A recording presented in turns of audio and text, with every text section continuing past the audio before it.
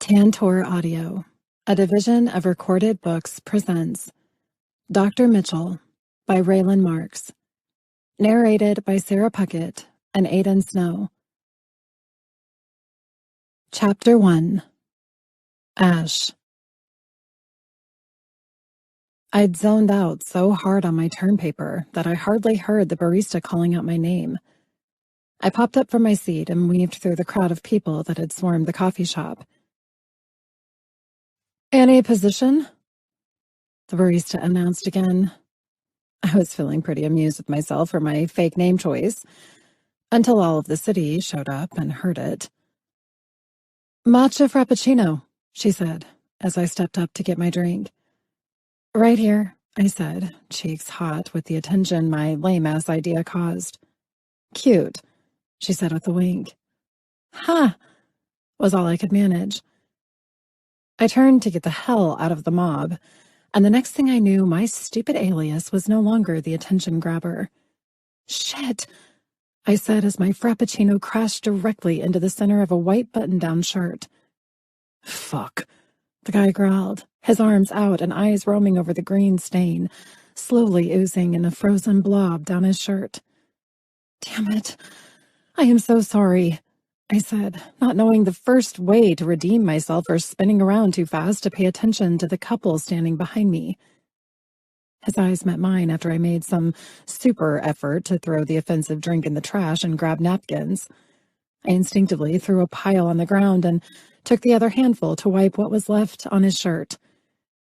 His hand covered mine, and his blue eyes sparkled as the sun would over a tropical sea. Holy fuck, I thought, trying to keep at bay the rapidly approaching third embarrassing thing that could happen in 5 seconds. This guy was the sexiest man I'd ever laid eyes on, Hollywood hunks included. "I've got it," he said, his lips turning up into an irresistible grin. "Good God!" a female's voice screeched with annoyance. "Go!" She waved me off, reminding me I'd caused enough damage already. I eyed her. "Let me at least do something," I said, her green eyes narrowing while her mauve lips pursed in annoyance. She folded her arms. "Do something?" she questioned me with an arch of her perfectly shaped eyebrow. "Maybe you would like to lick your silly drink off his chest." "Go order her another one," the guy I'd assaulted with my drink said in a half-humored, half-demanding tone to the woman. "You don't have to boss your girl around over my dumbass mistake." "She's not my girl," he said, glaring at the woman before he leveled me with a darker stare. "What's the choice of beverage that I have the luxury of adding to my wardrobe colors today?" "What the fuck?" "What's the drink?" the bitch seethed. Who the hell were these two? The power suit couple? They were dressed and looked the part of two wealthy people who came to San Francisco to take over the place. "Matcha frap," I said, trying to let this shit show move forward so we could stop the back and forth, and I could hide behind my computer, waiting for them to call my real name this time. "Name?" she asked, folding her arms and rightfully annoyed. Right, it's any position," the man said in the same demanding tone he'd used for his gal pal. "Isn't that what they called before you painted my suit green?" "Annie." I smiled, cheeks flushed, knowing my face was beet red. "Nice name," he answered, blotting the stained shirt. "Are you naturally nice to strangers who ruin your wardrobe and an asshole to your friends?" I asked, thumb pointing to where the blonde with mauve lips stood in line with eyes of fire directed toward me. "I'm feeling rather compassionate for someone who appears to be having a rough day." I felt my breath hitch, and my heart reacted to his turquoise blue eyes. "Nice of you to assume that." I half smiled. "And the reason your friend is stuck with my problem?" "Long story," he smiled. "She'll get over it, trust me."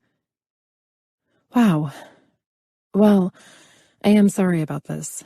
I sighed. "I'll just go wait over there." I pointed toward my laptop. "I have 5 minutes at most to turn in my essay now." All the more reason that my friend," his eyes shifted toward the woman and back to me, "is ordering for you." "Yeah," I said. "Thanks again." The guy was too gorgeous for words, and there was no way in hell I was looking back at him or up from my computer to catch another angle of the black-haired god who'd given a facelift of beauty to the coffee shop when he walked through the door. I hit send on my essay with 1 minute to spare and waited to hear the swoosh sound on my email before I could collapse back into the booth seat and let my nerves crash after everything that had happened. By the time I gathered myself, my dumbass attempt to be funny name was called again, and the couple was nowhere in sight. Thank God. The coffee shop was still busy, but I was on my way out anyway. I needed to get back to my hotel room and wind down. I was supposed to go out with some old high school friends who lived in the area tonight, and at this point, I could use a drink. Or 10. Or 20. Or not. Tomorrow was my cousin's wedding day, and I probably shouldn't be hungover while having to sit through the superficial ceremony I'd been forced to attend on mine and Dad's behalf. Dad owed me for this. Big time. I pulled up the back strap of my heels on my left foot, hobbling on the right foot in the new stilettos I knew I'd hate by the end of this weekend. I'd bought them to match the burgundy dress I was to wear to the wedding, and I'd decided to break them in tonight. Something told me comfort wasn't part of the expensive shoes that I shouldn't have let the sales associate talk me into purchasing. One last glance at my strapless bandage dress, and I was good to go. I tried pulling my natural waves up, but it wasn't working. Screw it. It's not like I'm out to meet guys tonight. I laughed at the idea. Let's get part 1 of my trip to Frisco out of the way. Hanging at a rooftop club with friends I hadn't seen since high school. The Uber dropped me off at a super fancy hotel that was well lit and immediately oozed wealth and power out of the front doors. Flags from across the world hung over the entrance, while the luxury cars that lined up made my compact Uber selection appear to be dropping me off at the wrong place. "What the hell?" I whispered. "You might meet a famous person," the Uber driver informed me. "Good Lord," I answered as I exited the car. I waved my way through the cars and people entering at the same time as me. I was surrounded by luxury and needed to find my friends, fast. "Ashley Taylor," I said to the concierge as Beth had instructed me to do when I got here. "Miss Taylor," he shifted through papers. "Will you be staying with us tonight?" "I'm here to meet friends at a rooftop lounge," I said softly. He reached for a pen to scroll along a screen installed in front of him. "I see," he answered. "Richard," he waved someone over to him. "Please escort Miss Taylor to her party on the top." By the time the doors admitted me through secret elevators and I'd arrived at the rooftop bar, I was somewhat grateful I had on expensive heels at the very least. The atmosphere was euphoric, but it was definitely for the wealthier patrons. I followed Richard to the outdoor area where I heard my name called and finally let out the breath I seemed to have held since following Richard to the elevator. "Hey," I said, eyeing the 3 friends I hadn't seen since graduation night. "Ashley Taylor," Gabby laughed and hugged me. "You look awesome." "Thanks. You all look great too." I smiled at my girlfriends and the men with them. "It's been too long." "6 years," Beth said. "Here, let's get the introductions out of the way." She pointed to the tall, prematurely balding man next to her. "This is my husband, Max." She smiled with pride before looking on. "Go, Gab." Gabby threw her blonde ponytail back. "This is John." She smiled at the blonde man who was standing stiffly and uncomfortably at her side. "He and I hooked up about a month ago." She ran her hand down his polo shirt. "He's not into the night scenes." She giggled. "I'm with you on that." I tried to smile to help the poor guy loosen up some. "I think I'm going to need a drink to process this venue." "That's on me," Liz said. It's been so damn long, babe. She hugged me and kissed both of my cheeks. What the hell happened to shy, sweet, valedictorian Liz? That's quite a greeting, I laughed as I ordered a cosmopolitan. Where's your guy? I teased. The girls laughed while Max and John fell into a conversation, leaving the girls to chat while they returned to their drinks. Divorced, she shrugged. Being a doctor sucks. Well, obviously it's good money. I waved my hand around the stunning lights of the city and the vast view of luxury from the rooftop. Well, it is. She sipped her martini. But truth be told, I'm still paying off student loans and probably will be until I die. I sipped the drink that was placed in front of me at the high table where we stood. Why in the hell would you reserve a place like this if you're paying off debt?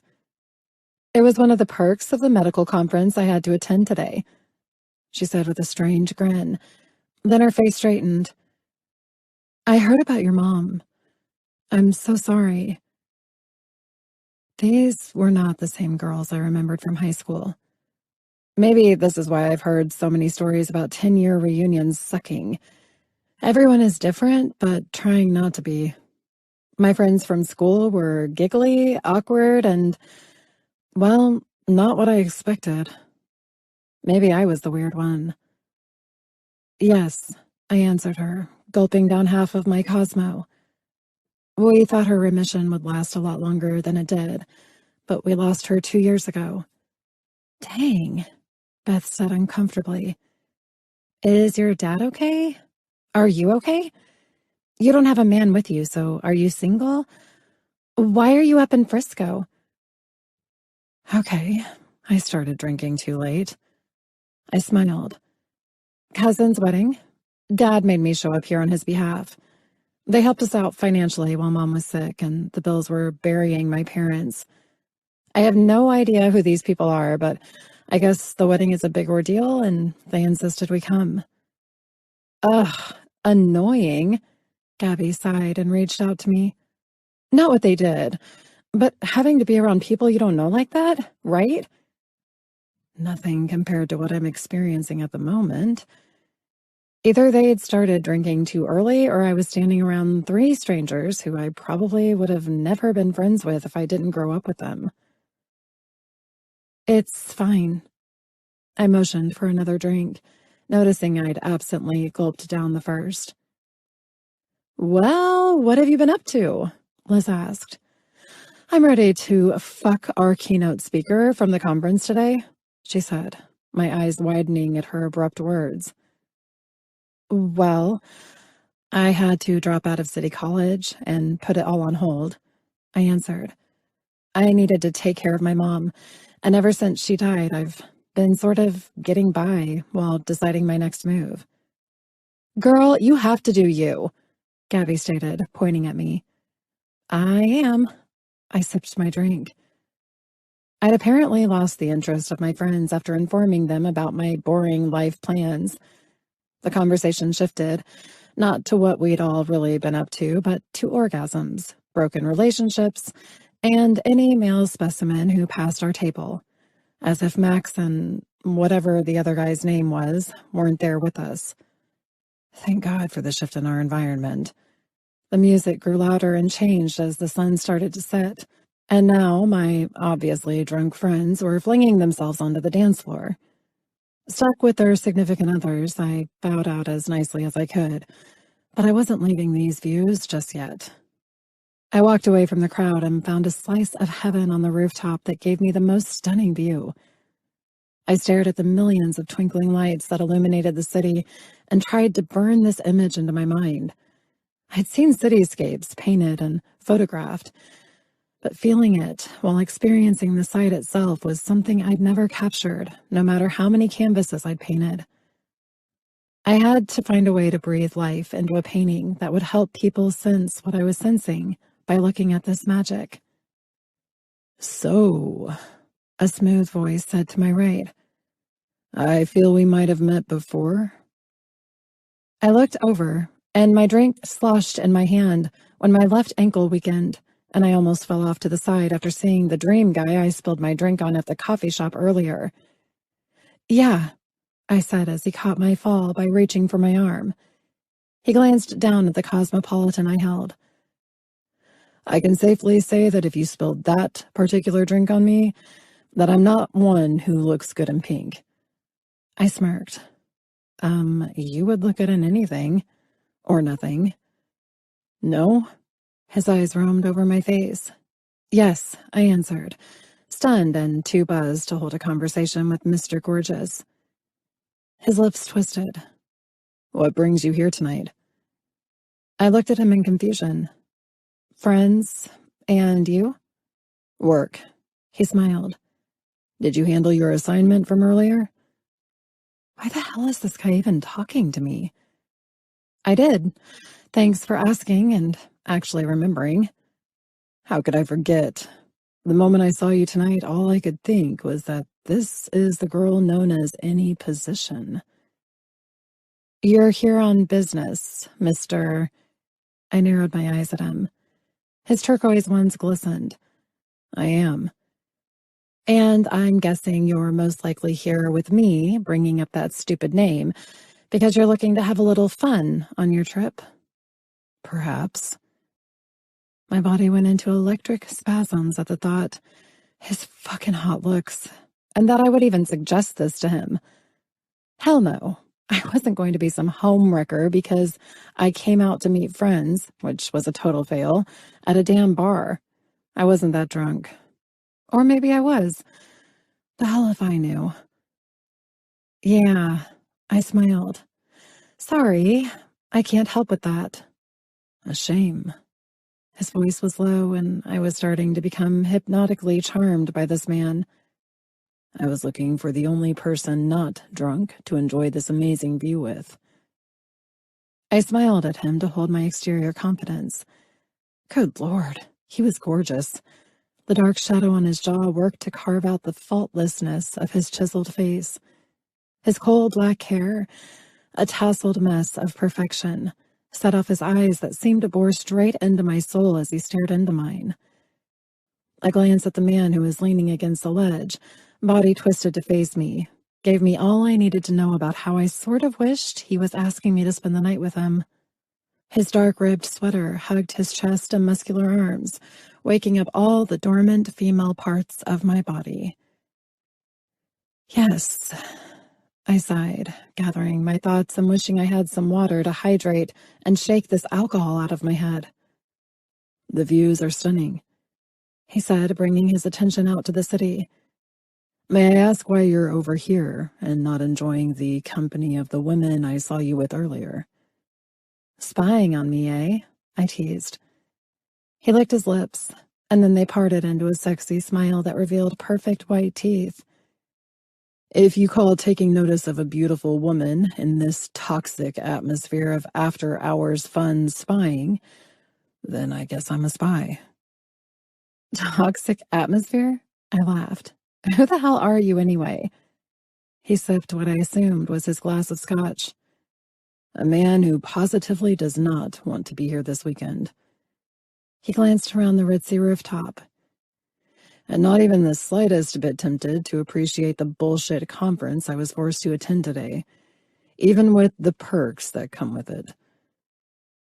I leaned up against the ledge, letting the crisp air continue to clear my thoughts with my mystery dream guy. I guess that means you had to go to the medical conference, or whatever in the hell my friend Liz called it, too. Too bad you're not a chick, because all I've heard about tonight was how the keynote speaker made a week's worth of conferences manageable. He chuckled. Is that so? I found the jackass to be dull and ridiculously boring. So you're a doctor then, eh? He eyed me, his brows pulling in as those damn snake-charming eyes roamed over my face. I'm reconsidering my love for that particular profession after today. What the hell? I'm fucking with you. He laughed and motioned for a waiter. Can we get... He looked at me. What are you having? It's on the medical group that's hosting this shindig. Water, I stated. Shindig? Water? The corners of his eyes crinkled in humor. Trust me, the group that puts this ordeal on can afford it. I'm not being modest. I smiled at the waiter. I'll have water, please. Water for the lovely lady, and I'll have another scotch. The waiter bowed out and left Mr. Gorgeous and me back to whatever in the hell we were talking about. So, am I going to get a name other than Annie? Why don't we just keep it at Annie? I said with a smile. Let's face it, we're complete strangers, and I don't think this is going any further than us both complaining about being up here. All right, no names then, he said, studying me. But what if it went further than us complaining about this pretentious party that we're at? Okay, he's not here for the chit-chat. Why the hell would I think he was? He was gorgeous and an asshole doctor who was most likely doing what my friends were doing, sizing up the place for someone to screw. I was clear-headed enough now to know this was all superficial on my part, too. Wanting a piece of this guy because of his looks alone. Yeah, going to have to pass on that. I smiled and gulped my water. And she shatters my self-esteem. He mockingly covered his heart. I'm sure you can get plenty of girls up here who would take you up on that offer. I'm not interested in any of the women up here. As I mentioned, I am merely out here and have spied on you earlier tonight because you are the most attractive woman in the club. While I appreciate the compliment, I patted his arm. Shit, bad idea. This guy worked out at least 3 times a day. I have to get my ass out of here. He laughed and stood. Let me call for your ride.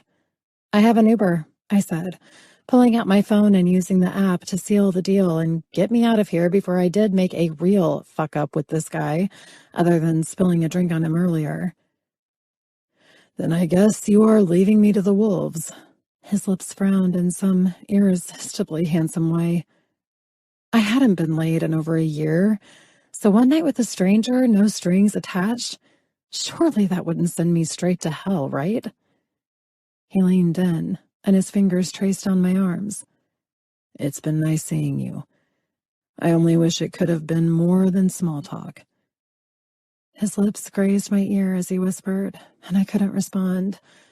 I was paralyzed by the smell of his cologne, his warm breath caressing my neck, and the devilish grin he gave me before the man left me standing on the balcony, cursing myself for always playing it safe and being too damn proper all of the time. I wanted to chase him down and tell him I was down for whatever he was looking for. We were both strangers from out of town. We would never see each other again. And, well, a few more drinks, and I wouldn't give 2 shits about whatever the man wanted to do. I never was one to be approached by guys. Never. Yet here I was, literally at the top of the city with the most handsome man I'd ever seen in my life. And I just fucking turned him down? I went to follow my dark side and find where he disappeared into the crowds. But then the text from my dad came through. Dad. Hey, kiddo, you never called. I hope everything is well and you had a good visit with your friends today. Don't go too wild. I smiled at my dad's message, pulling me back into a reasonable mindset. Here I was, about to go fuck some guy because he was hot, and because my meetup with friends was an epic fail. I had no idea where the hell the girls or their men were at this point, and I had to go to this stupid wedding tomorrow. This reunion was a complete waste of time, and I almost threw the entire reason I was up here to the wind, all because some hot guy wanted to be more than friends tonight. Ash. Yep, heading back to my room now. I'll text you tomorrow after the wedding. See you on Sunday night. Dad. Love you, kid. Chapter 2. Ash. After a restless night of analyzing the conversation with Mr. Gorgeous, I woke up in a more rational mindset. San Francisco brought out a side of me I never knew existed, a daring side that actually believed I missed out on a one-night stand with some random hot guy. It was never even close to that. I was thinking clearly now, and still slightly annoyed I was headed to a wedding with strangers as a thank you for my dad, who wasn't feeling well enough to make the trip. So many things associated with this trip were going through my mind. Number one, Dad was going back to his doctor when I got home. Being this tired all of the time couldn't be a good sign for the 65-year-old heartbreaker, and sneaking a fast food breakfast with his classic car buddies every chance he got lately could be another issue affecting his health. He wasn't a healthy eater, no matter how hard I tried, and my so-called friends bringing up Mom losing her battle with cancer had me thinking about the fact that I wasn't going to lose my dad, too. The fact that I was here without him was a good enough reason for me to force him to see a doctor for an overdue checkup. The stubborn man owed me, and now I knew how to make him pay up. Number two, I thought it was funny how I met up with friends and ended up leaving early after not being able to find them. And after checking my phone this morning, there was still no word from any of them. Ping. I looked at my phone that displayed Liz's name as if I'd summoned the text. 1,000,000 hours later, I said, putting down my mascara and opening the message. Liz. Hey, I couldn't find you last night. I'm so sorry we ditched you. I was so wasted and woke up in bed with a stranger. Did you see who I was with? Please, God, tell me what the fuck I did last night. I looked at the phone and covered my smile. Maybe I had been out of the real world for too long. Now I go out of town for a random wedding, and it is turning into the Twilight Zone. Ash. Hey, no, I couldn't find you guys after you hit the dance floor. Are you okay? Liz. I need to get tested. Fuck. I was so messed up last night. I ran my fingernail over my bottom teeth. How the hell was I supposed to respond to this? I felt horrible for her, but if I was honest, my brain was all twisted up after meeting the same attractive guy twice in a day, and then him hinting at me to get my ass into the same position as Liz. I wasn't going to dare judge her. Ash, you'll be fine. Get tested, though. Did the other sieve go off with him? Do you think someone put something in your drink? Liz. No, this was all on me. Everyone said that I was so shit-faced that I just grabbed some guy off the dance floor and told everyone I was going to fuck him. I feel like such an idiot. He's in the shower. I think I'm going to get out of here. What the fuck am I supposed to say? They took off on the dance floor, and after my small talk with Mr. Gorgeous, Mr. G, I couldn't find them to say I was leaving. What a fucking weird night. And now this. Ash, sorry. I couldn't find you guys, so I just took off. I have the wedding to go to today. Keep me updated if you can. Liz, sorry for ditching out on you. It was nice catching up. I'll get through this. Take it easy, Ashley. Ash, you too. Thanks for the invite out. I hope everything works itself out. Liz, well, it's not the first time I slept with a random guy. It just sucks waking up hungover and not knowing how it all went down. See ya. I didn't have time for this. I was fake texting a friend about her shitty morning hangover and guilt from screwing a guy she couldn't remember. This wasn't my game. I was trying to put that entire weird day behind me and move into this one. I was determined to show up at this wedding and do my best to show my distant cousins, the Johnsons, the appreciation my dad and I had for their help when my mom was sick. I had no idea of the relationship my parents had with these people. Still, I was going to put my best foot forward and enjoy them celebrating the marriage of a cousin I used to play Barbie with when I was 3. I left my phone in the vanity area on the charger, music still playing, and danced my way over to my closet. I pulled out the short slip dress I got for the wedding. It was more costly than the heels, but after slipping it on, I felt refreshed and beautiful. I ran my hand over my stomach, thankful I wasn't bloated, and the dress hugged my frame perfectly. The burgundy color held a soft shimmer under the light of my hotel room and made my skin look like I'd just laid out and enjoyed the sun's rays. Nice one, Clay. I internally thanked my best guy friend who had fashioned down to a science. He and his boyfriend Joe were the best guys I knew. Joe wouldn't let me head up to San Francisco unless I received his favorable touch to my hair. Thank God for that, too. The soft red highlights and layers he added to my chestnut hair were perfect. I covered my chest when my Uber pulled up to the same hotel I was just at the previous night. What the fuck? I laughed at the fact that I was probably going to be on that rooftop again for the reception. It made sense, though. This was the hot spot for the wealthy people, and the Johnsons were definitely that. After tipping the driver, I stepped out. I instinctively covered the deep V in the front of the dress after seeing a few guys taking notice of my cleavage. I walked through the hotel entrance and followed the crowd through the vast and luxurious hotel lobby. The intoxicating fragrances of lilies alerted me to the massively decorated and immaculately designed wedding ballroom. God dang!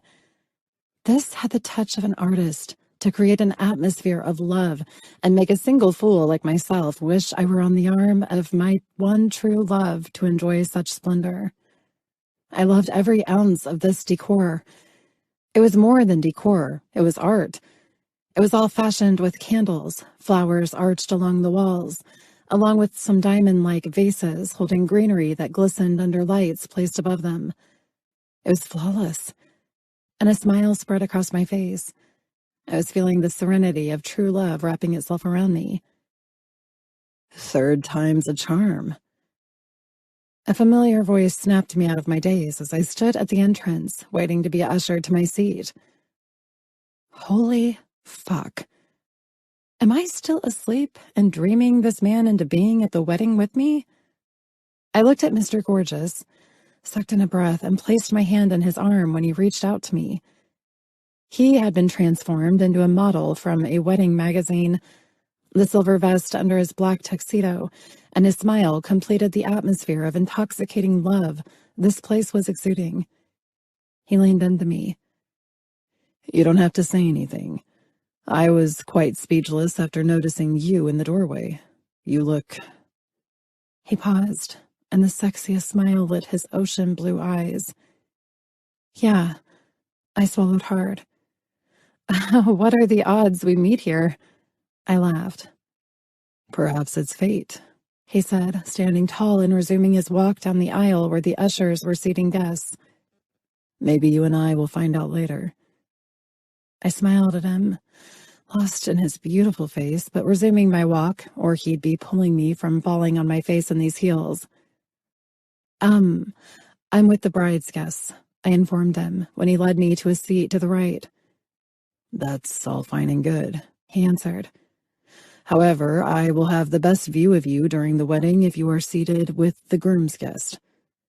Nice one, I flirted back. It had to be the wedding flowers making me drunk on happiness. I'm with the bride. I disagree, he said with a smile. You're officially with me, and now that makes you a part of the groom's family. Who the hell are you? I whispered with a laugh. He glanced around with that same devilish grin he left me with last night. The man you were desperately grateful you ran into again. Now, Miss Annie, he arched a knowing brow at me. You are causing a scene, and this is the bride's day. I'll kindly ask you again to please be seated in this row, 4 chairs in. I felt some bizarre sense of familiarity with this handsome guy. His sexy, smooth voice and those eyes that spoke to my soul somehow. What in the hell did I do to capture his attention? How in the world am I meeting him randomly for the 3rd time? Good God, stuff like this never happened. And it sure as heck didn't happen to me. Fine, I said, my heart hammering in my chest, now caught in his seductive gaze. You can explain your screw-up to the bride later, I said, trying to hold my own against him. She'll never know. He winked as I walked to the seat that he'd ushered me to.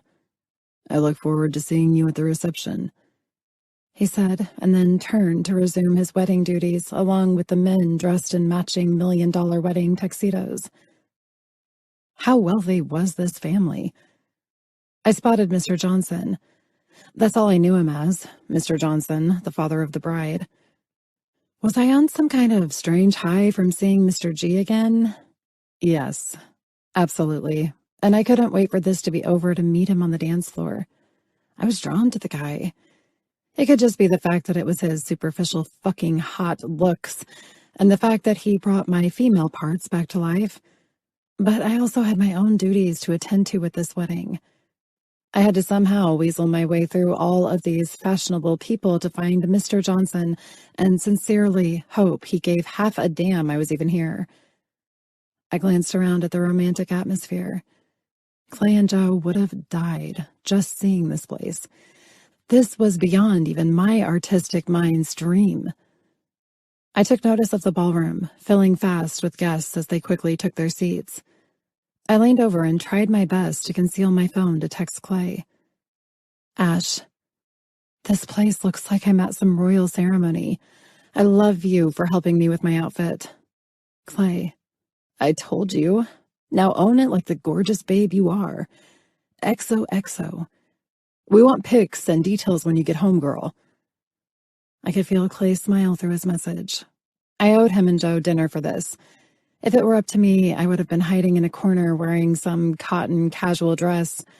But my guys weren't having any of that once they learned I was coming to the Fairmont for the wedding. The music changed, and I relaxed confidently into my seat and prepared to watch the ceremony begin. The groom and his groomsmen were the first to enter from a front side door and stand on a stage of flowers and sparkles. There he was, outshining everyone on stage, the man without a name, who seemed to fall out of a dream and play into the real-life situation I was forced to go through alone. He stood taller than the rest, and his eyes went directly to mine. What the hell did he think about all of this? I was still stuck on how I grabbed his attention after doing the most annoying thing that could happen to anyone, spilling an ice-cold drink on him. His eyes left mine, and an odd expression fell over his face when he looked to the back of the room. Then a challenging smile fell on his lips, prompting me to turn back and see the bitchy chick who was with him at the coffee shop. The one he said owed him. Her blonde hair was pulled up elaborately in a fashionable bun, and her eyes were on Mr. G. Her cheeks flushed red, her green eyes sparkling along with her silver gown. She seemed as captivated by him as I was. Who wouldn't be? Who'd ever heard of a groomsman stealing the beauty from the bride? I glanced around and smiled at the realization that all the young women my age had eyes continually drifting to the Greek god who was standing, sharply dressed in a tuxedo. I sucked in a breath of excited nerves while the bridal march started, and we all stood to turn to acknowledge the bride.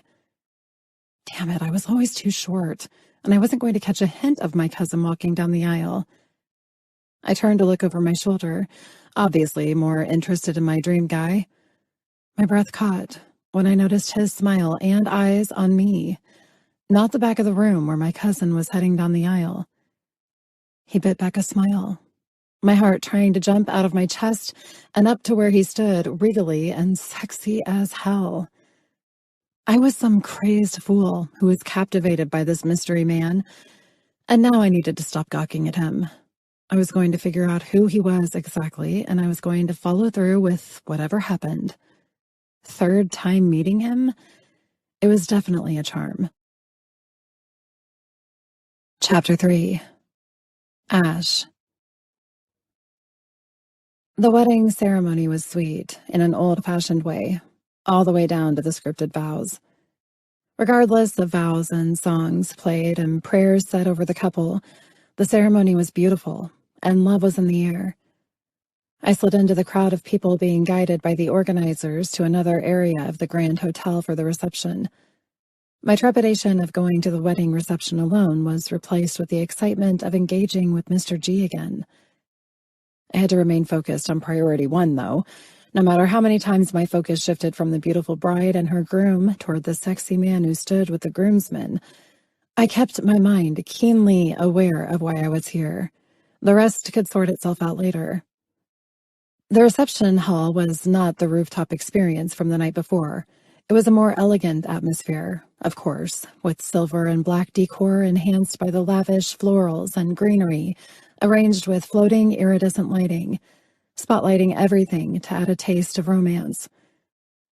I followed the attendant, who was speaking to someone in his earpiece, to one of the many tables blanketed with a shimmering silver cloth and arranged candles in a unique rectangular glass. Table 21 was written in beautiful calligraphy against a foiled paper. The flowers and crystal vases smelled delicious, and after a cursory glance, it was easy to see that each arrangement probably cost over $100. My lips twisted to see if I'd be the only one at what now seemed to be the leftover guest table, and I felt a twinge of nervousness wash over me. No, I would not let myself be guided by the insecure Ashley Taylor, who previously did everything she could to get out of coming here. That Ashley would have me rudely running up to the Johnsons, tripping over words to thank them for what they did for my family, thoroughly embarrassing myself because I genuinely did not know these people from Adam. I was 3 the last time I saw any of them, and I had a shitty memory to start with. Why would they think I could remember a cousin from 25 years ago? I was seated here. A young man's voice snapped me out of my daze as I absently sipped the glass of wine poured for me once I was settled at the table.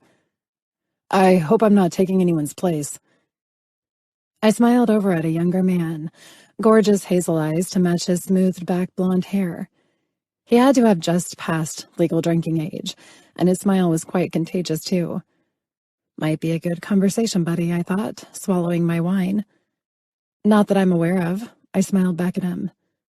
I get so jealous. A young woman's voice sounded humored, but honest when she and 4 other young women sat with her at this wedding guest reject table. Calm down, Beck, a stunning redhead said, sitting properly at our table. Her eyes slid around the table, falling on me and the guy who'd sat before the girl pack showed up in their super revealing high-dollar gowns. Hey there, she said, eyes meeting mine. Hi, I lifted my chin with a smile. I'm Ashley. I used my thumb to point to the guy sitting to my right. I don't think you mentioned your name. I'm Dave, he said, seemingly enamored to be the only guy at a table of beautiful women. I guess I'm the luckiest man in the room, he chuckled. You might second-guess that after being with us single and very desperate ladies by the time they opened the dance floor, a beautiful woman said. She had chestnut eyes and a chocolate skin tone I would give my right arm for. Yeah, he sipped his wine. It didn't take long for their conversation to blow up in gossip. The girls started in with snarky remarks about my cousin's ceremony, from the decor to this beautiful reception. I was appalled, uncomfortable, and at a loss for words. How anyone could go out of their way to be so nasty was beyond me. By the time we finished the 5-star meal, I was ready to get out of here, Mr. G or not. So what? We'd met randomly 3 times now. There was no relationship. It was surface fun. And I wasn't tempted in the slightest to stick around any longer than to find the family who'd helped mine, giving them my best wishes and leave. Strange how such a beautiful environment could become toxic with jealous women who had nothing better to do than degrade a bride on her special day to make themselves feel better about being single. I went to stand up and head toward the Johnsons, who were seated in front, but the lights flickered, and instantly the room was transformed. It was now dark, spotlights pointing toward the empty space on the dance floor. The bride was seated in a chair on the stage, and the music changed to some hip tune. A spotlight blinded me when it turned to beam at the back doors that opened into the vast room. Blinking a few times to get the stars out of my eyes, I noticed the groom leading a choreographed dance, his groomsmen following in step behind him. The men had tossed their jackets to the side to reveal white shirts and suspenders. I covered my mouth when I saw Mr. G had some sexy dance moves among the others. His smile was devious as his body moved in step to entertain the bride. This guy was ripped to perfection. His muscles were pressing against his button-down shirt, and unlike the others, his sleeves were rolled up, exposing his chiseled forearms.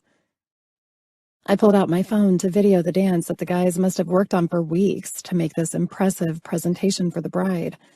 I was pretty sure the superficial haters at my table would have something shitty to say about it, but I loved it. It was romantic, corny and cute, all in one. I'd seen stuff like this on social media, but to see it in person was quite another thing. I turned my focus from Mr. G to my cousin, who cheered as the men danced around her. She was a beautiful bride. A very pregnant, beautiful bride, I might add. The white dress was cut perfectly to show the flattering swell of her belly. I could only dream of looking so radiant when I was pregnant.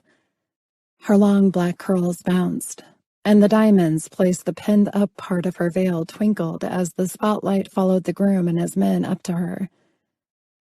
The hate talk resumed once the show was over, but thank God the wedding planner had moved the reception forward quickly.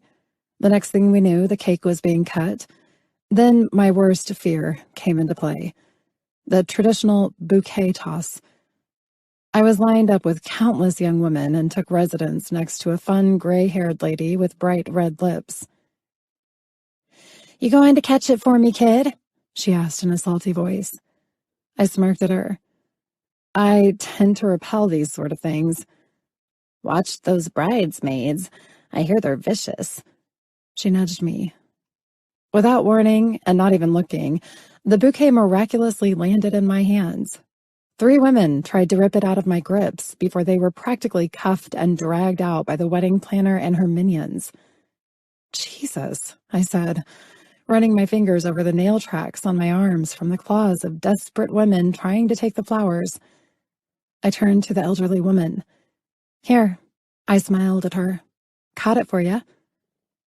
I tried to bow out, but she stopped me with a solemn gaze.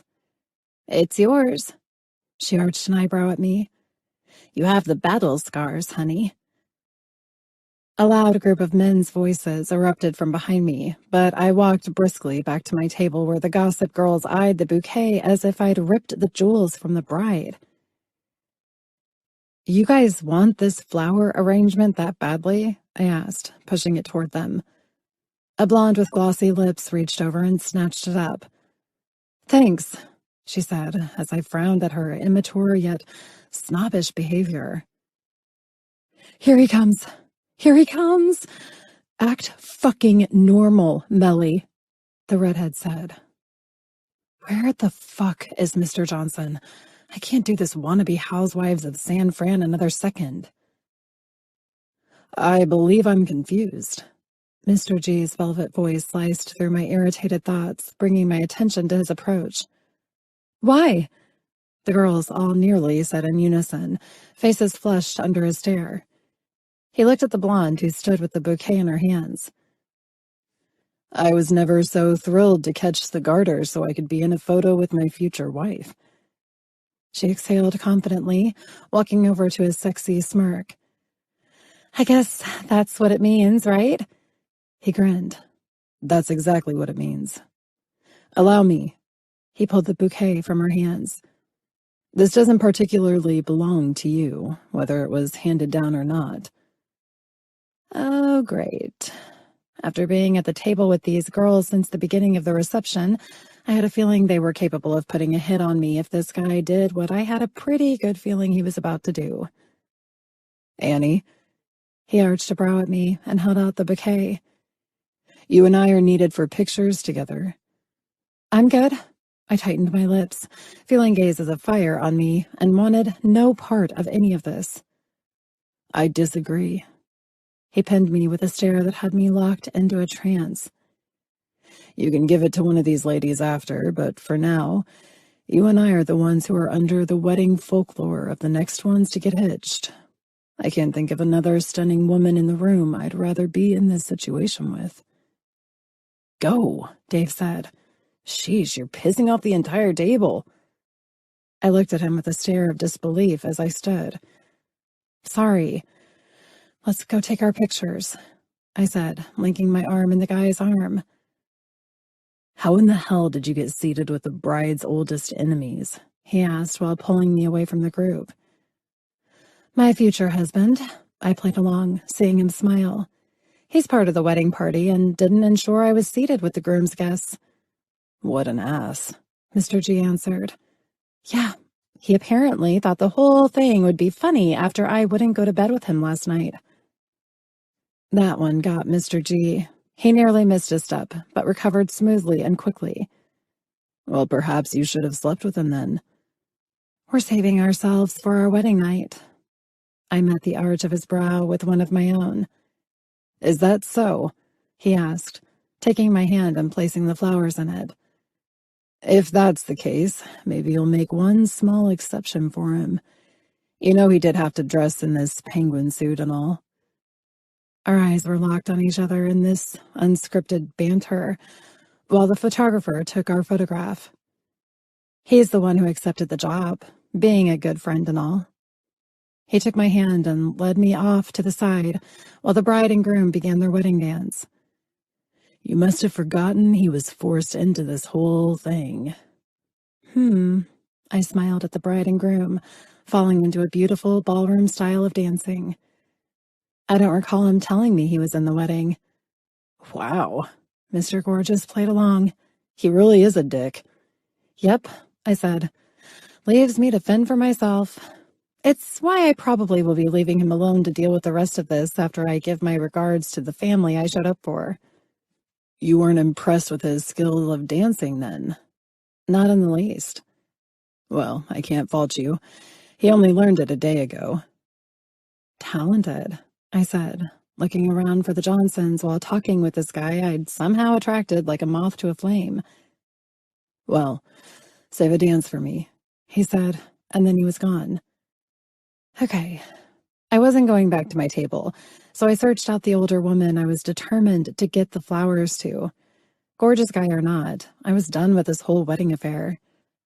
I found her, and she was sitting with the Johnsons. 2 birds, 1 stone. Ashley Taylor? Mr. Johnson's gray eyes met mine as he stood. You look fantastic, dear. These are for that sweet woman over there, I said as I handed the flowers to him, and pointed toward the elderly woman in a conversation with who I presumed was his wife. It is nice seeing you. My dad sends his best wishes, but hasn't been feeling well these days. I'll give these to my mother, he said as he reached over and laid the bouquet on the table. Is he still having difficulty after losing your mother? He's just stubborn, doing his own thing. It could be his way of grieving, but let's not bring that up. I smiled at the kind man. We are so grateful for all you've done, and so excited for today. Well, I'm honored you accepted, sweetheart, he said nicely. I have a dance with my daughter. I'll catch up with Mark in the morning. Good to see you, kid. I nodded and was left standing there, watching Mr. Johnson slide through the crowd and out to his daughter. Fingers interlacing with mine caused me to jump.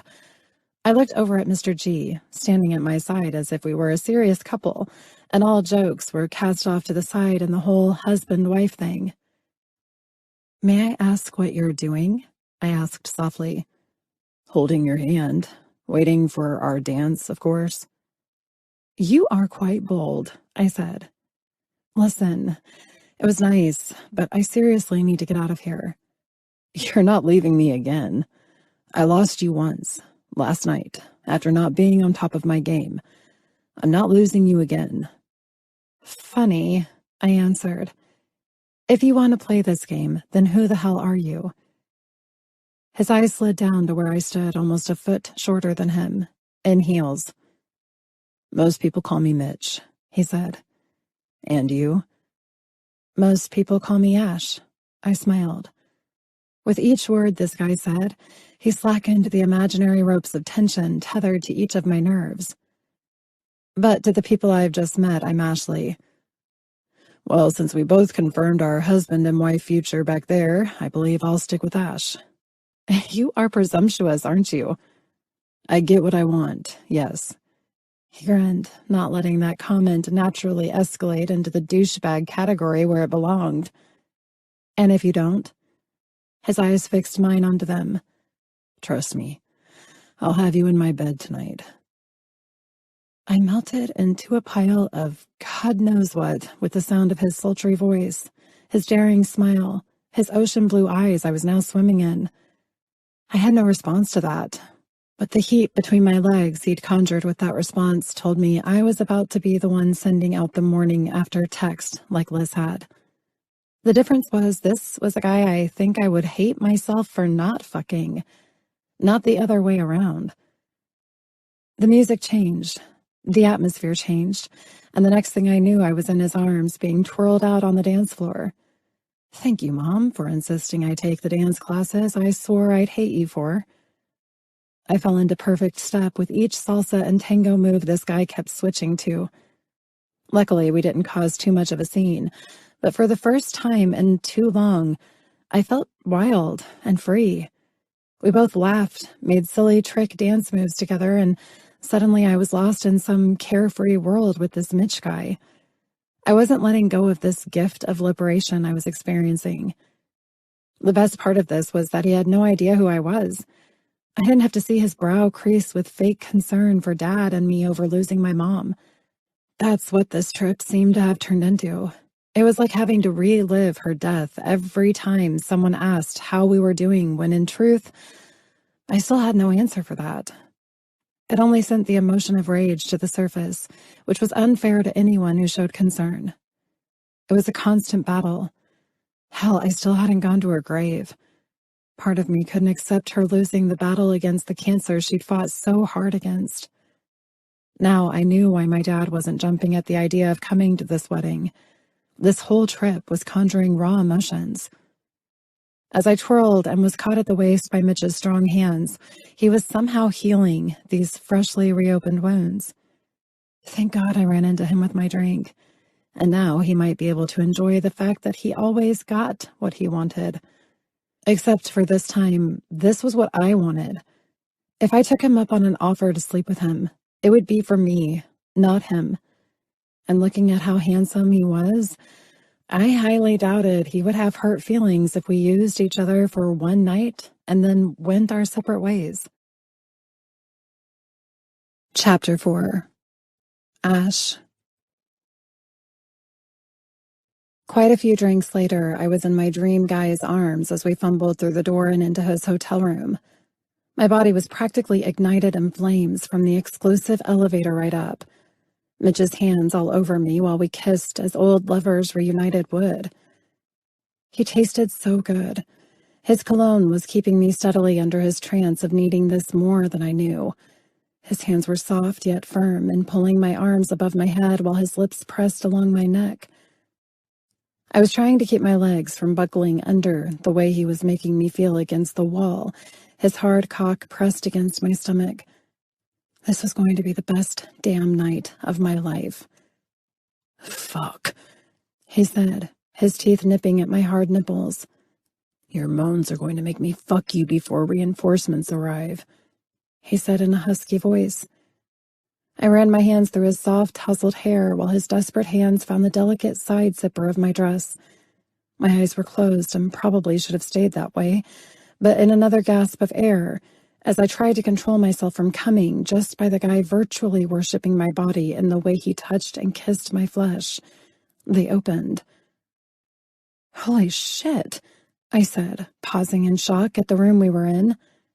Are you the president or some prince from another country? I asked, nearly killing the pursuit of the only reason I was in this extravagant, too big for one-person room. He didn't let it stop him. His hands ran down my sides as my dress fell into a pile at my feet. He kissed down the center of my stomach to my legs, his fingertips gently caressing the sparks of electricity his lips created as they trailed down the inside of my thigh to my ankle.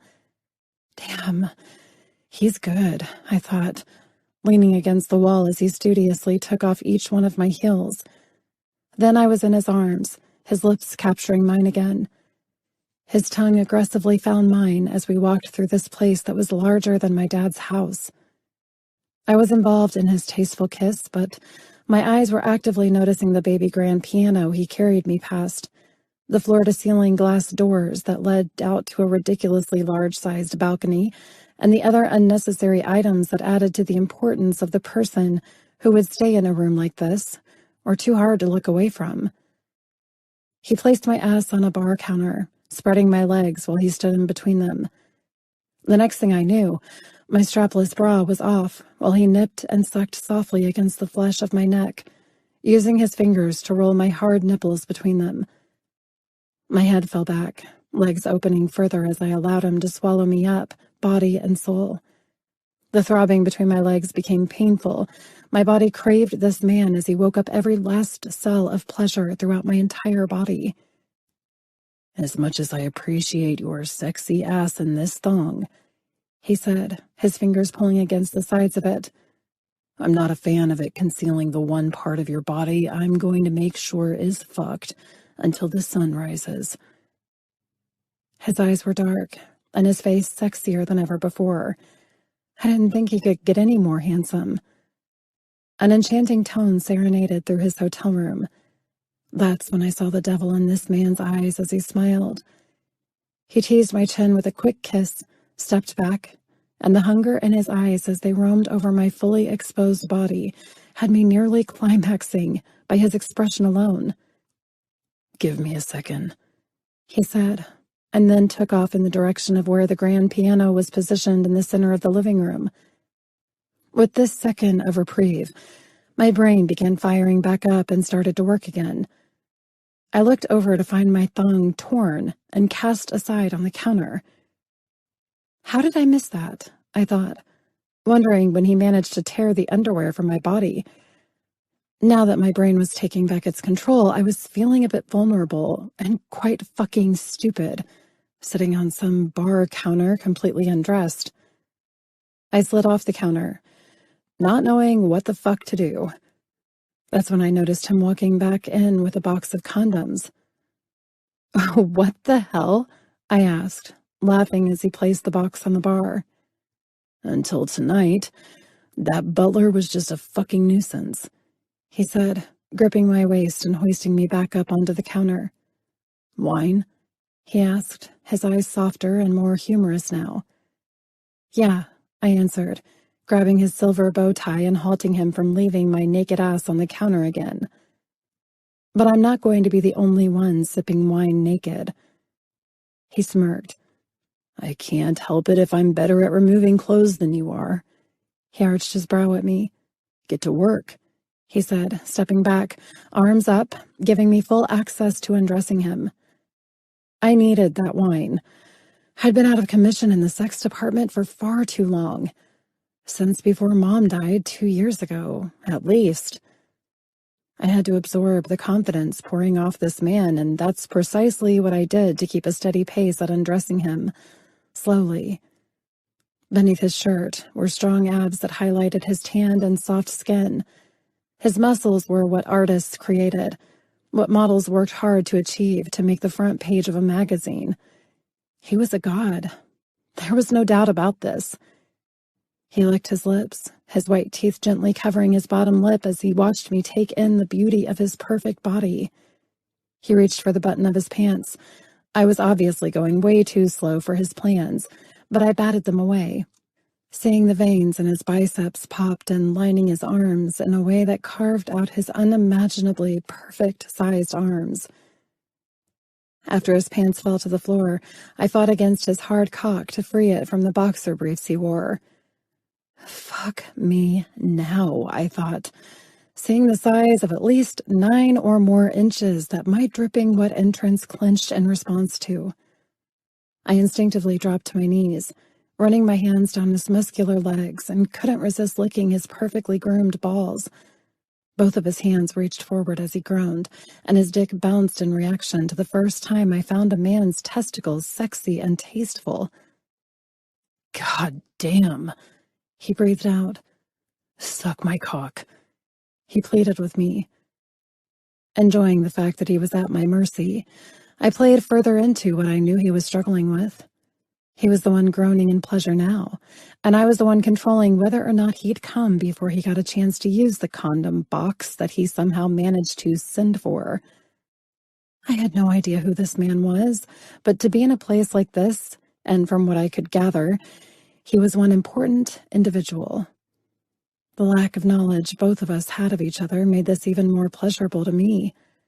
I didn't want to know any more than I already knew, and he wasn't going to know anything other than possibly questioning whether or not I was virgin after not having sex in a few very long years.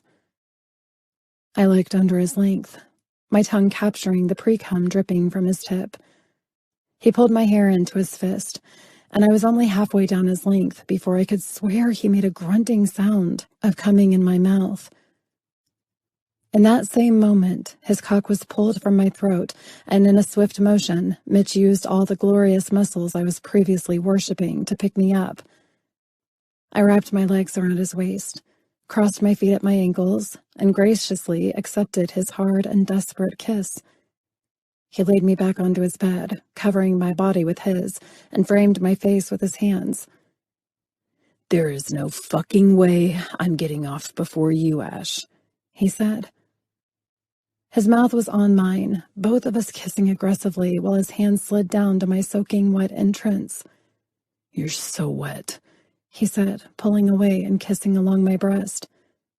I reflexively tightened beneath him after he slid his fingers inside me. His forehead fell to the center of my chest as he gently slid his fingers in and out of my pussy. He seemed to be breathing along with the motions that were working on loosening up the sadly neglected for too long slit between my legs. "You," he breathed out huskily, "are so..." Exhale again. "Tight," he managed while looking along the outside of my breast before bringing his eyes back to mine. I went to answer his seductive eyes, but arched my back and bucked my hips against him when he turned his fingers and started massaging my G-spot. "Oh my God," I said, coming all over his hand after only a few strokes to the spot my past 2 boyfriends could never find, nor did they consider looking for either. "That's fucking right, Ash," he said breathlessly. "You're so tight and wet," he exhaled. "Please, tell me you're not a virgin," he chuckled. "I think you can easily tell I haven't fucked a guy in a..." My breath hitched when his thumb began making swirls over my clit. "Oh my God, I'm going to fucking come again," he smirked. "Like I said, all night." He sucked my bottom lip as my body went into another spasm of glorious pleasure. "And I'm taking you up, Annie position, on what I wanted to do to you since hearing that fucking name at the coffee shop." I closed my eyes, trying to ride the ecstasy of coming from this man's perfect touch, my flesh responding to him as if he were some kind of sex god. "Your turn," I said, grabbing the box of condoms that made it to the room with us. I manipulated his body to lie on his back while I tore a condom out of the box. He pulled his hands up and clasped them behind his head. His confidence was about to be shaken. "Roll it on." He lifted his chin with a sultry grin. After putting the condom on, my pussy aching for this massive cock, I slid myself down onto him. Mr. Confidence practically choked, eyes rolling back, and his hands were instantly firm on my waist. When his eyes reopened, his hungry expression was almost dangerous. "Holy hell. Fuck. God. Shit." He pretty much chanted out every cuss word in his vocabulary while I slid myself up and down his length. His hands came up to mine, and he intertwined our fingers. "You like that?" I arched a brow at the sexy god who was at the mercy of my tight pussy. He didn't answer with words. Instead, he used that strength to flip me onto my back, my palms still pinned under his while he pumped harder and faster into me. "Tell me you can come with me like this," he begged. As soon as I reached for my clit, wanting to come with him, he pulled out of me. "No fucking way. That clit's mine tonight. Turn your ass over," he ordered. "You're coming while I ride that G-spot, Angel." He lined himself behind me and smoothed his hand over my lower back.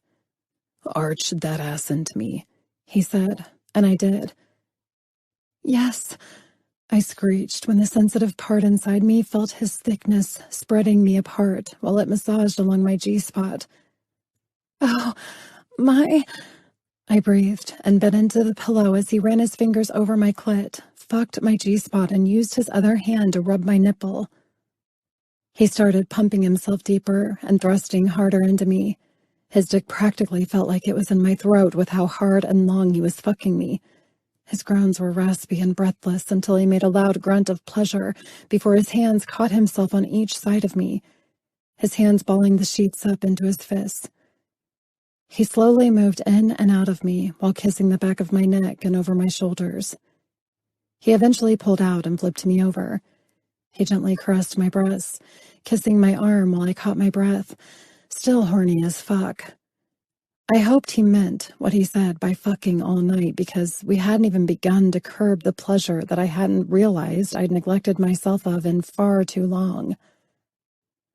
"That was a lovely introduction to what we'll be up doing for the rest of the night." He confirmed my internal wishes. "Oh?" I smiled over at him, his knuckles coming up to massage along my jaw. "What's next on your agenda?" "To fucking marry you so we can do this for the rest of my life." He smiled. "I heard the nervousness in your voice, asking if I was a virgin," I teased. He pursed his lips. "You didn't feel like you'd ever been fucked." "That's because it's been too long," I sighed. "Then I am about to take great pleasure in fucking that hot pussy back to life again." "You think you can handle it?" I giggled. "It's sort of what I do for a living." He brushed his finger over my nose. "Oh?" I looked around the grand room. "I didn't realize a gigolo made this kind of money." He rolled off the bed and walked into the bathroom. I heard the shower turn on, and then he walked in, literally with the fucking light of the moon peering into the room, spotlighting his perfect body and dick that I was still shocked I was able to take as easily as I did. "Get your sweet ass in here, Angel," he said, pulling me from the bed and throwing me over his shoulder. "Round 2 starts in the shower, and I'm going to suck that dripping wet pussy dry." I met his mouth with urgency and excitement when we entered the large shower. "And I'm going to drink every last ounce of cum out of your hard cock." He pulled away with a glint of humor in his eyes. "Thank fucking God that you spilled that drink on me," he said, soaping my body up.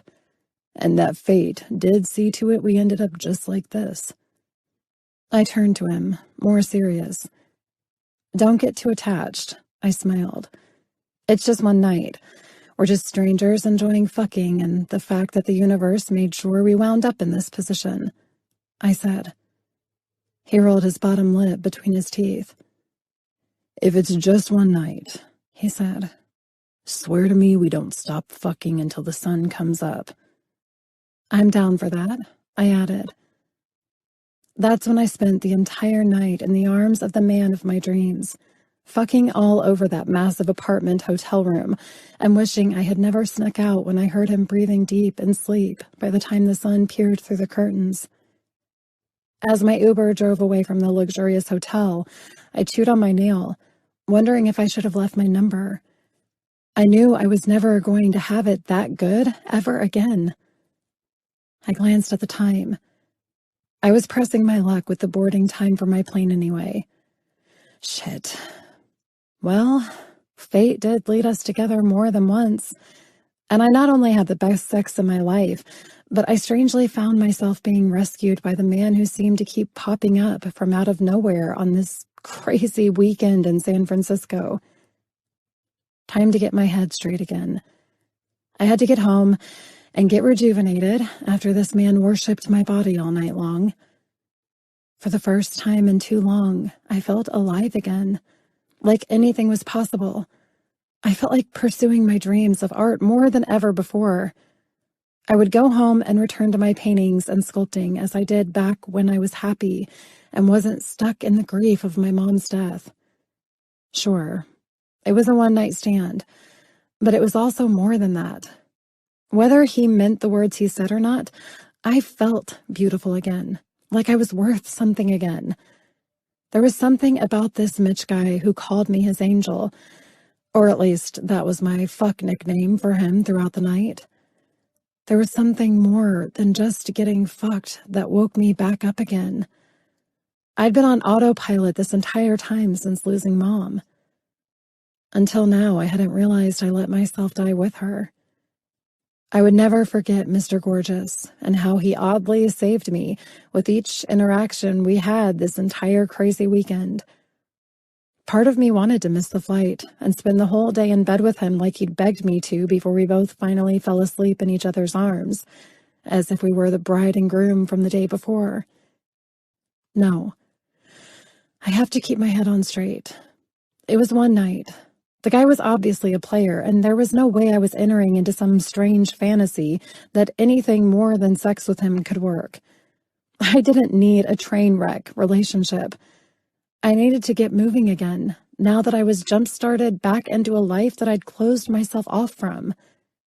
There was a whole world out there I'd blocked, and doing something daring and sexy like I did last night was pretty much my swan dive back into life.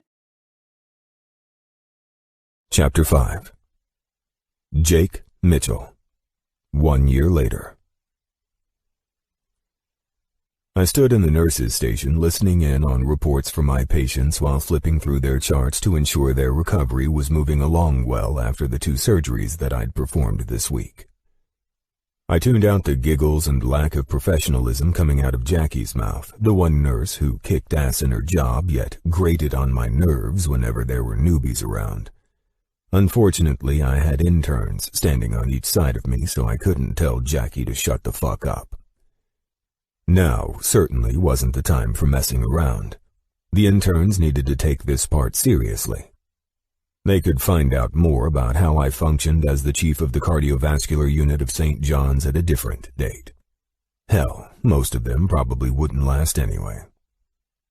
Dr. Mitchell, do you have anything to add, or are you too busy for all of us this morning? The RN questioned as my eyes roamed over Mr. Jackson's chart. Did the woman seriously call me out like a first-grade student who wasn't paying attention to her class? 4 other doctors were standing here doing the same shit as me, checking our patients' charts for shit's sake. You worked the graveyard shift as the charge nurse, did you not? I eyed her, noticing the deadpan looks on the other nurses' faces standing around her. Yes, she said, placing her hand on the counter, her silver and short-curled hair glistening under the fluorescent lighting of the nurse's station. Is there a problem? I gave the order for Miss Davis to be brought to the CCU floor from the SICU before I left last evening. Why am I not seeing her charts here? I asked the single most important question on my mind since arriving. Her charts aren't with us.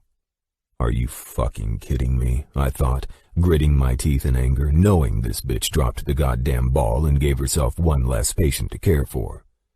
Well, I guess the interns were about to learn very quickly that I didn't put up with shit on my ward. Nor is she, I said, preventing myself from slamming my patient charts onto the desk before me. Nurse O'Brien said she was calling down to you to have Miss Davis transported to this floor for monitoring, and she was to be here so I could check in on her this morning when I arrived. Care to explain why you believed leaving my patient in the care of the SICU staff was okay? Dr. Mitchell. Her eyes were wide under my glare. It wasn't like... We were full and understaffed last night. I narrowed my eyes at her lie, then looked over at Glenn and Rose, the 2 RNs rolling their eyes at her answer. Is this true? Were all of you understaffed and room 394 couldn't accept a new patient? Glenn gave me a look that told me I needed to figure out the charge nurse was not only lying, but she also refused my order so she could sit on her lazy ass all night long. She was Jackie's transfer. We were busy, but not necessarily understaffed, of course, Dr. Mitchell, Rose said while Glenn looked as annoyed and pissed as I was. Must have been another shitty night with Jackie acting like she owned the place. We'll talk about this formally later, I said. Report to my office after the shift change, and I'll have Sandy push back my first patient this morning. She went to talk, but halted when I inhaled deeply. It's negligence on your part to ignore any doctor's orders, and there are few people on earth who loathe insubordination more than I do, I said severely. I will not tolerate it, whether or not you've been with our medical group for over 25 years. If I order something, I want it done when I arrive the next morning unless there is a valid excuse as to why it can't be done. I will not have my patients' lives hanging in the balance because you think you know better than everyone else. Her cheeks were turning a shade of red that might have made me feel bad if it were any other circumstance. Unfortunately for Nurse Test My Patience, I was not in the mood. While we're dealing with the topic of the best care for our patients, I would like you to transport Ms. Davis here personally, and then you can help prepare her room. And while you're finally doing as instructed, I'll be coming up with some bullshit excuse as to why I'm an hour behind with my office appointments today. Yes, doctor. She straightened her scrubs and held her head high. She might have been a combative old bat, but she knew I was right. And she knew that shutting up was best, lest I decided to continue to humiliate her in front of the interns. The interns will accompany you, I said flatly. Explain to them that I do not tolerate laziness from my nurses while you apologize for being late in bringing Miss Davis to her new room for care. She stomped off, the young interns looking unsure of how to act after my tirade. Fuck this shit. I did not tolerate laziness or power nurse shit in the slightest. Now a charge nurse who acts like it's her family, not mine, who funded the entire cardiac wing of this hospital is calling me out, more than likely because 3 of the interns were cute and she wanted to act like she pulls strings. Fuck that noise. Old bat nurse Jackie was convinced I'd fucked an intern once, and the money-hungry intern I turned down saw an opportunity to cash in on my family's money, so she didn't hesitate to play along with that narrative. My family lawyers backed my ass up on that fiasco. Sadly, it didn't result in Jackie's termination too, only Celine's. Fuck. What a way to start my morning. Dr. Mitchell? The voice of Dr. King was humored when he called my name softly. I know you're pissed, but you realize she doesn't work for you, a doctor, right? I smirked. Of course I know that.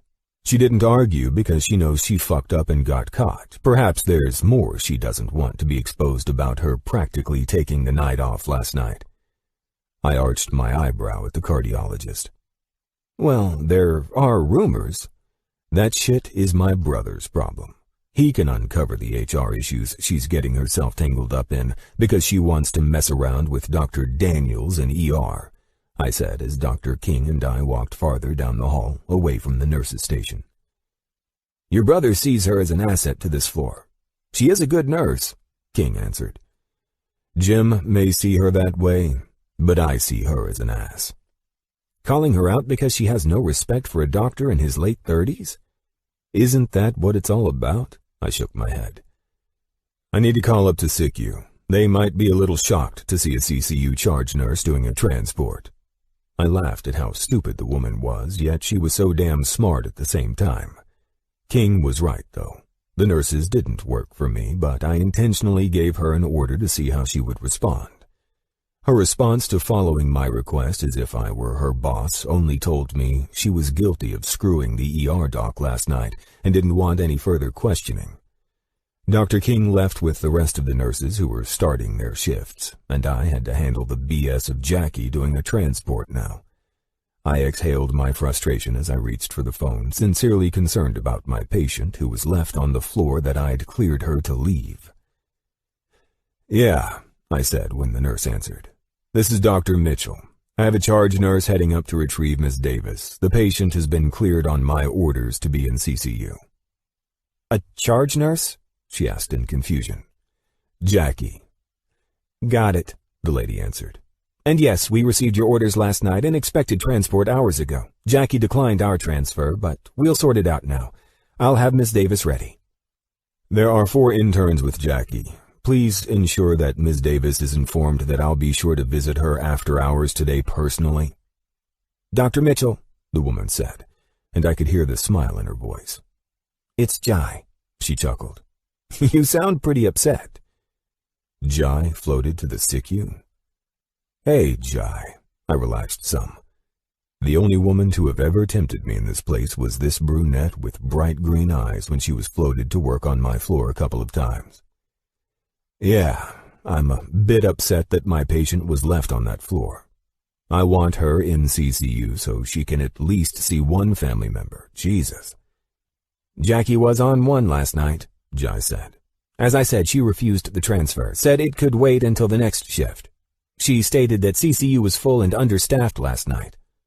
God damn it, you old fucking bag. Jai laughed at my silence, probably well aware that I was internally cursing out the old bat. My thoughts diverted to Jai's appearance that matched her contagious laughter. Why? Most likely because my brain was melting down at this point and short-circuiting because I couldn't throw something. The thought of Jai's hair color did a brain switch on me right then and there. And now I was thinking about Ash. Again. Fuck me, Ash, you will be the death of me, I thought, pissed at the girl who haunted me and turned me into some desperate fool, wishing I'd never lost her. How could I not shake this chick after a solid year already? God damn it. I had to stay focused and steer clear of thinking about the best sex I'd ever had over a year ago. You there? Jai asked. Oh, hey, Jackie's here. And pissed off. She laughed again. I'll make sure we get your patient ready to be transported down. Jackie might have to help if she doesn't want to be here for an hour, though. The whole point I sent her up. And thank you, I managed, and hung up. I proceeded through the rooms, checking in on my patients and ensuring they were recovering well or answering any post-op questions. I slid the curtain back and nodded to the respiratory therapist who was fighting with Gilbert Jefferson. I smirked at the 70-year-old whose last words as he was going under anesthesia were, "You'd better not kill me, you son of a bitch." I looked at the veteran's Navy tattoo and had nothing but respect for this man. But he was salty as hell, and I wasn't surprised he was giving Jenny a hard time over not wanting to do his breathing exercises.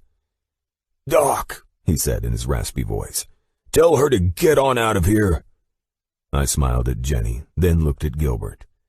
"If I tell her to leave you alone, then your last words before I put you to sleep tonight just might come true." He squinted and grumbled, mustering the most dangerous glare he could at me. "You're an asshole, Doc." "I've been called worse," I encountered. "You need to do the breathing exercises or those strong lungs won't be able to cuss any of us out anymore. You and I discussed this." He waved me off. "You can go." "I'm not leaving until you take a few puffs off that machine." I arched a brow at him. "Good grief," he said, looking at Jenny for help. "Doctor's orders," she smiled at him. "He's too young to be a doctor anyway." The old sailor started in with his insults on me. "Tell that to your heart that's thanking me for the quadruple bypass." I looked at Jenny. "Jackie will be down with a new patient, Miss Davis. I'll make sure she doesn't leave until she confirms that Gilbert here is properly doing his breathing work for you." I finished with my rounds and called Jackie out and away from the patients and the interns. "If you ever speak to me or call me out in front of patients, nurses, interns, or even the fucking janitor again, you will be working on another floor. Am I clear?" I should call her ass out on why exactly she refused the transfer after learning we were overstaffed, and Miss Davis's room was left empty all night. I didn't have time for this petty shit. King was right. She was Jim's problem once I had my 48 off. "That wasn't my intent, Jake," she stammered. "Well, it most definitely made me look like an ass on the first day for these interns. You need to stay in your lane. Don't treat me like the piece of shit you believe me to be."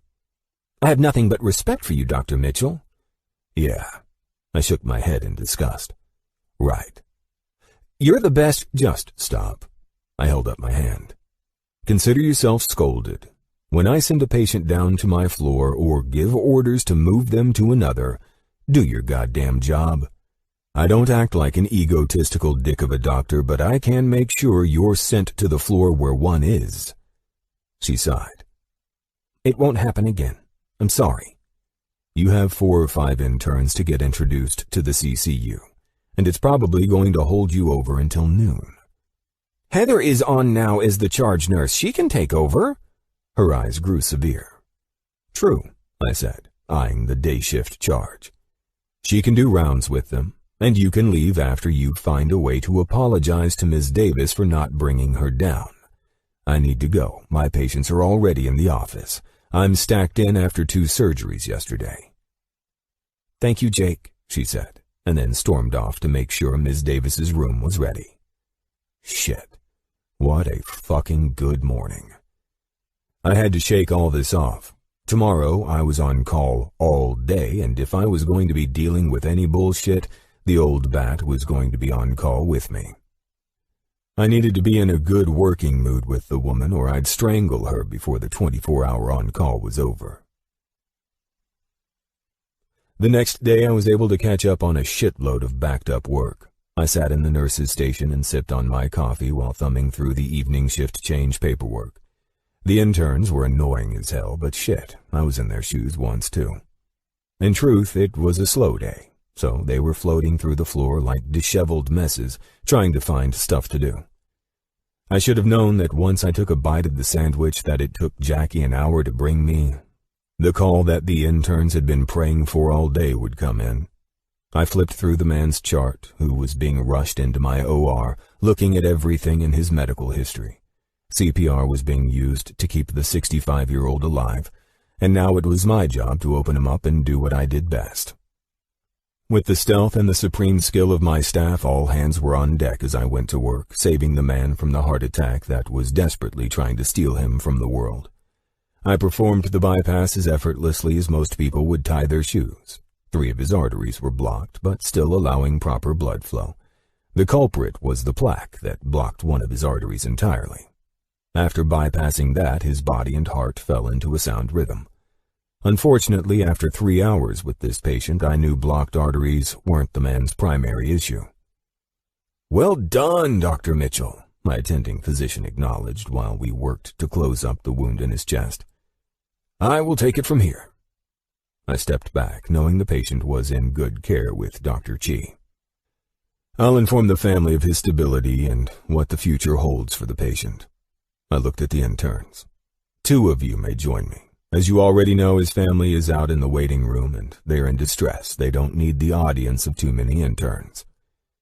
I pulled off the glasses, mask, gloves, and the rest of my protective gear and tossed them in the hazmat can, and I walked out with 2 interns trailing me.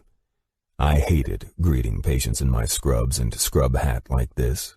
Something about it was too sterile and intimidating for people who were waiting to hear if their loved one was alive or dead. I suppose there was no appropriate attire to receive such news, though. I hit the auto-open button with my elbow that opened the doors to the visitors' waiting room of the ER wing to the hospital. The family stood, and my eyes widened when I could have sworn the ghost of my Ash stood amongst the 2 older men and a woman in the family room. I had to blink a few times. Nope, it was her, in the flesh. Good evening, I smiled, peeling my eyes from Ash and looking at the man who seemed to command the room. I assume you're the family of Mark Taylor? He's my dad, yes? Ash pried her way up between the 2 men who stood like bodyguards in front of her. Please, God. She covered her mouth with her hands and tears poured out of her puffy eyes. If only I could bring her into my arms and tell her he's going to be okay, for now. The surgery went well. He's now in recovery. I pulled my brain out of Jake Mitch mode and into supremely focused surgeon mode, the mode that I was in before I saw her stunning bronze eyes. He's going to be fine. A nurse will be out shortly to go over the details with all of you. Can any of you tell me who his current cardiologist is? There was nothing filled in on his chart or paperwork, I said, thumbing through the papers I had and then looking up at the family again. He hasn't seen a doctor since before my mother. Ash's voice cracked, and she turned into the embrace of the strong man she clung to. I brought my attention to his red-rimmed eyes that were glassy and hardened from holding back tears of fear. The nurse will set up an appointment with a cardiologist if he doesn't have one. She will go over the details as to why he must be seen soon after he's released and recovering from this surgery. What does that mean, Dr. Mitchell? The man asked. He will need further evaluation. He is stable, but it is critical that he be seen by a cardiologist much sooner than most of our patients after they're released to recover at home. Shit. Ash needed to know her dad had a very critical situation with his enlarged heart, and the only way to fix it would be a transplant. I would need to inform Jackie that Mark Taylor must be my future patient. Being that Mark Taylor was my Ash's dad, I didn't trust him in anyone's care but mine. After seeing Ash's reaction to almost losing her father, I internally prayed I could convince both of them of a heart transplant as soon as a donor was available. I had the best record in the nation on transplants. The media was interviewing me about that next week. Ash would lose her dad if we didn't get him a new heart. He had multiple issues, but the main problem from what I saw without the machines was that his tricuspid valve was not functioning correctly, otherwise known as Epstein's anomaly. I'd learn more once he was my patient. Right now, I had to hope he'd accept me as his doctor, the idea of a transplant, and then, of course, the donor heart. I left the room, Ash watching me through tear-stained eyes, and me not being able to do a damn thing about that. I was some fucking idiot flirt who'd fucked her all night in my room.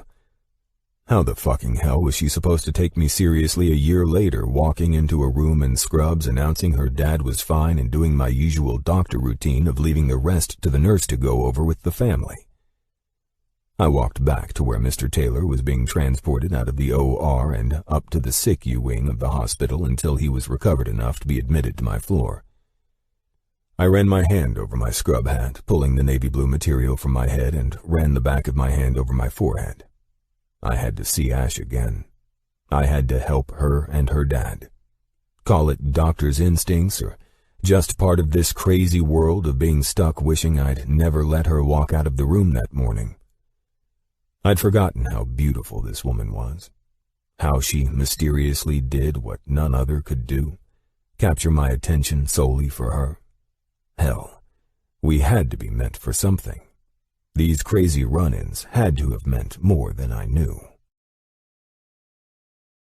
Chapter 6. Jake. Last patient, and then you're gone until Monday, correct? Sandy, the receptionist, asked at the end of my long-ass Friday. Correct, I said. See you then. Enjoy the weekend. You too, Jake, she said with a beaming smile. I walked through the empty waiting room smiling at her boyfriend. Are you two sure you're old enough to drink? I teased the two.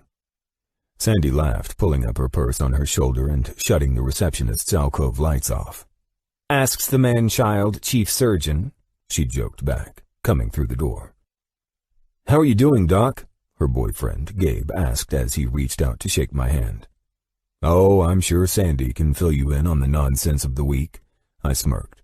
You do enjoy the beach this weekend, I said, knowing he was a great surfer, having surfed with him after Sandy begged me to hang out with him and give her my take on the kid.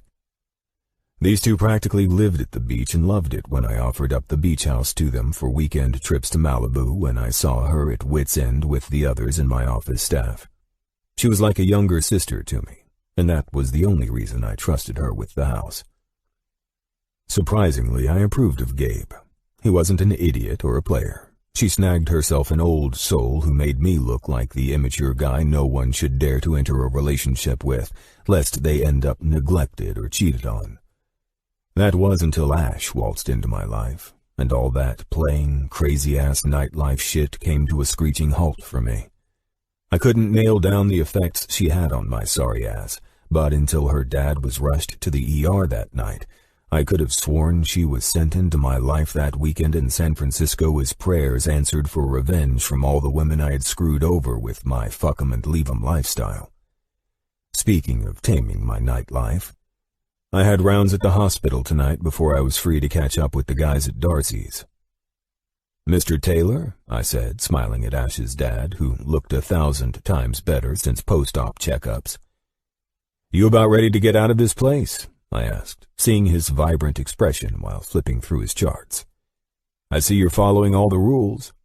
I smiled down at how well this patient was doing. Except for one. I folded my arms, the curtain opening behind me, me catching a glance of 2 female interns kindly announcing their entrance to the room. "Listen, Dr. Mitchell," he said, giving me an authoritative stare. "I've been walking, doing the breathing." He held his arms out for vitals to be checked. "He's doing great." Ash's voice was like a wave of energy that soothed me to my core. Fuck. I smiled at her, sitting next to her father's bed. I had to hold my shit together. The last thing I needed was to find out she didn't remember who I was. Don't think that thought hadn't entered my mind more than once since the night her dad was brought in. Now I needed to keep my bedside manner the same. My God, if her dad wasn't here, fucking stop this shit and focus. "He's our best patient," Nurse Rose said. "Charming the ladies, eh?" I smiled at Rose, then Mr. Taylor. Wrong fucking choice of words if Ash has to put 2 and 2 together and realize the man she'd fucked all night was not Mitch but an alias I'd used. She'd screamed that name more than once, and my dick was going to start to betray me if I didn't knock this shit off. How the fuck can I think with this beauty in my presence? Her low-cut shirt and tight pants weren't helping my sorry ass at the moment either. "What can I say?" Mr. Taylor played along with all the young and beautiful women in the room. Exercising the supreme skill of focus, my ability to think in chaotic environments, and having a meticulous physician's mindset while I was in the hospital, I switched over to that side of my brain so I could stay on track. "Well, I keep getting reports stating you will be missed greatly by all of my staff when you're discharged tomorrow morning," I said, eyeing his charts again. "Have you worked with a nurse to set up your cardiologist appointment?" "I mentioned that I preferred seeing you, Dr. Mitchell, but you aren't accepting new patients," he sighed. "We'll find another if you can refer—" "Jackie, your old hag-ass is mine," I thought, knowing that bitch would pull this shit behind my back.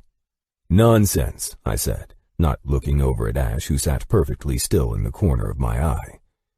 "I will have the discharge orders state that I will be taking you as a new patient," I said, writing that down in my charts.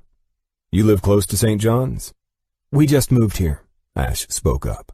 "This part of LA County is a bit crazier than Santa Clarita." With my feet planted firmly, I steadied myself and looked at her as my patient's daughter, and not the woman I desperately could not get out of my thoughts. "That it is," I managed, sounding like a jackass. "Listen," I said, bringing the seriousness that I knew was at hand to the surface of my mind. "I'm sure you were informed of what I found while bypassing the artery that failed." "Yes," he said, eyes guiltily looking over to his daughter in shame and then back to me. "I just never gave a second thought to the fact that my heart defect would come back and bite me in the ass." He chuckled. "Dad!" Ash rolled her eyes, and then she looked at me. "Can we lower his dosage on the pain meds?" I smirked at Mr. Taylor.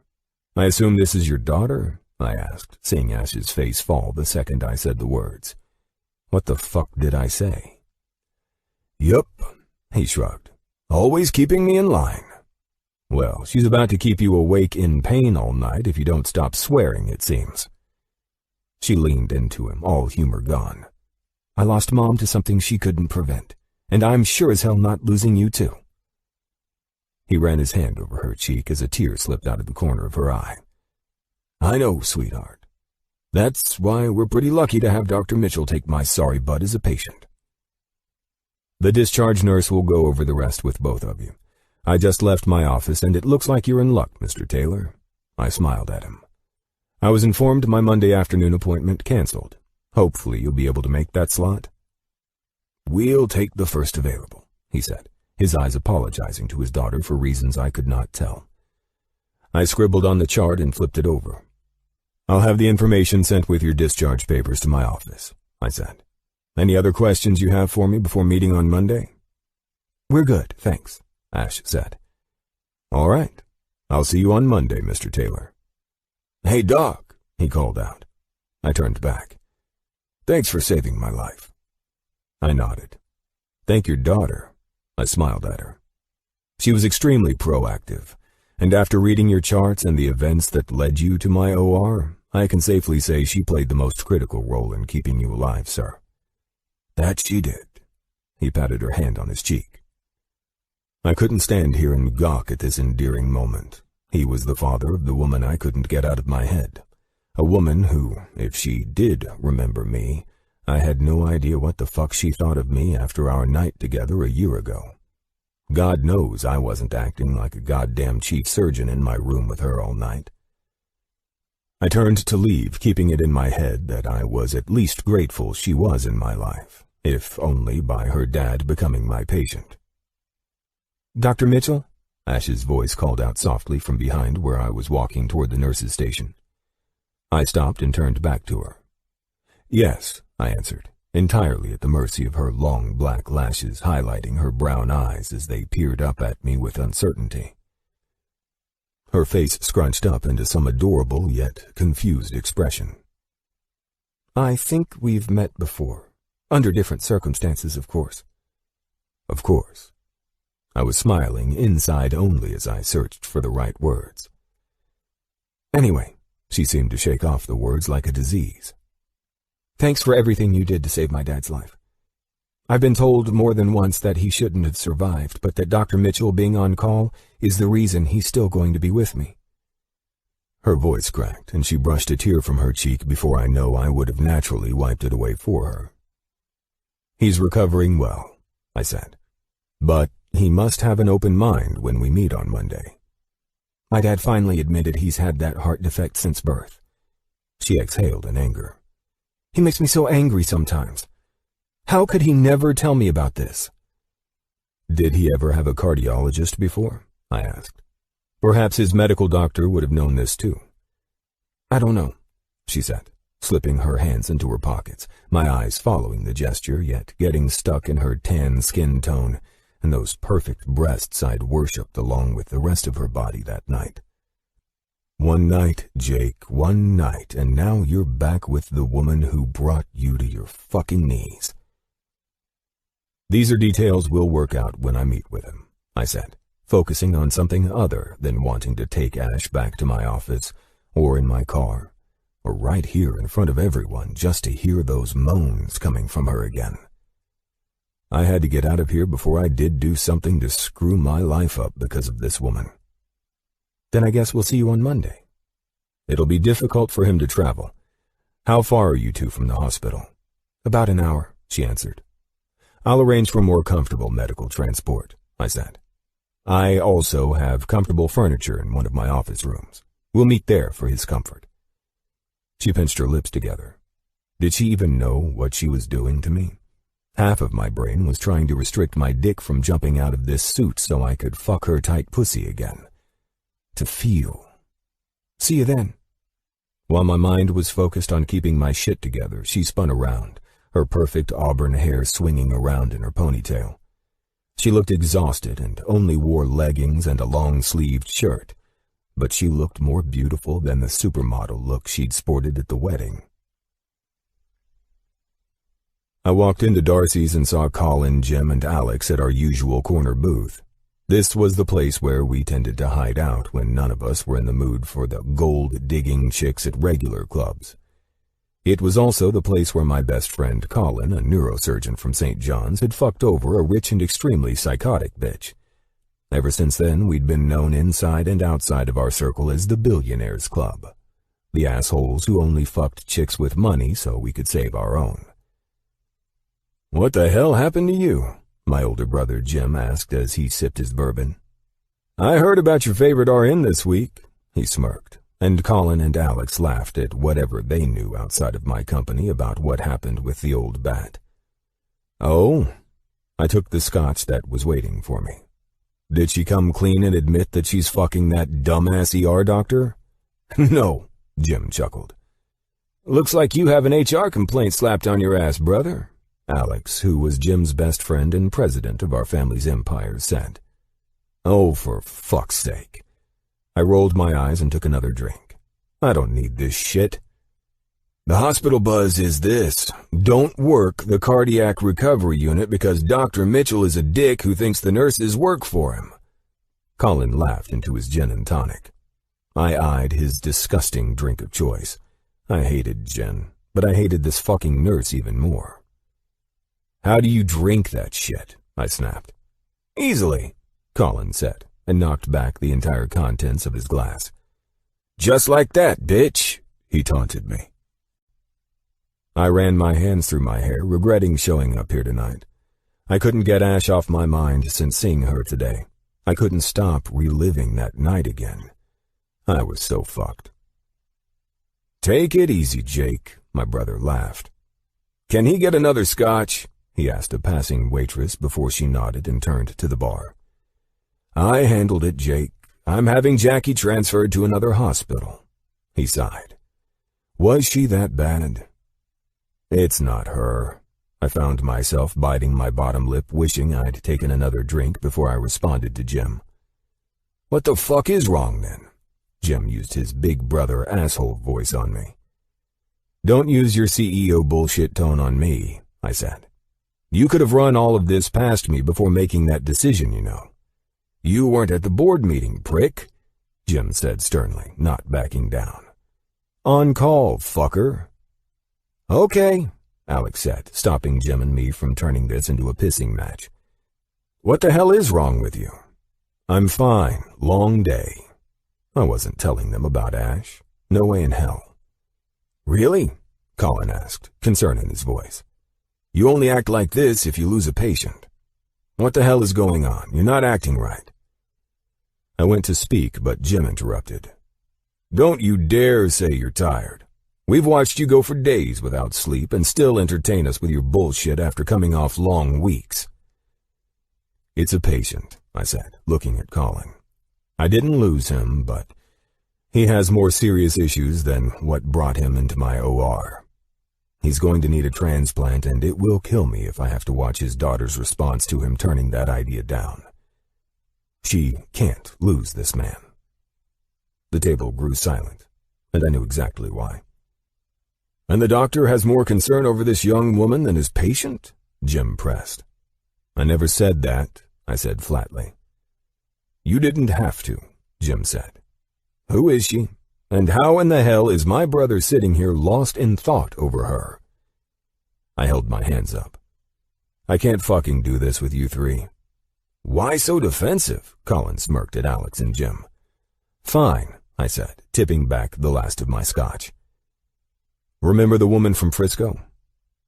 The one you hooked up with, and for the first time you were being walked out on and not the other way around?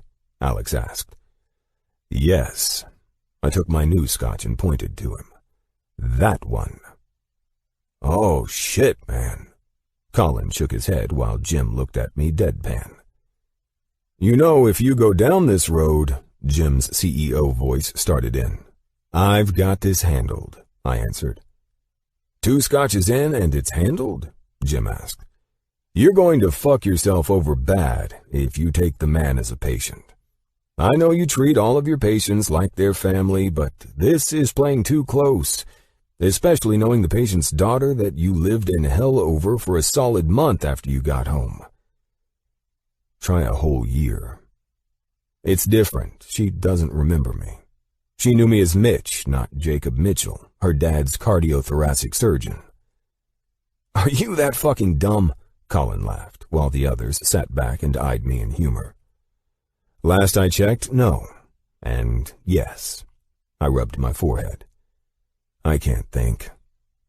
You can't think because you believe she forgot who you are, Alex laughed. And yet I can count a few women who took years to get over your just one night of fucking rule. No attachments, nothing. And now the tables are turned on him, and he can't handle it, Jim added. You three are ones to talk, I grumbled. Even if she remembered who I was, can you imagine what the hell she could be thinking after I flirted like a reckless idiot and fucked her all over that goddamn hotel room? Jim choked on his bourbon. Well, this is all news to us, mister. I'm not telling you asshole shit. Care to give us a real name now? Annie, I tried to confirm, only to receive laughs from the three. Fuck, I don't know. I told her my name was Mitch and she gave me Ash. That's all I have. aside from the fact that her dad is Mark Taylor. Well, since you decided to take on the patient's daughter you screwed a year ago, Colin smirked, then arched an eyebrow at me. So, I guess you'll be learning a lot more about the girl who made you feel like shit for sleeping with her. Colin finished with a laugh. This should be good, Alex said as he shook his head at me. This is going to be fantastic. You think you'll invite her up to the party? Jim questioned. Party? The one we're having after your interview with the news stations about your flawless record of survival rate and transplants, Jim answered. It's being catered at your beach house. How did you forget that? Fuck me, I answered. I'm not up for it. Too bad, Jim answered. It's excellent PR for the hospital, so do the interview, and if you like this woman, invite her to the house after all is done. We'd like to meet her. Yeah, not happening, I answered. You assholes are going to have every single chick you want to take your pick of up there. Afraid your eyes might wander while she's with you? Colin asked. Perhaps you might use this as your challenge if she's the one to tame the wild Jacob Mitchell. It had to have been the third scotch because I took these douches up on their stupid challenge. I agreed to bring Ash up to the place, hang around snobs and celebrities, no doubt adding to the most uncomfortable night she and I would ever have together. And that's if she took me up on my offer. Why the hell couldn't I think like a regular person right now? I needed to get laid, that was a definite fact. I hadn't been with anyone since Ash, and thank God my job kept me busy because it was certainly not like me to go an entire year without having sex. Maybe another scotch and I'd cure myself of this woman, who most likely didn't return my sappy feelings by getting laid tonight. My cock twitched at the thought, and now I was eyeing the women in the place, looking for a woman I knew I could fuck and not have to deal with the fallout after leaving in the morning. Vicky's here, I said, smiling at the guys. So she's your ex and you hate that woman, Jim answered. She's his friends with benefits partner, Colin answered. Whenever Jake needs to get a piece and doesn't want the hassle, it's Vic. Precisely, I said, the scotch fueling me into the decision further. Besides, she owes me for throwing that stupid wedding on my shoulders last minute, all while I was trying to do the bullshit keynote speaker stuff that Jim mandated out of that trip. Why the hell are you going to fuck Vicky again? Jim asked. To get the other girl out of my system. I can't take any risk in relationships, I honestly stated. I would just end up screwed in the end. The hours I work are too much for any woman in my life to handle. I need to get a grip. No shit, Colin cheered to that truth. Being a doctor himself, he knew what I was up against.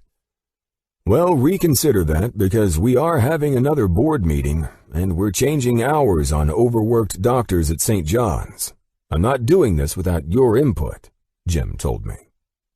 Now, I need to get laid, I answered, getting up from the table. I'm not in the mood to talk shop about hours and cutbacks tonight.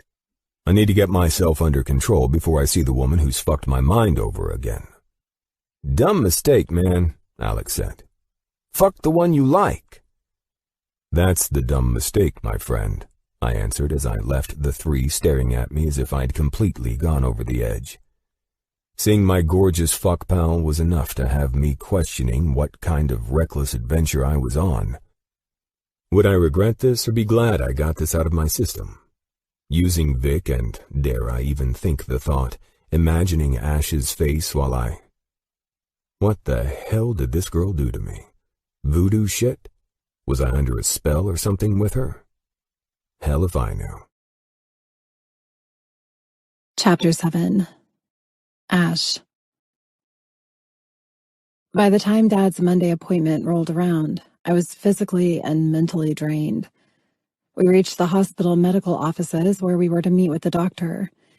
Yes, the doctor. And if the man only saw me as his patient's daughter, then that's the relationship we would move forward with. I thought about changing Dad's appointment to another cardiologist, but after I'd Googled Dr. Jacob Mitchell, MD, Chief of Cardiology, cardiothoracic surgeon, I quickly changed my mind. He was a world-renowned heart surgeon who'd won multiple medical awards. He'd graduated at the top of his class at Harvard Medical School. He was known for innovative treatment for his patients, and his success rate was through the roof. My dad was in the hands of an angel, and I somehow met the devil in the guy a year ago. I rubbed my clammy palms together, more nervous than Dad, sitting in this luxurious office that was nicer than the tiny 2-bedroom home we'd closed on a month ago in Burbank. Dad demanded we purchase the place after I secured a job in the city at a fabulous art gallery. Then the heart attack hit, and now here we sat, in the office of a guy that I screwed like some crazy woman and thought I'd never see again. Don't get me wrong, though. I never regretted a second of it. In fact, a tiny part of me wished I'd meet him in some crazy way again. I just didn't think it would take the Grim Reaper showing up to find the man I couldn't get off my mind since leaving that hotel in Frisco. Thanks. Push them out to 4 o'clock on Thursday, then. I heard his voice before he knocked twice and opened the door to his office. You're still set for your transplant tomorrow, a female's voice said firmly. I glanced over at the long white sleeve that covered his beautiful hand as it rested on the door. He stepped back out of the office, and I heard his voice lower. Is there some reason you're telling me this as I'm about to meet with a new patient? Can this not wait? I just wanted you to be aware. Her voice sounded bitchy in response. Thank you, he said curtly, then entered the room. Good afternoon, Mr. Taylor, he said to Dad before he eyed me with those dark blue eyes, and my heart raced in response to his serious expression. I see you brought your daughter. He leaned up against his desk casually. Has she threatened to take any pain meds from you lately?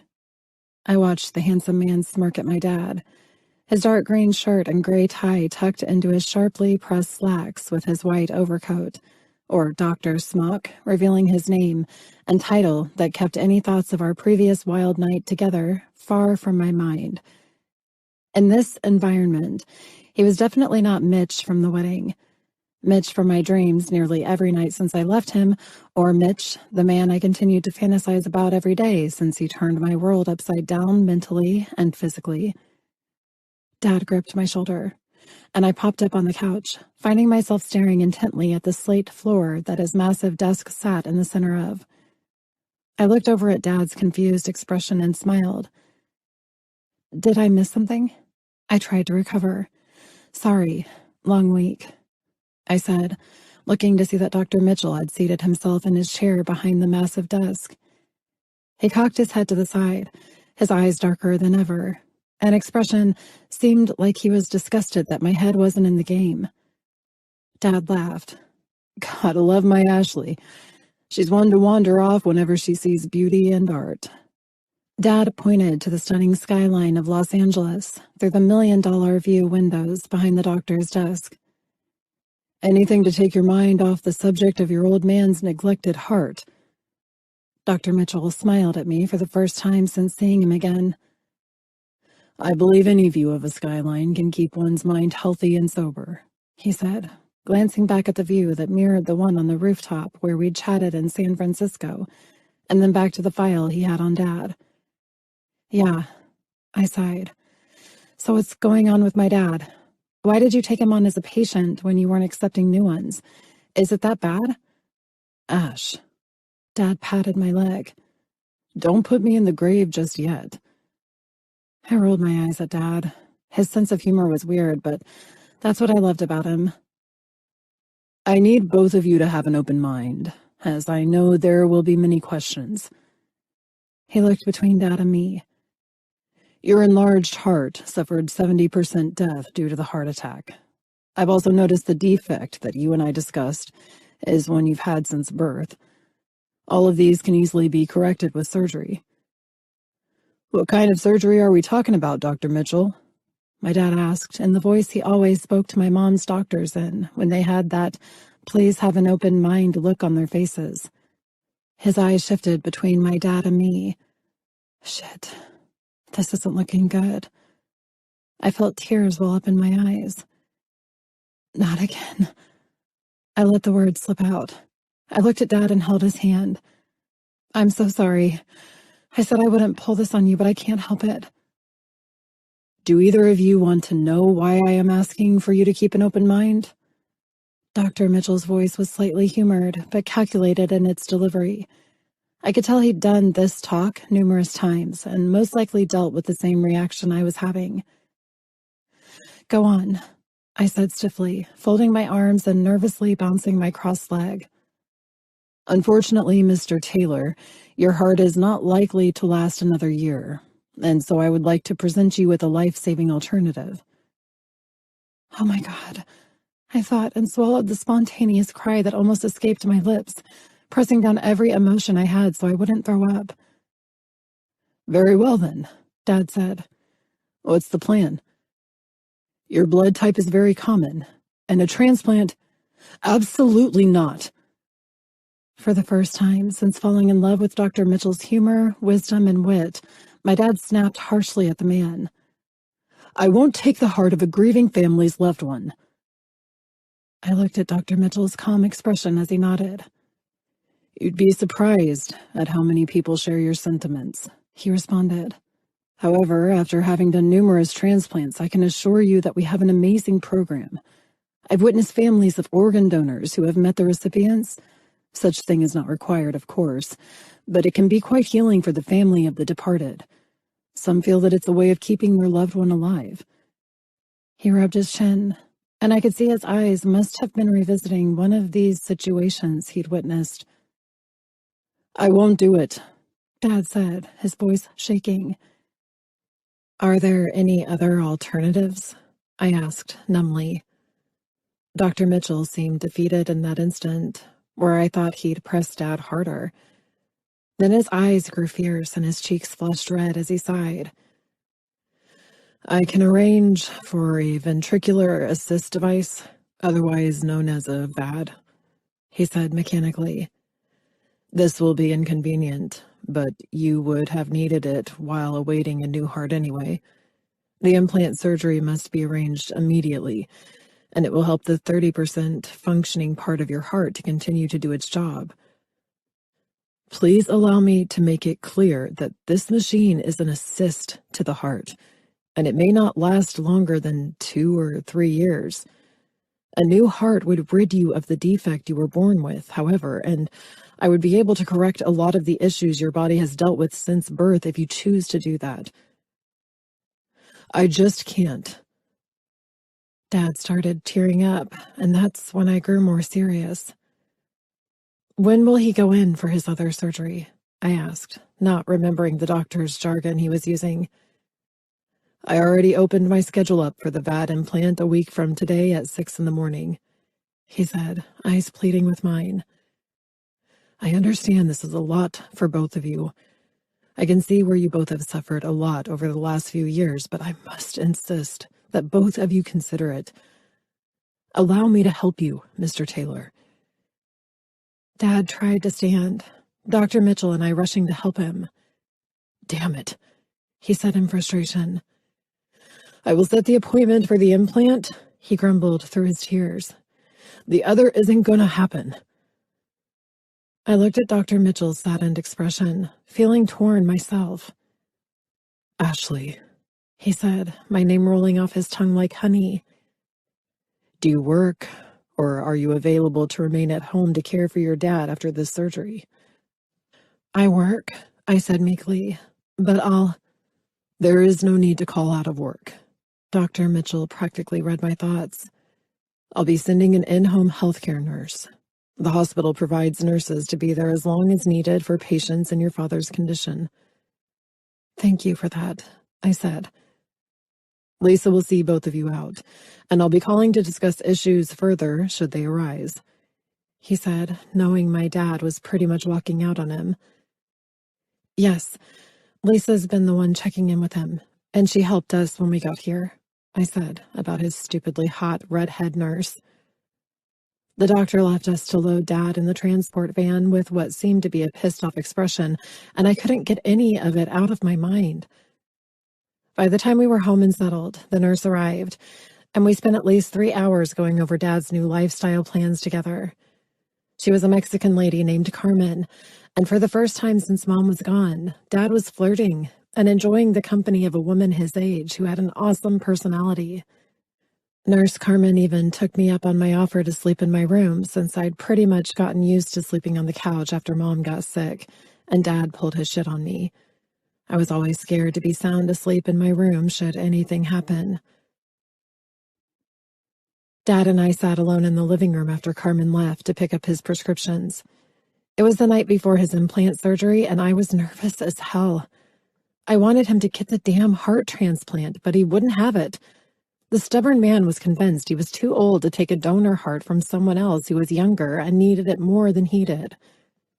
Carmen backed me up on the fact that being 65 wasn't a death sentence. He was young. He wasn't an old man who should let his life go because he felt he was too old to receive a transplant. The computer seemed to be my best friend these days since work letting me off until Dad was settled and progressing well. In-home nurse or not, I wasn't leaving Dad. Not at least until this implant to assist his dying heart was done. "You're being selfish, Dad," I finally said, pissed off that he could be on a donor list, but he was wasting time by sitting around and not having this discussion again. "Now you sound like your mother." He smiled at me from his comfy chair, oxygen machine and all. "Don't even go there to get out of this," I said, my legs curled under me on the sofa. "Why would you be okay to put me through all of this shit again?" "Ashley," he said. Even with a weak heart, on oxygen, and hardly mobile, he still acted like stern old Dad. "We are not having this discussion." "Fine." I looked away from him. I didn't want to work up his blood pressure. Surgery was tomorrow, and the last thing I was going to do was fight with him when this could be the last time we spoke. Carmen walked in at that point. She was a perfect shade of sexy, and I prayed to God that I looked as vibrant and sassy as the woman when I hit my 60s. She was a great confidant, too, not just for Dad, but for me also. She kept both of us looking at the brighter side of all of this, and I was grateful for everything she was doing to help us. "We need to try and get some sleep," I said. "We only get a couple of hours before you're in the hospital being prepped for surgery tomorrow morning." Carmen backed me, and it wasn't long after that I laid on the couch, wide-eyed and unable to sleep. I knew it would go down this way, too. Shit, I'd be a wreck tomorrow. No big deal, though.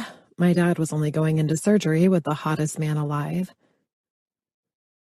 I sat in the waiting room with another family who sat a corner, most likely waiting for those doors to open and someone walk through them to possibly change their lives forever with whatever came out of the messenger's mouth. "Another coffee?" Carmen asked after the doors opened, startling all of us who were waiting for the words we all seemed to be scared to hear. "If this girl has another coffee, she'll probably ruin the floors after pacing them," my Uncle Ken said with a laugh. He and Aunt Carrie were the best, but since they were in their late 70s, it was hard to relate to most of their conversations. Everything was political with the two, and it was severely exhausting. Dad loved it, though. I think he just loved arguing with them over the news. Fuck, I can't think. I rubbed my forehead and moved around the large waiting area of the surgical floor. "Can't we get some kind of news?" I asked, wondering what the hell could be happening in Dr. Perfection's operating room. Carmen looked at her watch. "It's only been 4 hours, mija. Dr. Mitchell said these implants could take up to 12 hours, given the condition of your dad's heart." I tightened my lips. Dr. Mitchell may have had a flawless record, but that was my dad in there under his knife. My dad who was going against his solid advice of getting on the donor list. Carmen's phone rang after I sat, crossed my legs, and let the nervous leg bouncing commence. "Carm?" I could have sworn I heard Dr. Mitchell's voice on the other end of her phone, since the volume was turned up way too high. "How are we doing out there?" "Is that Dr. Mitchell?" I asked. She held up a finger, smiled, and nodded at me. "We have one nervous lady out here," she answered in her enthusiastic voice. "Understandable," he said. "Can you hand her your phone, please?" She handed me the phone while I stared in disbelief at what the fuck was going on. "Yes," I said softly. "Ashley," he said, while I heard machines beeping, people speaking to each other, surgical talk. "I wanted to update you and let you know your dad is fine. It's just taking us a bit longer due to some unforeseen issues that were easily repaired." "Are you in the middle of surgery?" I asked in shock. "Yes," he answered. "You're on speakerphone." "Thanks for the warning. I was about to cuss you out for talking on the phone while my dad's life was hanging in the balance." He chuckled, and strangely enough, my heart reacted to the calmness in his voice, and the staff in the background that seemed to act like this is how these sorts of things went with Dr. Mitchell. "Dr. Chi, please," I heard him say, ignoring me. Obviously, the guy is in the middle of surgery. "Thank you, Doc," he said. "Still there, Ashley?" "Yes." "All right. Well, we are progressing extremely well. I wanted to ensure you were updated after the current time in surgery was brought to my attention," he said. "I believe we'll be in here for another hour or 90 minutes. "Thanks for the update. Please just keep him safe." "My every intention, Miss Taylor," he said. "Can you please hand the phone back to Carmen?" I handed her the phone and shrugged at the family in the corner who was staring at us oddly as Carmen ended the call. I couldn't blame them. Getting a call from a doctor performing surgery wasn't something I'd ever thought I'd experience. The doors opened, bringing my attention to the doctor walking through them. Naturally, my heart would be pounding in my chest, wondering if this doctor was here to deliver news to them or me. "The doctor is still in surgery, but she sent me out to inform you all that everything looks great," the man said. "It'll be close to an hour before we'll be taking your son to recovery." "Thank you, nurse," they responded. I looked over at Carmen, who just hung up with the doctor. "Care to inform me what the hell our doctor was doing calling us while theirs sent a nurse?" She patted my leg and leaned over to me. "The difference," she lowered her voice, "is your surgeon is Dr. Mitchell." She leaned back and smiled, smoothing her shiny black hair over her shoulder. "He is known for calling out to the waiting room, or if a nurse is with his patient's family, he calls the nurse." "He hasn't killed anyone by doing that? I mean, there is a reason phones are the cause of distraction in most accidents." I snapped, nervous and bewildered. No, she shook her head. "I've heard many stories about his OR and stuff." She sat back in her chair. "The man is a genius with his skill, and he has a very level head. He is extremely focused while performing the surgeries. It's pretty much second nature to him." "I've never heard of that." "Even with all the Googling you've done on Jacob?" She arched her flirty brow at me. "Well, he's known for not only treating his patients like family, but also for making sure the ones in the waiting room aren't distraught."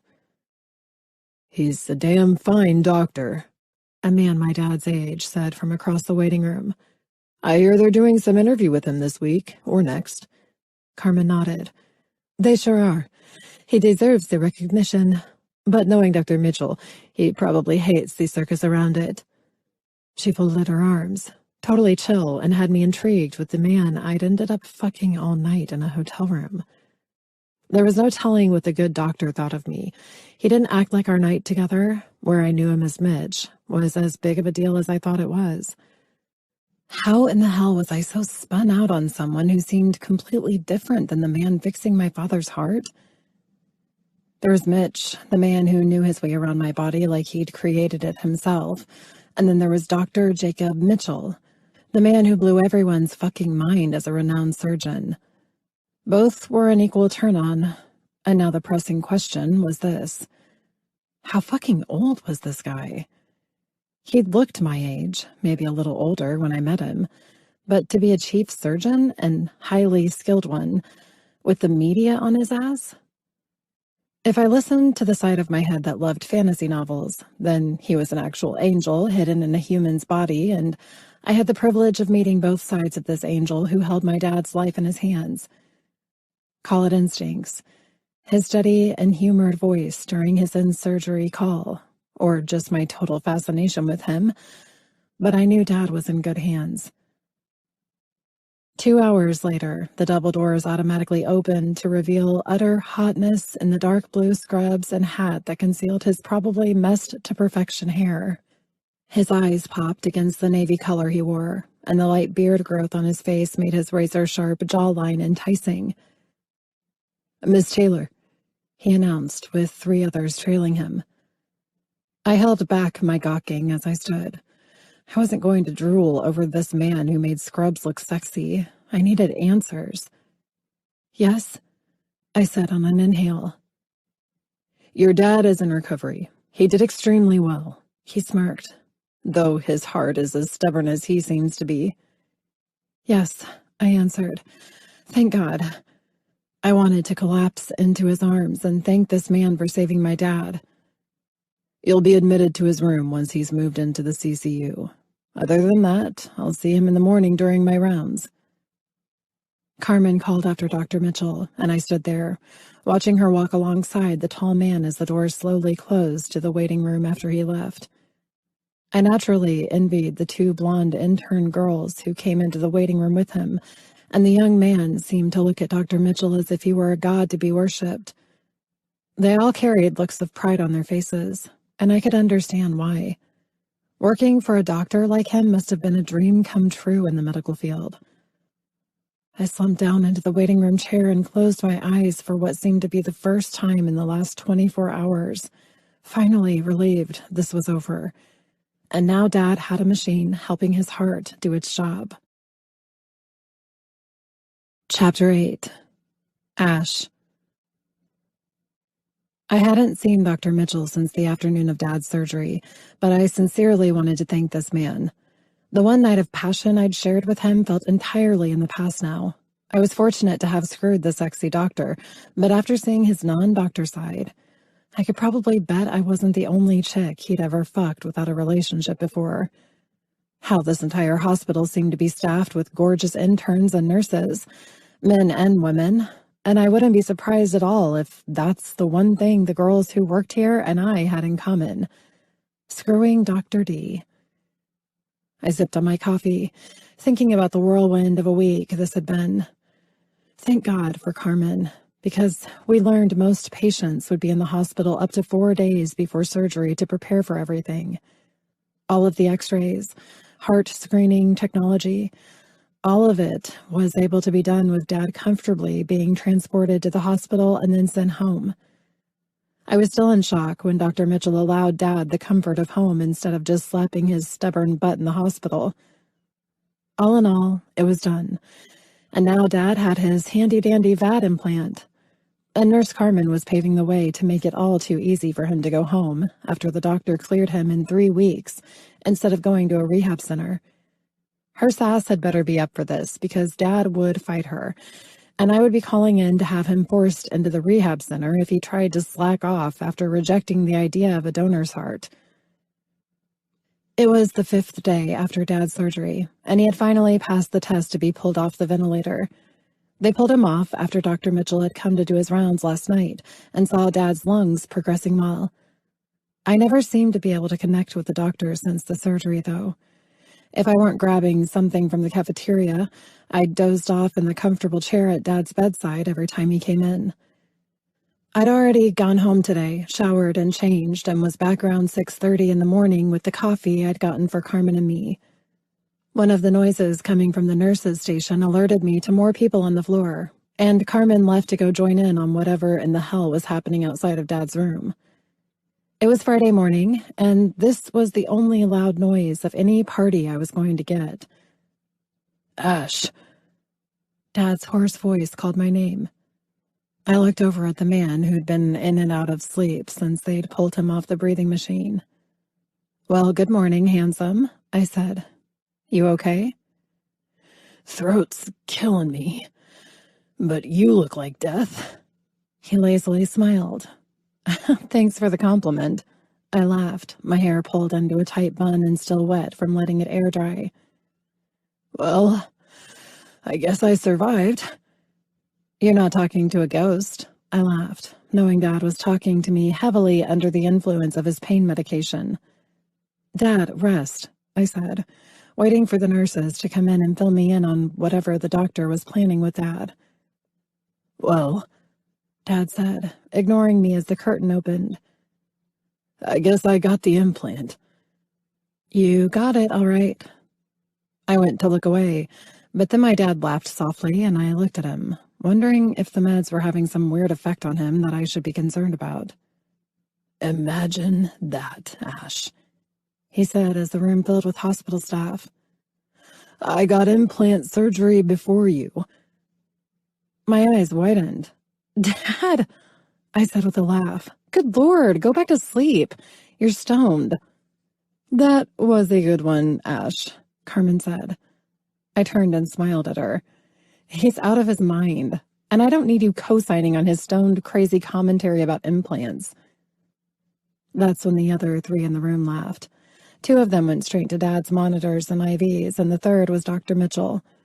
I smirked at his humored expression and ignored the handsome man standing in his suit with the white smock that pulled the whole sexy doctor ensemble together. Well, I see you're back with us and enjoying the good stuff, Dr. Mitchell teased, looking at Dad's monitors and then glancing back down at him. I feel incredible, Dad responded. That's fantastic. I see that all is working well, but the road to recovery will make you and Carmen best friends by the time this is over. She's a beauty doc, Dad said. Dr. Mitchell grinned. That she is. All right, he's loaded. I finally cut in. Are there any new updates we should be aware of before Dad and you get going down a road that will most likely end up talking about implants and my lack of them? Dr. Mitchell's gaze was unreadable, but it seemed like my entire body picked up on what it meant, and in a good way.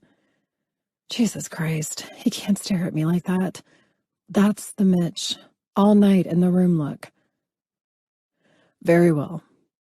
His face recovered from that devilish grin I saw more than once that night. Your father will be transported down to our heart recovery floor this afternoon. His biventricular assist is performing well, and his body is accepting it just as I'd like. Have the nurses informed you on what to expect over the next 3 to 4 weeks of him being on our heart recovery floor? Yes, I answered as professionally as he was now speaking. And you will still be checking on him? Yes, he's under my care until we turn him over to my middleman. He winked at Carmen. And my snitch of a nurse. He arched an eyebrow at Dad's embarrassing whistle at the mention of Carmen's name. She will continue to work with him while he recovers and rehabilitates at home. Any other questions? I'm sure Carmen will help us out with anything I'm forgetting, I said, mortified by Dad's behavior. He won't remember any of this, Dr. Mitchell said, my head turning to peer up at him. Try not to give him too hard of a time when the heavy medication wears off. Thank you again for everything, Dr. Mitchell, I said in all sincerity. Thank you for trusting my staff and me with your father, he said, and then our eyes locked in a way that sent a shiver down my spine. It had to have been his looks that were playing these games with my mind and body, because it couldn't have been him flirting with me. My wet hair bun, hoodie, and leggings made me look like a bum who'd taken up residence at St. John's. Girl, Clay said as he rubbed my back in Dad's luxurious suite of a heart recovery room. You need to get out of here and get some vitamin D. I looked over at my best guy and smiled as he messed with one of his long braids. The dude was stacked with muscle, mocha skin that made me drool, and a smile that beamed brighter than the sun. He was sharply dressed in his suit from showing some multi-million-dollar home today, and, dare I say it, he probably made the gorgeous doctor envious of him. You know I'm not leaving him.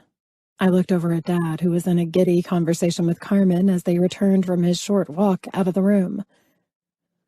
What I know is that you look like hell, he said. Then he leaned in. Although it doesn't seem to bother Dr. Sexy whenever he comes in. Please stop bringing that up. I looked over at Dad from where Clay and I sat on the couch. My dad cannot find out about it.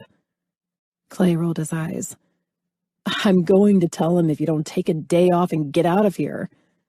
Fine, I lied to shut him up, knowing he most likely wouldn't be back with 3 open houses going on tomorrow. I'll get out of here tomorrow. I covered a yawn. It sounds like I'm missing out on a party in here. Dr. Mitchell's smooth and doctorish voice alerted his entrance. After 2 weeks in here, the doctor and I were on a communicate about Dad's condition-only basis. Nothing more and nothing less. The worst part was that he was one of the best doctors in the world. Gorgeous or not, it was apparent he cared a lot about his patients, and it was also evident why I was in his hotel room that night. The man's personal life couldn't exist with the way he seemed to be in a deeper relationship with this hospital, his job, and his patients. Getting laid was an easy thing for him to do, with anyone he picked, and that's probably how he got by. He was his own man, though, and I was just glad he was so attentive to my dad, ensuring he was healthy with his new implant. I couldn't ask for anything more from the man, and in truth, I knew the guy had nothing more to give in a relationship. That was simple to see after the past 3 weeks. Their voices drifted off as they always did, Dad and the doctor bantering back and forth, while I looked up the dates that I'd missed to enroll in the fall semester at the closest junior college. I still didn't understand how my new job was so understanding of the situation. I could have been made to come back to work, but they told me to take all the time I needed, and thank God. I just couldn't leave my dad. Not right now. I'm heading out. I looked over at Dad and Carmen, who were watching TV after the doctor left. Why don't you rest at home tonight, sweetheart? He asked. I'm not leaving you, I firmly stated. Dr. Mitchell said I'm doing fine, but he did mention my poor daughter might be admitted to the hospital soon enough if she didn't get the rest she needed. I'm sure he did. I smiled and pulled my purse on my shoulder. You both tend to find good conversation with me being the butt of both of your jokes. Go rest at home tonight, Ash, Carmen said with a sympathetic smile. Take my advice as a nurse and a 60-year-old woman with firm skin. She winked. If your dad so much as misses a breath, I'll call you. I can't be an hour away, Carmen. Carmen stood and walked over to me. If Dr. Mitchell was the slightest concerned about Mark, he'd have him in critical care. Instead, he's recovering in a comfortable hospital bed and room. Are you concerned his heart will fail even after Dr. Mitchell just checked his echoes and new x-rays, showing him how well the blood flow is? I sighed and looked over at Dad.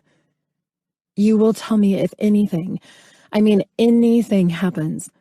Yes, Mia, she said. Come on, Ash, Clay insisted. Let me walk you down.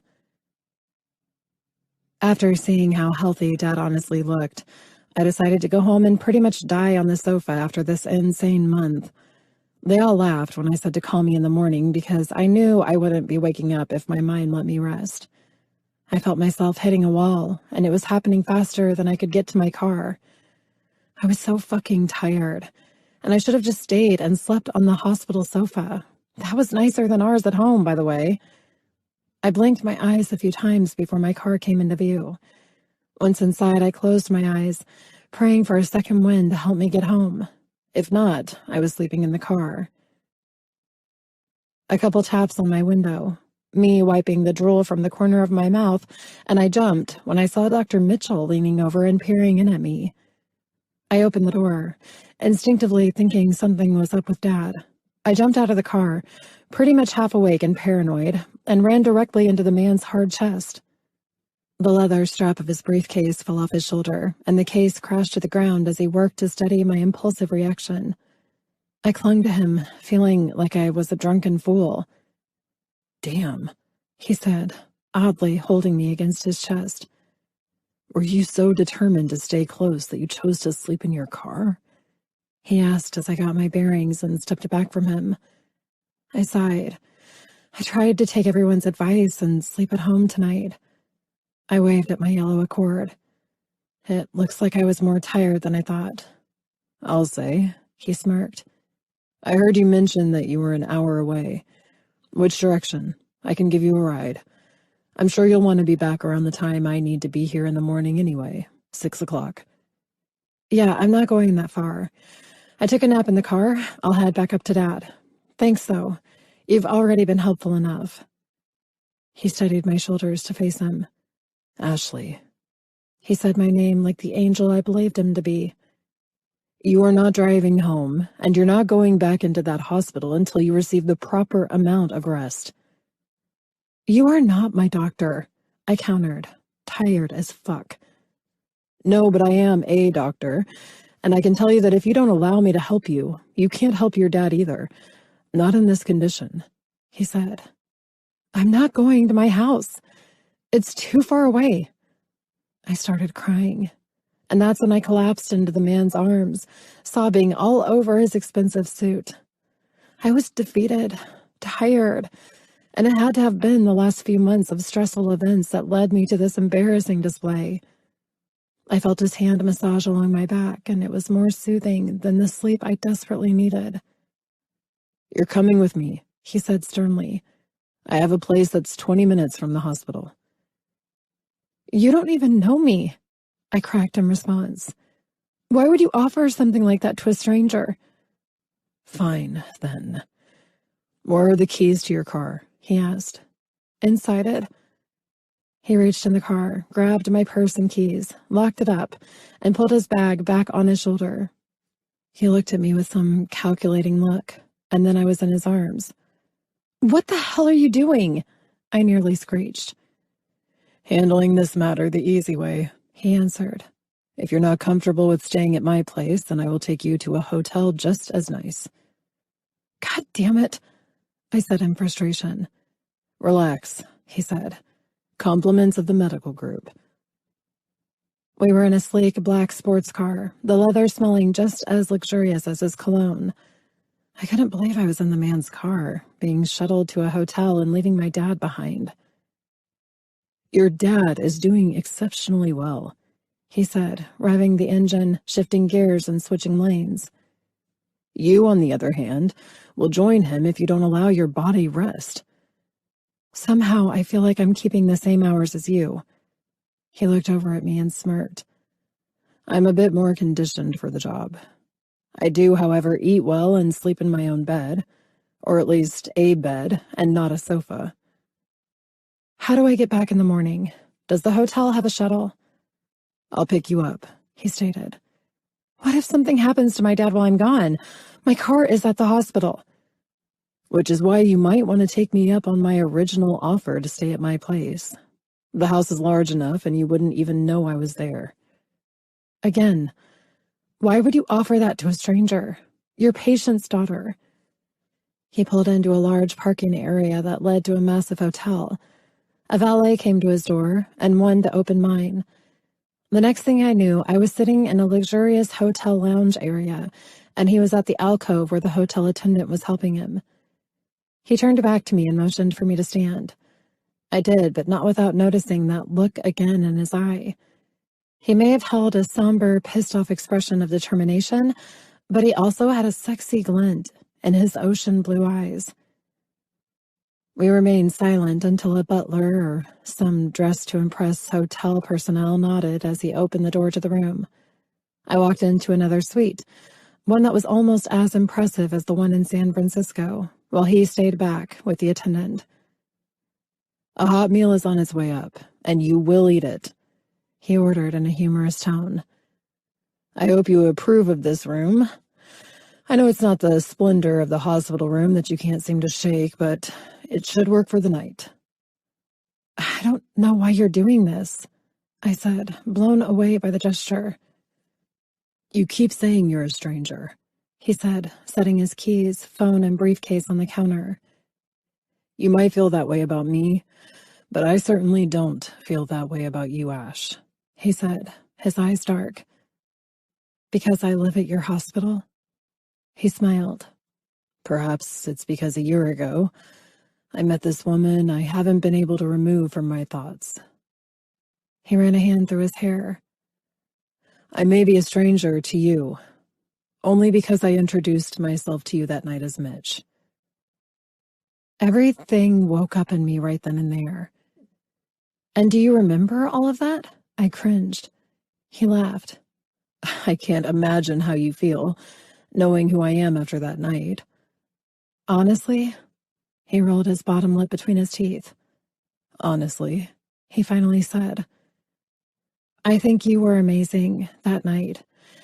And this, I waved my hand over at where he stood, hand planted on the bar area. This person who saved my dad's life and blows my mind as a doctor? I laughed. You are quite the catch. He arched his eyebrow at me. Why did we not have the start of this conversation weeks ago? My dad was dying. I shrugged my shoulders, more relaxed now, knowing that if something serious did happen to Dad, I was with his guard dog. You should have come to my house, he stated. I have something crazy to ask you, I said, knowing I was off topic again, thinking about Dad. Crazy? Not like that, I reassured him. I know you spent the money to reserve this oversized room. I would probably go back to your place, but we're already here. What the hell? How did I ask him this? I would love to stay with you if it makes you more comfortable, and then you can eat and rest. I decided to play with his gorgeous expression.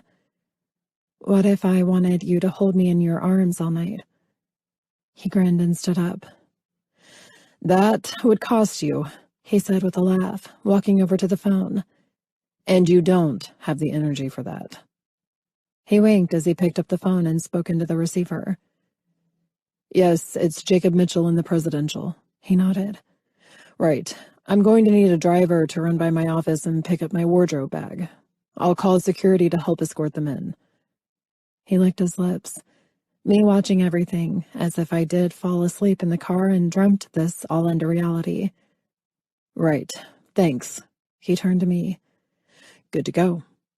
Now, do you need me to help you with the shower? Perhaps we relive our night in San Francisco. I smiled at him. I will kick your ass if you make me do something as stupid as falling for my dad's doctor. Or any doctor, for that matter. I turned to get in the shower. You might want this robe, he offered, as I headed down the hallway to the left. I have clothes coming up from the boutique downstairs as well. I might want to eat chocolate-covered strawberries naked, too. That's the sleep deprivation talking, he said with a laugh. I stepped into the bathroom and let the state-of-the-art shower soothe me to my core. Chapter 9. Ash. I woke up having no idea where the hell I was or how I got into this bed. I shot up in a panic as last night came to me slowly. Dr. Mitchell found me drooling and asleep in my car and brought me here to be closer to Dad. Right. With the energy that had returned after I'd passed out on this glorious bed, I stood up and remembered Dr. Mitchell had honored my request by staying in the mini apartment hotel room with me. I didn't recall us going into much detail, other than he remembered me from our all-night sex fest in his room in Frisco. That was it. I knew I should have been thrilled to know I made some kind of impression that lasted with the doctor, but I was too tired to care. I ate alone while I took a phone call in the other room. I didn't care about that, though. The food was delicious, and the meal had helped add to the great night of sleep I'd had for the first time in a month. I slept in silk pajamas that were sent up at the request of the doctor. The long-sleeved shirt and pants were made from the softest material I'd ever felt, and that's even after being dragged through the finest stores with Clay when he was shopping for himself. So excited to feel refreshed and rejuvenated, I jumped in the shower to get my day going without a second thought. The more my mind woke up, a knot formed in my stomach. Fuck. I didn't check my phone for missed calls or the time. I rushed through, soaping up, shampooing my hair, rinsing, and getting the hell out of this mindset that freed me from the fear and responsibility of Dad. I ran with a towel in my hair and one wrapped around my body, fumbling around the room looking for my phone. I found it on the nightstand being charged. I most definitely did not put it there. I flipped through the phone, no missed calls, and one new text from Carmen. Carmen. Your daddy's doing great this morning. He already had his breakfast and did breathing and walked much better than yesterday. He said to take your time getting ready, and he'll show off for you when you get here. His words, not mine. I went to text back, but my blood was boiling. It was 8 o'clock in the goddamn morning. That asshole left me here. Fuck him. I clicked on Carmen's name, my phone dialing out. She'd better answer, I thought, chewing on my thumbnail. Hey, mija, she answered in her peppy voice. You sleep well? Carmen, I nearly growled into the phone. Why didn't anyone call me? And why did your text come through 15 fucking minutes ago? Hey now, you'd better put a lid on that tone with me. She snapped back at my aggression before calmly continuing. You needed the rest. After Dr. Mitchell saw your dad this morning, even he said you needed food and rest. He found you asleep in your car. You try explaining to me how this is healthy for you or your dad. I ignored the lecture. Dr. Mitchell was already there this morning? Yes. Her voice was stern and solid against my furious tone. And on his weekend off, when he typically allows Dr. Chi to care for his patients in his absence. The door latch clicked. He must be back. I have to go. I'll catch an Uber and see you in a few. You need to relax, Ashley. Your daddy's happy and relieved that you got some rest after Dr. Mitchell told him you'd been checked into a lovely hotel room. Don't work up his blood pressure because of this unnecessary guilt you are carrying around. Everyone has both of your best interests at heart. Remember that. Fine. And thank you, I said before ending the call. Dr. Mitchell? I asked, storming into the living room area of the hotel suite. Right here. Our eyes met, and his went directly to the towel wrapped around my body. I crossed my arms around the towel. Is there a reason you took off to the hospital without me? I questioned, trying not to be entranced by his pristine suit and gorgeous face. Yes, I went to work. You were sound asleep. I also assumed you would appreciate the full rest you were able to receive after all you've been through. He stammered. That's lovely for you to assume, I said, not wavering. I thought the entire reason for you putting me up here, you staying here with me, it was for your help to keep me close and get me back to Dad first thing this morning. His face grew stern. I understand that you desire to be with your father at every waking moment. However, if you didn't get as much rest as you did, trust me, you'd create more stress for the man when he learned you were admitted to one of our floor units. Don't pull that shit on me. I tried to counter his possible truth. I can't leave him, I said, sorrow and guilt. My God, you don't understand. Being in this line of work, I do understand that the family member of a patient can become ill with concern and guilt about not being with their family. It is why we advise other family members to help with that burden. In your case, Carmen has filled the gap of your family. Your uncle and aunt, I believe it was, informed me that their work and distance from the hospital would not make it possible for them to help your father and you. Carmen has volunteered to be there for as long as you and your father need, while he recovers in the hospital. I exhaled. Fuck my uncle and aunt, I said in anger. Ashley, Dr. Mitchell said, walking toward me as I held out a hand out to stop him from closing the gap between us. I'm no therapist, but I can easily see where concern over an issue that is no longer severe is not healthy. Who are you to judge how I handle my issues? I snapped. I'm not judging you. I'm genuinely concerned about your health, and now your stress concerning your father. As I said before, you are not helping him by slowly deteriorating your own health. My God, I covered my eyes. I get it, I said, choking back tears, unsure why I was fighting with this man. You see things on the surface. You have no idea what I've been through. I walked over and sat on the sofa, crying into my hands. I was officially having a nervous breakdown in the company of a man I didn't even know. Shit, I couldn't pull it together either. The burden of everything had been too much. My mother, the long-ass process of watching cancer eat her to nothing. I'd put my life on hold, unable to think about anything but helping and praying for a cure. That never happened. The funeral, the arrangements, the grief, Dad crying himself to sleep, all of it was slamming down on me right here and right now. And now my dad's life was on the line. I never want to relive the dread I felt as I watched him have his heart attack. The ambulance couldn't get to my gallery fast enough, and if another patron hadn't had aspirin on a fluke, Dad probably would have died. I was paralyzed as he received CPR, thinking I would lose him that fast. And now I was terrified it could happen again at any time. If I lose him, I sobbed. My mom was taken from me.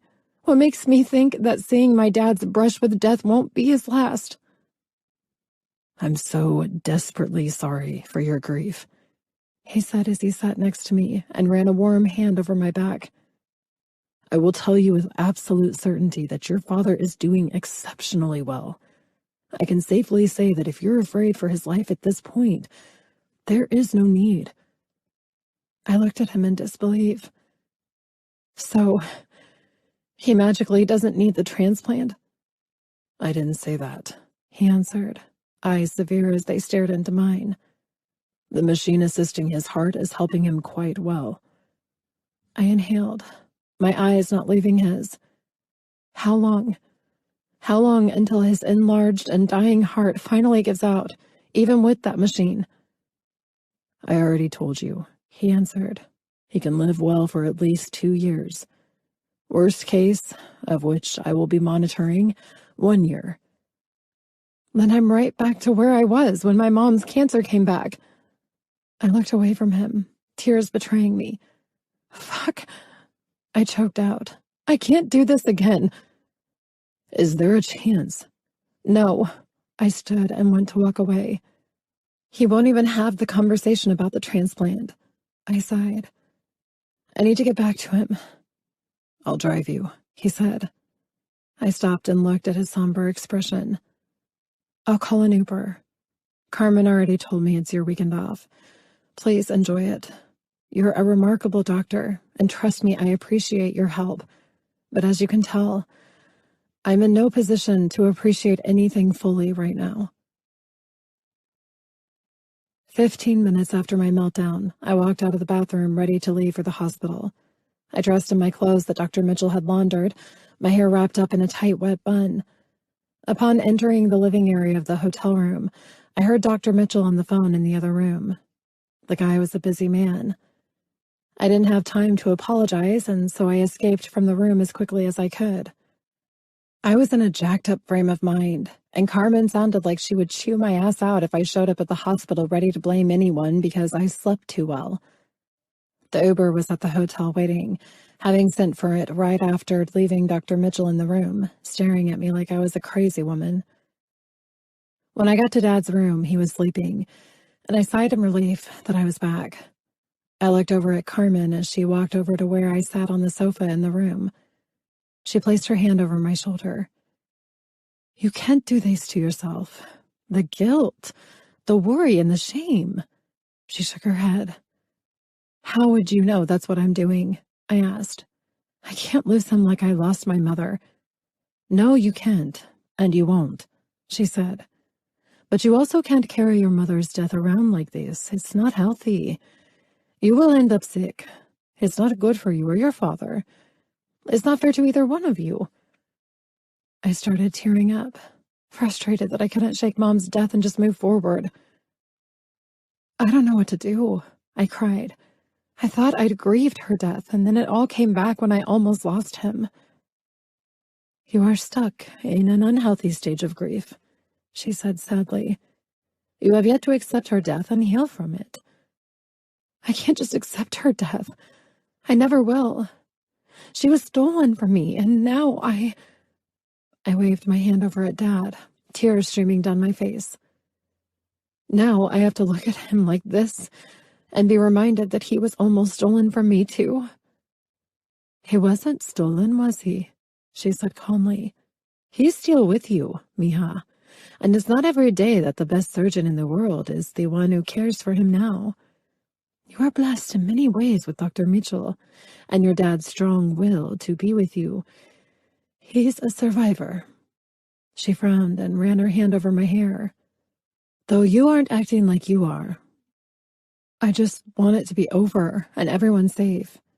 "In time," she smiled. "But if you don't start living your life for you, you will be in worse shape than your dad." "I don't know how. I'm scared to lose him, to leave him." "Because that is your only focus," she said. "You must find a distraction. We will work on it together. I will help you." She softly slapped my leg. "And I will help your dad." "You don't have to take on our burdens, Carmen. You're doing so much already." She smiled. "You have good souls, you and your dad. You are good people, and I like to help good people. It's why I do what I do." She stood, hearing shuffling outside the room. "We will work to make you happy and healthy again." She looked at the curtain. "I'll be back. Your dad will be waking up soon." I sat there, not knowing what to say to Carmen. She was a guardian angel, so much more than only an in-home health nurse. She and Dr. Mitchell were both godsends to Dad and me. I just wished I could stop these toxic feelings of worrying about Dad. I had to get my shit together, or all I'd be doing was reversing the work Dr. Mitchell did to save Dad, the work Carmen was doing to help him recover, all of it. I couldn't be the thorn in everyone's side. Here I sat, knowing I'd walked out on Dr. Mitchell's ridiculous generosity like a crazy bitch. Jesus Christ, I could never face that man again. I couldn't imagine what the man thought of me now. I didn't want to know. I wanted to find my happiness and free spirit again. I had to hope I could, or I was seriously fucked. The way Carmen spoke, I had a feeling she'd make sure I took care of myself. It didn't seem like she'd have it any other way. Chapter 10. Ash. After a month of being on edge, my nerves had calmed to a point where I wasn't in this obsessed and, as Carmen had noted, extremely unhealthy attachment to Dad's heart illness. I got my butt back to work. I needed it, and everyone around me needed it. Dr. Mitchell's words haunted me, but I'd fucked everything up with him that day. After being insistent on not taking his help in getting back to Dad and going off on him for what was just anger toward myself, I never wanted to face that man again. I was a total idiot, and still, the man was amazing toward Dad. Dad and Carmen saw him once a week, and there were times when Dr. Mitchell would even call to check in between his office patients. He truly was the best guy for Dad's condition, and I slapped him in the face for it. I hadn't seen him since that day, letting Carmen accompany Dad to his doctor's appointments instead. Carmen and I'd had a lot of fun discussions about her childhood, growing up in Mexico, her family, and her life. She was a fascinating woman, and I started to take note of a more intimate bond she was sharing with Dad. I hadn't seen him this happy in far too long. She gave him his youth back, if not physically, mentally. I loved listening to them interact, and I truly loved her care for both of us. I swear to God that if Carmen wasn't in our lives, I'd need a therapist. With her encouragement, I was able to return to work. It had been a month of impressive sales for the gallery, and I couldn't be more excited to return to my passion for painting and sculpting again. I'd been painting out in our garage, letting the brushstrokes against the canvas fuel me into bringing any ocean inspiration to life. Lately, I found myself obsessed with the ocean. The waves, the surf, sand, all of it. The pastels were my favorite recently. And who knew, maybe one day I'd finally have the guts to open my own gallery like the one I was working for and share my art with anyone who could appreciate it. I walked around the floor and saw two men staring at a famous ocean print. This section was my absolute favorite, and mostly where I was inspired to find the serenity of painting the majesty and beauty of the vast sea realm.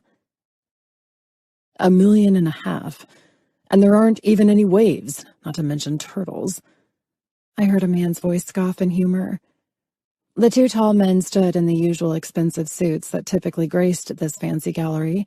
Both were dark-haired, and from standing behind them, facing the one portrait I loved most, I could tell they were easily attractive, but spoiled rich boys. Yes, we had plenty of those. Those and the pretentious snobs who stared down their noses at everyone else. "That's one of my favorite portraits," I said, not looking at their reaction. I waved my fingers over the brushstrokes. It's the craft and talent in the brushstroke that captures multiple colors against the canvas. It's abstract, yes. However, this artist has a way with his brush that brings the image he sees in his mind alive. "And the reason brushstrokes on canvas are worth over $1 million bucks?" My heart leapt into my throat when I realized the voice belonged to Dr. Mitchell. Holy fucking hell. I dared to look at the two men. One of them was smiling, and he could have been Dr. Mitchell's twin, except for the green eyes and cleft in his chin. His hair was longer, though, and in a wavy style of authority, and Dr. Mitchell's was still the short and sexy, messed to perfection style. "It's not just the strokes," I said, shuffling for an answer after my mind went blank.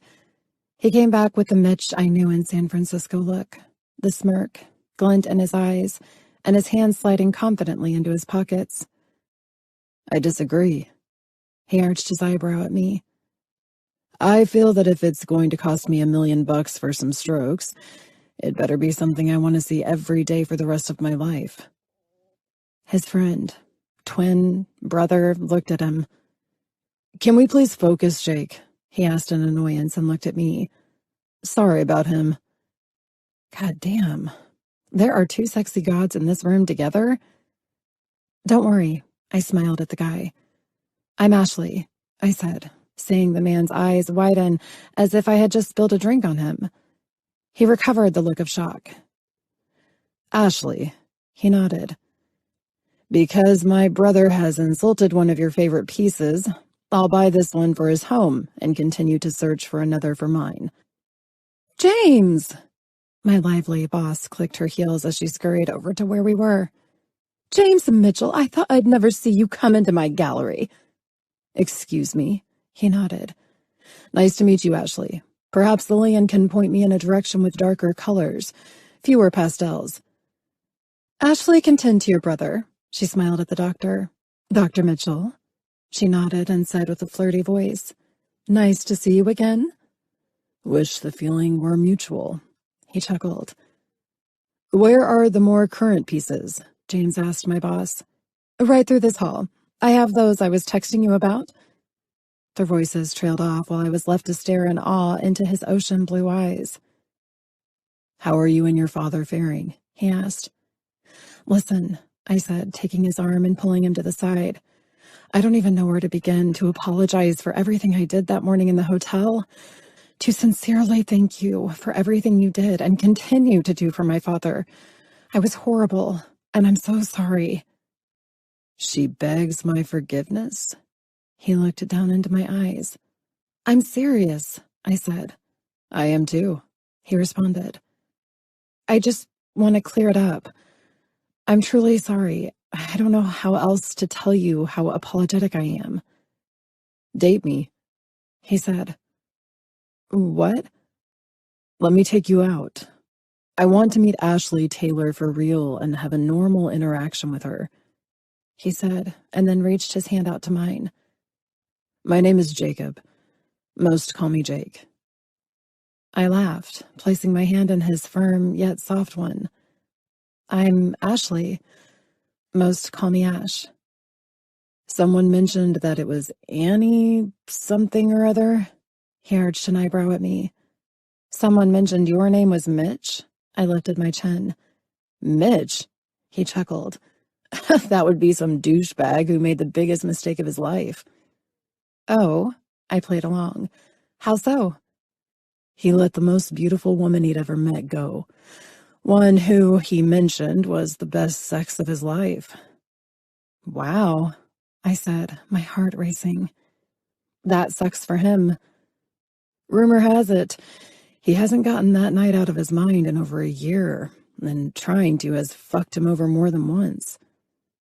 Damn, I covered my mouth. Yep, he sighed dramatically, then smiled. That date.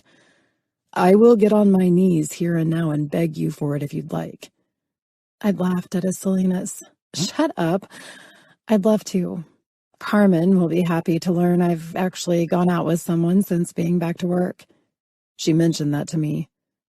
Breaking the doctor-patient relationship, eh? You made it clear I wasn't your doctor, he countered. What can I say? I was worried about you. I asked my favorite nurse how you were doing. It seems she and I both agree that you needed to move forward.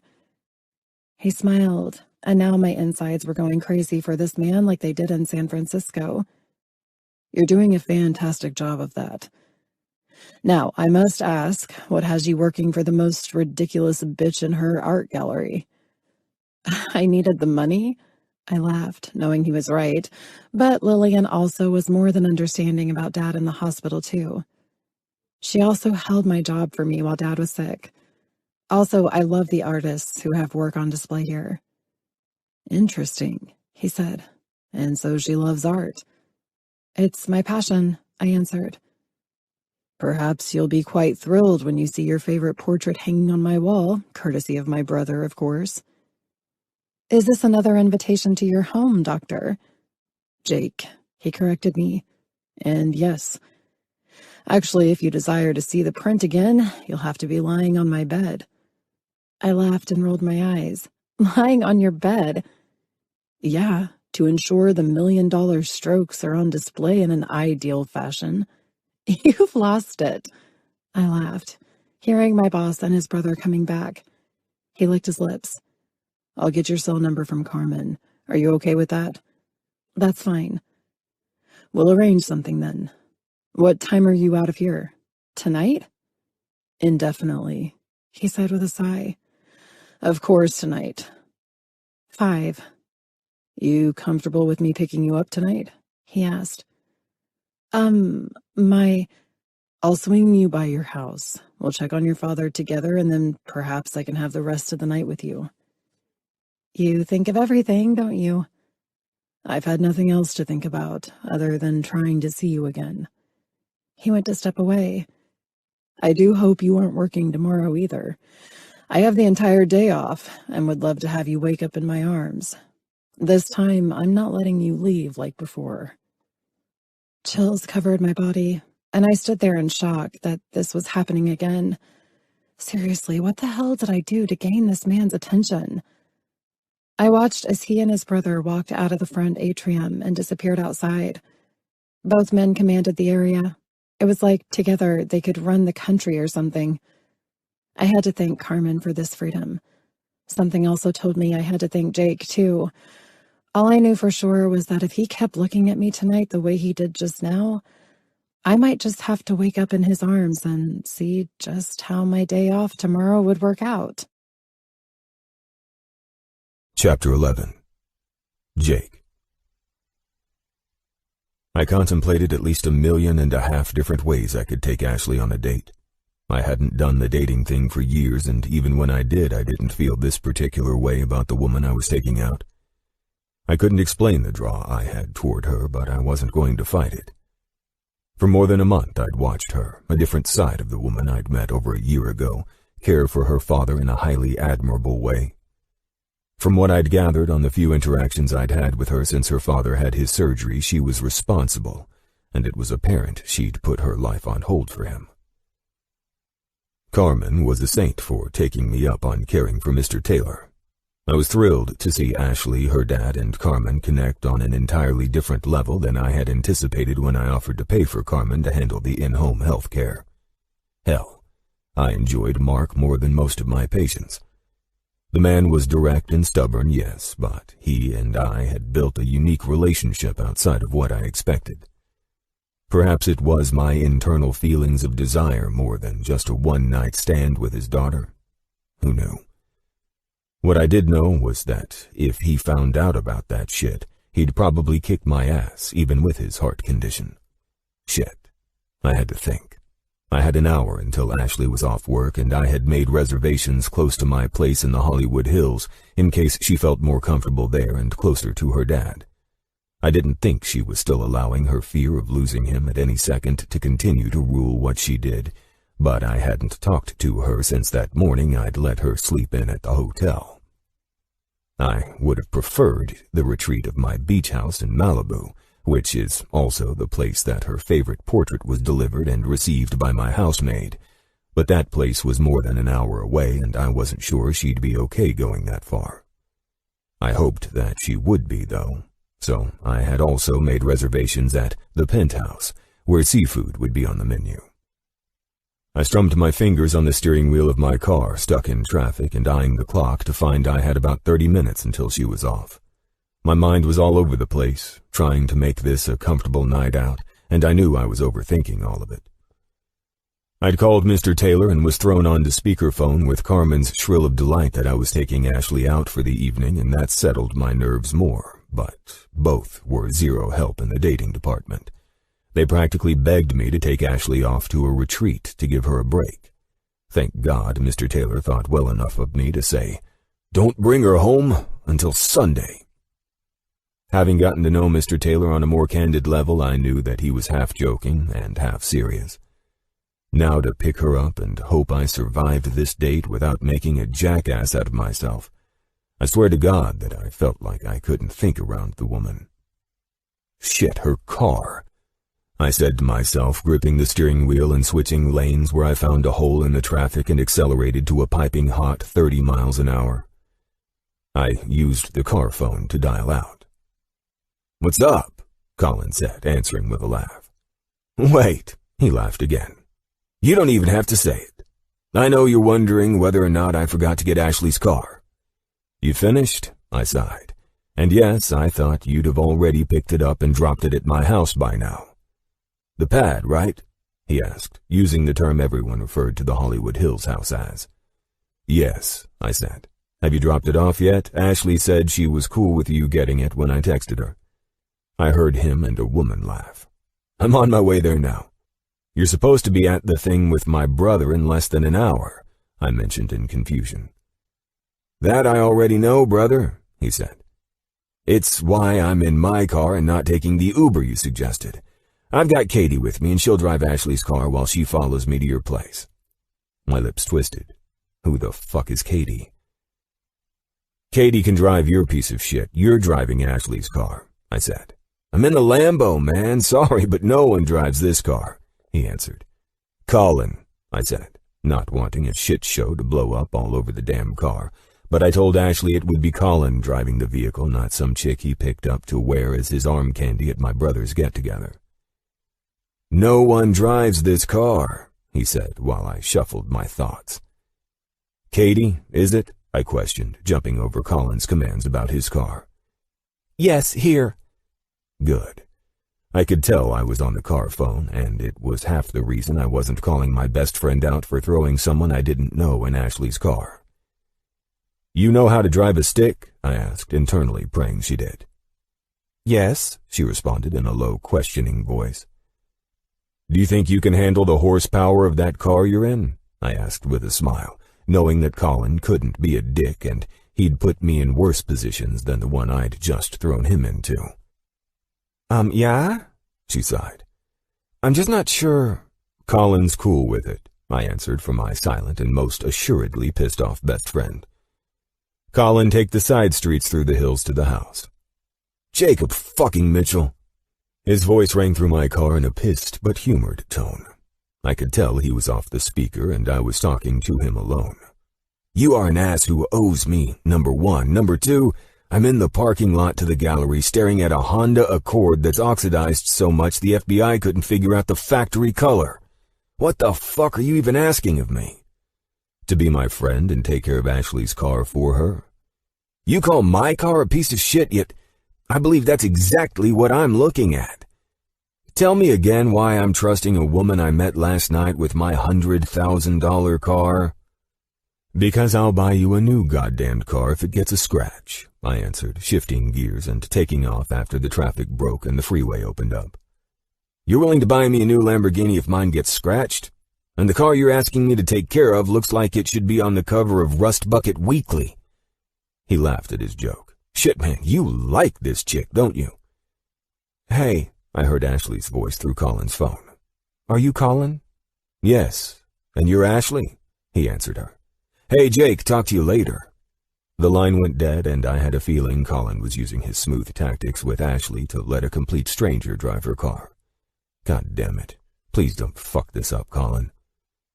I dialed Ashley, and it went to voicemail as I was getting off at the exit for the gallery. Instantly, she rang me back.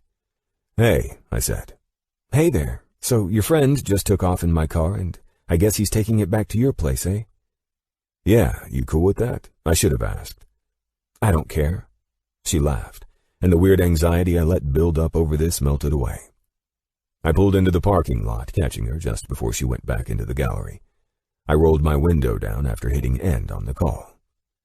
Hey, sexy, I said, prompting her to turn back to me in the car. Can you save me the trouble of interacting with your annoying boss and text her that you're leaving 10 minutes early? She laughed me off as I expected.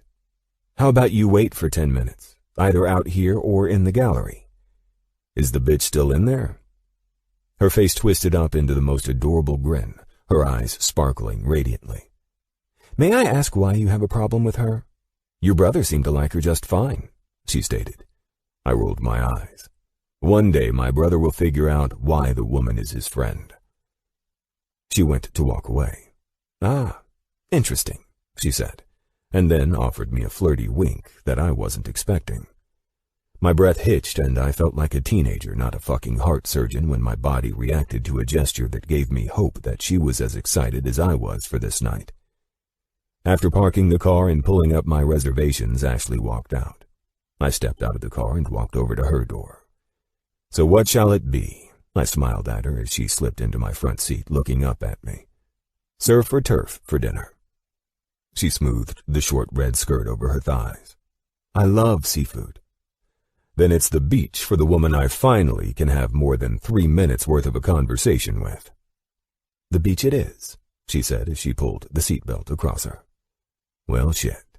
I might pull this whole thing off after all. Ashley was smart, and if she lived in Burbank, the beach was about an hour away. If that idea bothered her, I know I would have seen that panicked look in her stunning chocolate eyes. Carmen was right when I inquired about Ashley yesterday at their appointment. The woman was putting herself in a healthier state and starting to live again outside of her father's situation. Carmen's smirk told me that she'd been hard at work and had seemed to have gotten through to Ashley. Now it was my turn to ensure Ashley had a fantastic night away, and the table I'd reserved on the patio overlooking the ocean was a superb start. Chapter 12. Jake. I brushed my hand over Ashley's lower back, guiding her toward the table with the perfect view overlooking the ocean. I opted for the indoor corner seat next to the glass windows that gave us privacy from the other patrons in the restaurant to keep the distractions from the wind and other elements at bay. The waiter led us to our table, which had the fine wine I'd requested already sitting in ice. White bread, cheeses, and other novelty delicacies were prepared for us on the table. After we sat, I nodded toward the waiter, thanking him for pouring the wine and leaving us with the menus. Oh my God! Ashley's eyes and smile were wide as she glanced around the room. Well, this is yet another side of you I haven't met. I draped my napkin over my left knee and took a sip of my wine. I believe this is a side of me that I haven't met yet. I winked at her playful expression. Really? She arched a brow, and if she kept running her hands over her skirt, I was going to lose all self-control. So how is it that you and I have never met this man? Perhaps he has a name? Very funny. I smirked, offering her a small dish for her to choose from pretty much every delicacy I had requested off the menu before we arrived. Let's keep it at Jake, though. I raised my glass toward her. I haven't been able to remove from my mind the glorious sound of the name Mitch coming from you either. She sipped her wine, cheeks tinting red and eyes diverting to the sparkling sea that the sun was slowly working its way to dip behind. God damn, this woman was beautiful, and I was lost as I watched her eyes change from what seemed to be embarrassed into a fascination with the water. Does the lovely lady approve? I finally asked, knowing if I continued to stare any longer I'd be transitioning from this man who was enjoying a moment with a woman he was interested in and into a hungry beast who wanted to relive every moment of that night in the hotel in San Francisco. The lady does approve, she flirted back, and I was about to down this glass of wine like a scotch if I wasn't careful. This view. She leaned over to glance at the ocean. I love views like this. I wish I could memorize them and paint them just as I'm experiencing them. Isn't that what cameras are for? I teased. Her radiant expression turned back toward me. No. Well, yes, but no. I chuckled. Damn. If I thought like that while performing a surgery, I'm fairly confident my patients wouldn't trust me with their lives. I went to pull the menu and start making suggestions of the finest seafood at this restaurant, but both Ashley and I were caught with a flash of light practically in my face. I blinked a few times and then noticed it wasn't just an idiot with his cell phone taking one picture from over Ashley's shoulder. It was a goddamn mob. Can I help you? I asked while Ashley recoiled to what seemed to be the entire restaurant pulling out phones to take our picture. What the fuck? Did I just summon the whole restaurant to take a picture of Ashley's view for her? What's happening? Ashley asked with a nervous laugh, rightfully covering her face with her menu. We're getting the hell out of here. Jesus Christ, I said, pulling her in close to me while she ducked behind her purse. We looked like a ridiculous unprepared couple who was getting blasted by the fucking paparazzi. I was trying not to trip over the feet of patrons who were interested in what the hell just broke out to ruin their fine dining experience, and Ashley almost was shoved into a table twice. I couldn't do anything but get us both the hell out of here. Holy shit, Ashley laughed after a waitress opened a side door for us to exit through. Follow me. I have no idea what is going on, but we will rectify this situation for you, Dr. Mitchell, she said. Your name? I asked, making sure her efforts didn't go unnoticed after we got flash mobbed by the cell phone camera crew. Jennifer, sir, she said, rushing us through the stairs and hallways. Which car is yours? The black Bugatti, I answered, looking for where the valet parked my car. Over there in the corner. I'll get your keys and then use that side exit. I just started my shift and wondered what celebrity came in here without sending word ahead so we could ensure they weren't disrupted while eating. Hold up, I said, my tone annoyed. First of all, I'm not a celebrity, and second of all, I am shocked that a restaurant such as this would require anyone to call ahead to ensure they had a private meal. She stared at me after getting the keys from the valet that ran out to meet us. Forget it, I said, too pissed to talk. You mentioned you believed a celebrity was here? Is that because there's a situation out front that I need to avoid? She nodded, and her blue eyes locked with mine. Yeah, she exhaled. I know this sounds horrible, she said to me as I stood there, holding Ashley's hand, instinctively keeping her close to me after our bizarre escape. But can I get your girlfriend to take a picture of you and me before you leave? What the motherfuck? You know what? I forced a smile and loosened my suddenly tight grip around Ashley's hand. Any other time would be great. However, I should like to leave and find a location where this chaos is not interrupting my meal. Maybe next time, she said, diverting her eyes. Sorry. Thank you for helping us out, I said, taking my keys and marching with Ashley toward the car. Fucking unreal, I said. I'll make this up to you. I just need to get us out of here first. Jesus Christ.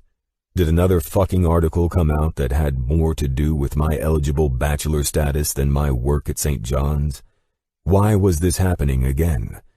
I had to call Jim. I had no idea what happened to bring this on, tonight of all nights. Ashley rushed to the passenger side of the car as soon as we heard voices coming from outside the garage. I fired up the engine, and the low growl of my vehicle that loved to top speeds was about to get exactly what it was asking for. Hang on, I said, navigating through the covered parking lot toward the side exit. Shit, no go. The damn thing was blocked off as another entryway and not the exit. Didn't she say this was the way out? Ashley said, glancing around. Looks like we get to go out front. I'm so sorry about this and everything I'm about to say until we get the hell out of here. Ashley laughed. Well, I've heard you growl out the word fuck before. I looked over at her smiling face. What? I said with a laugh. Yeah, I haven't forgotten my favorite sounds coming out of your mouth that night either. So, I guess I'm riding with Mitch now? Good God, the things this woman does to me, and she's not even trying. Well, you're at least going to hear me say the word fuck like it's the only word in my vocabulary if I can't get us out of here without anyone trailing us. High speeds, eh? She taunted in a sultry voice. Let's do this. Thank God she was living fearless and free, because after pulling out of the parking structure I was dumbfounded by what was happening. I ignored the crowds of people like we were on the red carpet in the car and maneuvered through them. Once we were on Highway 1, I glanced up at my rear view, seeing 2 cars that seemed to be pursuing us. What the fuck is going on? I thought as I looked over my shoulder and downshifted to give the vehicle the gear it needed to lose the bastards. Shut up, Ashley squealed, and I smiled in response to the more daring side I hadn't seen in her before. This car is so... She stopped and laughed while the G-forces of the car had her pinned into her seat. Thank God it's making up for you not eating dinner as planned, I said, focusing on the road, the assholes in my mirror, and debating on cutting up through the hills to my right to lose them. There was no way I was leading any of this madness back to my place. Definitely unexpected, she said, adjusting her dress. Damn it. What I wouldn't give to rip the thing off of her and truly enjoy the experience of possibly getting my ass thrown in jail for blowing past 100 miles an hour. Fucking finally, I said after rounding the oceanside turn and the cars disappearing behind us. I need to think, I said, knowing they weren't going to let up or possibly for some crazy-ass reason sending others out to hunt me down. Did you lose them? She laughed and rubbed my arm. It was like electricity jolted through me. Her touch was something I had been craving. So far, I kept glancing in the mirror. So, where to, Dr. Celebrity? She chuckled. I swear I never saw this shit coming after that interview. I have no idea what the hell just happened, I said with a sigh. I looked over at her. Do you mind if I call Jim? He might know a little more about why that happened to us. She smiled at me. It's your car. Do what you want. Besides, watching the sunset while cruising up the coast is pretty great too. I'm not complaining. At the rate of speed that we're moving, if I don't get pulled over and thrown in jail for it, we'll be able to finish the sunset dinner at the house. I smiled, then called for the car to dial my brother. Jake, he said in an enthusiastic voice. Did she ditch your sorry ass already? She is Ashley, and Ashley is sitting here listening to your insults. What happened to dinner?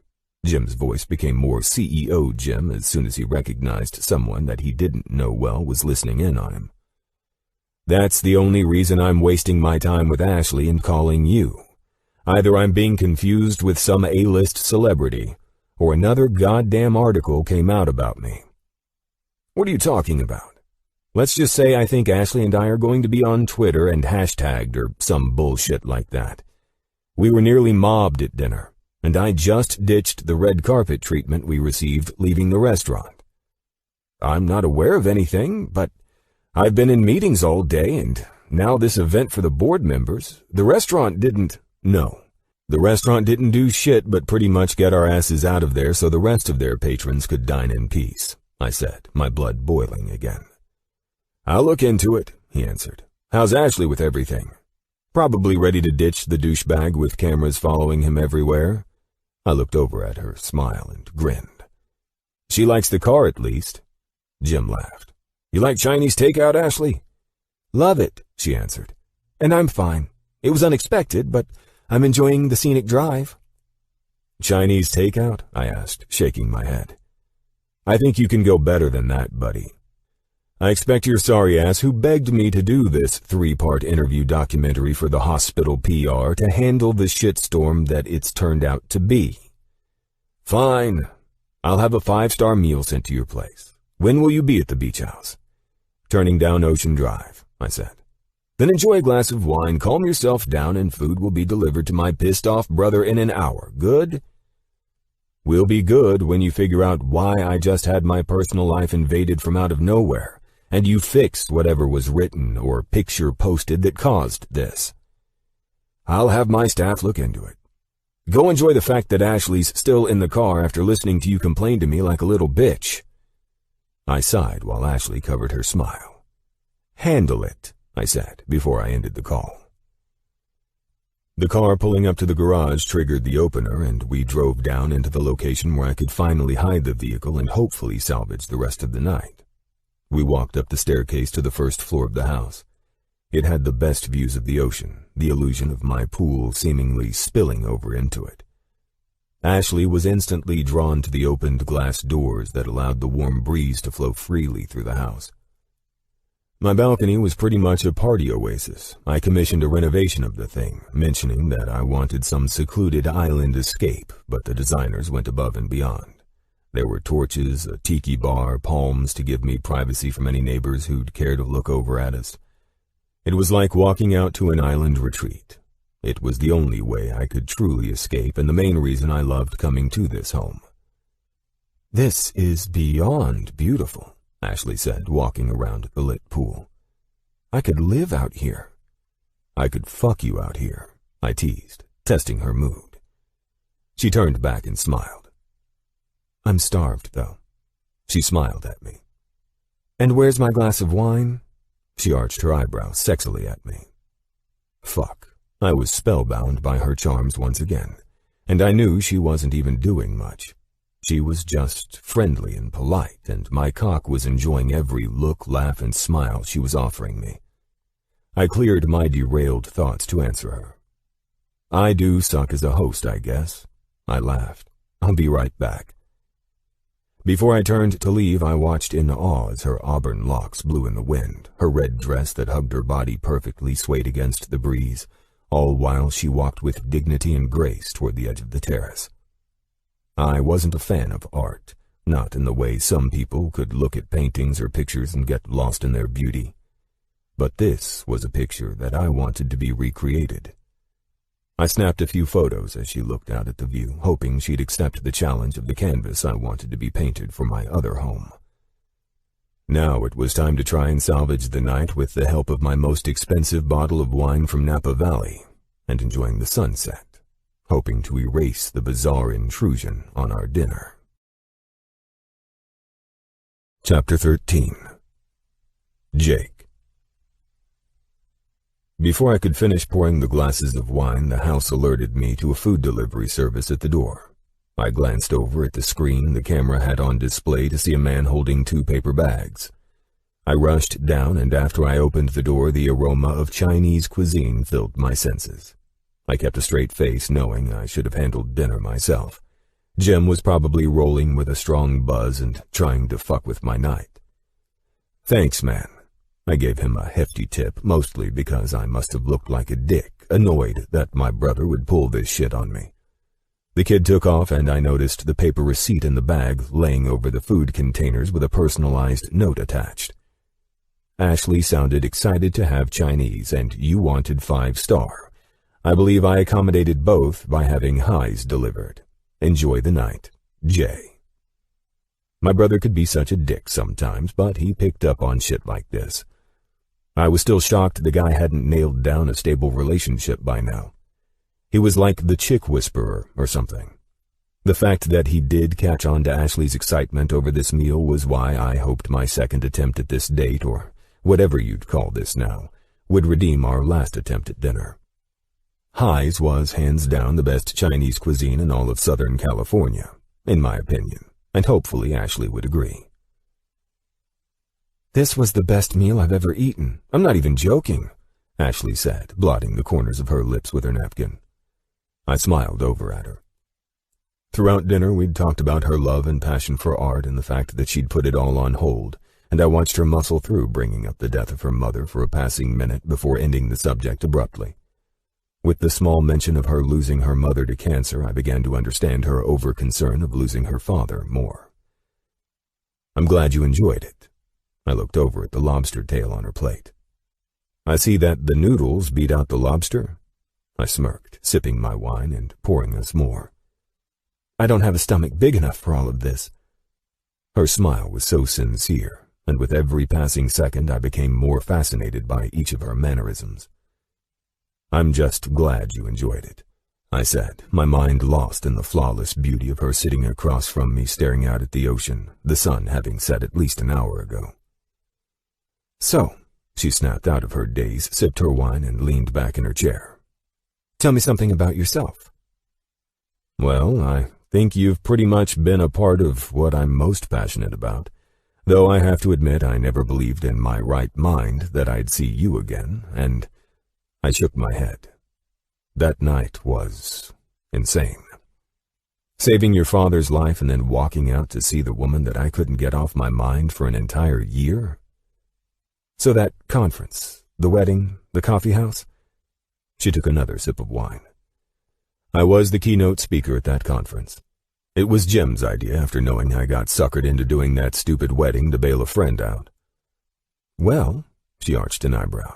Besides being the keynote speaker that I can now confirm my old friend from high school wanted to screw, I have to ask, what did you speak on? I licked the wine from my lips. Heart transplants and the advances in medical science that have taken place so swiftly in the last few years. I shrugged. It was everything I went over in that interview for the docuseries.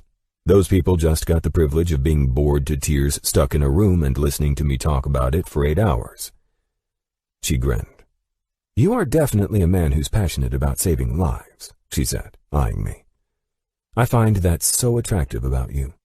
Seeing the way you treated my dad and everyone raving about Dr. Jacob Mitchell while living at the hospital for a month. Wow. You have the looks and the brains, she teased. I could agree that you, Ashley, would be the one out of the two of us to be praised for both of those qualities. It's Ash, she said with an exhale. I think by now you'd know that's what everyone calls me. I chewed on my bottom lip. The alcohol was working on loosening up both of us. Fine then, Ash. I must ask though, after observing those who call you this, your friends, what if I entertained us being more than that? She smiled, looked away, and tucked a loose strand of hair that was blowing in the wind behind her ear. What do you mean exactly about becoming more than friends? She looked back at me with a daring look that my dick responded to first. I didn't know we were friends.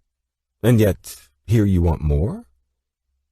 If you keep looking at me like that, I rolled my bottom lip between my teeth, I could physically show you how much more I want. She chuckled and leaned forward on the table, my eyes lowering to her breasts hiding behind her dress. Should I be afraid? I smirked. Perhaps you should. She inhaled. I haven't been with anyone since you. Since that night. The wine is making my goddamn night. Fuck me. I love that you just admitted that to me. I sat back and sipped my wine. I was determining how this went from wanting to learn more about this woman to being on the brink of reliving that night again. She shrugged. What about you?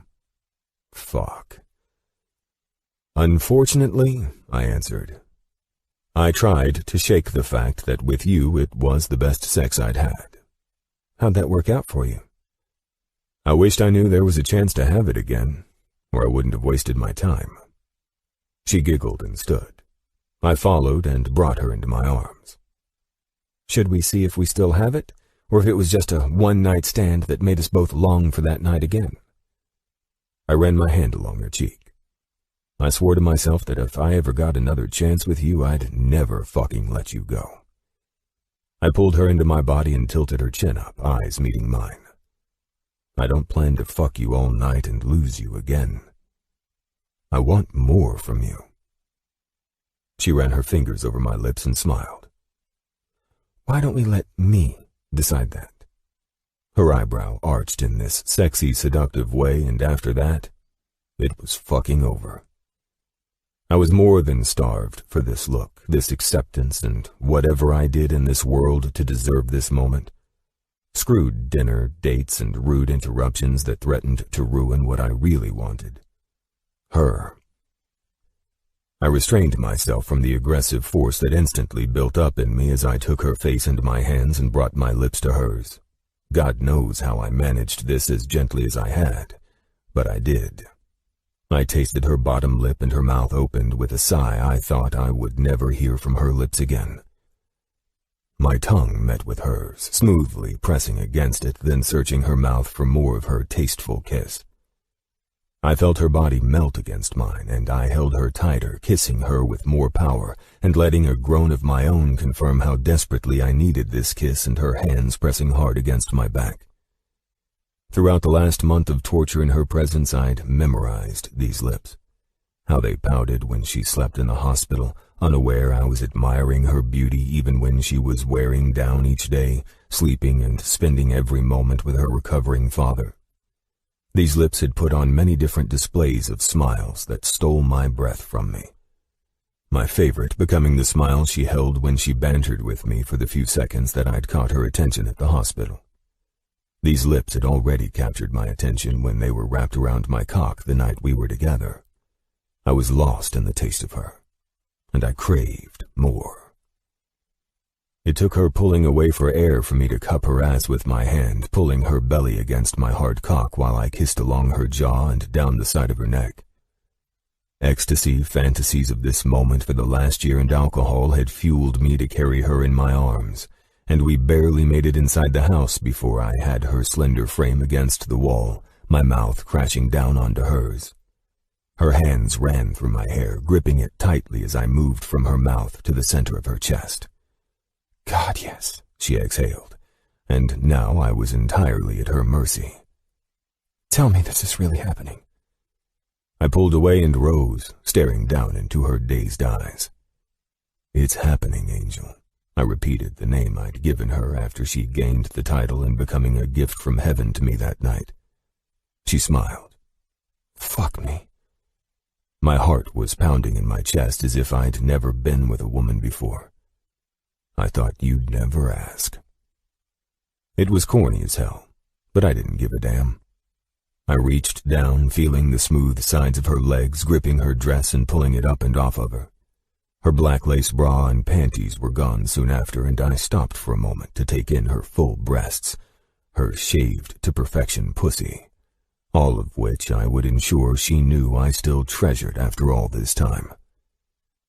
She leaned against the wall after my mouth covered one of her breasts, and my hand slid down her belly and between her legs.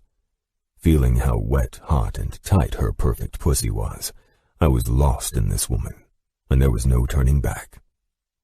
I have to be inside you, I growled, the hard tip of her nipple between my lips. Fuck yes, she said after I rose, and she slid her hands into my slacks. My eyes met hers in a wild state after her hands found my dripping wet cock. Upstairs, I said, the need for this moment guiding me more than anything else. I grabbed her smooth ass and pulled her up to straddle her wet opening against my stomach. Her hands caressed my face as her aggressive lips bit at mine, and we resumed another delicious kiss. I had the house memorized, and without thinking, I moved up the stairs and into my room. My bed was positioned to gain the beauty of the ocean from where it sat in the corner and faced the glass doors and windows that made up an entire wall of the place. I couldn't give a fuck about the ocean, but I knew she loved it and hoped that this night with her would be that much more with the view. I laid her perfect body back on the bed, her legs falling open, and my mind shifting gears into needing to taste her delicious wet pussy again. I have to taste you, I said, climbing on the bed, reaching my hands into her tight opening again. I glided 2 fingers in, and with a slight twist of my wrist, I was on her G-spot and watching her eyes roll back. Right there, she confirmed what I already was seeing on her face. Fuck, I forgot how you... She bucked into me as I pulled my fingers and ran my thumb over her clit, massaging all of her pleasure points in and on her pussy at once. I bit my bottom lip when her glossy eyes met with mine. She nodded and moaned with a smile of desire that could have made me come right then and there. "Come on my hand, Angel," I said softly. "You're so beautiful." Her hands reached up into the pillows above her head, her mouth open and hips rotating with the rhythm I found that was sending her into a cloud of passion. I'm... She moaned as if she hadn't had this release since the last time I saw her. "Come on me," I begged. Her legs tightened as she groaned out loudly in pleasure, and that's when I had to feel and taste her cum on my mouth.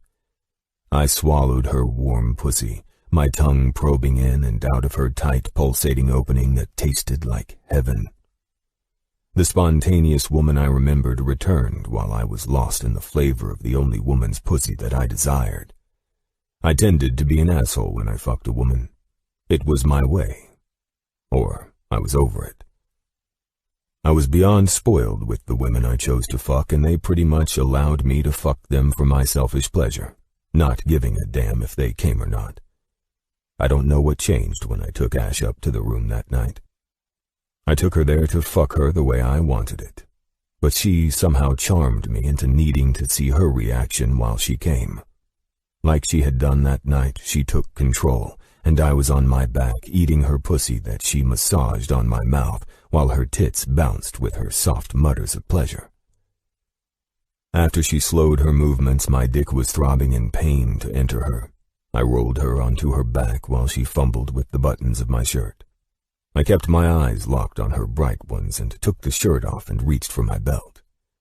"God damn, I need to be inside you." "I'm still coming," she sighed with a drunken smile. "Fuck yes you are," I said, pulling off the last of my clothes and freeing my cock. "I need to taste you," she said, licking her lips. "Now," she ordered. Jesus, I've dreamed of this. I let out as I straddled her. "I forgot how fucking huge you are," she said, eyeing my cock and then running her tongue under the tip. My head rocked back. She remembered the most sensitive spot of my cock, and this night was going to be 1,000,000 times better than before. I closed my eyes and reached back for her pussy, finding her clit as she massaged my cock with the wetness that was dripping for her, and licking and sucking like it was her very own. It was hers. Before I came in her mouth, I was off the bed and going through my side drawers looking for where I kept my condoms. I glanced over to see her continue her orgasm. Fuck me to hell. She's the sexiest woman I knew, I thought, watching her massage her clit and dig her heels into the bed. "What the hell?" I said, my cock still dripping, waiting for the condom. "What is it?" she breathlessly called out. Her eyes met mine in the trance that held her, and it washed over me, possessing me to do something I'd never done with her or any woman. I was at the mercy of her in every way, and my negligence on making sure this box wouldn't be empty was fleeing my mind as I transitioned into a person who didn't give a fuck. Thank God part of me still had reason running within me. "Baby," I sighed, climbing on the bed next to her. I moved her hand from helping herself to mine, helping her ecstasy stay right where it was. I can't believe this, but I don't have any fucking condoms. She licked her lips, and I could see her mind trying to replace this moment that snatched us both and held us hostage in need for more. Condoms be damned. Shit, Jake. Fuck. "I'm on the pill," she said, pulling her hand to hold mine away from her pussy. To help me think? Nothing was going to help me think properly. She smiled. "I was also tested after that night with you," she nodded. "And like I said, it's only been you since that night." "But you?" "Fuck," I said, my head falling to her chest. "I have to be inside you." She took my face in her hands and brought my eyes to meet hers. "I want you inside me. But we're at a point where you're risking knowing me well enough to tell you I'm clean and on the pill. And I have to ask if you are." She chewed her bottom lip. God damn, I'm such a fucking idiot to put us in this awkward situation. "I've been with others after first seeing you again," I admitted like a fucking man whore. "That bullshit ended as quick as it started. No one could replace what I'd had with you that night. That all said, I've always been tested after. I felt my dick want to grow limp at confessing this shit like I was a child in trouble with his parent. I've never fucked anyone in my life without a condom. She nodded and scooted away from me, pulling my cock into her hands, twisting and massaging up and down the shaft that grew hard in her delicate hands. "It's okay," she assured me. "We can find other ways to enjoy each other without sex." She smiled. That was all it took. Her smile, her voice that caressed my nerves, and her hand bringing my cock back to life. I brought my lips to hers for a deep kiss while considering if I should fucking do this or not. Damn the ecstasy clouding my reason. She's clean, I'm clean, she's on the pill. I know the odds of that, but the chances are fucking slim. Even if... Fuck it. I pulled away. "Are you comfortable with this? Do you trust me?" She giggled as she maneuvered her body beneath mine. "I trusted you with the life of my dad. I think I can trust you." She leaned up and kissed my chin. "Fuck me," I said, biting my bottom lip. "Since we're on the trust basis, I'm going to make sure you don't regret me fucking you without a condom tonight." She grabbed my ass and bucked her hips up into me. "Do it," she said with that arch of her eyebrow. I lined my cock up to her opening. The warm, tight entrance lured me in, and that's when any additional overthinking left, and we returned to the passionate state we were once in. Her hands reached under my arms and pressed into my back as I slowly moved into her. "Holy fuck," I said. "Your pussy is so tight. It's so fucking warm," I gasped out, the bare flesh of my cock feeling the warmth of the inside of her body. "Fuck me," I started chanting as I slid deeper and deeper into her. I fell into a rhythm while locked into a trance with her. She reached down for her clit, and my selfish passion was replaced by remembering what my girl liked. "That's my job, baby," I said, pulling out and rolling over. "I want you deep, but I know what gets you off," I said, probing the tip of my cock and thrusting it against her G-spot. Her ass pulled back into me, and I reached around to roll her clit with my fingers. "Oh my God, fuck, Jake, fuck," she said, climbing up to her climax like a fucking goddess. Both of us cursed, groaned, and fell into a perfect pace of finding our orgasm together. "Tell me when you come, and squeeze my cock hard, Angel," I breathlessly begged, holding back my cum with everything that I was. "Harder," she growled, her hands and fists on my comforter. "You're fucking unbelievable." She buried her forehead into the bed and forced her ass back into me. "Yes, Jake. God, yes." She called out my name when she climaxed, and her pussy clenched hard around the small portion of my cock that was rubbing against her spot. "That's it. Fuck yes. I'm going to come. I can't hold back," I called out in pain of needing the release. "Deeper, baby. Fuck me deep." I flipped her over and gripped her wrists, all while managing it like a sex god, keeping my cock inside her. Her eyes were ablaze as my lips captured hers. I began thrusting deep into her tight pussy, feeling the most amazing sensation of my fucking life. To feel her pussy, my Ashley's tight entrance, with the flesh of my cock was the only reason I could bury myself in her. Any other fuck? Never. Ashley was different to me, and one day I'd like to know why I felt like she was mine, yet owned me herself since the first day we met. I gripped each side of her head, brought my lips to her neck, and with a loud growl my cum filled the pussy I'd craved for too long. She moaned along with my pleasure and ran her hands along my back as my orgasm continued longer than it naturally would have. Our bodies were moving slowly, my cock draining every ounce of me into her. Was I going to regret the fact that I missed the one item that was always on hand at each of my homes? I wasn't going to think about that. Fuck no. I wasn't going to regret this. For the love of God, I almost called out "I love you" to her at least 10 times before I came inside her. I would ensure this. The night was just starting, and I knew this girl could fuck all night. Round 1. She chuckled at one of the terms we used our first night together. I thrust deep into her, causing her to suck in air. At least 10 more to go, Angel. Chapter 14. Jake. I woke up with Ash curled up on her side, her back and perfect body pressed into mine, while she slept facing the ocean view from my windows. My bicep was her pillow, while my other arm wrapped tightly around her to keep this odd sensation of completeness I was experiencing going. I was spellbound by the woman. There was no other explanation for any of this. The Jake Mitchell everyone knew all too well was a cocky bastard who wouldn't dare entertain the thought of a relationship. The Dr. Jacob Mitchell that everyone knew on top of my bachelor side, the man I truly was. This side of me understood very well that I couldn't think the way I was thinking. I had no idea what the fuck to do with any of this except to go with what was driving me to keep this woman close and never let her go. Was I selfish in all of this? That was a given, but I couldn't resist how being in her presence made me feel. There was no explanation for any of it, period. I didn't fall for women, especially blindly fall for them as I had her.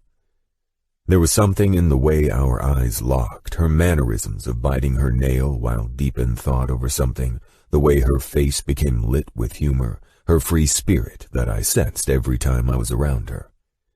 Most of all, she didn't react to me as most women had. There was a depth to her, and internally I was drawn to it. I was mesmerized by her. The sun was moving over the ocean, causing the calm sea that went on forever to roll in a shimmering fashion underneath its rays gently. The cool breeze of the morning filled the room with the salty air that complemented the vanilla and floral fragrance of Ash's hair I'd dipped my face to inhale. "Wow," I heard her say, rousing awake. I smiled when her hand came up, and she ran her fingertips along my forearm. "Finally she's awake," I teased, pressing my lips into her hair. "Sort of had a long evening," she said with a smile in her voice. "Some guy kept me up all night." "What an asshole," I teased. "Surely he knew you needed your rest." "If I'm honest, I think he knew exactly what I needed. And now I get to wake up to this majestic sight." "I'm curious as to what your artistic mind sees." "My artistic mind?" she said with a laugh, but never turned to face me. I wanted to see the wonder in her eyes as she stared out at the open sea. "You made it perfectly clear you love to paint, and your ultimate dream is to create a painting of something that would pull someone to see through your eyes the emotion, passion, and beauty of what your mind absorbs in particular things. I would say that is an artistic mind." "I'm curious as to what your artistic mind sees. Everyone has a creative side. So what do you see?" "Look at you," I laughed. "You have a way of turning everything back towards me. Answer the question. I'm a scientist. You don't want my boring answer to this. Try me." "Very well. I see a large body of water with the sun making it sparkle, or shine, or whatever. That's good. Now dig deeper. What do you feel when you look out at your sparkly and shining sea?" "Dig deeper?" I questioned with a laugh. "Okay. I imagine a large sailboat cruising through the water with 2 naked people fucking on the bow." She laughed. "You do have a vivid imagination," she answered. "Why a sailboat, though? Why not a yacht or a little rowboat?" I had no idea what the fuck we were talking about, but hell, I was enjoying it. "Well, the rowboat wouldn't work since it's the ocean and not a lake. And I believe the naked people shouldn't have to worry about rowing when they should be enjoying fucking on the open sea. The yacht would be less intimate, with a captain and his crew navigating it, and assholes somehow coming out of every crevice of the thing, drunk and obnoxious. So you pretty much visualize the glittery, sparkly open sea as a sexual interpretation? I laughed. What are you, an art therapist? I brushed my thumb across the bare skin of her breast. I told you, the answer would be boring. Maybe it's just my interpretation of what I'm thinking of as I wake up with your sexy ass in my arms. I kissed her again. The people trying to fuck in a rowboat, yacht, or on the sailboat? That's you and me. Well, you're quite the dreamer, she said, because I'd probably get seasick and destroy the canvas you've just created by being the one barfing over the side of any of those 3 boats in your visualization. I sat up, needing to stretch. She rolled onto her back, giving me the real portrait of what the artist in me needed. Her full tits, nipples hard, and her taut waist. She pulled the sheets over her, probably seeing the want in my greedy eyes. I used my elbow to prop myself up on my side. You love the ocean? I asked as she nodded in response. You expressed your passion for bringing it alive on canvas. She nodded again with a smile. Then why would you tell me you get seasick? How does that even work? She shrugged. I can love and lose myself in the majesty and the beauty of the ocean without knowing whether or not I'd get seasick. Have you never experienced being out in the ocean in any form? I asked. She sighed. Nope. Maybe it's a bit of fear from hearing how people get sick on boats, and I don't want to ruin my love for the ocean by it making me nauseous. That's absurd, I answered her. What are you going to do, big guy? She ran her hand down the center of my chest. Prove that I'll handle it just fine by renting a yacht or something? I smirked. No, we'll start small. I brushed my finger over her nose. With a fucking rowboat. Then move up from there. You're insane. I'm not risking it. Suddenly, she's no longer into taking risks? I'd say you and I both took the most insane risk 2 people could ever take.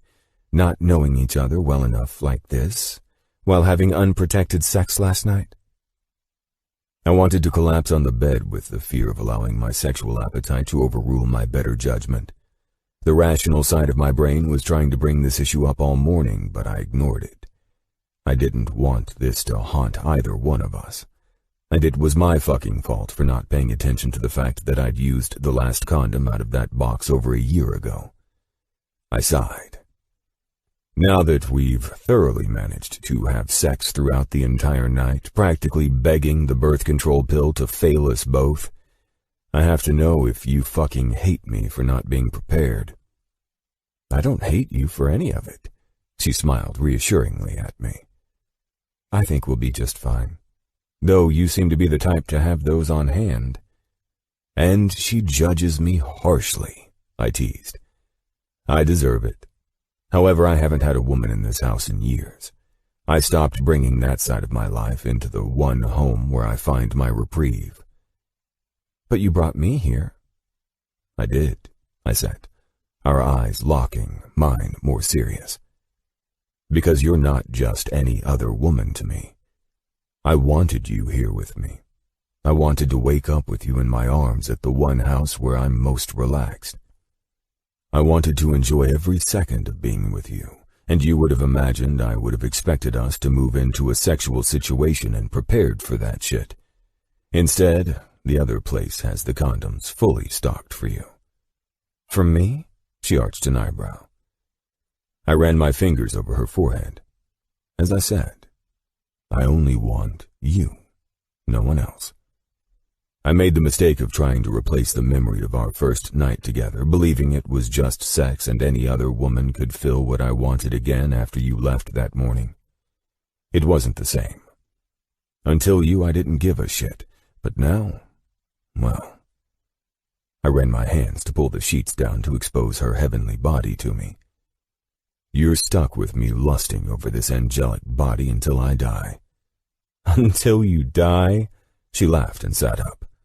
Now you're trying to pull off some portion of wedding vows with your sexual lusting about me? She ran her hands through my hair. While I adore it, she turned to get out of bed. I need a hot shower. You're a fucking tease, I said, watching her perfect ass walking around my room and laughing when she managed to find the concealed door, opening it to reveal my closet. She turned back to me. Don't tell me the bathroom isn't some crazy nook. Nook? Yeah, not in this place. Get your sexy ass over here, I said, opening the door that was fashioned to blend in with the walls, keeping everything in this room's focus on the open wall displaying the sea. I'll get the water running, and if you're in the mood, I'll join you in ensuring you can find the shampoo, too. She smiled.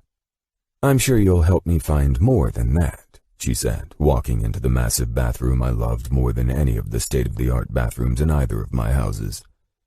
You're damn right I will, I said, then worked to bring the large shower to life, setting the water to an ideal temperature. Might as well get the morning started right and work up our appetites for the breakfast I'd planned to make before I asked her to spend the day out with me. The more I had sex with Ashley, the more I craved from her. The more I wanted her. The sounds the woman made were enough to make me act like some sex addict who had to have her again, this time out by the pool. Or in the pool. Both. I left her to lounge by the pool and enjoy the ocean coming to life with sailboats and people headed out to sea. We'd just eaten what I now know was her favorite breakfast, French toast with powdered sugar and strawberries.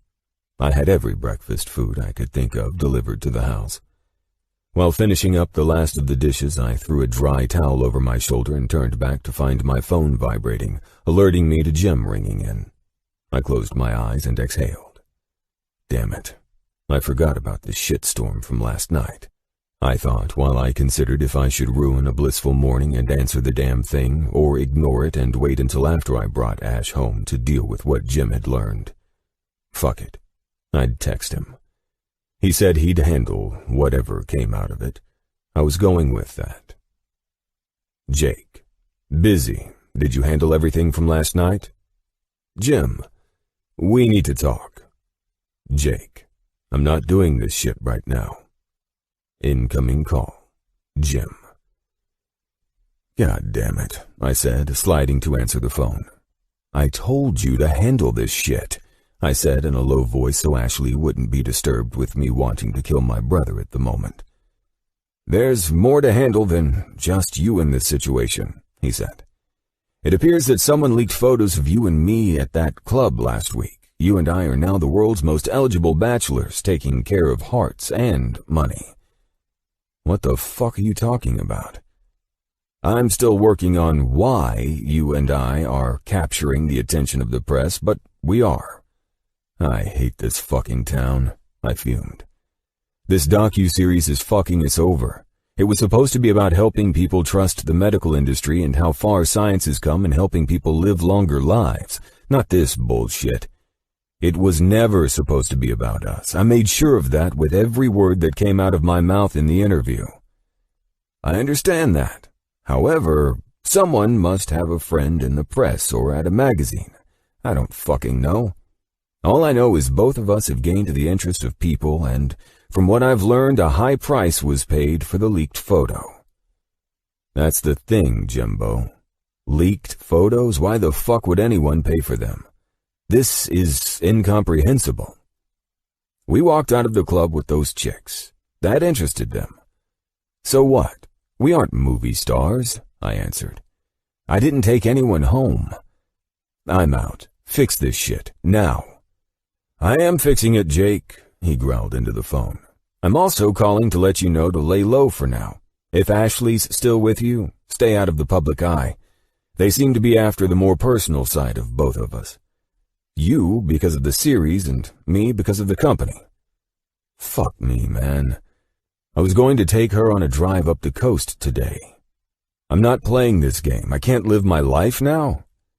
If they're as aggressive as our lawyers believe them to be in wanting the inside details of our personal lives, then you might want to consider if they'll dig into Ashley's if they see her with you and want to know more about who you're with. I rubbed my forehead. If I remember correctly, which I do, we had a mob of phones taking our pictures last night. Are you telling me that whatever in the hell these people are doing will result in her being on the front page of magazines or something?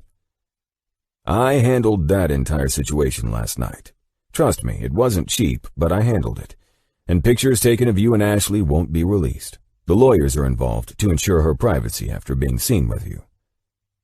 I don't do social media, and you know that, so is that handled as well? I'm pretty sure some might have slipped under your magic fix radar and posted something. Isn't that what everyone uses that bullshit for? Any photos uploaded were deleted. It's handled. I'm calling you to tell you to lay low. Or if you go anywhere, go somewhere that doesn't give a shit about following these headlines and stories so you're not noticed. If you have to go out, then be smart about it until I get this settled down. Fine. We'll talk more about this tomorrow, or after I drop Ashley off. Let me know when you plan on taking her home, and I'll send a driver for her. Fuck that, I answered. I know the best way to keep our identities concealed from this invasion of my personal life. It turns out my girl likes adrenaline, and I think I have a better plan for our day now. Your girl? Jim said with a smile in his voice. Whatever, I sighed. I just need you to know it's handled, but it's also still an issue. Got it. We hung up and I tapped my fingers on the phone while I looked out at Ashley relaxing on the patio. You want to get out of here and do something wild? I'm not having sex on a sailboat, she laughed, sitting up. I just got off the phone with Jim, I said, eyeing her petite frame. I need to run out for a second and pick you up some clothes for what I have planned. I need your sizes. Jesus Christ, she said with a laugh. What is going on in that mind of yours? Well, my personal life is fucked for a while, and I'm told it's going to fuck yours over too if these assholes get pics of us together. Jim's handling it, but for now, I'm not taking chances with people strangely wanting to know about my private life. So, sizes? It depends on what I'm wearing. The place I'm going to could probably determine that from just your pants size. That's all I really need. Well, you're making this a bit exciting, but you don't need to go out and buy me an outfit. I smiled. Seeing your ass in black leather pants? Fuck yes, I do. Her face wrinkled in humor. We're going to a nightclub at 1 in the afternoon? Just answer me, I sighed with a smile. Size 2 pants, she eyed me. That stretch. If it's leather, you might want your shop friends to know I'll probably run a bit bigger. Got it. Be back in a few. Take a swim. I eyed the pool. The place is fully private, so you can swim naked if you'd like. I pointed toward the video cameras. I'll delete the footage if it bothers you that the cameras are constantly recording. You've got it all figured out, don't you? She surprised me by walking up to me, standing on her toes and kissing my chin. It appears I have to, since I'll have cameras on my ass for a while. I was back within the hour and walked out to where Ashley was lying on the lounge chair in a towel and one of my white undershirts was drying in the wind behind it. I see you destroyed my shirt. I laughed at her peaceful expression. Good thing you have 500 of them, or I would have had my naked body on display for your kinky pleasure after I left. I pulled her up. Well, since you took those perverted and creepshow plans out of my life, I'll have to figure something else out now. I held the shopping bag with her leather pants and jacket in it toward her. Go change into this. I have plans for lunch up the coast, but to keep you safe, you're wearing all leather, Angel. She took the bag. Jesus Christ. Okay, she said with uncertainty. When both of us were changed into my riding gear, I was grateful I remembered her needing boots, too. I wasn't a jackass on my street bike, but I never took it for granted either.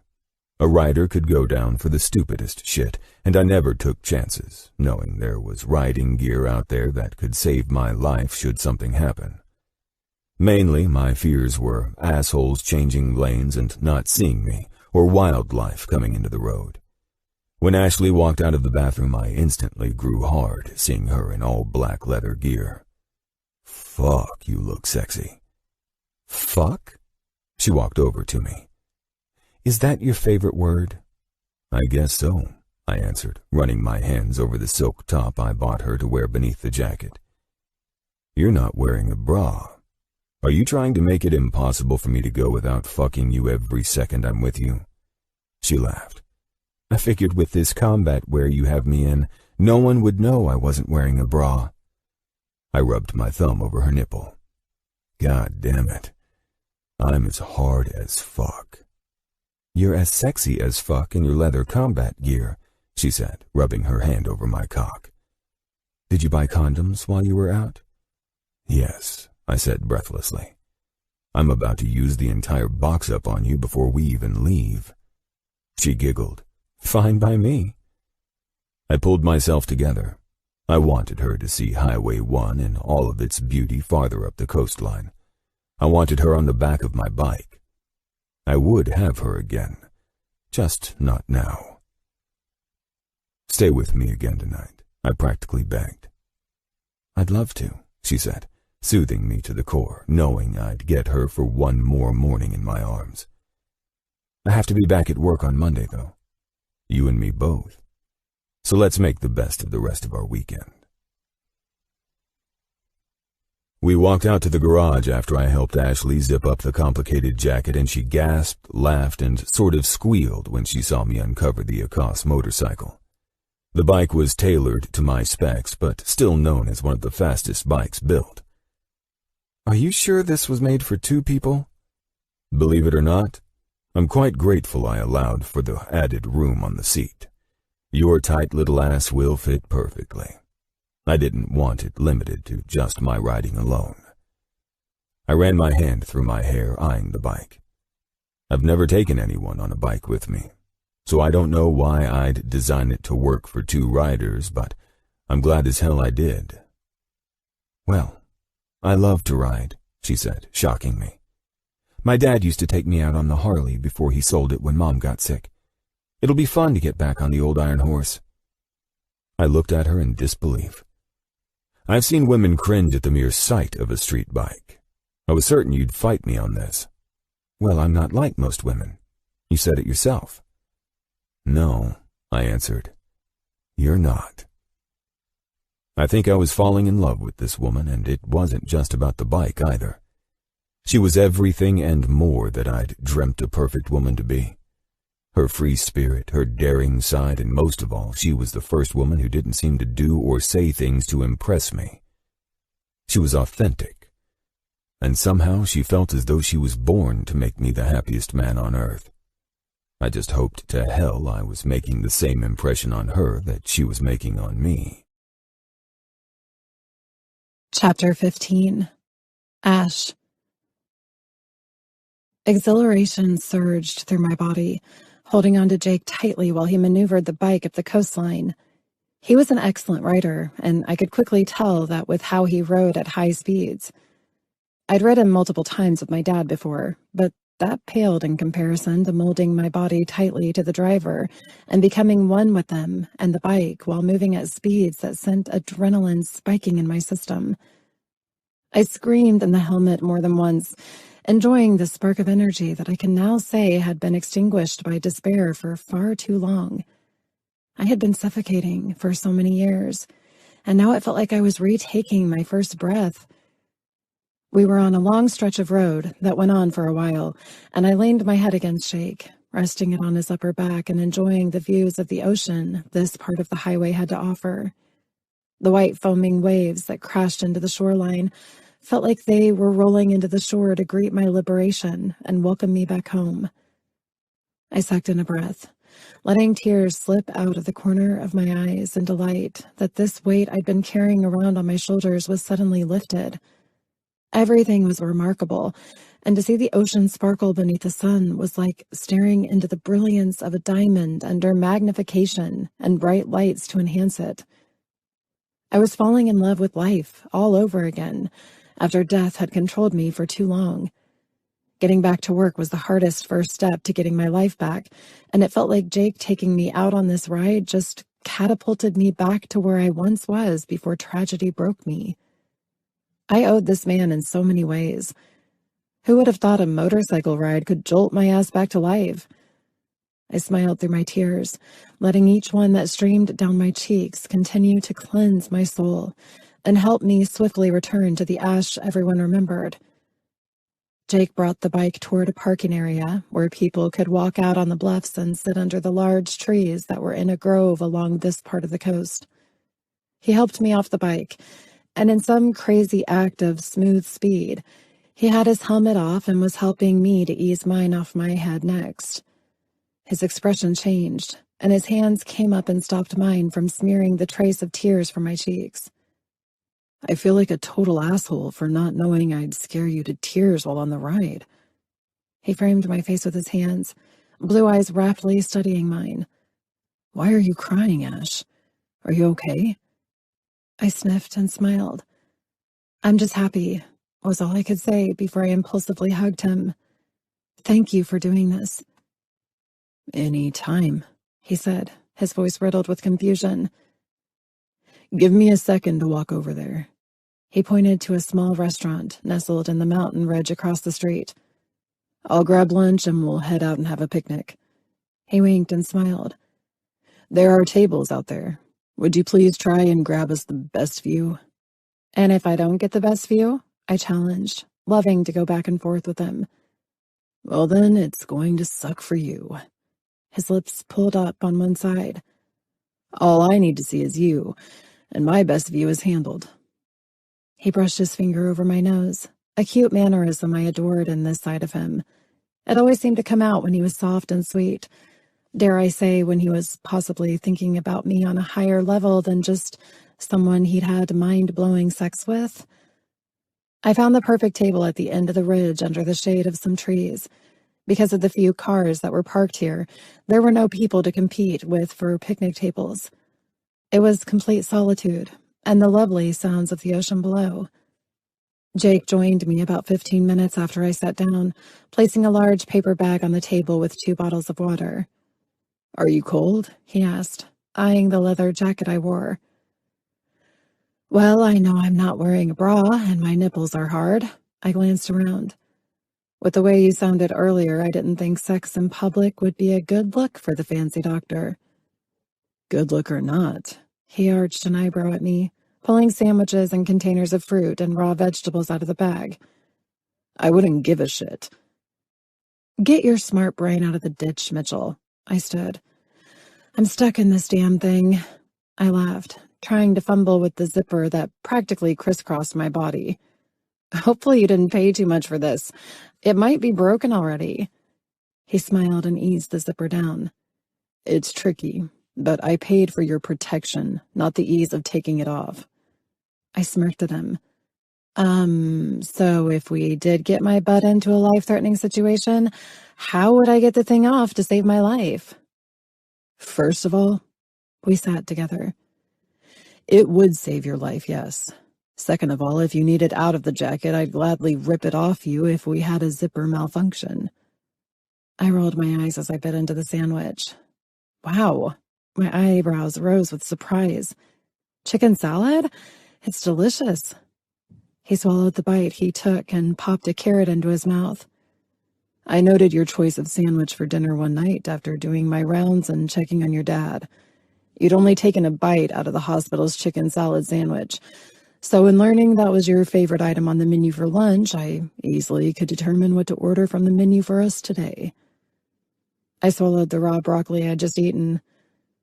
What would make you think that chicken salad was my favorite sandwich after noticing I only took one bite of the disgusting one from the hospital?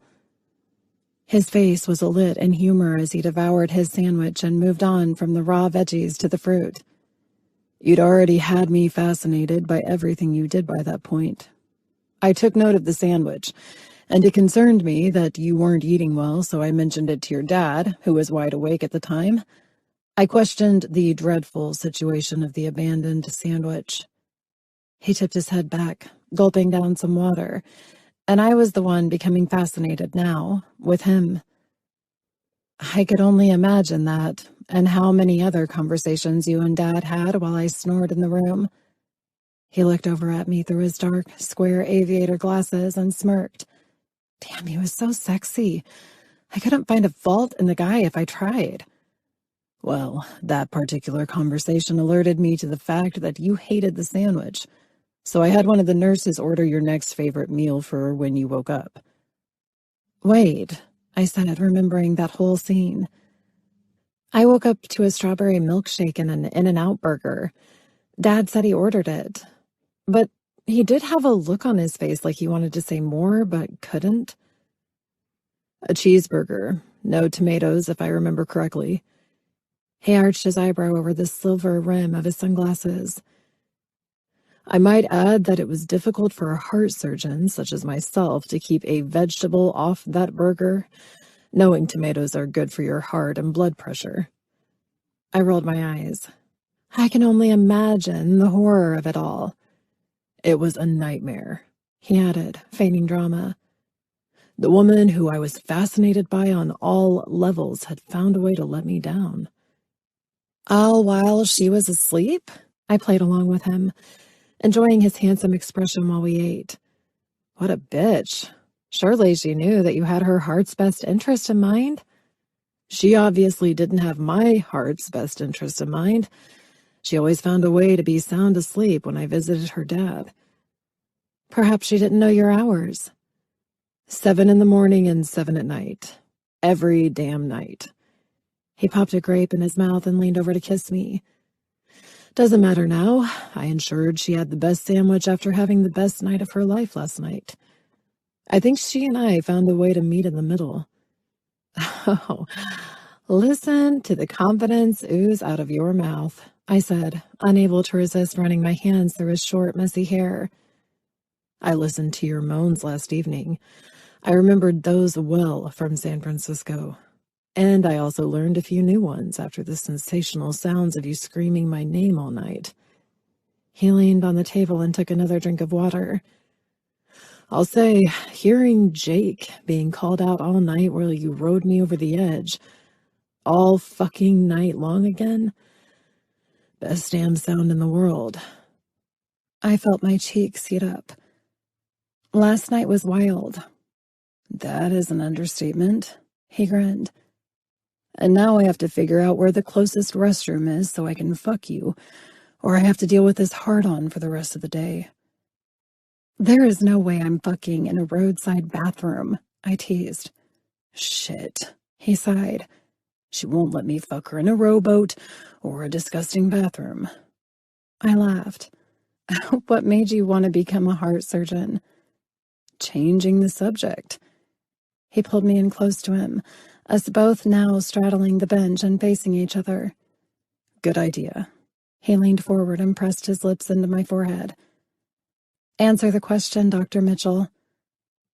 Now that you call me that, my sexual appetite has been destroyed.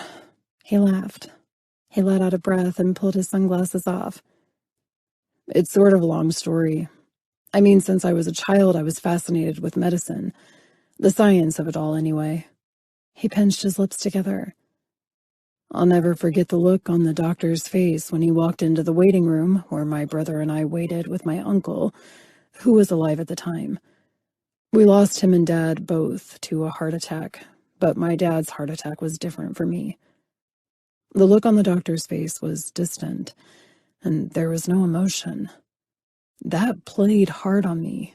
He just came out and stated the fact that they did all they could do and Mr. Mitchell didn't make it. God, I'm so sorry. He smiled and ran his hands over my knees. There's nothing to apologize for. It was that look, though. It urged me to want to be in his position to prevent a family from receiving such a devastating announcement from a doctor who couldn't do anything more. He pressed his lips together. That's why I was driven toward being the doctor I am. Not only to save lives, I understand that I cannot save them all. However, it's my job to that family to make sure that good or bad the message may be, they receive it well.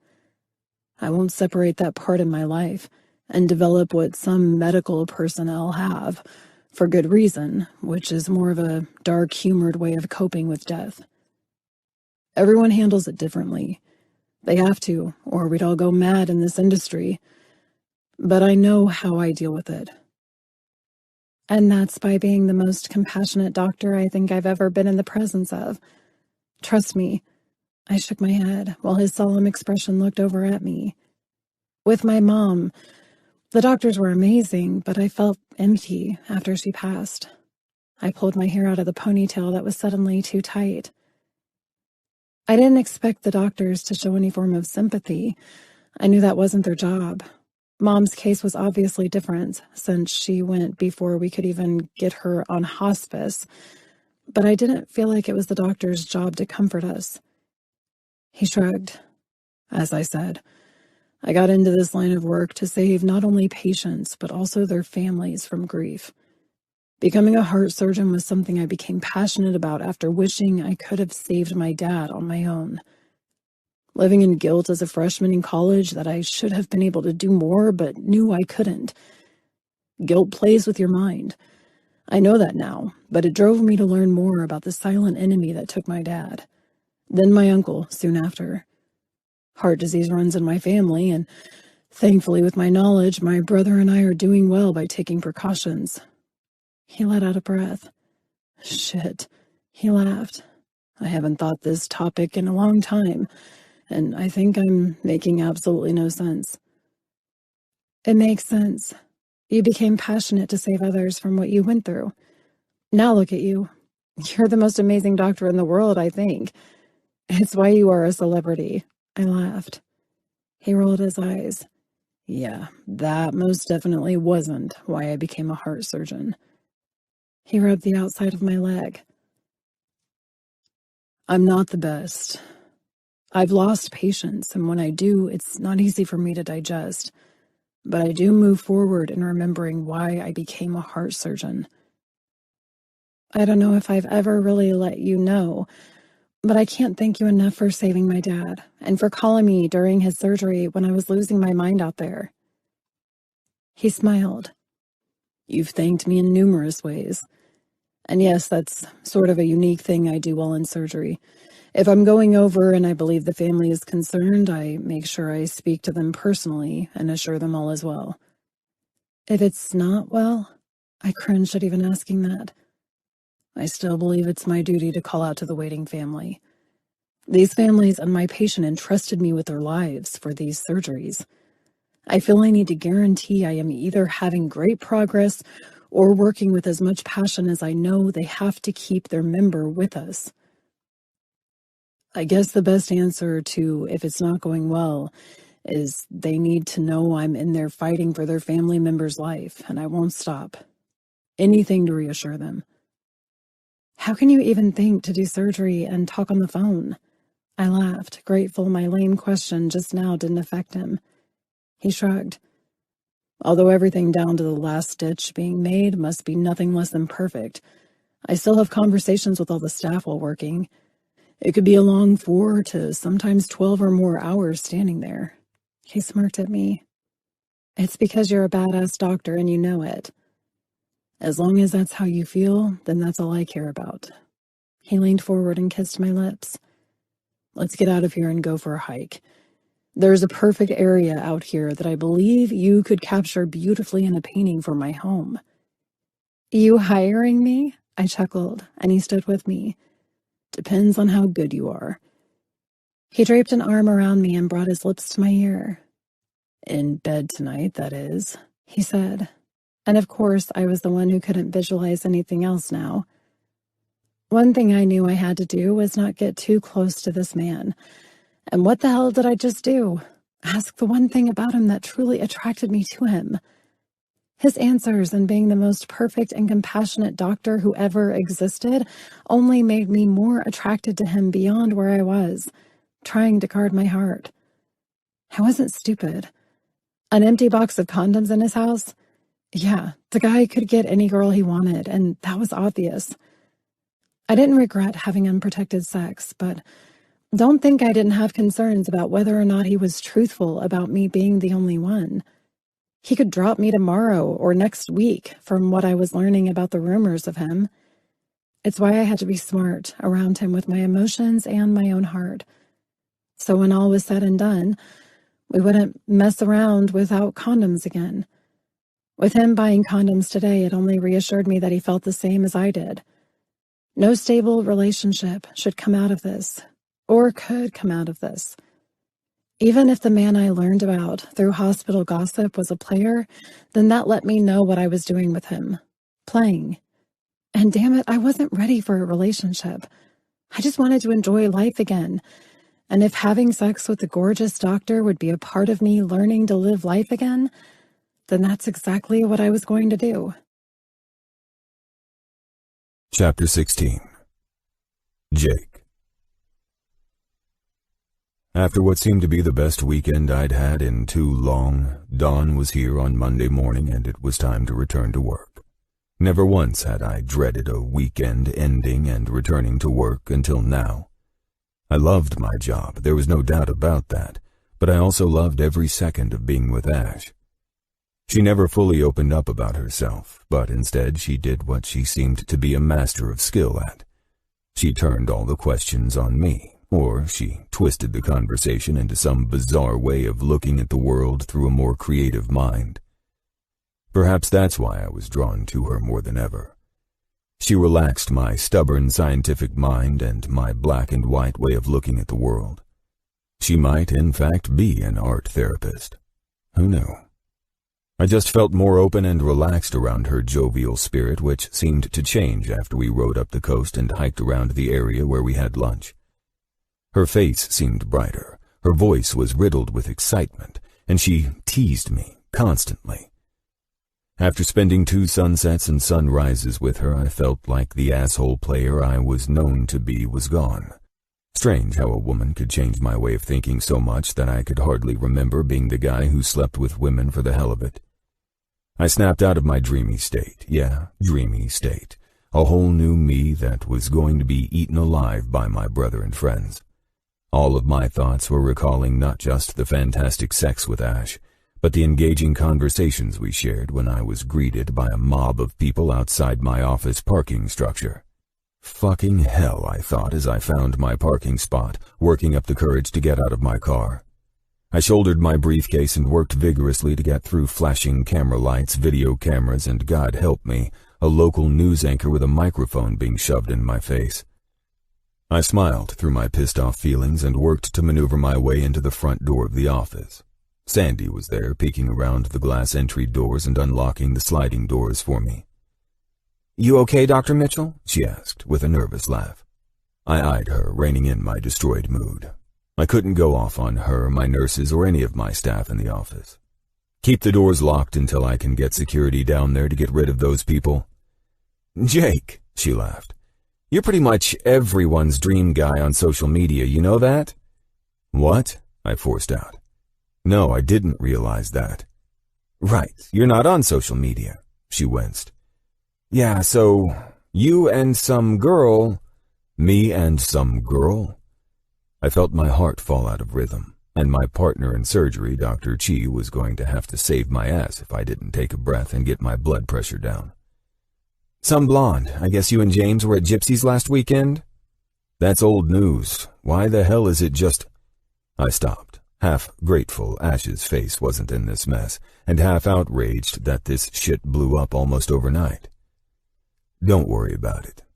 I just got back from my rounds. At least they don't know my schedule. Yet." I rolled my eyes. "Can you get the coffee on? I need to call security and get these people out of here." "It's already done, and I'm going against everything you know I am when I say this," she smirked. "But I'll make you a cup. You deserve it." "Thank you, Sandy. Are the rest in here?" "Everyone is searching on Twitter." "Got it. I take my coffee black," I said. "I can't hear any more about this. Can you do me a favor and send Haley into my office? Got it. She can carry my coffee. I softened up some at my receptionist. It'll help to keep her off social media until I can talk to her. Good call.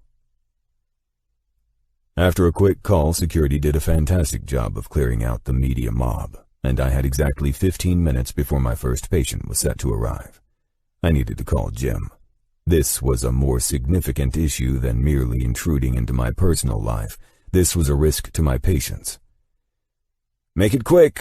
I barely got into my office, Jim barked, answering my call. Good. So now you'll understand why you or Alex need to get someone down here to keep these mobs away from the hospital and my goddamn office.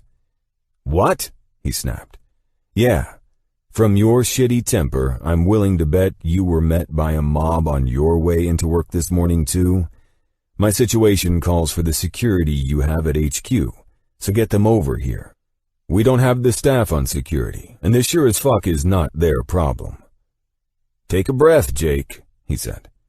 I could tell he was shuffling through the skyscraper to get up to his office on the top floor.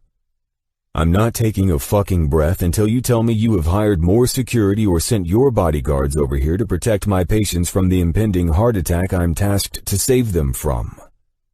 I've got it. Hold on. I heard him talking to Alex while I practically broke my pen in half, waiting for him to bark orders at the president of our family's company. Okay, 10 minutes, he said to Alex. Jake, you there? Yes, I answered. 10 minutes, and you'll have men over there to prevent people from disrupting your patients. I want them off the hospital grounds completely. We'll keep them a safe distance away from the hospital. That's all I can give you.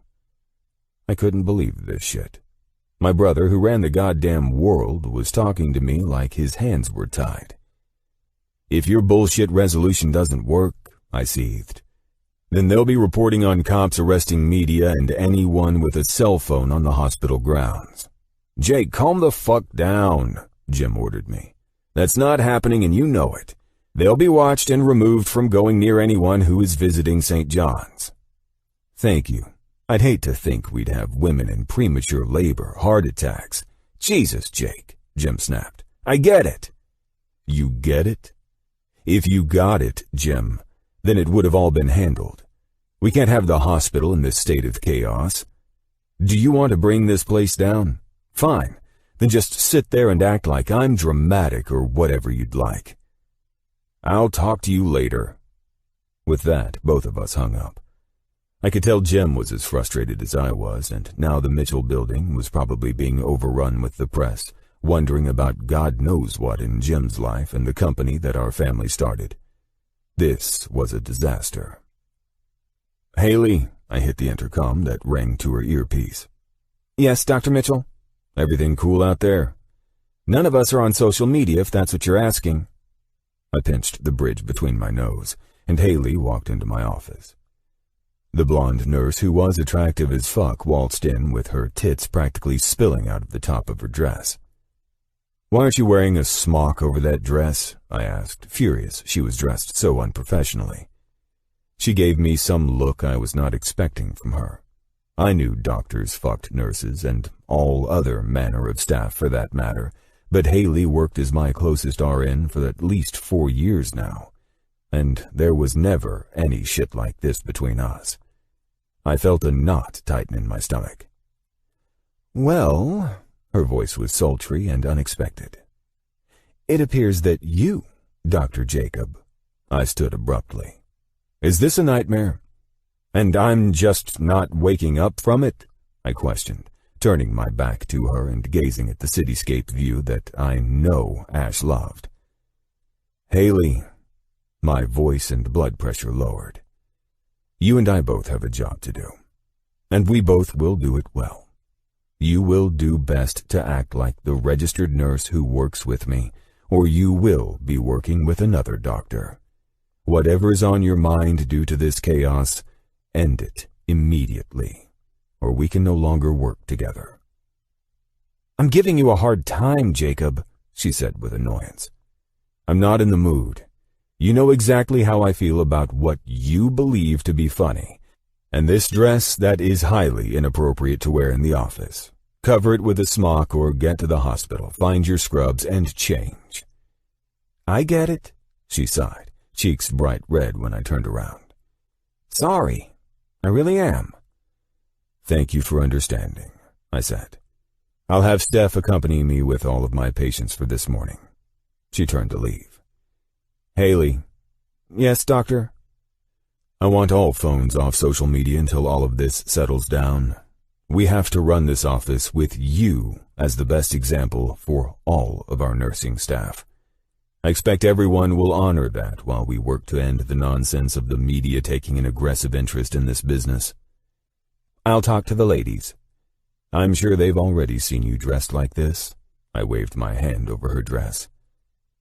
Yes, she answered. Talk with the girls and make sure everyone is in scrubs. Yes, doctor. She walked out of the door and I rubbed my forehead, trying to take a few breaths and remove every clusterfuck that had hit me sideways since stepping up to my office this morning. Shit, this wasn't going to get any better. I had to brace myself for the worst, and that was not in my personality. I went to my refrigerator, opened the glass door, and pulled out an ice-cold bottle of water, downing the thing instantly. I walked over and sat at my desk. Hopefully, going through Mr. Smith's charts, my first patient, would help clear my head and pull me into the zone of just doing my job that was strangely ruining my life. I should have never done that docu-series. In a million years, I would never in my life have seen this coming. Chapter 17. Ash. It had been 2 weeks since I'd last seen Jake in person. I felt horrible for the guy. He and his brother seemed to adorn the cover of every magazine or celebrity news outlet since the morning after he dropped me off. Both men were drop-dead gorgeous, to put it mildly, and I was pretty sure that was why Jake's passion for raising awareness for heart disease and the advances in science and transplants were being overshadowed.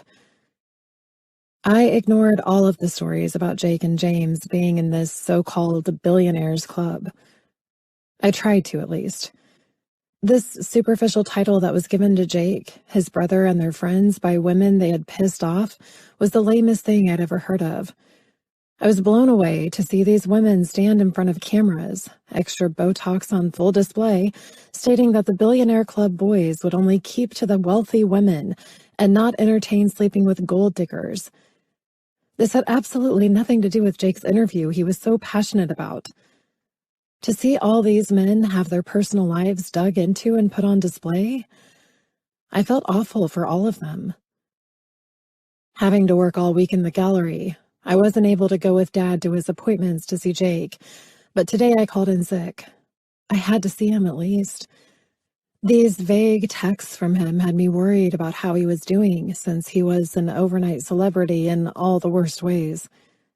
I wouldn't allow myself to believe I was falling for the man known in the headlines as saving hearts and breaking them, the dark side of Dr. Jacob Mitchell's fascination with hearts. And that was just one of the many different goofy titles Jake was given. All I was doing today was making sure the man I'd enjoyed being with, both sexually and in fun conversation, hadn't lost his mind. I enjoyed learning more about the man I'd already deemed a player without all of these crazy headlines about him. He was 100% dedicated to medical science and advancing it all. He enjoyed the ladies, yes, but he had tried to make it clear that time spent with me seemed to be changing that in him. I only smiled through his words.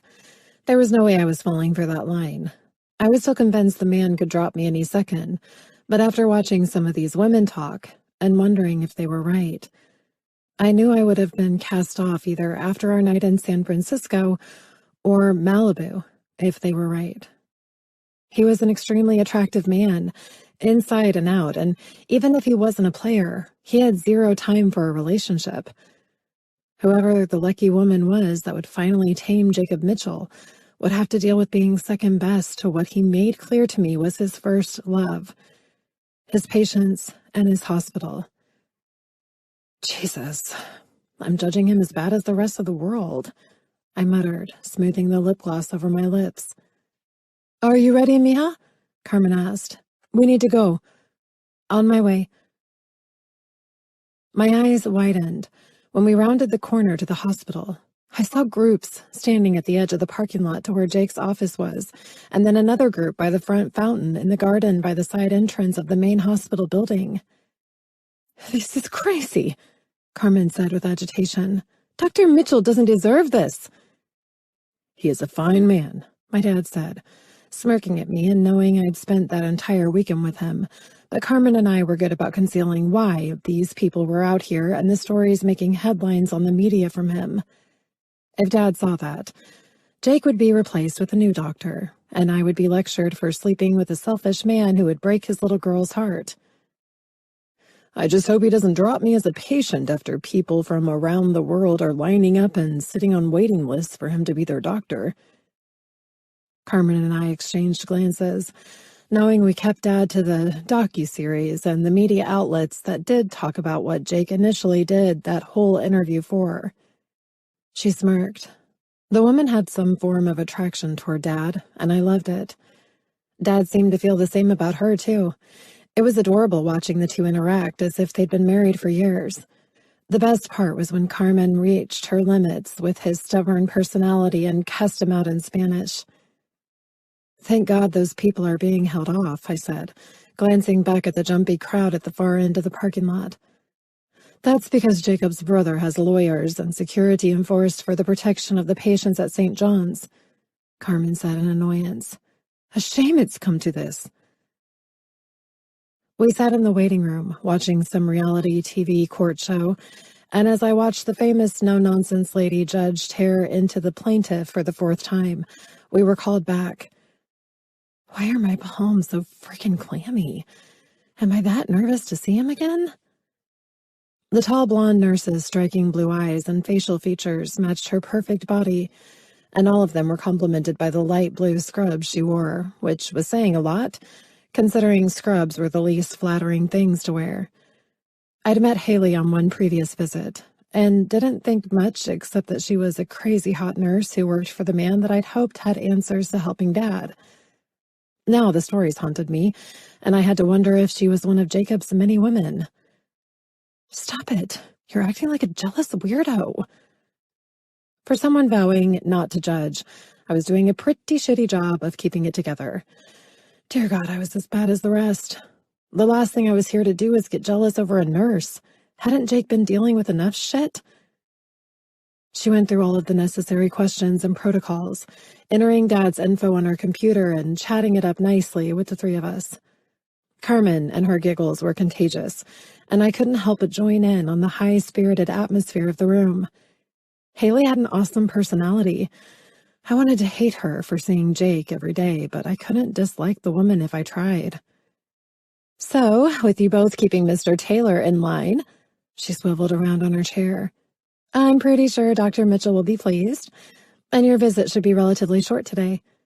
She rose and smiled at us. Everything looks great on my end. The doctor will be in shortly. You all have a wonderful day.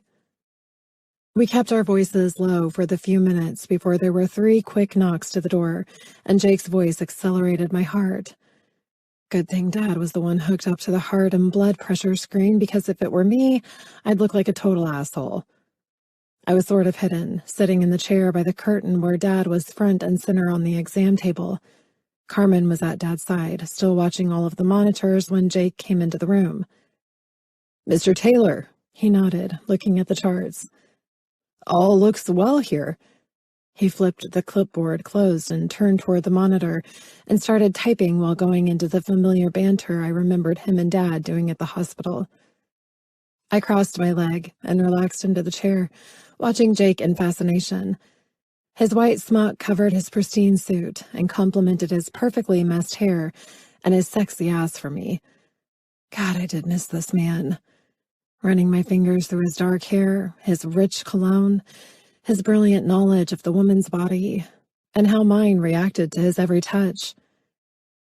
And Ash, he said my name, and I snapped out of visions of this man, making me crawl out of my skin 2 weeks ago. She's well, I'm sure.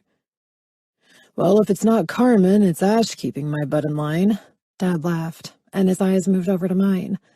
Why don't you ask her yourself? Jake was typing stuff in at a computer at the desk that was along the wall across from me. His quick typing slowed, still not looking back. Well, I would make time to say hi to her if I weren't behind in patience, he said as his typing picked up. This circus outside has forced me to push out the times of my early patients. It's been quite crazy, he said. All right, everything is great. What we'll do, he said, turning and clicking a pin closed and slipping it into his coat pocket, is have the receptionist schedule you for 4 weeks from today. He rose and smiled at Dad. Congratulations, Mr. Taylor. You've made it to the milestone where you don't have to come in once a week anymore. In a month, I will reevaluate, and perhaps we continue moving forward with the device assisting your heart, and we won't have to bring up the transplant conversation again. I've been watching that documentary of you, Dr. Mitchell, Dad said, and I could see Jake's face grow solemn. You're doing remarkable work. Between Carmen and my daughter pushing me, I might be giving in on this transplant idea. Jake's face lit up, and his sapphire blue eyes were brilliant. That is something I truly needed to hear, he said, almost breathless from the shock. Please think about this some more, and we'll continue this conversation next month when I see you again. You got it, Doc, Dad said, and I could see him smiling with delight that he just contributed to what we all witnessed, probably the best thing Jake needed to hear coming from the documentary. After Jake helped Dad up and went to leave, that's when we made eye contact for the first time since he'd entered the room. He stopped, and his smile almost threw me off balance, making me sit back down in my chair.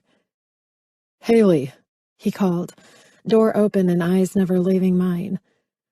I'll need a few minutes before I meet with my next patient, he said. Yes, Dr. Mitchell, her voice rang out.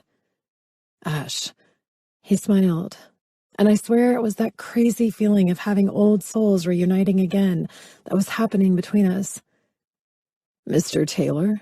He questioned Dad. Jake's smile was wide, and I could tell that Dad understood why his doctor seemed to have a change in his mood suddenly. Yes, Dad said, now the one in control and not the doctor. Would you mind if I spoke with Ash while you were... We'll be out in the car.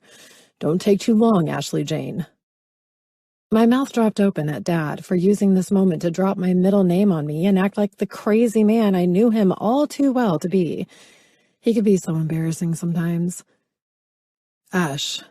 Jake kept to the name I finally burned into his mind. Can I speak with you in my office for a moment? Yeah, I said, eyeing my dad's rascally grin and Carmen's knowing smile. I followed Jake down the hall to the double doors of his office. I walked in, remembering the beautiful views of this room, and after the door clicked, I was abruptly pulled into Jake's arms. Holy shit, he whispered, cradling my face in his hands.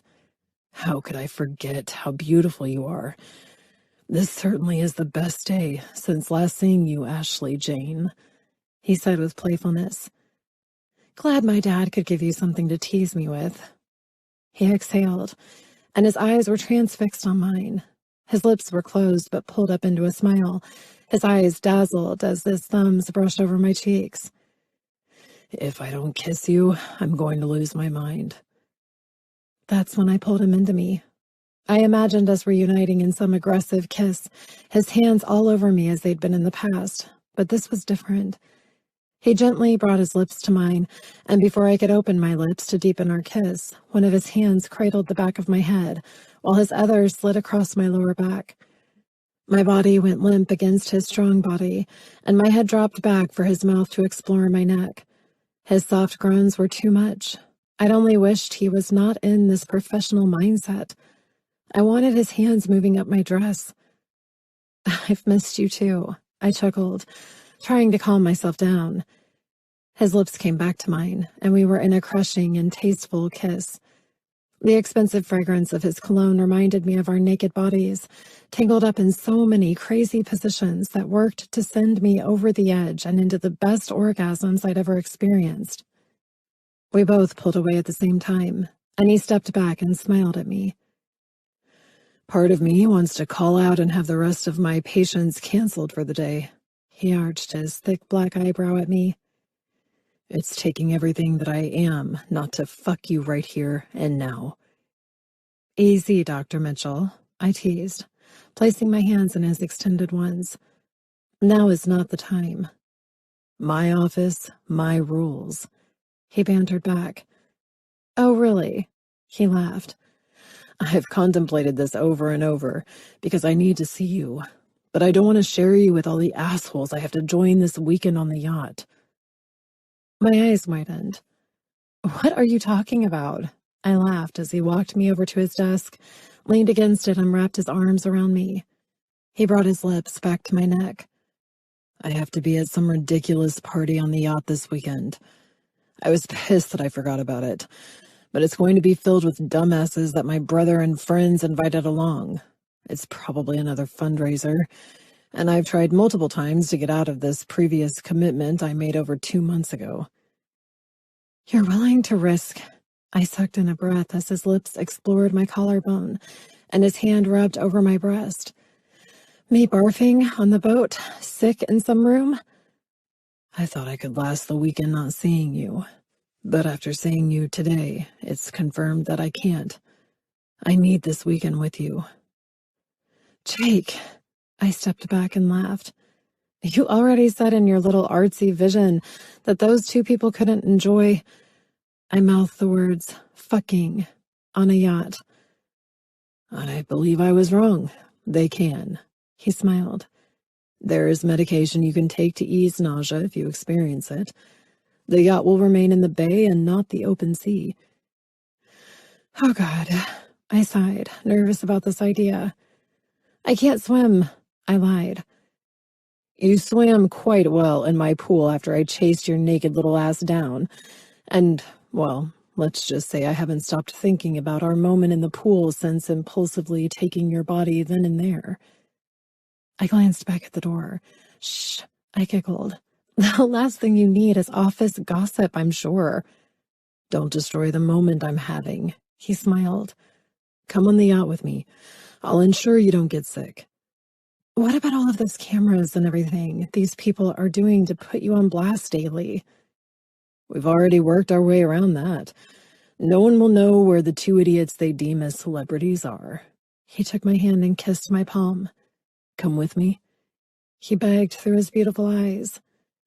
To save your next patient from waiting any longer, I'll go.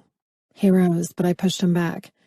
If I get sick on that damn boat and you ruin my love for the ocean, I'll take you back to the beach house and we'll let you regain your love for the ocean through numerous ways you seemed to appreciate while we were there. I walked forward and couldn't believe I felt the need to run my hand over his hard cock. His forehead dropped against my chest while he groaned. Fuck, he said in a whisper. I need you, Ash.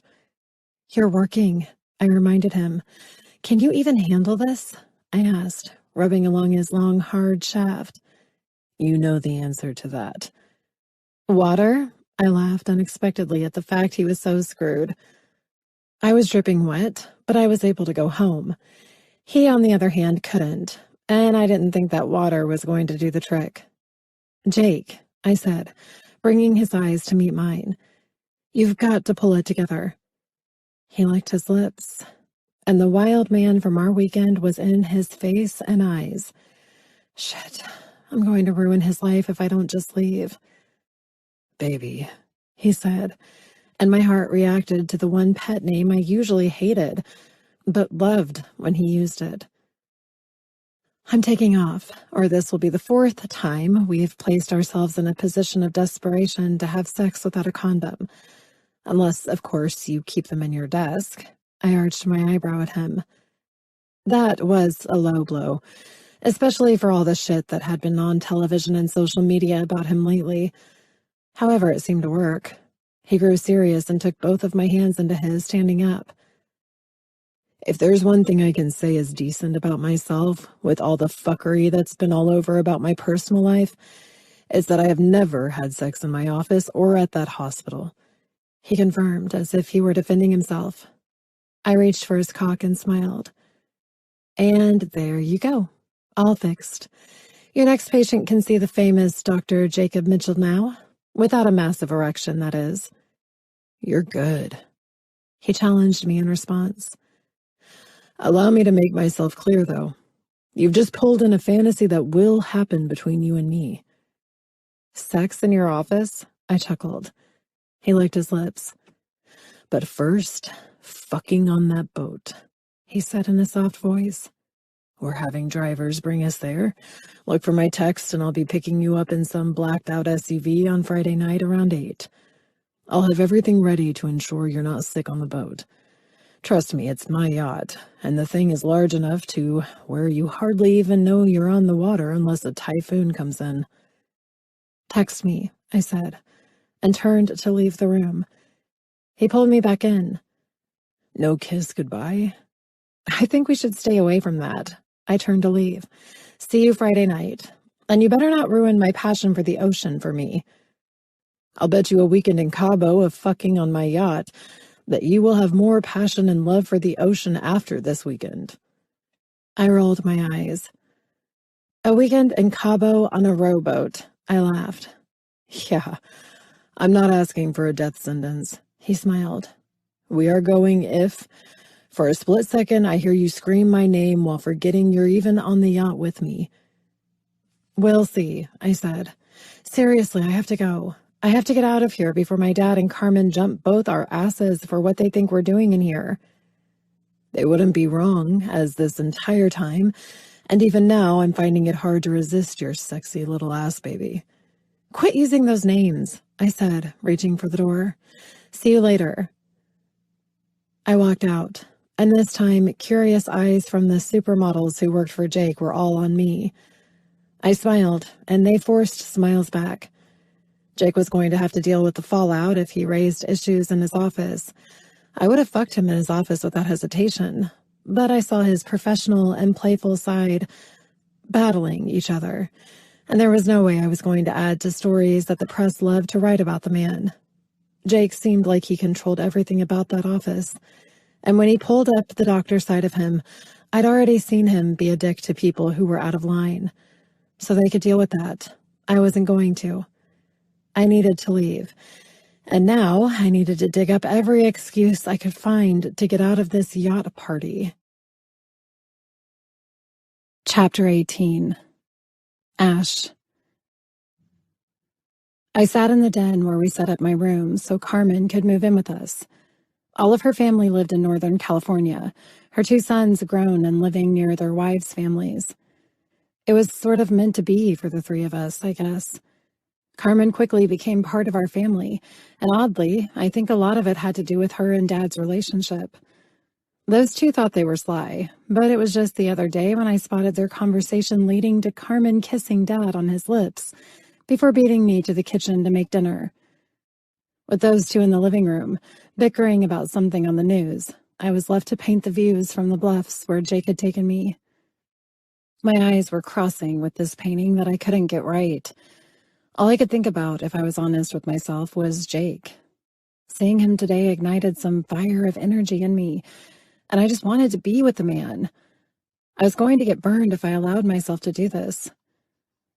My phone chimed, alerting me to a text that just came through. Jake, can I swing by for a few? Ash, sure. I chewed on the end of my paintbrush, shocked that I'd responded so quickly and that Jake asked to come over. Did he want a piece of ass? That wasn't going to happen in this makeshift room in a 1,200 or less square foot home. Jake, need your address. I texted Jake the address while I walked out to where Dad and Carmen sat in the living room.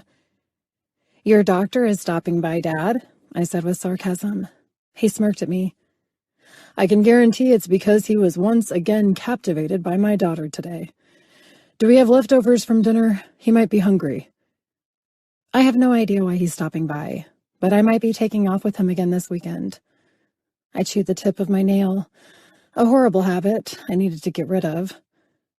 Wait, he might be coming over to cancel on that one. Never mind. Carmen laughed. Mia, that man is taking you away for the weekend and probably for the night, too. Hope work wasn't too strenuous on you today. She giggled over at Dad while Dad smiled. All right, you two. I stood up and arched my brow at them. You will not embarrass him or me when he gets here. Never, my dad said. Right. I eyed my dad with a smile. I'm sure Ashley Jane was just you being cute this afternoon in his office, too. Dad shrugged. I love your name. I gave you the name. Am I not allowed to say the name I gave my precious child? I'm going back to painting, I said with a roll of my eyes. 2 hours after Jake had texted me, there was a knock on the front door. I was dozing on the couch, Dad was in bed, and Carmen was in her room when Jake finally arrived. I opened the door, and any exhaustion I had in my body dissipated. You're late, I said. You live an hour from the hospital, and that's if there's no traffic. He arched that sexy eyebrow at me. Although I have no idea how anyone ever knows how long the drive takes without traffic, because there is always traffic. And tonight there was more than usual. I looked out to see his sleek black car parked on the curb in the front of the house. That car might not fare well in this neighborhood. I have insurance, he smirked. May I come in? I stepped out. Everyone's sleeping, I said. I mean, you can hang out if you want, but the place is kind of cramped. He took my hand and pulled me into his chest. I had to see you outside of that office. I almost texted you to meet me at the hotel or pack your bags to head back to my place tonight. I smiled against his hug. You're insane. I know. He pulled back and brushed his lips over mine. This neighborhood seems safe, and I need to get some energy out of my system. Would you care to take a walk? I took his hand, and in my yoga pants, hoodie, and flip-flops, I joined the guy I was slowly deeming had lost his mind on a walk. So, I said as we turned on the sidewalk, shall we take walks like this every night? His face seemed concerned, and I had no idea what the hell was going on with him. Jake?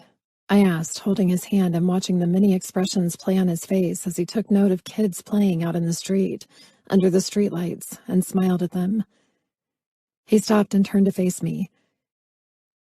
I have to know something before I ask anything of you. I believe I was abrupt and rude earlier by begging you to join me this weekend. Okay. I had no idea what the hell was going on with this guy. Ash, he sighed. I'm fairly sure you've seen me and the history I've had with women all over the internet and whatever news that has strangely decided to peel my personal life open like a goddamn banana. Don't insult my second favorite fruit, I teased. I caught him off guard, and his lips pulled up on one side as he shook his head. She hates tomatoes but loves bananas. And you insulted them. What an ass. That I am. He sighed and ran his hand through his coal black hair. I'm just going to come out and ask it. I watched him chew on the inside of his cheek. Ash, I want more with you. I know you see a complete piece of shit all over the media outlets, and I was, in fact, that guy outside of my work. I swear to God, though, that something changed in me when I met you. I know it's fast and probably too soon, but I need you in my life. After the weekend we had, I hate going home and wishing you were there. Never before has my home felt empty until now. I covered my smile. Poor guy was asking me to be his girlfriend, but had no idea what the hell he was doing and just straight out asking that of me. Say something, he said. Are you asking me to marry you? I teased. His face went ghost white, and I couldn't help but laugh. Jesus Christ, he said, blue eyes wide and grabbing my hand. No, shit. I don't know what the fuck I'm saying. You need to relax. I hugged him and stood on my toes to kiss his chin. Are you asking me on a date or for us to become an item? I held up my hand. Wait, are you asking me, the girl outside of the gold digger circle, to become the one lucky woman who Dr. Jacob Mitchell will... Oh my God, stop. He laughed. I'm just asking you to take a chance with me. You're unlike anyone I've ever met. I want you, and only you, exclusively. I'm not the dick that they're talking about anymore.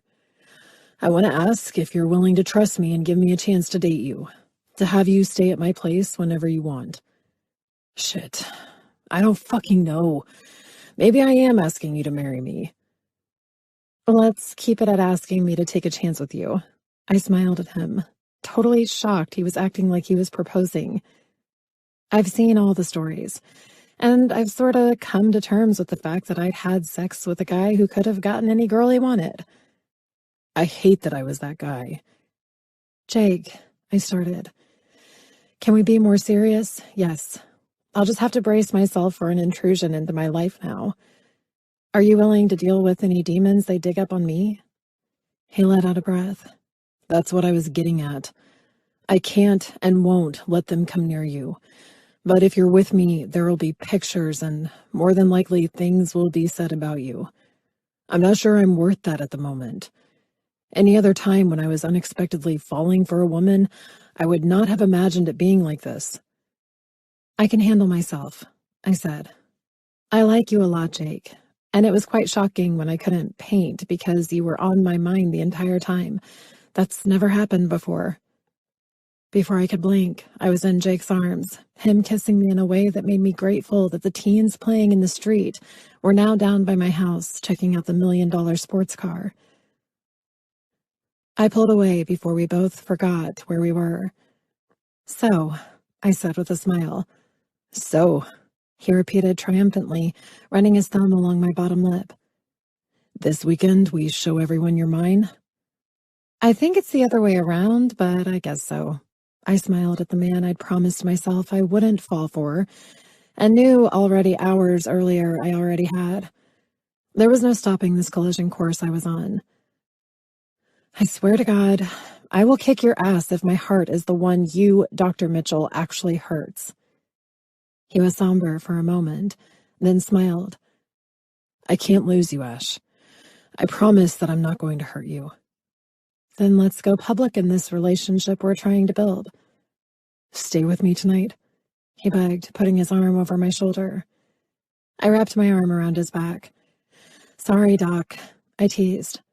Both of us have to be at work tomorrow, and thanks to the never-ending traffic you mentioned earlier, it's smarter if I stay home throughout the week. I hate that woman you work for, he said with annoyance. It's like she's a splinter that I can't get out of my life. First it's her and my brother, and now it's her fucking gallery that's too far from either one of my houses. Why do you hate my boss so much? I laughed. You've heard the rumors about my brother and me, I'm sure. The fucking Billionaires Club rumors. Yes, that you four only screw rich bitches. He chuckled. While that's somewhat true, she's the fucking idiot who spread the word about what one of the guys slipped and said while he was shit-faced drunk.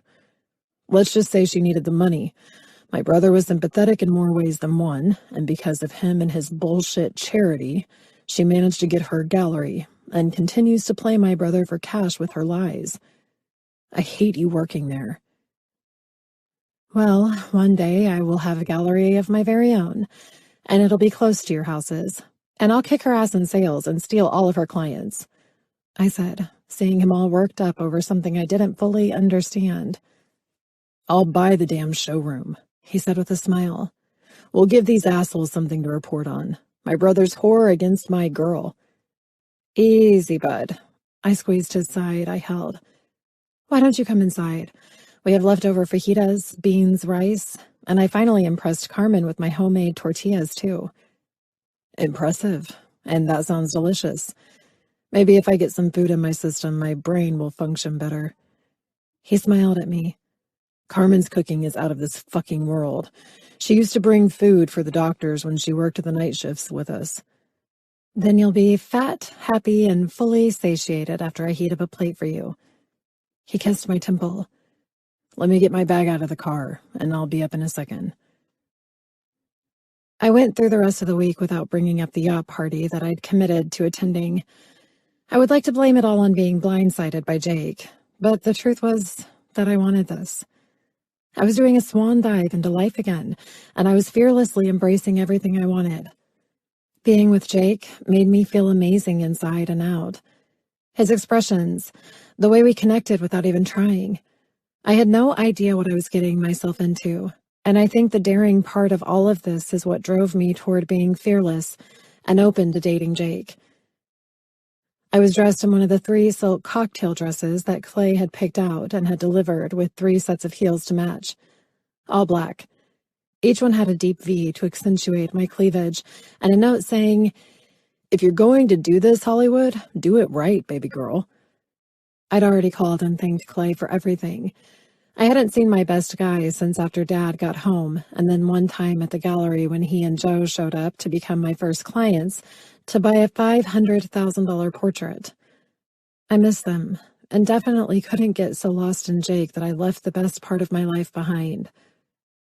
With Jake's text from earlier, I was instructed to bring along a swimsuit, sundress, and whatever would keep me comfortable on the yacht until Sunday. I was packed and ready to go, and Jake must have rushed through his rounds tonight because he was already in the living room, chatting it up like old friends with Dad. "You enjoy yourself," Carmen said as I brushed the last of my mascara along my lashes. "I still can't believe it.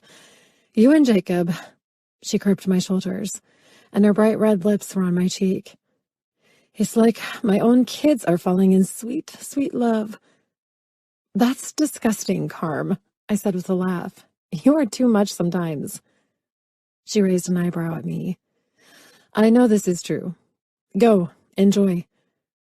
After farewells to everyone, I was in the back seat of an SUV with Jake. He sat in the middle while I gazed out of the windows, praying this wasn't a mistake. He took my hand in his. "You were quiet tonight," he said. I looked over at his gorgeous face, him still wearing his suit from work. "You're brave. I guess I lost my edge." I laughed. "We could go skydiving," he smirked. "It appears you enjoy adrenaline running through your system." I let out a nervous exhale. "If I get sick, you know this weekend is over, right?" He kissed my cheek. "You won't get sick. Quit putting that nonsense in your mind." "How is work?" Jake surprisingly laughed at that. "Who's the one acting like this was all a proposal of marriage now?" "What the hell are you talking about?" I asked with a grin. "Well, instead of being thrilled to spend the weekend with a bunch of obnoxious, drunk, and overly wealthy people, you're asking how my day was at work." Ugh, I leaned my head back against the headrest. Maybe I just need to get on this boat and get it all started. He twisted to face me. "Ash, the last thing I want in the world is you upset or nervous about this in any way. Can you trust me on this? If you get sick, I will hire someone to bring a rowboat out, and I'll row your cute little ass to shore." Very funny. It was all small talk, and the closer we got to where his fancy yacht was, the more Jake seemed to be annoyed about this whole thing than I was. "Yeah, we're right down this way," Jake ordered the driver as he pulled out his phone. "Jim, we're pulling in now. All asses on board within the hour. The captain already has orders to leave at 10. He paused and then nodded. "Sir," he tapped the driver on the shoulder, "I'm going to need you to make a right here. Thanks. To that car." He pointed out towards some white sedan. "Are you serious, man? How did they find out about us leaving tonight? I'm about to cancel this shit. It's not worth it." He paused and exhaled while the driver stopped the SUV, and I stepped out. God dang. We were surrounded by thousands of docked boats that screamed money, and I had a feeling the white car was taking us to the one boat that most likely was anchored out in a world of its own. What the hell was I getting myself into? "What the hell are we getting into?" Jake snarled the exact words that ran through my mind. "Then use the boat to pick us up here. I'm not taking a fucking car over there if there's a goddamn press mob. This is a fucking mess." Jake exhaled, livid. "Bring the boat here or I leave." He ended the call and walked over to the man waiting in the white car. "Change of plans. We're going to get picked up here and brought out to the yacht," he said, slipping the guy some cash. "Thanks for understanding." Everything okay? I asked. Welcome to my fucking life, he said, pissed. We can leave, I offered, chickening out. Jake smiled. Get over here. He brought me into his side. Let me tell the driver who has our luggage that my idiot brother is bringing the smaller boat over here. You're not getting out of this. Are you dodging the cameras, Dr. Mitchell? Hopefully, he answered, walking toward the car we rode in. But if the driver of that boat picking us up doesn't floor it, trust me, they'll beat him here. Within 10 minutes, we were walking toward another loading dock, and then bright flashes of camera lights came from our left. Well, let's play, shall we? Jake said in an annoyed voice. We ran down the dock. The driver and another assistant, who'd come from out of nowhere, trailed us, and I started laughing at the entire scene. Poor Jake. He was being treated like some super celebrity, and I knew he'd been dealing with this every day since I last saw him. Crazy enough, even though he was pissed, he managed to smile and be courteous toward them. You would never think it was anything like this with the way he appeared on social media and television. Once we were in the speedboat and the luggage taken and thrown in by Jake, we were racing out on the dark sea toward a vessel that seemed too big for a guy like Jake to own. It was grand and beautiful. The lights coming from the yacht flicked and danced along the ocean. The boat we rode on was pulling up, and men were working on lining us up to board Jake's yacht easily. This is yours? I asked with a laugh. Yeah, ignore her name, though I was drunk when I came up with the damn thing, he said, helping me up to the massive yacht. Sexy? I laughed, holding his hand. You named your beautiful yacht that? That's almost as good as my coffee cup name. Any position? He chuckled. And you weren't even drunk. Shut up, I said as we walked through a side entrance and up an elegant staircase. As soon as we walked through a backlit glass entrance, we were greeted by a crowd of people. Happy birthday, Dr. Sexy, they screamed in unison. And then the music erupted to where I could only smile in response to Jake and I having drinks shoved into our hands. Happy birthday, brother, the man I remembered as Jen said, greeting us in a sharp suit. Ashley, he nodded toward me. Nice to have you with us on Jake's big birthday. God damn, 35 years old. Jake was somber, quiet, and more confused than I was. I forgot about my own birthday party, he said, looking at Jim as if he should probably get checked into a mental hospital. He looked back at me. Holy shit. He half smiled and looked back as if he were ready to jump off the boat himself. I'm so sorry. I completely forgot about this. He looked at Jim. I'm not putting Ash through this. You guys do your thing and celebrate my life. We're out. Jim grabbed Jake. The fuck you are, Jim said. What the hell is wrong with you? Jake, I smiled. You look like you might be going into cardiac arrest. I know, you assholes. And this party is not going to happen with me present. Like I said, enjoy it. Oh, stop acting like a baby, Jim said with a sigh. There's enough here, and we had a meeting earlier anyway. It's primarily agents and people we entertained for an acquisition of a company. You don't have to entertain anyone. That's what the staff is for, and we're heading to the privacy of the upper deck. Your tax write-offs are going to bite you in the ass one day. Fine.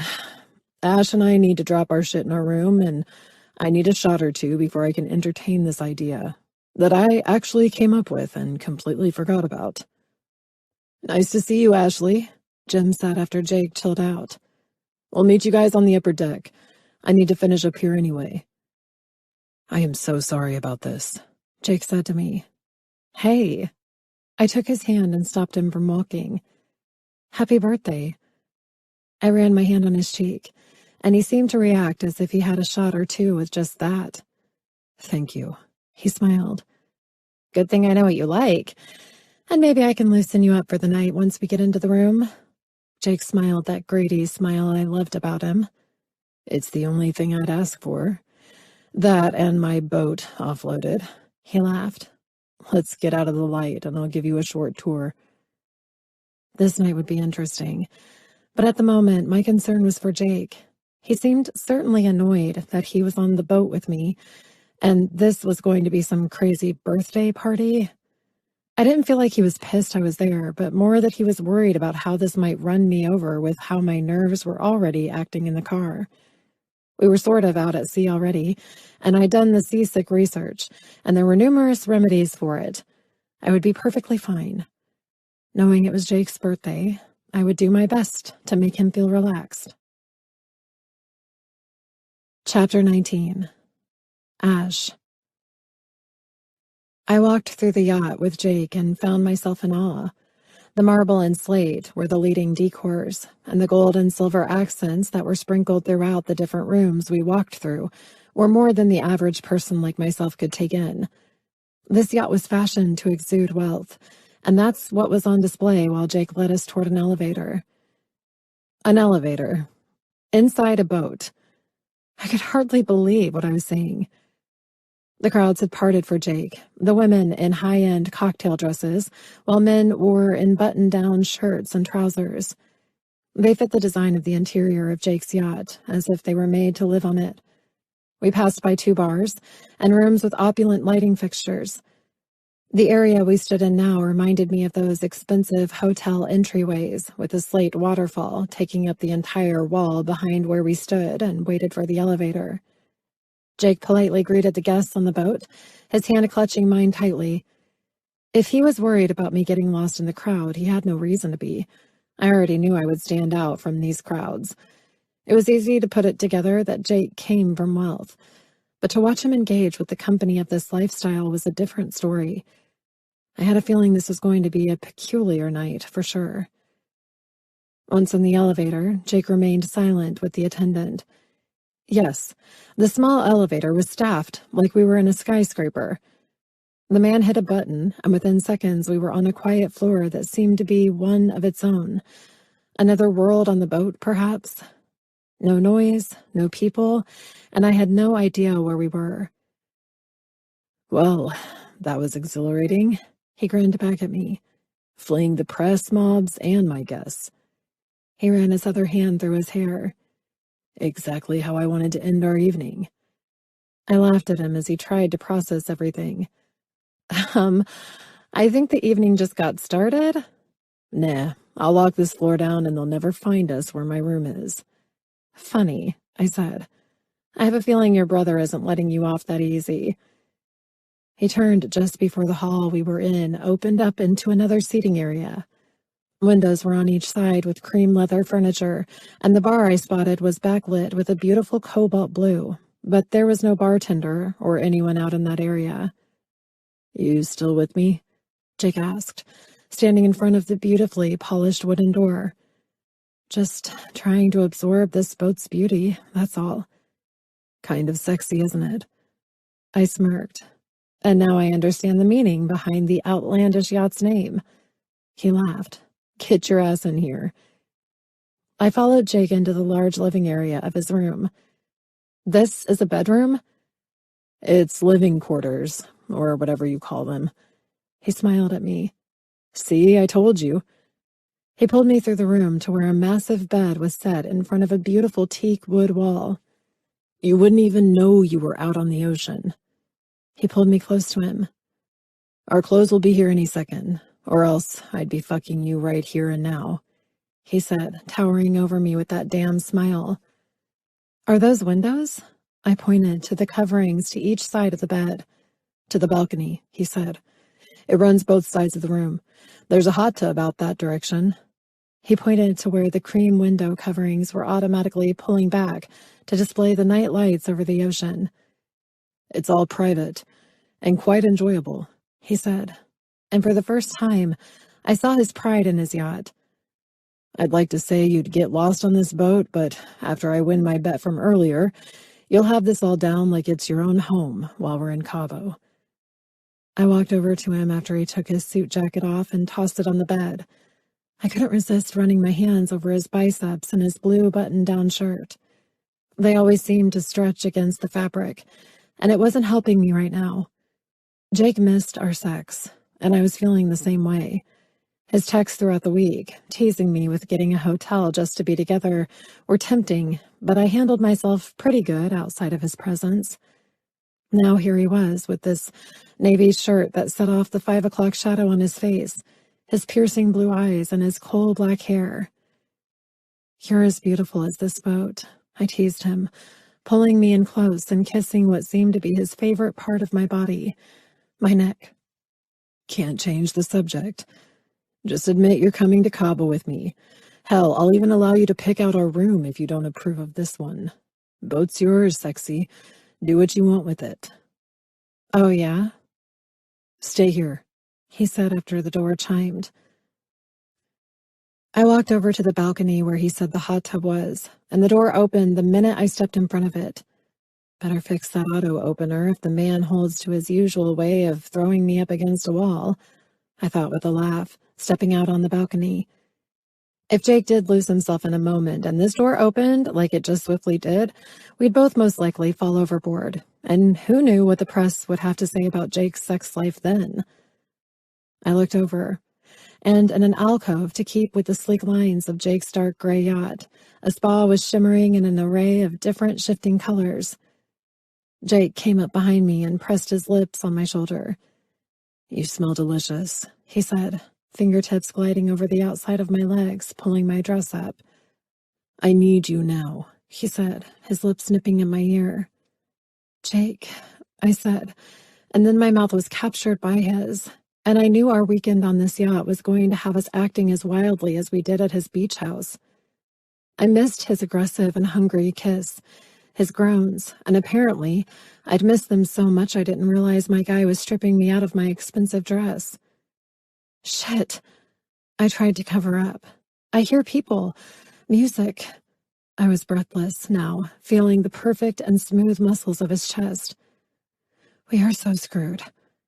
Jake's flirty smile was a delicious sight to behold. "Hell yes, we're screwed. And I'm taking your ass right here. You're holding onto that rail while I fuck you into the orgasm that's going to make you scream my name louder than the music coming from the party floor of this boat. I'm taking you to Cabo, baby."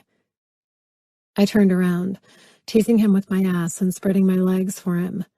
He was just as flawless as I remembered, as he gave me the best orgasm a woman could ask for. His enormous cock thrust deeply inside me after I cried out, writing the orgasm he quickly achieved with me in this state. I licked my lips, seeing and hearing the yacht cruising through the water as it gained speed. His groans, his massive cock, all of it.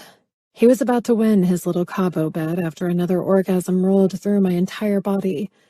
I screamed out his name while running my fingers through his hair and gripping it. His hands clutched my waist as he thrust in deeper, his teeth softly caressing the skin over the side of my neck. Jake braced an arm on the rail before us, and his hand brushed over my breast while we both fought to catch our breath with this impulsive decision to go for it right here and now. "I've missed you," he said, kissing my cheek as I tried to pull myself together. "Now I think I can deal with the rest of the night, especially seeing you in your swimsuit." Jake and I pulled away from our sexual position and walked into the bedroom of his yacht. "This way," he said. "The shower is back here." What are you talking about? Swimsuit? For the rest of the night? Is there something about this little birthday party of yours that you forgot you planned that I should know about? He chuckled. "I'll be right there with you." He walked me into a bathroom fit for a king and turned on the water to the glass shower. "Come on, let me clean you up." I stepped into the luxurious shower. Why the bathing suits? I'm not cool partying with a bunch of people. His lips covered mine and silenced me while he grabbed the soap and proceeded to give me a massage with his strong hands like he always did when he hit the shower after our crazy sex interludes. "Relax, baby." He kissed my nose, running soap over my shoulders and down my arms. This guy should have been a masseuse. "Tradition of birthdays anywhere near a pool means the birthday boy and his girl go into the water. I've already texted Jim to leave you out of this, but My brother seems all too excited that his little brother is here with the first woman to settle his ass down. So I think you and I are going into a pool tonight for that reason alone." He laughed. I kissed his perfect lips, grabbing the soap myself and taking my turn with his body. "You seem a little too excited about this," I said as he dropped his forehead to mine. His muscles were tight with the tension brought on from dealing with this stupid celebrity crap that seemed to be a nightmare for him. "Very," he said, his hands cupping my ass. "Though I knew something would happen like this tonight. Birthday or not, the boys all know you're my girl, and so they're coming after us just for the hell of it tonight. I have a stunning cover-up for your swimsuit as well. Hopefully that will keep you comfortable." "Comfortable?" I said as he began washing his hair. Not being the victim of the crazy frat boy initiation that you're talking about will make me comfortable." He looked at me with concern. "Babe, I'm not going to let anyone hurt." I placed a finger over his lips. "Stop. It's your birthday. Let's enjoy every minute of it. And yes, you win the Cabo bet." He pressed his lips into my finger. "I already knew that." This night was already kicking off in the wild and crazy way I sort of imagined it would. Now here we were, cleaning up and heading out to Jake's birthday party with his close friends and the chicks from the Playboy Mansion on another private deck of this yacht. Jake opted for a beer, and I followed his pace in having one myself. He interlaced his fingers with mine. "Time to meet the boys, Ash," he said, bringing me over to the far corner of the yacht. I put on a brave face. I'd met his brother, but not his friends, and God only knew what the Billionaires Club all thought of me. By the knowing grins on these three drop-dead gorgeous male specimens, I had a feeling this was going to be one crazy night. I only hoped I could keep up with the company of these men, and the women who I didn't fail to notice were speculating about the woman who was walking with Jacob Mitchell. I had to keep it chill. These were Jake's friends, and I was the outsider here. This was awkward, but I instinctively felt like I couldn't show weakness around the women who were looking at Jake and me like it was a shame we'd ruined their night. If that wasn't enough, my boss, Lillian, was in the crowd of women. Fuck me. I'd barely tolerated the fake snob of a woman all day at work, and now she was here? Calm down, Ash, I thought, knowing Jake couldn't stand her. So who knew how she'd fare out here with him trying to celebrate his birthday? Who the hell knew how any of this would work out? This was the party side of the man I'd fallen for, and it would be interesting to watch the night play out. Chapter 20. Ash. After meeting Jake's best friend, Colin, I could see where the two had a connection in this crazy bubble of wealthy people we were surrounded by. I also noted their connection on the medical level, both exchanging stories about patients and their success. Jake's in heart disease and Colin's in neurosurgery. More than once I found myself having to do a double take on the young blonde man with sky blue eyes and Jake. They were so gorgeous they could have made a fortune as models, but instead their hearts and passion were in the medical science industry.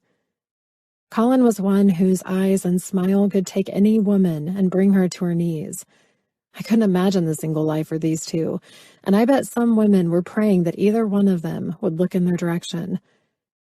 Then there was Big Brother Jim and his best friend Alex, who was president of Mitchell Associates. Both men worked side by side to run the well-oiled machine of a company that owned everything under the sun, including some minor league sports team. The men were good company to be in, and I found myself quieter than I'd anticipated as I listened to them talk and catch up after their long days from work. Maybe it was the beer I was nursing that was fizzling me out, or just my interest and intrigue, watching the men talk. "So you're really going to let this nut date you, eh?" Colin asked while taking a sip of his gin and tonic. "He's a prick. You know that, right?" I laughed. "You watch too much television," I said, Jake smiling down at me and joining in on the conversation. "Don't believe everything you hear." "Ah," Alex said, joining in from across the bar where we all sat. "But he does have a complete douchebag for a brother. he said, sipping his bourbon. One who apparently still hasn't figured his shit out yet.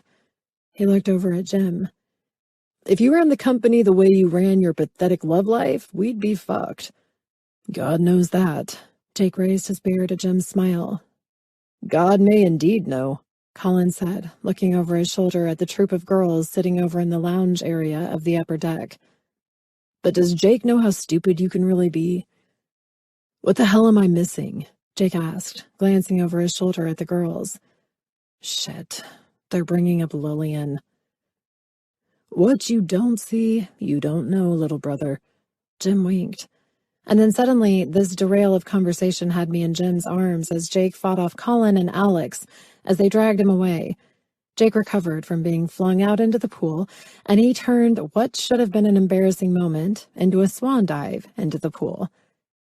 You'll have to forgive me, Ash. Jim smiled, and it was the first time I saw the man's face light and humorous. But this might be the worst of your troubles due to Jake.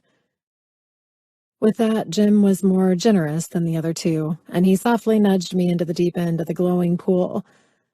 I was expecting to meet with ice-cold water, but this was lovely, warmed to a perfect temperature, and now I was snatched up in Jake's arms. His smile and laugh both were contagious. You're all mine now, babe, he said, and our eyes locked knowingly. He watched as I smoothed my hair back, and he ran his knuckles along my jawline. You okay? I asked, trying to remove the water from my face. Better than ever. He traced my bottom lip with his thumb. I'm sorry that we got lost in decompression talk back there. It's sort of the thing we do when we catch up at the end of the day. I enjoyed it. Your little Billionaires club is quite the club, I mocked. Overrated, he said, eyes studying mine in a way they never had before. Would I be insane if I said I was in love with you? I framed his soft, innocent face that was more sincere than I'd ever seen in him before. I would say someone spiked your beer. I kissed his lips. Don't go soft on me, Mitchell, I warned. He held me close. I know it's all sudden and fucking crazy, he laughed, nipping at my chin. But I can't explain how you make me feel when I'm around you. How just having you here, I feel complete, and actually pity the rest of these assholes who aren't as fortunate as I am. Someone must have spiked the beer, I said. No one spiked my beer, he teased back. You don't have to reciprocate my feelings or my words, but I'm telling you how I feel. You two going to stay in the pool all night, or can we cut this cake and move on with the night? I heard Colin call out over the music. Cabo, he said. You and me, the boat staff, and that's it. He pulled me in. I kissed his lips. Let's go eat cake, birthday boy. This was moving at light speed between Jake and me, but I knew what Jake felt because I felt it too. I'd had boyfriends before. I thought I was in love my first year of college, but I'd never felt what I felt with Jake. The way it turned from the very first moment we met, started talking, the sex, and then these looks we both seemed to get lost in. It was intense and scared the shit out of me. Maybe Jake was braver than I, but to feel the way I was feeling about him lately was dangerous. Dangerous in the form of knowing if I lost him and he moved on, I'd be in trouble. I'd never met anyone so bold, so fun, and yet so passionate in his professional career. No, we hadn't had a lot of time together, but there was a pull toward this man that I couldn't explain. I just wish I had the guts to tell him I loved him too, because I did. He'd saved my dad's life and mine also. I may never know what the hell I did to draw his attention toward me like this, but I wasn't discrediting myself by saying I didn't deserve it. I deserved to feel the way only Jake would make me feel. I deserved to feel happy and alive again, and in all honesty, it was Jake that was bringing this out in me. That's what the scariest part was.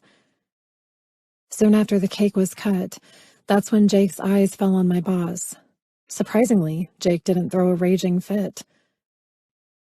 Listen, Jim, Jake said. If you want to bring her along, then fine. You know how I feel about her, and one day you'll understand it.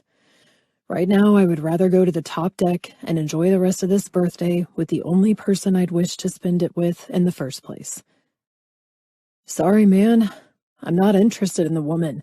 She came along with the company executives Alex and I met with earlier. She followed me in tonight, and instead of mentioning it was a private party, I just allowed her in. She's here because she's stalking you, Jim. It's creepy, rude, and repulsive. She's a problem. Sorry about this, Ashley, Jim said. No need. I work with her every day. I laughed. I just feel bad for you, Jim.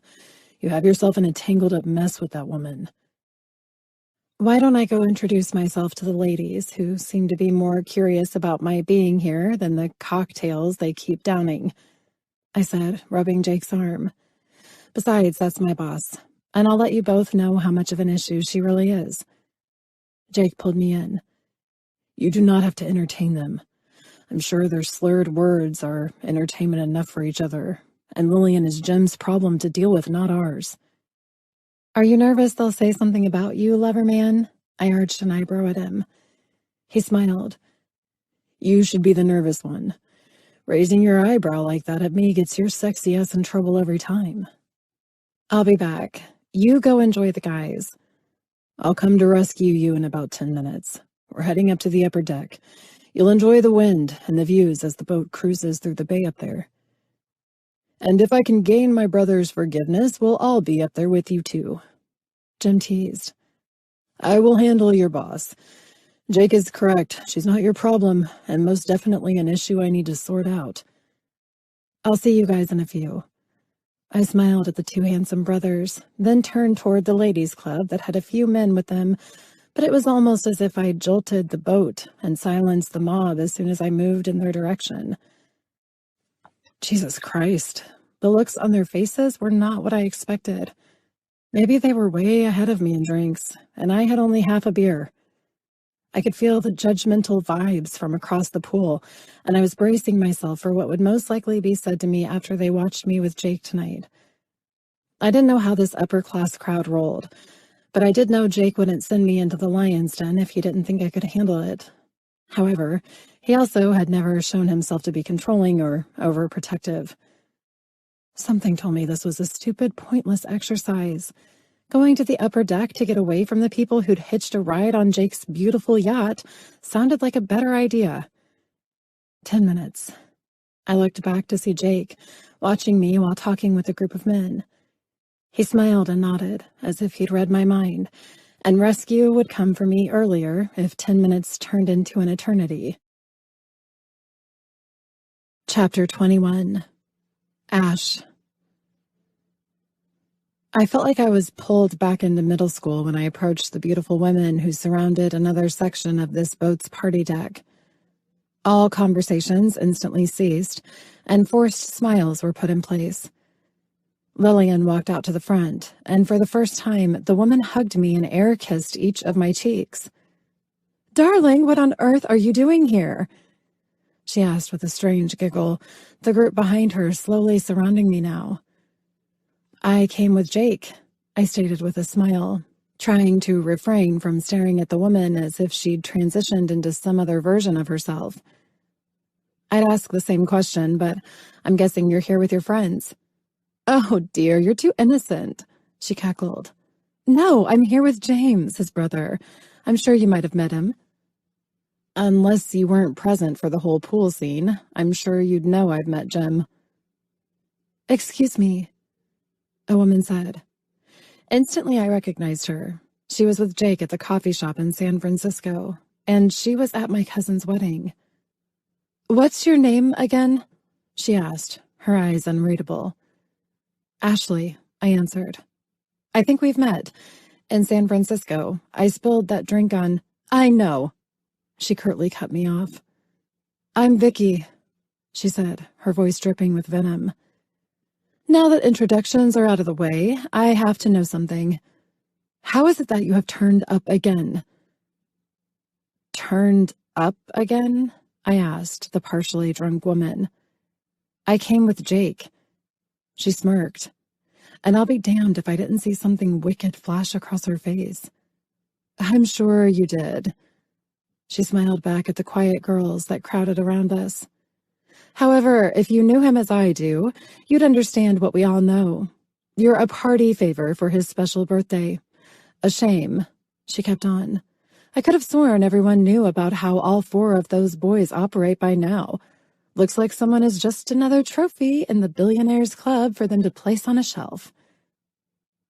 I pursed my lips after all the women laughed at the blonde who slurred her insult.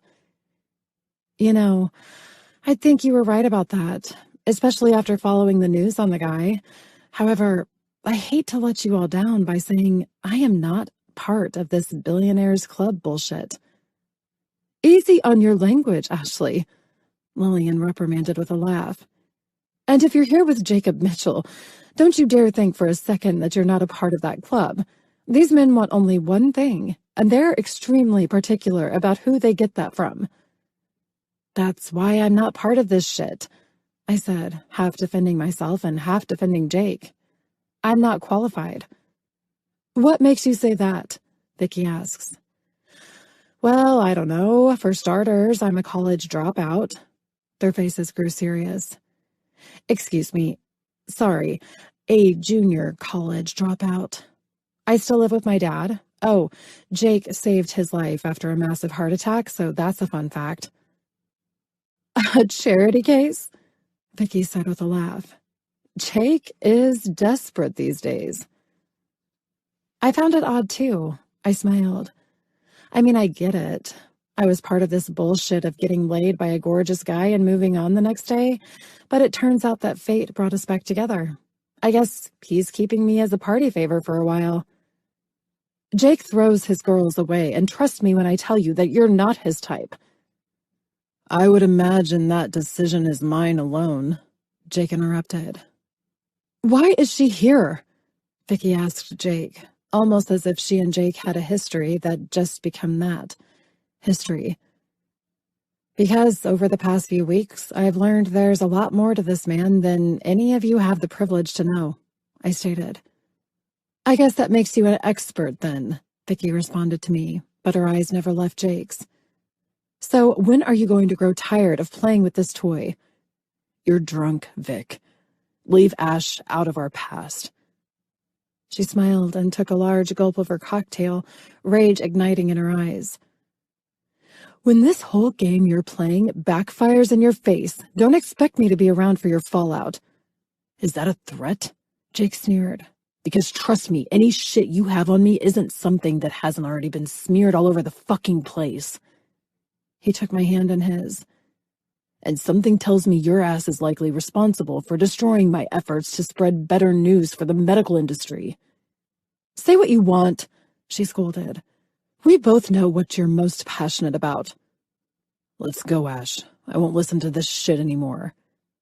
Afraid she might know the person you really are, Jacob Mitchell, Vicky said. As I said, if I were afraid, I interjected, I wouldn't have shown up tonight. Let's go, Jake said, ending his stare down with Vicky, the bitch. We walked next to the pool toward Colin, Jim, and Alex. Ash and I are heading into the upper deck. The blackout drunk mean girls are waiting for you all. We'll handle them, Jim said, then looked at me. You look like you came out of that without a scratch. I think they were too drunk to tell me what they really thought of me. I smiled. It was rather a dull moment. Oh, I said before leaving with Jake. Lillian is sort of on one, so good luck with that. I winced at the intimidating businessman. Jim's eyes roamed over to the women. Alex, he said, have someone babysit that group. I'd rather spend my brother's birthday with him instead of a drunk group of drama queens. Make that 2 of us, Colin added. And I get to corral them and let them know dancing on the yacht will be the only party they're partaking in for Jake tonight. Alex answered and looked at Jake. You invited them, dumbass, he laughed. Get your asses up to the next deck. I'll handle the hospitality of the Lonely Hearts Club and be up in a few. That's why he's my right-hand guy. Jen smiled at Jake. Oh, please. Colin and Jake looked at each other. Yeah, quit acting like you're God, Jimbo. He unexpectedly brought my hand up and kissed the back of it. I'm getting Ash out of here. While you're in the act of apologizing to me for allowing Lillian on my boat," he looked at his brother, "you, Jimmy, can also arrange for drinks and food to be brought up there." "Get out of here." Jim rolled his eyes and clapped his brother on the shoulder. "We'll ensure they're all taken care of by the staff so we can enjoy some privacy. We seriously need to warn Ashley about the man she's holding hands with." Jim winked at me, and then the three were walking off toward the partygoers as Jake led me toward a staircase that spiraled up. We were out in a private lounge area where comfortable white canvas seating, something I imagined was much more boat-like, was set up. The couch-like accommodation was situated around a slate rock fire pit, shaped in a rectangle with glass to surround and protect the beautiful dancing flames that rose from the rock bed. The wind was muted by glass, but it didn't block the view as the yacht cruised along the coastline.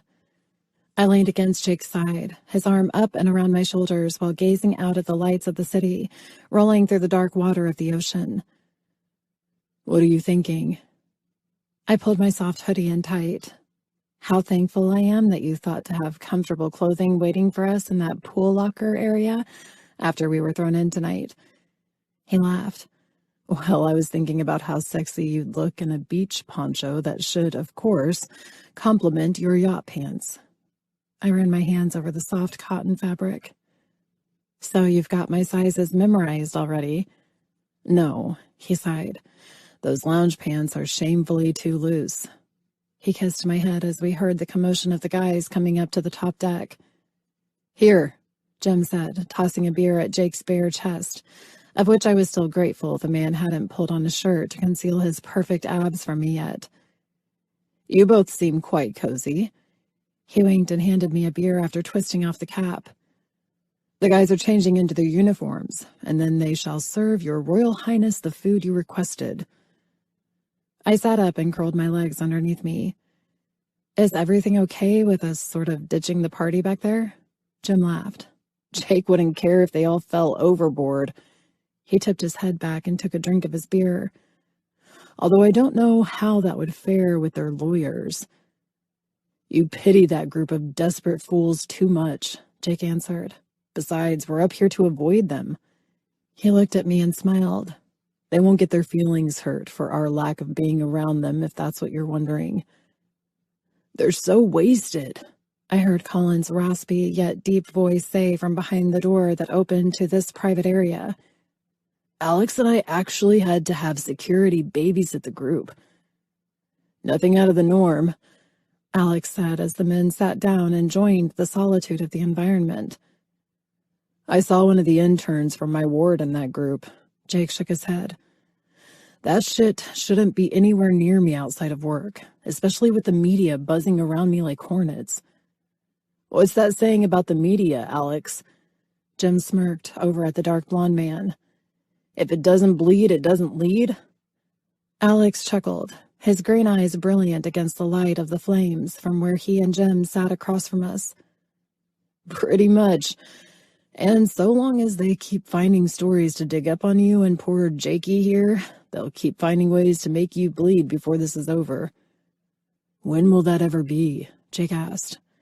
"Good grief, at this point in my life, I'd like to think I knew I was a dumbass and reckless with my life outside of work. And now," he took another drink of beer, "I get to try and put that chapter in my life behind me while someone is begging to dig up yet another act of stupidity on my part." "This isn't going to ruin your job," I spoke up. "My dad and I heard multiple patients in your office discussing how they're worried your talents are going to have them replaced." Colin smiled. "It's a good day when your cardio doc replaces you with a new patient, and you're alive to move on from the man." He nodded at me. "Jake's not replacing anyone, trust me. Those patients, all of his patients, are his other family." "Shit." He punched Jim, where he sat in a chair on Colin's right. "Even you ride second best to his family of patients." Jim eyed me with a smile that reminded me of Jake's staring grins. "Make that third in Jakey's lineup." He leaned forward, resting both elbows on his knees. "I have to hand it to you, Jake. I swear you appear to be a changed man."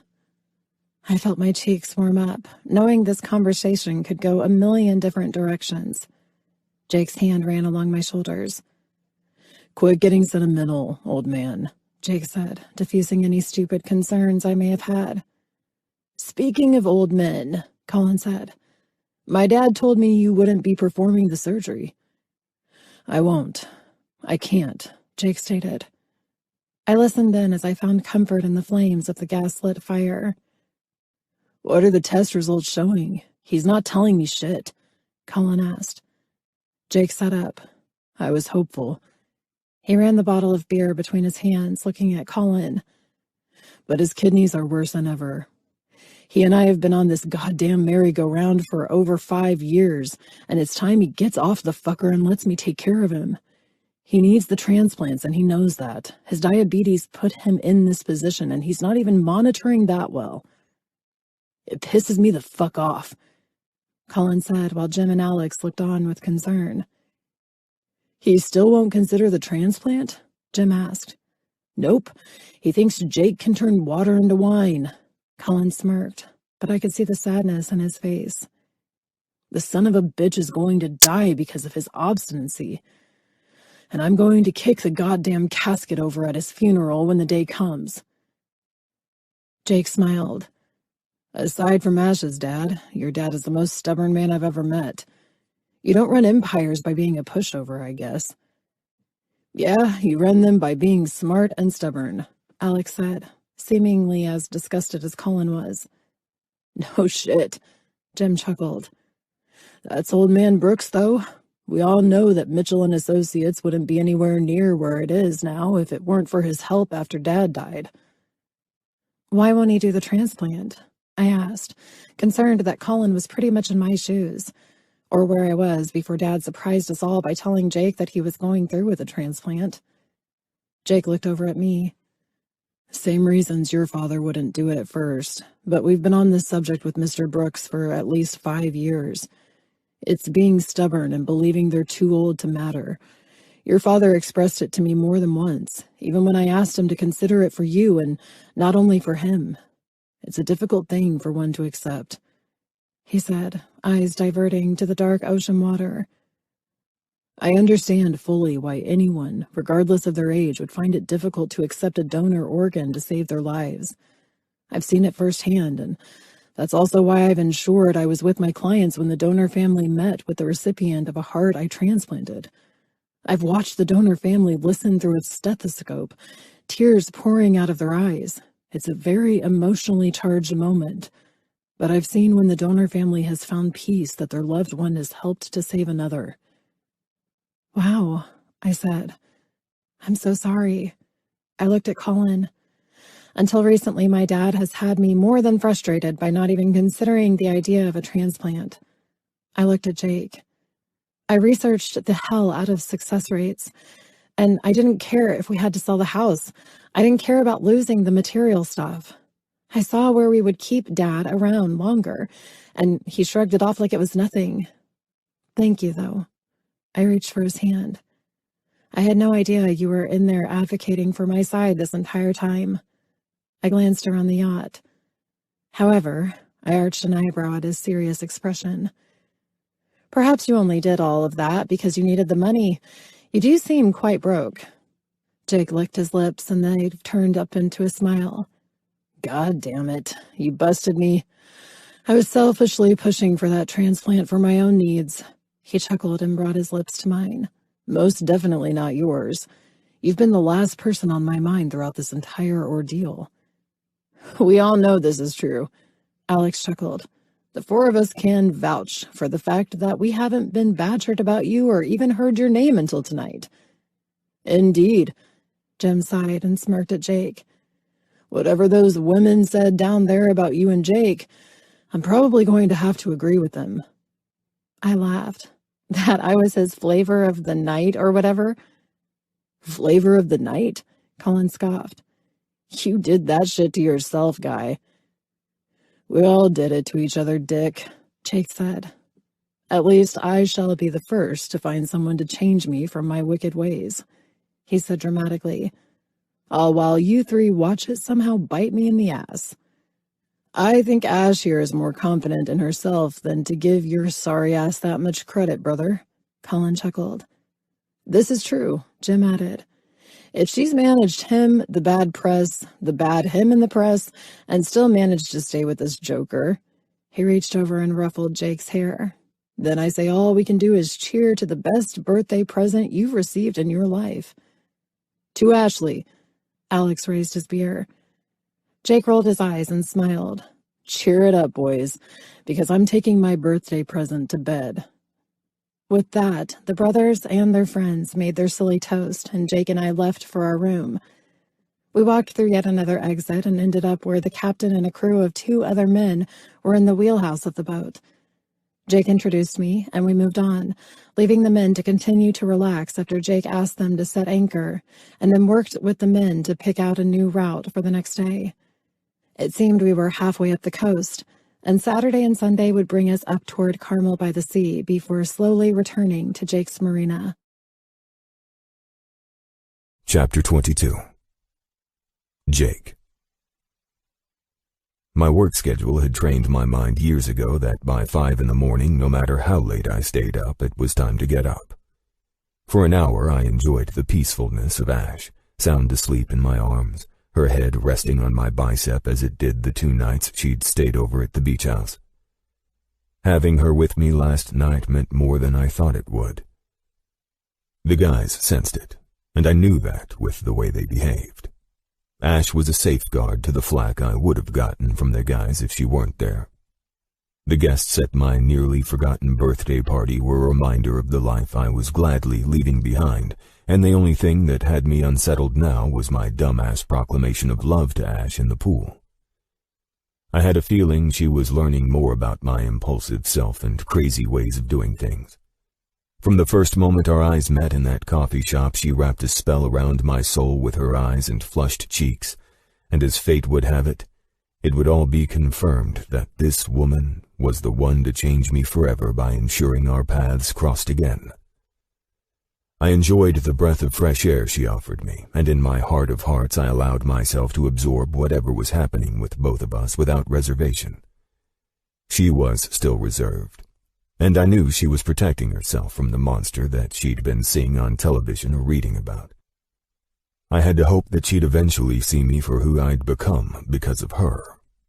It would take time, but to keep her, I'd wait. Thank God for the career I'd chosen, because patience was ingrained into my nature. If I could stand over a patient in my OR for 14 hours performing tedious surgery, I think I could wait for as long as Ash needed to feel comfortable to have me as her own. I'd been awake for an hour and a half, relishing in our fantastic sex throughout the night. I didn't want to leave this state, but I was getting restless, and though I'd love to wake her up to another glorious round of sex, her restful breathing prompted me to leave her to her peaceful state. After speaking with my captain over a cup of coffee, I walked out of the wheelhouse to my favorite part of the yacht. I had the designers of the vessel create an area where I could recline in solitude on the bow. It overlooked another pool location where we had retreated to for the small party last evening. The area was beneath the wheelhouse's large windows, but it was set perfectly out of view from there, or the lower deck on the bow. Just as the stars were being erased from the black sky and replaced by the stunning magenta of the fresh summer morning, Ash walked out, looking like the angel I knew her to be since our first night together. "So, this is where you hide on this boat, eh?" she asked, crawling up to where my open arms pulled her onto my lap. I tugged on her top knot. "You look like some impressive man had his way with you last night." She rested her head against my chest as she found comfort stretching out at my side. She ran her fingertips over the hooded sweatshirt I wore. "I don't know how he felt, but I sort of feel like I had my own way with him last night." "Really?" I smiled. "I'm sure he enjoyed that." "I have no idea.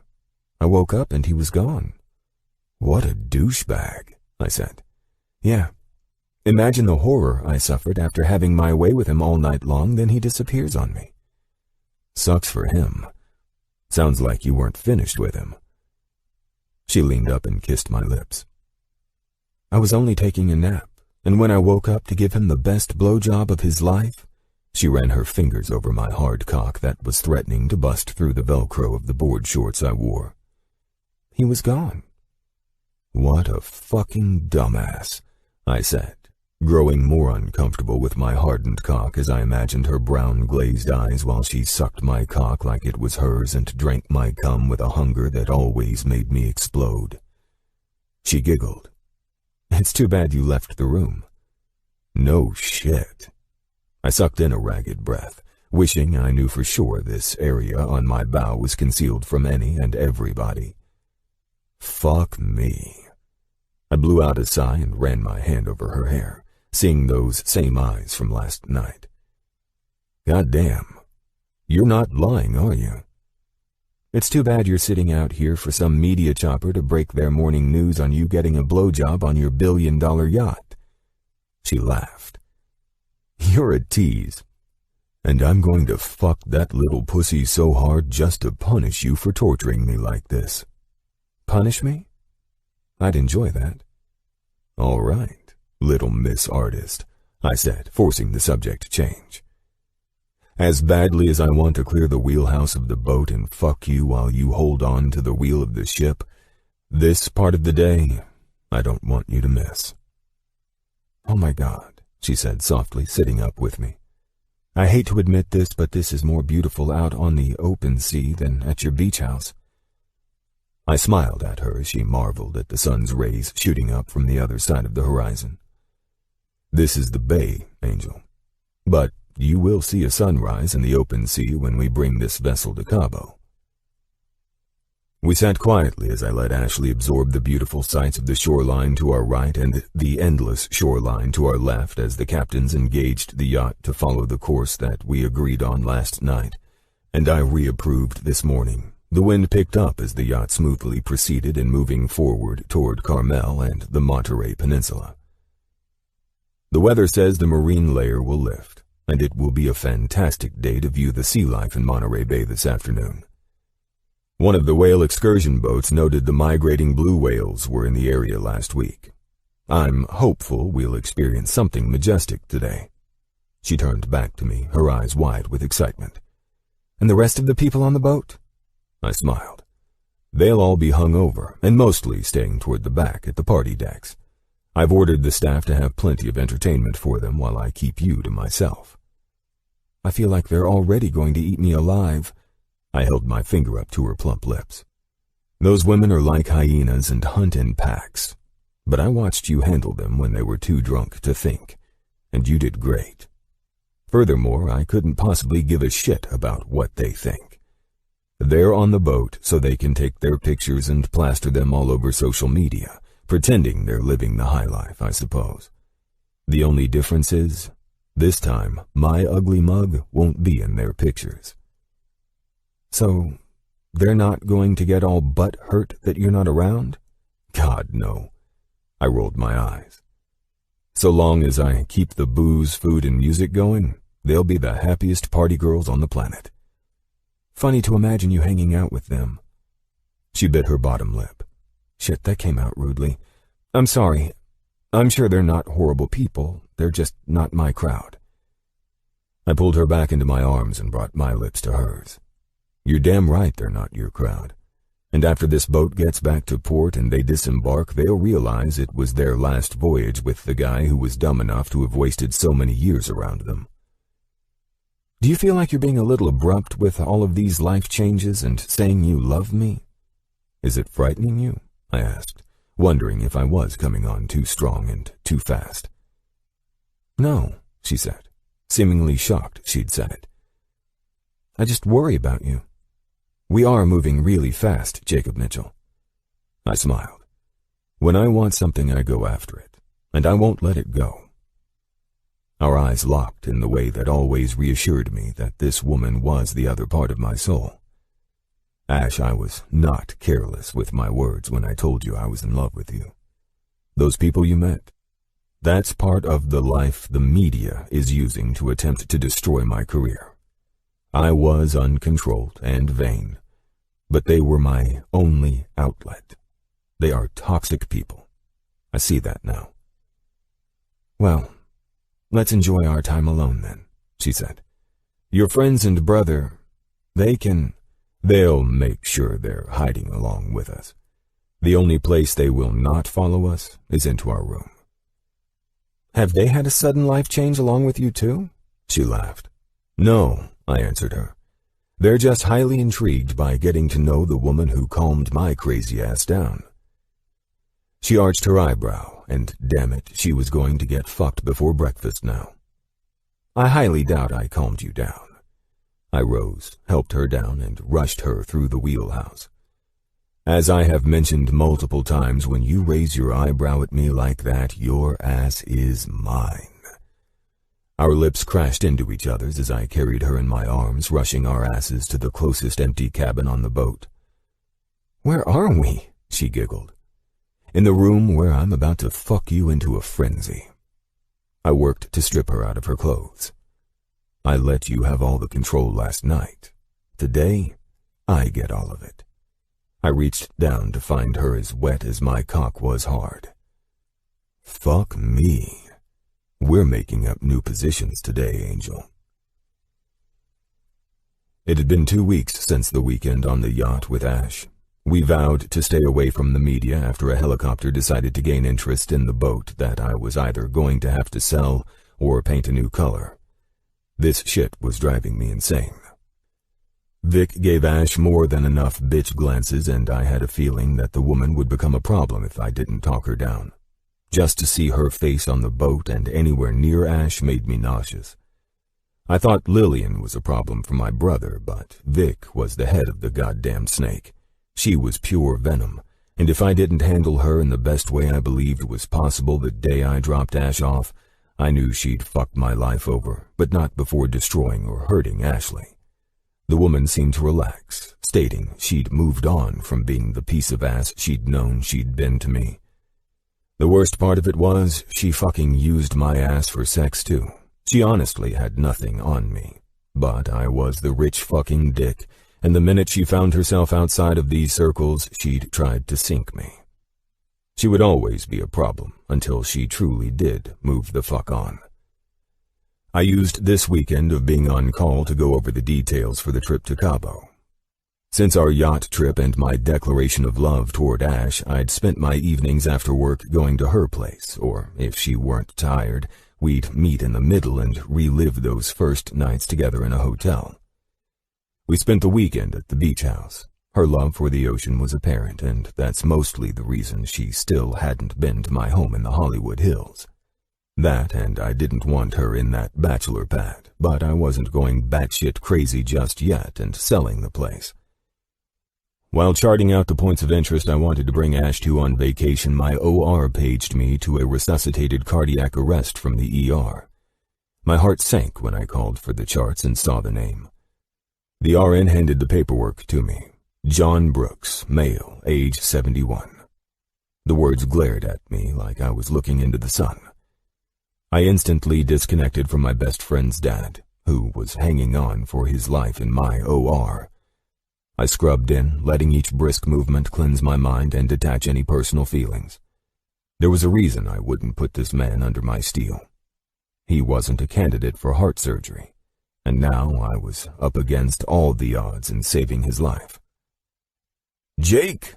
I barely heard my voice being called as I ignored all the machines around me. Jacob! Dr. Sampson called again. Dr. Mitchell! I finally looked up at my attending physician. I need blood pressures, I said, knowing it was futile to continue. Jacob! The white-haired physician somberly called my name. You need to call it. He's expired. There's nothing more we can do. I glanced up at the heart monitor.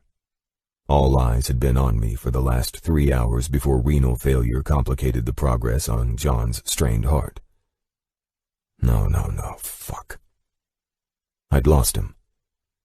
His labs had shown a stroke had triggered this bomb that was begging to go off for years, but my God, I had him. He was stable. Now he was gone. Stop it, Jacob, I ordered myself amongst the silence of the room. I was under the eye of my attending physician, my OR staff, and interns. I had to pull it together. I looked up at the clock. Calling time of death. 2:33 a.m., I said. Nurse Andrews. Yes, doctor. Work with the staff to prepare the body for the family. Yes, doctor. The family is in the ICU waiting room. I'll need you, Dr. Sampson, and 2 nurses with me, I said, turning to have an OR staff member remove my headgear while I worked to dump my bloodied protective gear in the trash. I maintained supreme focus as I walked toward the waiting room to give the news to my best friend and Raylin, John's wife, who I knew were waiting for those doors of horror to open and deliver a verdict. I couldn't. When I walked in, Colin was still in his scrubs, which was not like him. I instantly went to Raylin after Colin nodded in understanding that I wasn't here to bring the news they'd hoped for. I took Marilyn's hand and sat down. John's stroke forced him into renal failure. His heart could not be revived, and despite my greatest efforts to keep him with us, he wasn't able to pull through. This was not how we talked to families, mostly, but this was mine and Jim's other family, and as I spoke to Marilyn, Colin called Jim to give him the news. Marilyn crumbled in my arms, and I held her as close as I could while keeping my strong front. "Thank you, Jacob," she sobbed while Colin pulled her into his arms. "I'll bring you all back to him when you're ready." "Amen," Colin said, his voice cracking and his eyes filling with tears. "You did everything you could do." I nodded in understanding as Colin looked at me somberly. My best friend knew me well enough to understand this was going to spin me out the moment I allowed that part of me to take over. Fuck me to hell. I lost John despite everything I could do. "Jim's on his way down," Colin said, bringing me back to the present. "Dr. Mitchell to OR4, I heard my name called out. "Dr. Jacob Mitchell to OR4. What the hell? Was it a full moon? I'd lost my other fucking dad, and now I had to perform another emergency surgery.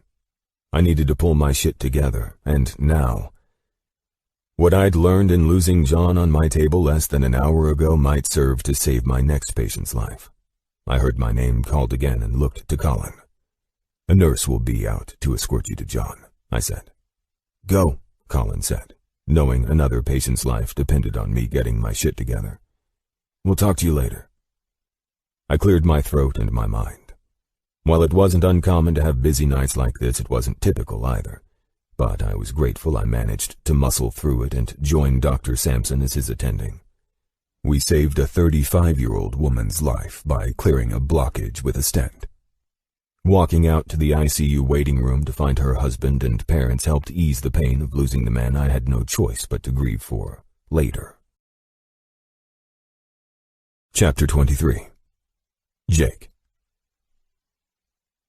I stood on the perfectly manicured lawns of the cemetery staring at the polished mahogany casket. I held Ash's hand as she stood quietly to my right while Jim stood stiffly at my left. We listened to Colin eulogize his father before the minister stepped in and finalized the burial service. I managed to push everything down since losing John on my table and was able to force conversation and smiles that would show everyone around me that I was doing fine with it all. I was grateful Ash was with me. More shocked than anything, she took me up on my request to join me for this farewell to the man who'd taken the place of my father after Dad succumbed to a heart attack as well. I went into this line of work to prevent my standing here with this grieving family, and yet here I was, staring at the casket of a man who fell to the silent killer anyway. I pulled my eyes from the casket and slid them over to the beautiful woman standing soberly at my side.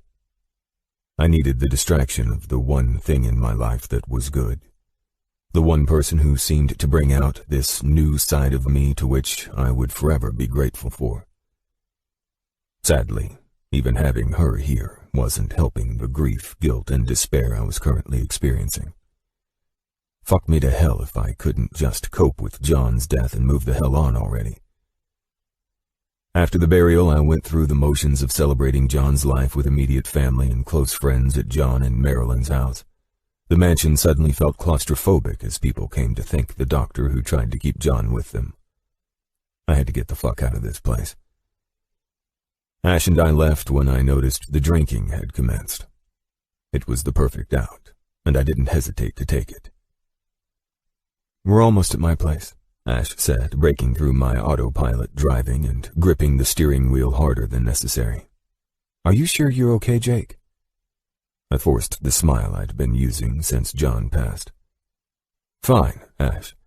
Thanks again for coming with me today. I hope it wasn't too much. She reached over and placed her hand over mine on the stick shift. It wasn't too much. In fact, it's got me thinking. Oh yeah? I absently answered her. Dad and I have been sort of stuck in some bizarre state in the idea that keeping Mom's urn with us would help to keep her with us. She softly chuckled. We need to put her to rest in Santa Clarita. We need to move forward with the acknowledgement that we've been blessed to have her and learn from her, and now it's time to do what she'd requested before she passed. What was her request? I answered, not necessarily listening, but trying to hang on to something I knew was monumental for the woman I loved. She said to live for her. Ashley choked the words out, causing me to turn my hand from gripping the gear shift and into intertwining our fingers together.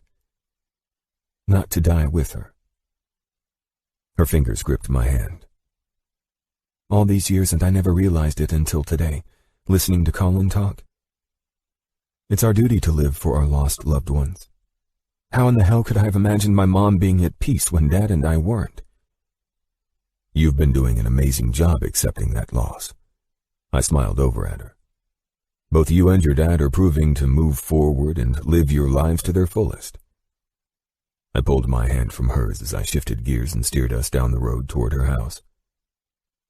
Do you want to come in? She asked. I think I'm just going to head home. I placed my hand around her neck, helping to bring her face close as I leaned over to press my lips to hers. Not trying to be a dick, but this week has kicked my ass.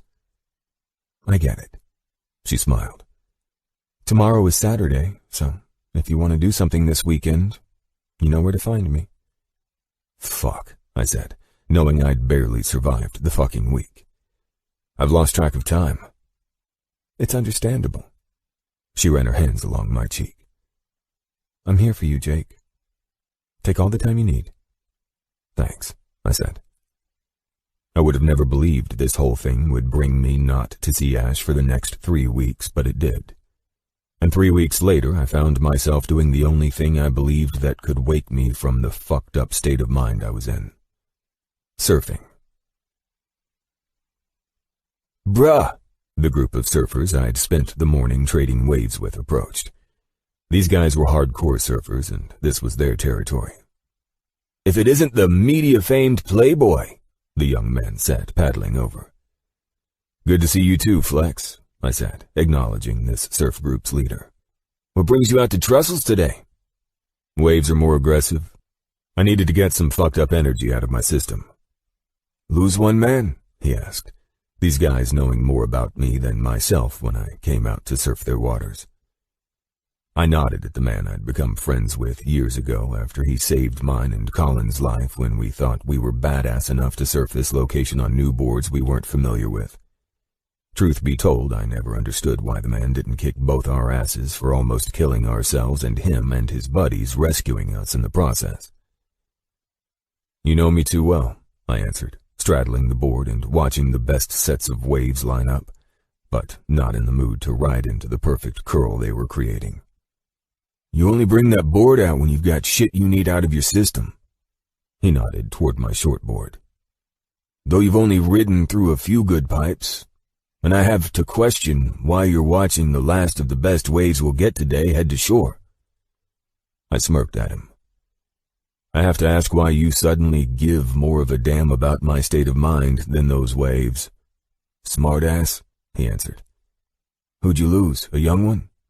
My lips tightened. Nah. Colin's dad. Shit, Flex said. Colin okay? Colin's managed through it all pretty well. He's got a ton of bullshit with the company, though. You know, Flex started. When the ocean brings life... Flex, I interrupted. I swear I don't want to sound like an asshole, but I'm not out here to listen to metaphors about the fucking ocean. I just had to get away from the noise. I get it, he said, straddling his board, now floating in the water next to me. He reached over and chuckled. Looks like Colin might be taking my place in the words of encouragement department. I squinted out and watched the surfer who duck-dived a breaking wave and popped up from the other side reveal himself as my best friend. Yeah, I'm sort of fucked now. Probably best to take the next set. Your dumbass isn't going anywhere, Colin said as he paddled over to where Flex and I sat on our boards. What the hell? If this were the morning we were going to surf, I'd think your stupid ass would have invited me. What's up, Flex? Just sitting here catching a board tan with your boy, Flex laughed. And we all know how much you love watching sets roll past you. He pinched his nose clear of the water that splashed up in his face. Sup, fucker? Colin asked, sitting on his board facing both Flex and me.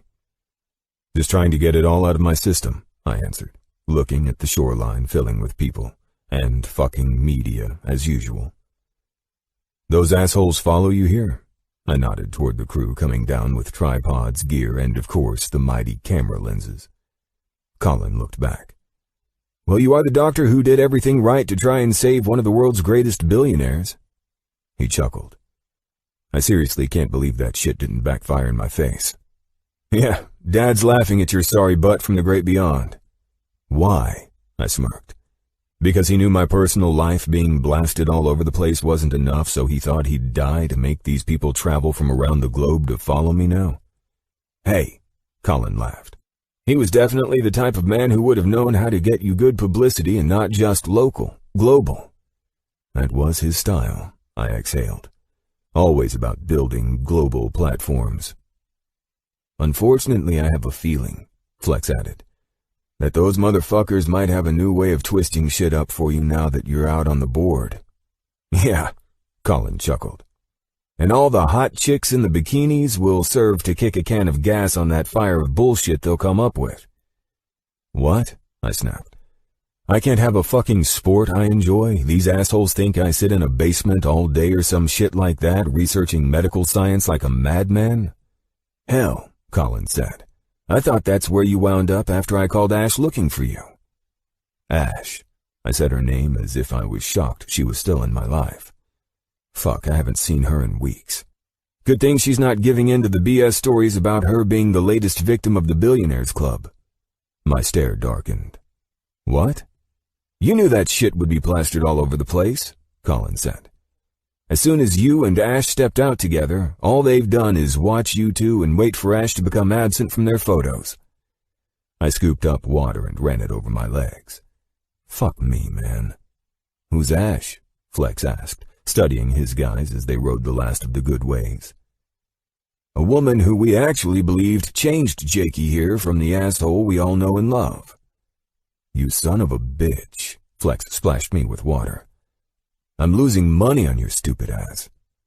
I smiled at him. The thought of Ash making me relax some, but I was also tense in the fact that I'd been blowing her off with lame-ass texts. God only knew what she thought of me. These stories exposing my life never really had an effect on her, but now I was stupidly living up to the love 'em and lose 'em headlines. Losing money? I shook my head at my Tahitian surfer buddy. How many of you dipshits have bets going on my life? The whole world at this point, bro, Flex said while he and Colin laughed in unison. Well, you two enjoy these ankle biters. I'm closing up shop for the day. See ya. You've got this, Jake. You looked good out there this morning, Flex said. I almost thought you knew what you were doing. Colin grinned as Flex popped on his board and rode a small wave into shore. He looked over at me. You need to move past this. You know it's exactly what Dad wanted. I looked down the coastline. I know I couldn't save him on that table. I know that. I've come to grips with that. Then why are we into this for at least 2 weeks now? I pinched my lips together. I can't get it out of my mind. What if I used different words when trying to persuade him? What if there was a better way to talk to him? I should have been able to prevent this. And there we have it. Dr. Mitchell is playing God with lives. I moved the water through my hands. Not playing God at all, Cole, I said. Just thinking about what I could have done differently in convincing him. You couldn't have done anything differently, Colin answered. Dad was a stubborn ass, and we all knew that. Why carry the burden of his hard-headed personality that put him in the grave? As a doctor of medical science, it's my job to fix and find answers to each patient I have. I use my experience with patients I've saved and lost to move on and learn what I can do differently with future patients, I said. And so you're going to ride the board until the answers come? I'm out here to get a little fucking peace, and you're not allowing that. That's what best friends are for, Colin smirked. Let's get out of here and go grab a beer. It's fucking 5 o'clock somewhere. Very original, I said, conceding. Jake.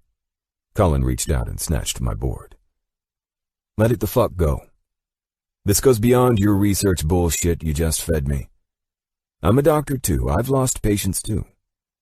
We both grieve their losses differently, yes. My dad hits close to home for you, yes. But you've got to get your ass back in the game. I've operated on 2 hearts this week. Both patients successfully recovered and home now. I'm in the game. You're hiding behind patients, Colin said. Listen, I'm your best friend. And I know you better than anyone, even Jim. You're vacant, man. You're going to lose Ash, and you know it. But do you even give a shit? Of course I do. See, he said, scowling at me. Your face always had this sappy, giddy, and breezy as fuck look whenever her name was spoken. But now, he blew out a breath. Hopefully she'll still be around when you come out of this. How do you expect me to switch gears? Stop going over the bullshit of an idea that you could have found the words to save Dad. Knock that shit off. You know better, and you knew him better than that. My dad would kick your ass from the grave if he knew his stubborn bullshit was the reason you're falling the fuck apart. You're not saving anyone by using John Brooks as your example of what you should have done differently. You're right. Well said, I answered. Let's paddle these boards in. I'm in the mood for some fish. Fish tacos are calling my name, Colin said. How about we bring Ash out tomorrow and teach her the one thing her man is most enthusiastic about when it comes to sports? Ash loves the ocean. She already threatened to kick my ass if I ruined that love she had if she got seasick on the yacht. There's no way in hell I'm destroying that while sharks are migrating through the Pacific. For fuck's sake, Jacob, he said. You need to pull your shit together. Why don't we let Ash decide if she's going to fear marine life killing her and not the fearless chump who went softer than a wet turd on me? You're such an idiot sometimes, I answered, bringing my body to lie on the board. You're right. I'd much rather see Ash's expression when I ask her to join me surfing instead of assuming that I was trying to kill her off. That's a great story for these Billionaires Club headlines, Colin laughed. The Billionaires Club moves to the next level in ditching their so-called lovers. I popped on the board after paddling forward with the momentum of a small wave rolling in. The 4-foot wave was perfect enough for me to cut back and forth before allowing a final ride into shore. Chapter 24. Ash. I was in the process of putting the final touches on the portrait of the sunrise I'd experienced on Jake's yacht when I heard a knock at the door. I brushed my hands over the smock I wore, smearing any wet paint I might have had on them away. It has to be Jake, I thought, looking at the clock. It was 10:30 at night, but it was also Saturday, so what the hell was happening? I crossed the living room and peeped through the hole to see Jem standing out front. I quickly unlocked the deadbolt, keeping it quiet because everyone but I was asleep. Jem? I questioned. His lips rose on one side. Sorry, I'm not the brother you were hoping to see for the first time in 3 weeks. I chuckled and stepped back. Come inside. We sat on the couch, and the expression on Jem's face made me more concerned about Jake than the random texts he'd been sending me. What's wrong with Jake? I went straight to the point. Jem ran his hand through his onyx hair. I think it would help if you visited him. He's functioning fine, but I can tell John's death is hanging over his head. I bit the tip of my fingernail. I don't want to be a nuisance to him if he needs his space. Jim leaned forward, his elbows on his knees. You'd be far from that. He smiled over at me.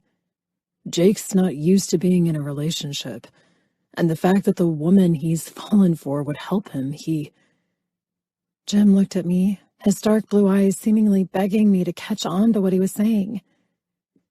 He doesn't realize I might be able to help him through this? I suggested. Exactly, Jim said with a sigh. We've all tried to get him to shake this out of his system.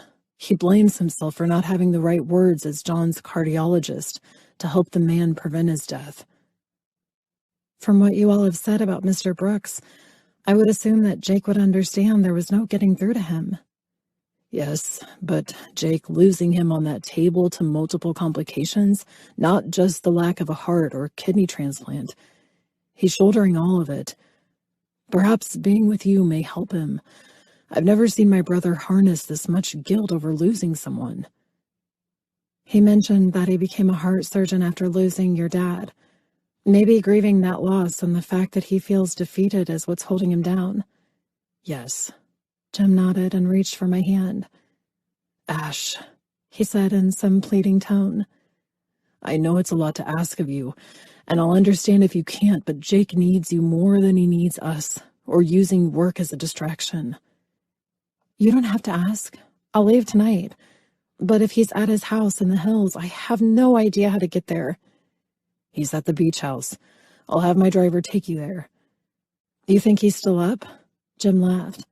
I would be shocked if the man had fallen asleep in the last 3 weeks. Got it, I said, getting up. Let me pack a bag and I'll be out in a sec. This entire time, I'd forced insecurities about Jake moving on from me out of my head. I pointedly ignored all stories from the media, knowing I might see Jake and someone else. He did text me, but it was mainly vague texts about how busy he was. I'd believed they were all excuses to move on, and he was trying to break it to me gently after all the excitement we'd shared on the yacht. Now I knew the man was in trouble. He was mentally struggling, and if his brother was showing up, I could accept it wasn't him just going over the edge in lust with some chick he had fun sex with. I hated that I couldn't easily accept that he was in love with me, but Jesus, we were moving fast, and I had been fighting my feelings. Now that I knew the extent of his distress, I felt horrible. My heart was shattered that I didn't put my selfish thoughts aside and see through the texts. I was more worried about keeping up my guard than I was about letting the man in and helping him when he needed it most. As I sat in the back of his Bentley with Jim, I knew that I was in love with Jake and would do everything I could to help him. God, I said as the freeway exit came into view and Jim ended the conversation he'd been having on the phone since we left my house. Sorry about that, Jim said, resting his head against the headrest. I swear my job has me by the throat at times. He laughed. And in the act of looking like a complete douchebag while riding with my driver, it's these damn phone calls that keep me from actually enjoying driving myself around. You don't have to explain all of that to me, I laughed. But do you ever get a break from it all? Never, he said with a laugh. Well, sometimes I'll push the work down to Alex, but he's occupied with some other nonsense at the moment. It can be annoying when we're in a position with a client that can't be avoided. So your love life is well then? He smiled at me. It's a dreamy one. He held up his phone. This baby and I never leave each other's sides. I rolled my eyes. God forbid. I can see how my brother has taken to you as he has. I'm sure you give him snarky responses even worse than this. We play around some, I answered, enjoying this side of Jim. The arrogant businessman I'd seen in him before was exhausted and stressed, which was easy to understand, but I could also sense his concern for his brother had grown. And now here he was with me, of all people. It's good for his crazy ass, he said. You're good for him. Thanks for telling me that. I try not to let all the shit that's going around about him being the world's sexiest player get to me, but I'll be honest, I have. I just don't want to put myself out there and get smacked in the face for it. Jim nodded. Completely understandable. Jake was the wildest of us all, and yet... He grinned at me. He met a lovely young woman who he was smart enough to appreciate when she came into his life. I doubt we'll ever encounter the Jake you read about or see on television again. I'm glad for that. I pursed my lips as we turned into Jake's driveway. I'm sort of nervous. Jim opened the door. Don't be. I'll let you in. Have a nice evening, and I'll be praying you can get through to him. Jim helped me out of the car. Don't let him close off to you or play you like a fool. His eyes locked onto mine. I heard you both in conversation. You are wise to him, so stay that way. Got it. After Jim walked me through all the security of the house, he practically growled when another call came in. Fuck, it's Saturday night, and my phone is blowing up with business calls like it's Monday morning. He looked at me. Sorry about the language. He sighed. I have to go. You comfortable hunting him down? I love this house. I can find my way around it. If he's asleep, I'll wake him up with a kiss. I laughed. A sleeping beauty recreation. He winked. I'll give Jake a ring in the morning. He can thank me then. Hey, Jim, I said, stopping him. Thanks for this. I would have never known he was in trouble if you didn't show up. He arched his eyebrow and nodded in response, looking just like Jake with the gesture. Talk to you later, Ash. I walked through the house, and as I glanced out at the back patio, I saw Jake hunched over in swim trunks, intently studying the water. Hey, I said, startling him. Someone told me the sexiest bachelor lived here. Jake leapt from his lounge chair, and the next thing I knew, I was in his arms. How in the hell did you find your way into this place? I felt his lips press against my hair. God, I've missed you. His hands roamed over my face. I'm sorry I blew you off. I just didn't want you around me while I was in this state. I took his face in mine, and at that moment our lips found each other in desperation. I reluctantly pulled away. Jem sent out the SOS for you and brought me here. Looks like I owe my brother more than a beer. He smiled, but I could see the pain in his eyes. You do, I said, taking his hand in mine. Mind if I join you out here? I would like that a lot. We sat together, and he instantly stood again. Let me get us some wine or food or something. Relax, I laughed. I'll take a beer. I peered around him. Looks like you have a cooler? Jake chuckled. Yeah, pretty fucking stupid since my outdoor kitchen is right over there and stocked with these things. But you're drinking water? I eyed the glass bottle on the table. He shrugged. I won't go anywhere near liquor when I'm feeling like this. How are you feeling, Jake? I asked, taking the beer he'd handed me after he popped off the top. Like hell, if I'm honest. His eyes pooled. I should be moved on by now, but the guilt won't leave me. Guilt of not keeping Mr. Brooks alive? It's everything, really, I guess. The media that backfired on us isn't helping either. I've watched my interview and sort of wondered who the hell that man was that was speaking. The shit that seemed to be so important for people like John. To help people like John, it's all a waste with my personal life taking precedence over everything. The media's obsession with that is beyond me. I took a sip of my beer. My dad has watched the documentary. You convinced that stubborn man to go through with the transplant. I know it's me just speaking about him, but trust me, Carmen was ready to throw a pot of albondigas soup at him one night. She was that frustrated with him. Jake smiled. I could only imagine how those two are getting along. I think they're kind of a secret item. I've caught them more than once. Jake's eyes widened. Doing? Whatever it is that couples do when they sneak into each other's rooms like teenagers hiding from parents. I laughed. Oh, shit, Jake said, picking up a beer and taking a sip of it. That has to suck.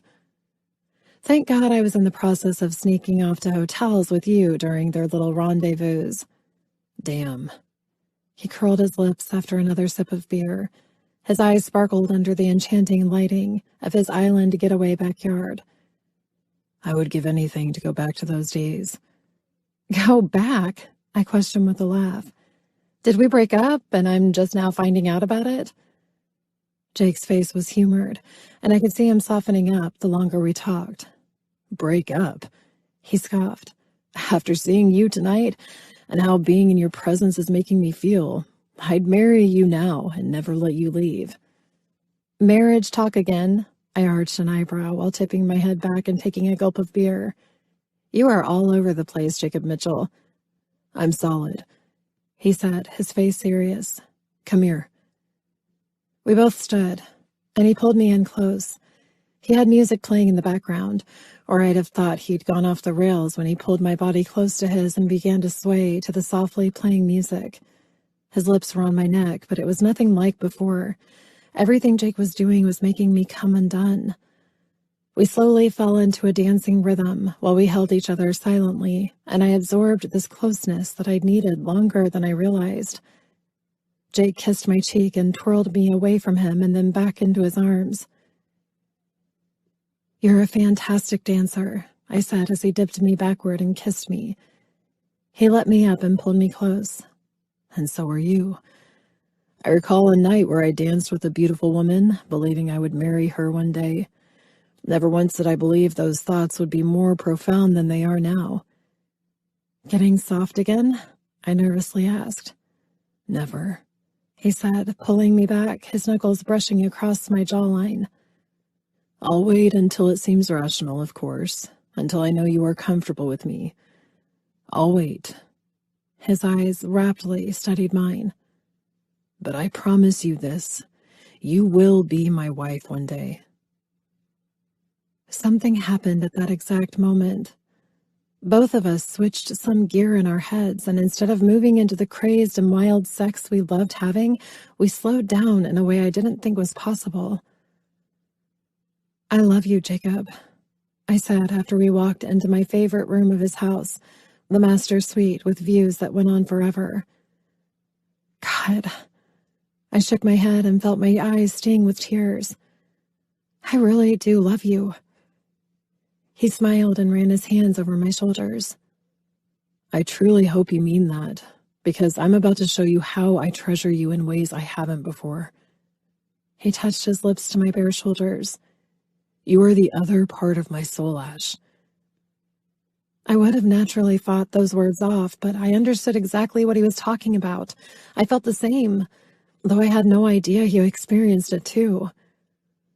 I was helplessly in love with this man who was successfully undressing me and laying me back on his bed. His lips drifted up my knees to my thighs, hips, my stomach, and my lips. Jake and I had never had sex like this. This was a different Jake, and the look in his hungry eyes made me fall deep into this moment with him. Chapter 25. Ash. Having our bodies reunited like this was something I never expected would happen during all the sexual moments we'd shared since our initial one-night stand. It was more pure, sincere, and it felt like some poetic thing was happening. I'd never fallen for the idea of the conception of souls uniting as one until this moment. Jake's eyes were filled with devotion, his kisses soft yet lingering against my skin as he intertwined our fingers together into the pillows above my head. I felt my orgasm building without him working my G-spot with either his fingers or his cock. My clit wasn't used to this rolling and feverish response my body was having to him, gently guiding himself in and out of me. I was in a state of total bliss. Having him fill me up deeply while his lips caressed my neck and over my breasts sent me into a state of pleasure I'd never experienced before, and that was saying a lot. Jake was a sexual genius who could keep my body rolling with orgasms all night long. His groans were muffled against my lips as he tried to hold back, but I lost that battle after trying to prevent the inevitable for too long. I bucked into him, and Jake's hands went immediately to my face after my eyes rolled back, clinging to his back as this powerful orgasm pulsated through my entire body. "Look at me, baby," he said, his teeth gently nipping at my bottom lip while he thrust in and out in perfect rhythm. I moaned in utter satisfaction, almost purring like a freaking cat while this deep sensation continued. I opened my eyes to see his vivid blue ones studying mine. "Jake," I whispered breathlessly, my legs falling slack, giving him all the access that he needed to bring himself over the edge. "That's right, Angel." He smiled and captured my lips, his kiss rougher and more devoted than ever before. I ran my hands over his lower back and tight ass. He was the epitome of sexiness. "Oh my fucking God," I said, feeling like that was a tremor compared to what was bubbling up inside me. I reached up into his hair, wondering how I was coming entirely apart under him, and he kept himself in unyielding control as our bodies moved together in perfect harmony. I rocked my head back into the pillows, so fucking sensitive, and my body was quivering in response to the hard cock stretching me at every angle now. "You are so wet and tight," he said, and I finally heard the strain in his voice. The low voice of Jake when he was riding the edge and right before he came inside me. "You feel so good, Ash." His lips captured my hard nipple, his tongue swirling around it and flicking at it with soft moans. My hands went to his biceps. He was fully flexed and holding back. "Come inside me, Jake," I said, feeling like I was about to reach yet another climax. Shit like this just didn't happen to me.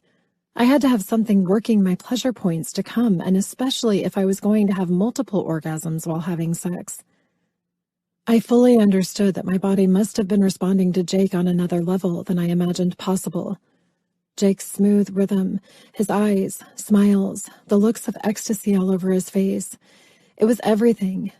The smell of the salty air blowing into his room while his rich cologne filled my senses. This was paradise somehow, and I'd only hoped that I could pull this magic off with Jake time and time again. "I've missed this. You're coming on your own, aren't you?"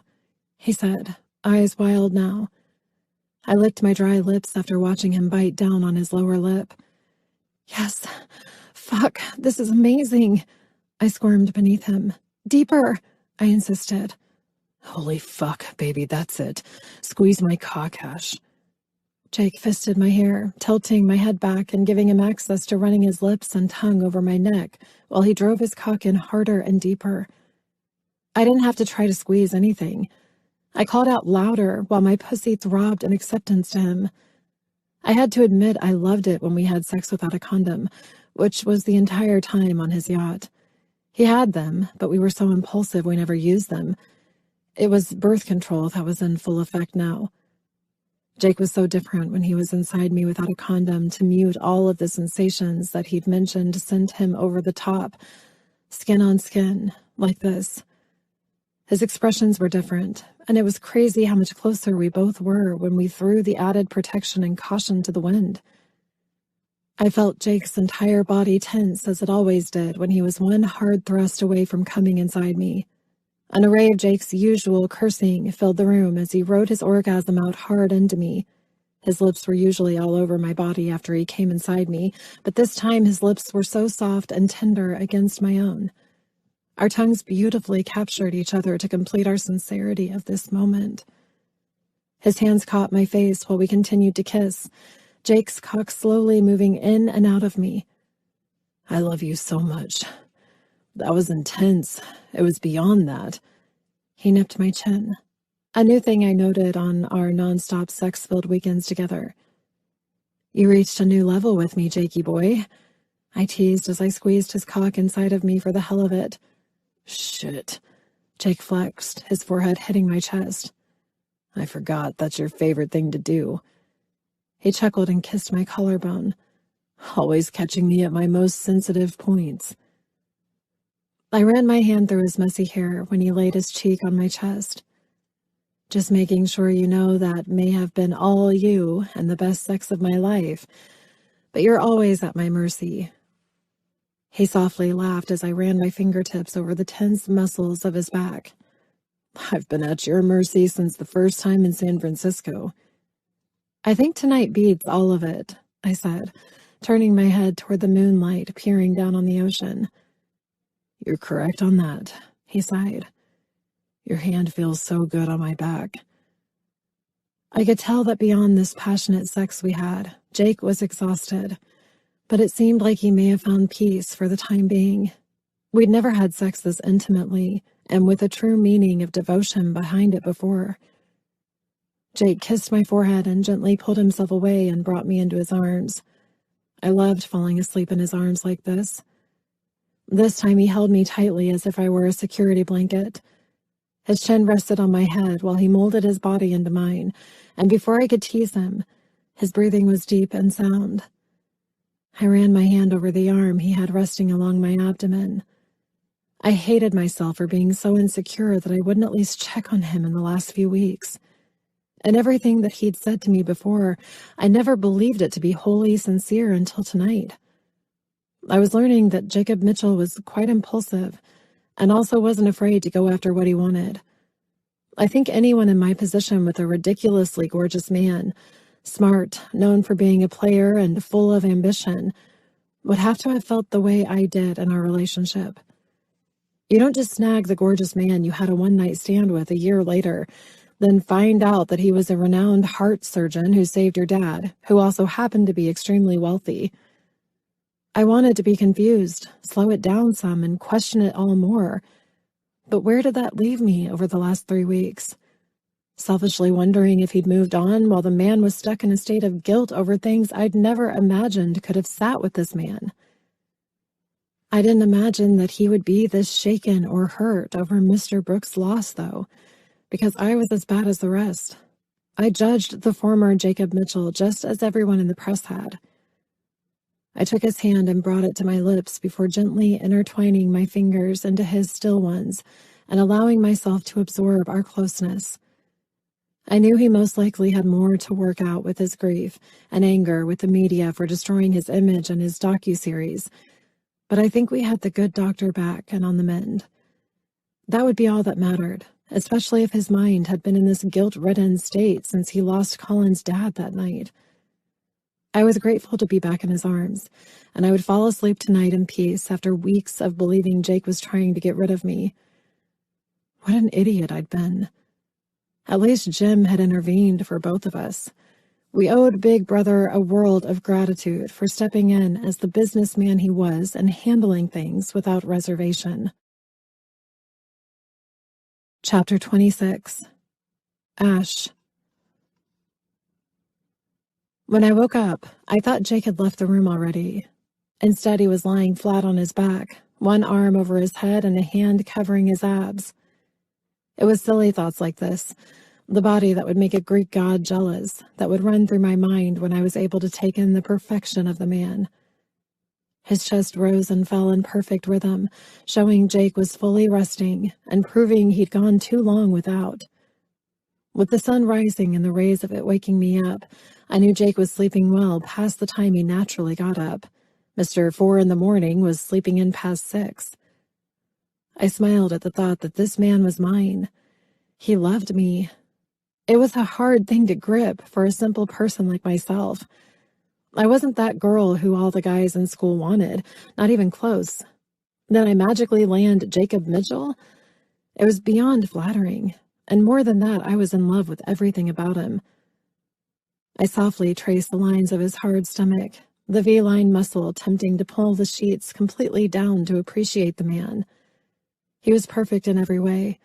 Smart, talented, fun, witty, and, well, just perfect. I slipped out of bed and moved toward the shower, giving Jake his needed rest. The warm and inviting shower was refreshing and a perfect start to whatever this day would bring. I shuffled through the fridge, looking for breakfast food. The guy was a health nut. There were fresh fruits, vegetables, free-range eggs, almond milk, all of the stuff I only wished I could afford to buy when I went grocery shopping. I opted to cut up some fruit, found some whole grain bread in the cabinet, and began the process of making breakfast. The fragrance made my stomach leap with excitement, and I was starving. I wasn't as talented as Jake in the presentation department, but hell, it tasted delicious. I spent the morning watching surfers ride the waves into shore, families setting up their spots on the beach for the day, and smiling at the sailboats as they came through. I pinched my lips, wondering if I should take Jake up on the offer of going out on the sailboat. As impressive as the yacht was, It was like a floating 5-diamond hotel. Don't get me wrong, I loved it and would love to one day go to Cabo with him, but I felt that a sailboat would be more fun and more intimate.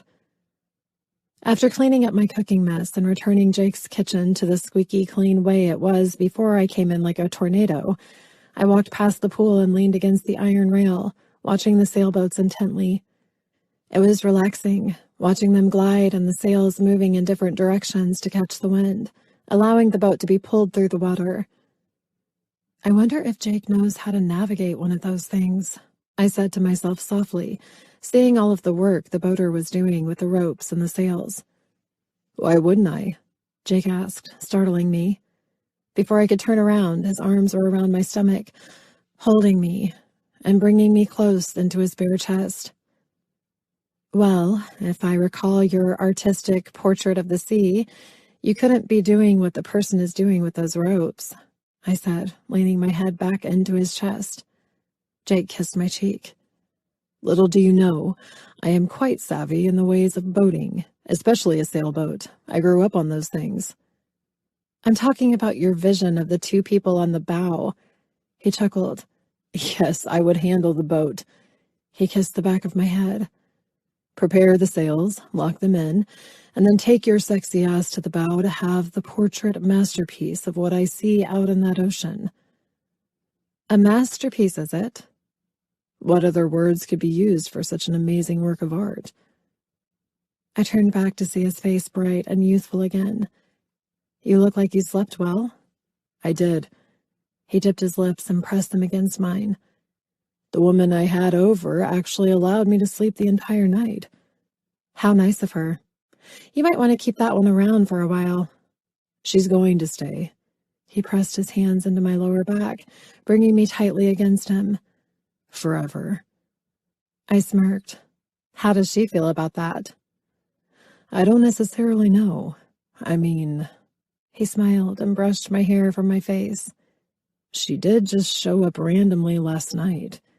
He leaned forward and brought his lips to my ear. I think she thinks my place is hers. I laughed at his whisper. Well, that could be a problem since there are so many women after you these days.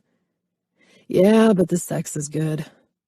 Good enough to have some random chick move in and stake claim on your place?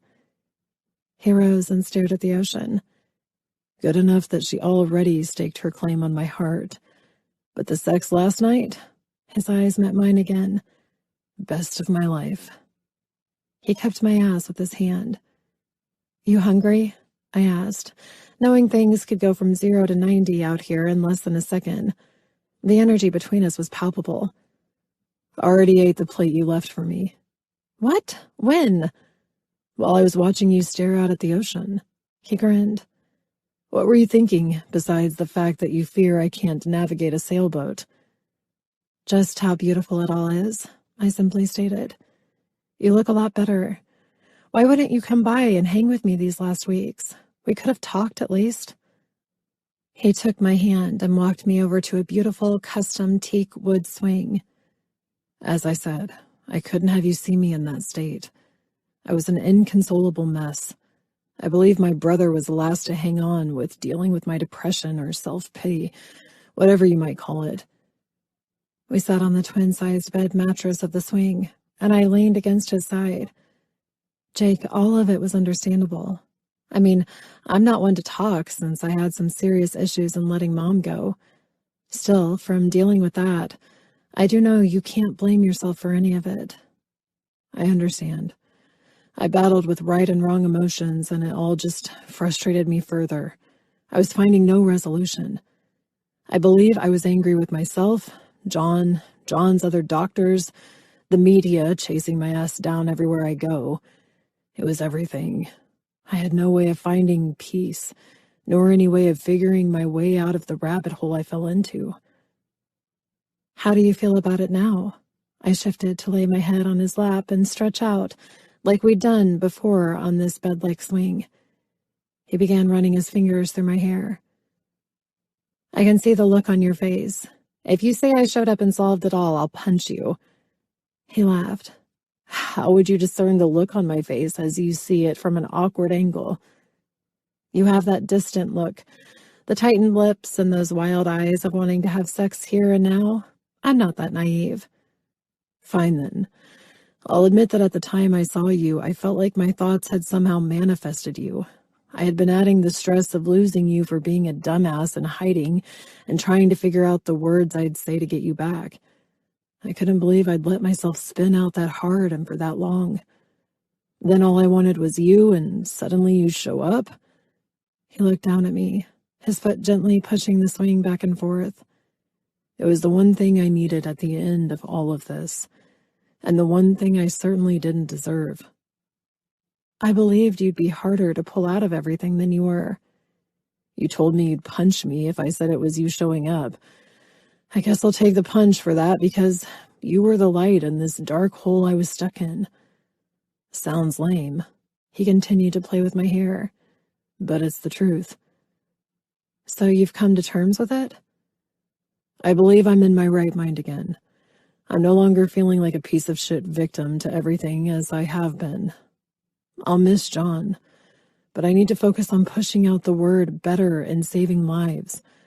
I'll use John in the other million different ways I know I could have talked to him now, and keep them in mind when I consult with patients in his situation. Instead of being upset with the other doctors for not working with patients in John's condition with other underlying health issues, I will work with them too. Perhaps a united team of healthcare workers can help a patient more effectively. He shrugged. We'll see. I think that's an amazing plan, I said, sitting up. You come up with that while you slept? He brushed his finger over my nose. I haven't slept that hard in so long and, well, never. The craziest part was waking up and not being panicked or pissed off I'd slipped in. He brought me to lie on my back and lay next to me. I am just thinking more clearly and with a more rational mind. Uh-oh, I teased him as he planted tender kisses on my shoulder. He's thinking with a more rational mind? Does that mean the wedding is off? He traced my closed lips, smile. You're not getting off that easy. He smiled, and then I saw the devilish and daring man I'd fallen in love with return to me. In fact, you actually will be getting off that easy and all day long. Oh, is the big, bad, and newly renewed doctor going to take me right here and now? He licked his lips. I'm going to take you back into that house and fuck you in every room. I laughed out loud. Good Lord, man. Are you trying to kill me off? Now that you bring that up, Colin mentioned something that I believe might make you think I am. You both trying to kill me off? I went surfing, and he laughed. I want to take you with me tomorrow. Tomorrow? Yes, it's a holiday. Believe it or not, I only remembered because Chai is on for me, checking in with my patients at the hospital because I worked for him last Memorial Day weekend. I know that bitch isn't working the gallery because this is the weekend where women like her go on the prowl. No, I'm not working tomorrow. Then we're up at the ass crack of dawn and surfing. Hell no, I answered. If you want to surf, fine. I'll watch, but I am not killing myself out in the water.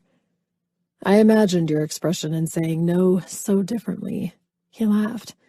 You afraid of the sharks? I'm afraid of drowning in some crazy wave or riptide, dumbass, I teased back. She's not afraid of sharks?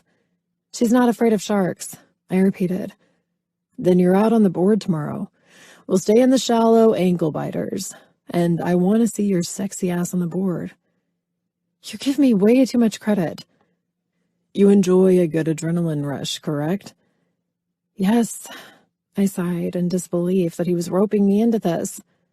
Then it's time I introduce you to a sport that is one of the most invigorating treats for the human mind and soul. I swear, Jake, I said. We'll go easy, I promise. Why, though? Colin's idea, he shrugged. Blaming it on him? Always, he smirked. Now I'm going to take your sweet ass back into the house, fuck you wild, and then we're shopping for a board and a wetsuit. Tomorrow, we go a little crazy. I think you've already gone crazy. I love you, Ashley Taylor. He sighed with his eyes glittery and riddled with excitement. He's damn lucky I'd missed the hell out of him, found the old daring Ashley because of him, and was edgy with some excitement to give this a try. Time to do something I swore I'd never do. Challenge the ocean instead of just paint it. Chapter 27. Jake. Ash and I pulled the Jeep next to Colin's truck, and I shook my head at my best friend, who was here before us, proving to me that he was excited to see my girl try out this sport. Truth was, I wasn't going to force her into this. We had a nice long and wide board that would serve to help her pop on it and ride the waves easily, but I could already sense her nervousness about the impulsive decision to do this. "Colin's already here," I said, pulling the keys out of my open-top Jeep. "Thank God," she laughed, pulling her hair out of the ponytail she had it in. "Now you have a buddy to surf with, and I can relax on the beach." I smirked. "It's all up to you." She eyed me. "Don't think I can handle it?" she asked with that damn sexy arch of her eyebrow. "You can handle anything. If you managed to handle me so far, you could handle trying this out." I looked out at the aggressive swells that I knew would die down after reading the surf reports for Trussell's this morning. "You're not taking those waves. You can watch them beat mine and Colin's asses up this morning instead." I reached back and grabbed the bags and supplies we packed for food and Ash's comfort while lying out under the warm morning sun. Once out of the Jeep, Ash took them from my hands and laughed when I went back to lock the steering wheel with the club. "After all I've seen you own, I can't believe that you have an older model Jeep Wrangler." She chuckled. "And to see the club's power back in action, now that's a blast from the past." "No one is stealing this baby from me. They can take all my other shit, but not my first vehicle." I smiled over at her. "I learned to drive in this thing," I said as I started unlocking and unstrapping the boards that I had secured over my roll bar. My dad mandated that I take my driver's test in it, thinking I'd fail as I tried to maneuver the short wheelbase and stick shift. "Did you fail?" "Nope," I said with a smile, remembering Dad losing that bet. And it only made him smile with pride. I miss that old man sometimes. I cleared my thoughts and redirected them. "All right, let's do this." After spending the morning trading waves with Colin, Flex, and his gang, we sat out and took a break out in the open water between the sets rolling in. "What's up, brother?" Flex asked as we finally grouped in, his gang bringing it into shore as they always did when the waves became milder. "By the way, you're carving through these waves and fuck," he laughed, looking over at Colin and me. "You're even jumping the white. I'd think you'd become Dr. Death at this point." Colin laughed. "Far from that, my man," he said, steadying his board as the currents moved us inland. "What the hell then? Is he suddenly trading the medical field for the freedom of the ride? See that chick laying out?" Colin pointed toward Ash, where the waves were starting their break to my right. "That's the reason for him showing his ass off." "No shit?" Flex shielded the sun reflecting off the water, glaring into his eyes. "The brunette next to that 9-foot rhino chaser? Gotta start her out on a longboard. If I put her on a blade like this and she survives, she'll kill me herself," I said, admiring Ash's beauty, hiding under the beach hat she wore. Her body was calling to me from out here. "I got the kid coming out tomorrow." I looked over at Flex. "He's barely learned how to walk. What the fuck?" Flex laughed. "I was the same age. 3 years old and Pop had me gearing up to ride barrels like he did." He leaned over and smacked my arm, pulling my eyes away from the beauty on the beach. "Daydreaming out here like that will get you killed, man. If not by the ocean, then by Flex and his boys," Colin chimed in. "You think she'll do it?" "I have no fucking idea." I cupped the water, pulling the board and me back. "The waves are probably perfect for her to try it out at least."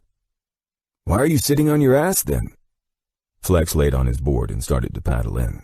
"Let's go get this girl and see if she really does want to be with a crazy fuck like yourself."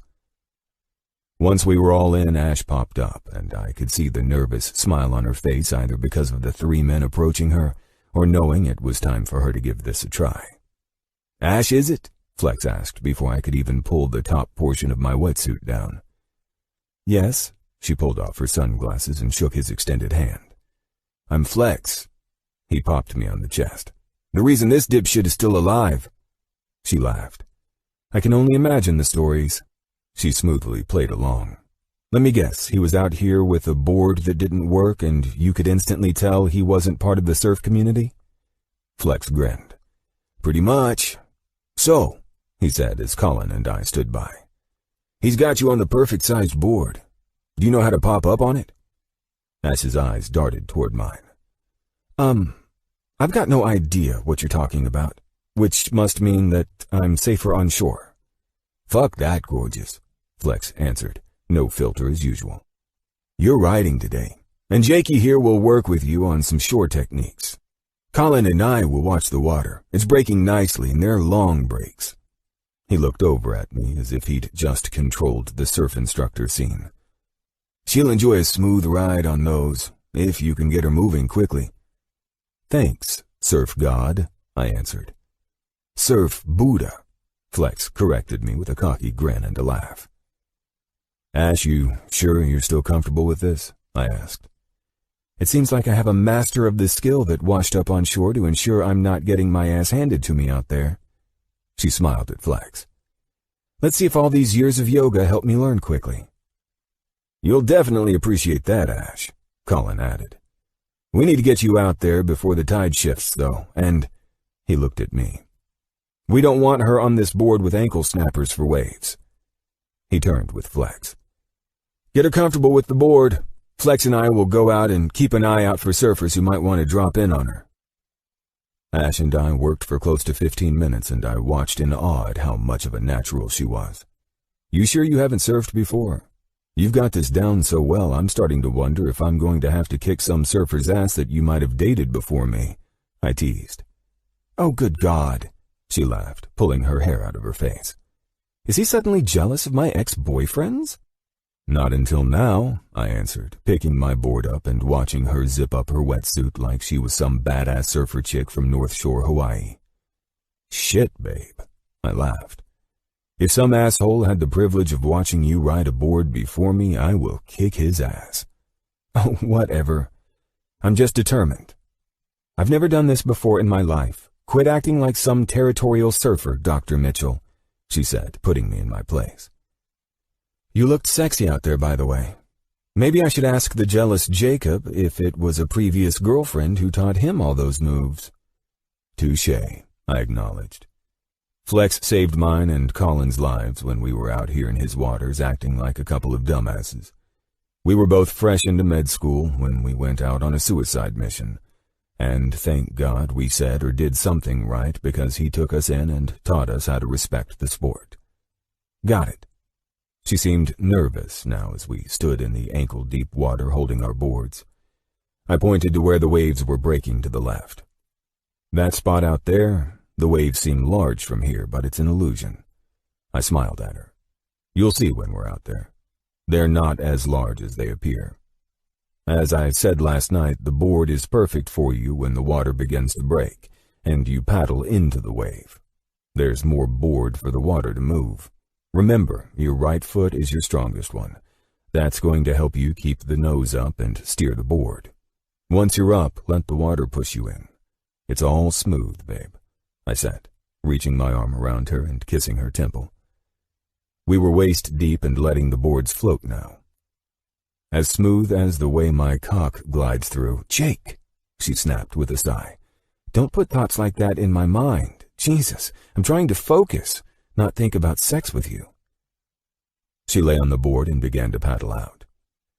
It took me duck-diving a wave and her going up and over it for me to confirm that the girl was a quick learner, and I was thrilled for her. She'd most likely have this down after a couple of falls, and I might be pushing her onto a shorter board in less than a few trips out. "So," Flex said after we all situated ourselves to sit on the boards, me continually looking back at the water and how it was breaking and moving toward the shoreline. If you get dumped, shake that shit off. Just watching you from out here, Colin and I are impressed. You and Jake must have spent the entire night going over techniques. She pinched her lips, looking at me and knowing exactly what we spent the entire night doing. Talking about how to surf was not part of that. Yeah, let's just say we didn't do shit with surfing last night. Instead, my girl is making me think I should have her on a shorter board. You never surfed? Colin asked with a laugh. 'Cause you sure as hell look like you were humoring Jake from where we watched. Maybe I'm just a natural, she said with a shrug. It's happened before, Flex said with a sincerity that I was used to, but the smile on Ash's face told me she was trying to follow his genuineness. God bless it when it does, too. The ocean's called you, and you've answered that call. Flex's love for the ocean has me wondering if he's a mermaid at times, I said. His love is profound, and while you love the mass body of water in your artistic mind, his love runs through his veins. It's true, Flex said. He was a pure badass on the board. His heart and soul were in the water, and he took it to a level of reverence that anyone who knew him well easily understood. You love painting the water. Now it's time to feel the reasons for that. No disrespect here, Ash said. If I don't catch on, and I can't click in like you might think I can, you're not going to ban me from the beach, are you? Break my board and kick me out? Colin and I laughed in unison while Flex shook his head with a big grin. Girl, you watch too much television, he smiled. Now clear your mind of these thoughts. Move them away and let the ocean roll them into the shore. You're going into this with the thought of being one with the ocean. Feel the power of the water behind that board, pushing you into shore. She exhaled while Flex laid his Tahitian surfing ways on her pretty hard, but her eyes changed into that look I always saw when she became fascinated with something. I felt like I could see right through her kind and daring soul. She was alive, happy, and determined. It was all there in the expression I studied on her face. She was in the water, seeing it differently now, having been in it and vulnerable to it. Flex was practically chanting to sanctify her spirit in becoming one with the water. His reaction to Ash was not because she was my girl. He saw more in people than a mind reader would. It's like he picked up on their vibes and read them. Ash had truly impressed him in a way that I felt he was beseeching the water gods to bring her into his brotherhood of surfers. Let's snag her a wave, I said, interrupting Flex's fascination with Ash's soul and the unity it found being in the water. We'll go deeper into the victory chants after she's taken a turn on the board. Ash blew the hell out of all our minds, and part of me was wondering if her and Flex's free spirits about the ocean were going to collide into one strong force and I'd lose my girl forever. She only lost it once. After that, her brain must have rewired in a way to move with the next waves she caught. It was insanity, but so were the reasons I was in love with the woman. She surprised me at every angle. She unimaginably captured me by doing nothing but being a woman that was different than any other I'd met. The day ended with stories of Flex's life before moving to the U.S. and Ash's smile plastered right where it had been since she glided through the waves like she was built to ride them. I dropped her by her house, the evening breeze blowing through the Jeep and keeping both our spirits high and still roused from the day together. I took her hand in mine, kissed it, then pulled her over to where I sat. I kissed her deeply, burning this feeling and sensation into my mind to get me through the week of work, during the day when I wouldn't see her. I wish you'd just stay at my house in the hills, I said after withdrawing my kiss. After watching you today, how in the hell am I supposed to get through the next 24 hours of not fucking your sexy ass? She licked her lips. Tomorrow night, as we planned, she reminded me. I'm booking that suite for the entire week, I said. That or I'm buying us a home closer for both of us. Asking me to move in after buying us a house now? Damn, I must have been exceptional today. I laughed. You were beyond that. I think it was the chanting prayer your friend Flex sent out, blessing the surfing experience for me." She chuckled. "Flex is passionate, that's for damn sure." "I like him," she said. "He's probably the most authentic human I've ever met." "Damn it," I feigned being pissed. "I knew your souls were aligning out there. The only aligning I'm doing is by jumping in the shower and getting this salt and sand off my body." "It's 9, I said. "You think they're awake or sharing a room? We're not having sex in my dad's house." "We could, but your moans are insanely too loud, and you screaming out my name might shake the entire place to its core." "Stop it," she smacked my arm. "You're getting me all worked up." "That's the whole point, babe," I urged with the best smile I could. "At least allow me to do my part in ensuring the sand is removed from every part of your body." "Tempting," she said. "Go get cleaned up. I love you." The way she said that meant more than I think she knew. "I love you," I answered. "Tomorrow night, your ass is entirely mine." Chapter 28. Jake. I walked into my OR to find the surgical team streamlining their work to perfection as usual. Dr. Chi was my attending, and today we had a scheduled bypass that shouldn't keep me, the patient, or his family waiting for long. The patient was healthy and had followed all my diet and pre-op plans perfectly. All of the monitors were displaying precisely what I wanted to see, and after going over Mr. Knox's charts, I couldn't find any issue with anything. All the x-rays, exams, and blood work came out nicely, and now it was time to clear up these arteries and get this man safely into recovery. "I see Jen has hooked you up to the good stuff, Rick." I smiled over at his nervous expression. "Thank God you showed up, or you'd be missing out on it." He smiled, as most of my patients did once I worked to loosen them up in such an awkward environment. "Good to see you again, Doc," he said in a slur. "Dr. Mitchell, Mr. Knox," the anesthesiologist acknowledged us both. "We're on the countdown." "Best part," I assured him. "Get some rest. I'll get to work. We'll see you in a bit, Mr. Knox." While the anesthesiologist team worked to ensure Mr. Knox was under, I walked over to my team. "Doctor, the patient is ready and all vitals are looking great," my charge nurse, Patty, informed me. "Great job, team. Now for the most challenging part of the operation." I started while going over the surgical tools I'd be using, ensuring everything was placed in the order I preferred. "Who's picking the music? It's my turn, isn't it?" Everyone in the room chuckled, especially the interns who were learning that I ran a clean surgical room but also had peculiar rules I enforced. "I believe it finally is your turn, Jake," my attending said, feigning annoyance. "Better than your," I paused. "What the hell is it you listen to?" Dr. Chi was working on his side of the patient's prep. "If you don't appreciate my jams, Jake, then you don't deserve to know what it is." I rolled my eyes. "All right. My phone is hooked up to the room. We're letting James Hetfield sing us through this surgery."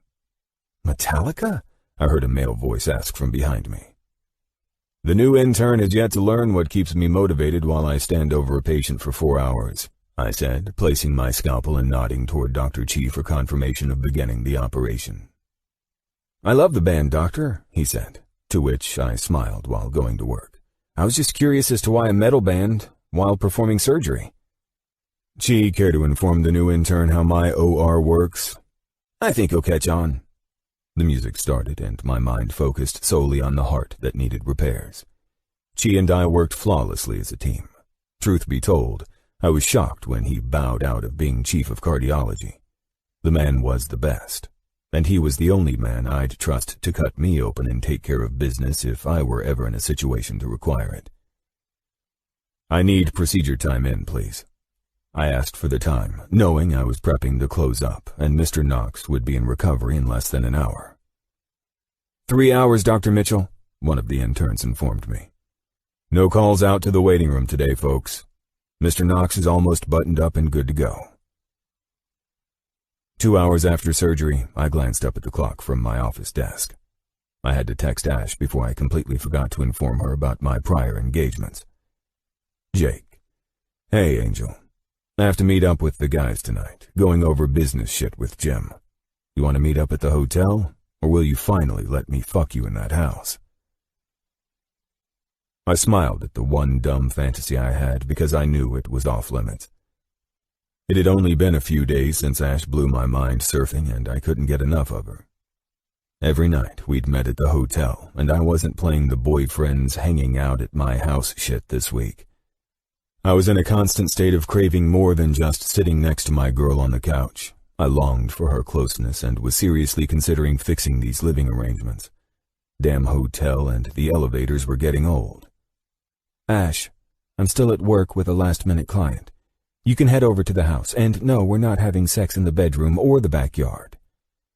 Jake, what happened to my daring girl? Ash, she has brains and knows her dad. Text or call when you're done. I'll be home late anyway. Jake, one day, I'm getting my way with this. Ash didn't respond, but it was fine. I knew what expression she wore, and I was hornier than hell for her now. When she was all business and shit with me was a total turn-on, that combined with her sexy eyebrow arch, and it was over. I had to pull it together and get over to Kinder's to meet up with the guys. I needed a scotch anyway. It was the perfect way to loosen me up so I didn't attack Ash when I walked into her house tonight. A knock at my door pulled me out of my thoughts about tonight. Come in, I said, finishing up packing my bag. Doctor, do you have a minute? One of the interns who was placed on my surgical team last week asked. Elizabeth, I said, glancing at her scrubs for her name. What brings you to my office? I asked, concerned by her expression. The petite blonde's face was dangerously familiar to me. Shit, she was at the party on the yacht. What the hell is she in my office for? She ran her hand over her swollen abdomen, her small frame revealing she was pregnant. We need to talk. I didn't know how and when to approach you with this, but after being transferred onto your team and you obviously not remembering me, I knew this all would be difficult. What would be difficult? My heart was beating wildly out of control as the beautiful woman who approached my desk sat down as if she'd already had me by the balls. I'm not sure I'm following. I'm a direct person, Elizabeth. Please just tell me why you are here. You might remember me from the club close to 5 months ago? She continued to massage her stomach, and I was now going to lose everything in my stomach. Liz? Don't you remember that night? I felt the blood leave my face. I wasn't a fucking idiot. She was here to tell me she was pregnant with my child. What the fuck was happening? You told me to call you Mitch. I held my hand up. Stop, I said in a low whisper. Why are you here? I questioned curtly and wanting her just to come out and make her claim and completely fuck up my life. Well, if it helps, I first met you when you spoke in San Francisco as our keynote speaker.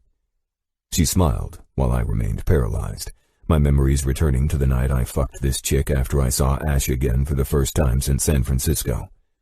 This person was just another woman I'd fucked to get Ash out of my head, and now she was most likely here to pull Ash out of my life. I've followed the news, she shyly spoke. I was more than a little shocked when I saw that one of my childhood best friends, Ashley, was, well, as the media is stating, the woman. Ashley and I are in a serious relationship, I said, my voice lethal as I listened to this woman relate herself to Ash. If you have a point, I need you to get to it immediately. The night after we went back to your place, do you remember any of it? It's all slowly coming back to me, I spoke through gritted teeth. I'm sorry if I treated you insensitively. I'm no longer that man. I also can assure you that if I knew you were anything closely related to working with me, I would not, even in a drunken state, have taken you home and had a relationship of any kind with you. I'm pregnant with your baby, she said, tears spilling down her cheeks. My lips were parched, and my tie was suddenly a noose around my neck. I gathered myself to speak. I'm going to be as polite as I possibly can, given it's been 5 months since I made the mistake of taking anyone back to my place. 5 damn months since I learned quickly that I needed to end that ridiculous life, and you want to come in here out of the blue and say that I'm the father of the child you're carrying? Your decision to change your lifestyle doesn't change this. I didn't know how to tell you. It's why I requested to be on your surgical team. I felt if you and I got to work together and know each other, you'd accept the news better. What kind of demented human being thinks like this? And she wants to be a heart surgeon? My career, her career, my fucking life, everything hung on to the way I responded to this woman alone and in my office. I can assure you that was not the best way to go about informing me of this. I stood and motioned for her to as well. I needed her out of my office, and Jim's little meeting was about to become an entirely different discussion tonight. We were together once, and we used protection. I can't do this right now. I must request that you are moved off my surgical team and over to another hospital for your internship. I do hope you also understand that lawyers will be involved, and I cannot discuss anything further with you regarding this matter. I can't do this. You don't remember that night or me, she seethed. If you did, you would know that you didn't use protection. I don't blame you for that because I was a willing party. Safe sex or not, I wanted it too, but because of that, I'm pregnant. This is your baby, and all I have to say is that you are such an asshole. Call me what you want. Believe what you want. I remember that night. I have never had unprotected sex with anyone. You might want to go through your memories to ensure it wasn't someone else. I will need paternity tests run, and I will also put your reasons for transferring onto my surgical team on record. Right now, I must ask you to leave my office. My lawyers will be in touch with you to discuss this matter further. She stood, gave me the darkest look she could muster, and then I watched as she stormed out of my office like a spoiled child. Not a broken woman who should have reacted so much differently if the man she believed was the father of her child spoke to her like this. I leaned against my desk, gripping it tightly and breathing long, slow breaths, trying to calm everything in my body down. What the fuck did I do now? Was she really Ash's friend? What could be the fucking chances? I calmly and lethally stared at my phone. Call Jim, I ordered the phone. What's up, Jakey? He asked. My life is fucked, I answered. We need to talk serious shit tonight. Find a different place, a quiet place. I'll go to your fucking house. I'm in no condition to be in public. Jake, Jim's voice was riddled with concern. Slow down. What the hell happened? Is it Ash? It's worse than that, I said with some whine in my voice I never knew I had. Okay, what happened? Jim maintained his calm authority. It's Jake. We're heading to my house. Close the tab, Colin, I heard him say, the men already at the club. Some chick I took back to my place before Ash and I got together. I was brought to my knees in fear as I was saying it all out loud. Fuck, Jim, it's one of Ash's friends. The crazy bitch transferred to my surgical team last week to get to know me better. She was on my goddamn yacht. We're on the way to my place. Get your ass over there, Jim said. She's claiming I'm the father of her kid, I finally said, wanting to collapse at the sound of my words. All right then, Jim said, always fucking chill, even if a bomb blew up in his face. We'll talk about this at my place. Calm the fuck down or I'm sending you a driver. He paused. Jake, can you drive? I can drive, I answered. Okay, traffic is a bitch, so take side streets. And I'll see you in 30. Are you going to talk to Ash about this? Not until I know it's fucking true. Good point. Get to the house. I sort of wondered if this shit would pop up with all the media. It may be a false claim. It is a goddamn false claim, I snapped. All right. Get your ass out of there, and we'll talk about it when you get to the house. Chapter 29. Jake. I hadn't heard anything more from that woman since being slammed down on my ass by her accusation of my being her unborn child's father. It had been 2 days since she walked into my office and turned my world inside out, 2 days since Jim, Colin, and Alex had talked me down. And if I didn't tell Ash about this, I was going to implode with feelings of fear, guilt, and remorse. "Jake," Jim said, sitting across from me in the booth. "Did you hear what I said?" "I heard," I answered, and I rubbed my forehead. "I'm sorry I wasted your time and asked you to meet me here. I just think I need to get out of here and talk to Ash. There's no way I'm going to go down this road without having told her before the media or that woman who claims to be her best friend tells her." "Did Ash bring it up last night when you were with her?" "No," I answered, which tells me that the bitch hasn't gotten to her yet. She can't find out about this through anyone other than me. I wrapped my hands around my coffee mug.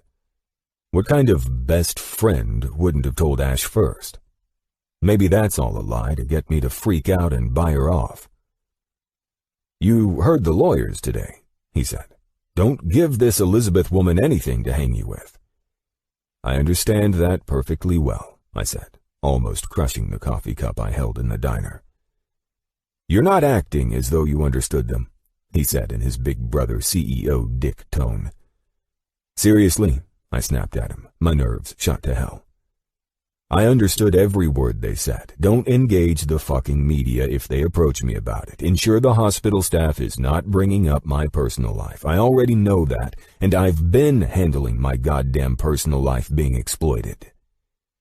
"Jacob," Jim said with some sorrow in his voice, "I'm only making sure that you're locked in with everything. The woman will be doing a paternity test, and the lawyers are overseeing it. Don't go losing your shit." "I get it, Jimmy," I calmed some. "By the way, thank you for making that transfer from St. John's more appealing for that woman to leave and join the staff at Mount Silas. You do handle shit and handle it fast. She was guaranteed a healthier wage, and I don't think she wants to lose her position over any accusations toward the chief of cardiology at St. John's. I think she'll appreciate the transfer. And if this is your child, you will own up to it, or she'll have no reason to appreciate that promotion as intern." "I know," I seethed, my temper flaring. "She's pretty much got me where she wants me if that test comes back that it is my kid." "Not necessarily. You already admitted you have multiple witnesses and staff that understand you don't bring relationships into the workplace. She'll just take your ass for everything she can." He leaned back in the booth. "That's if she doesn't trap you in worse ways than... I'm done talking about this. There are a million different ways this woman can fuck me over, and the only one I give a shit about is waiting for me to show up at her house." I sighed. I can't keep Ash in the dark any longer.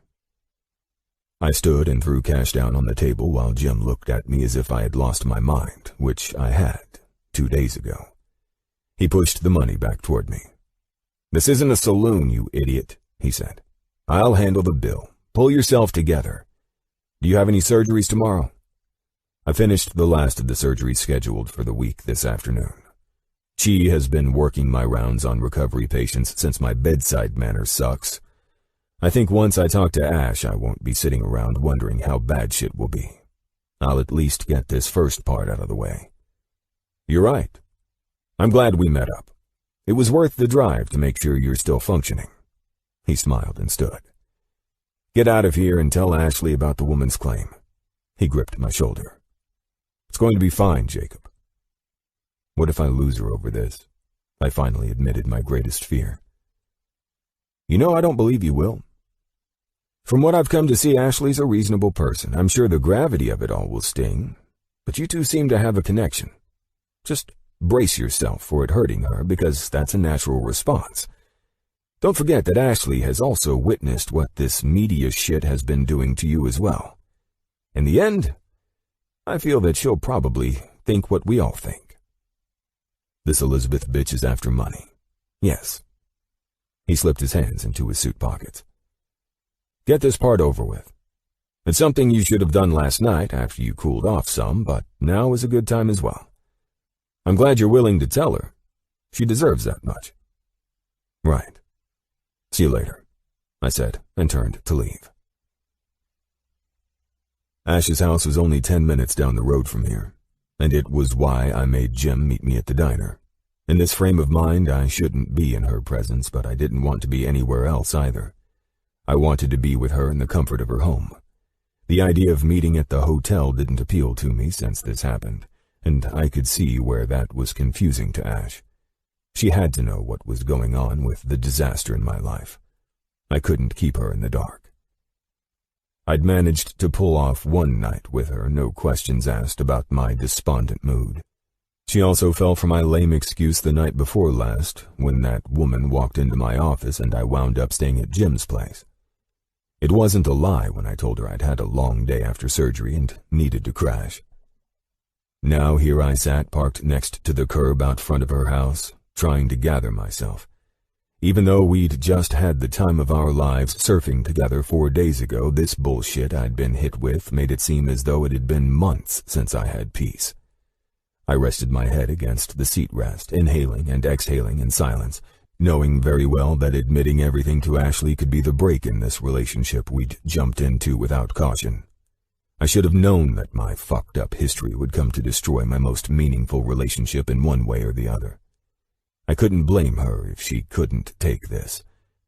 There was no way I'd blame her. I would walk away, but walk away knowing I'd hurt the only woman I'd ever fallen in love with. Without another thought, I unclicked my seatbelt, opened the door, and headed toward the front door of Ash's house. "You're late," she teased after opening the door. Her eyes were brilliant, and her expression flawless. I loved this woman more than I knew. "You're beautiful," I said, and that's when I couldn't restrain myself from reaching for her and pulling her tight into my embrace. I heard her muffled laugh against my chest while her hands rubbed softly along my back. "Hey, are you okay?" she questioned. I brought my lips to her delicious neck, smelling the floral and vanilla fragrance of her enticing skin. I finally withdrew, making sure I took every sensation I knew I was about to lose with me. When our eyes met, her eyebrows pulled together with concern as she searched for my face. "Baby," she said, "what's wrong?"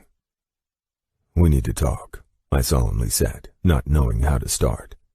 She stepped back. "Come in." I noticed 2 men in the backyard that her dad and Carmen had successfully turned into a beautiful, quaint party pad. Party lights, a swing, outdoor kitchen, all of it was quite impressive, and I still hadn't made good on my promise to barbecue carne asada out there yet either.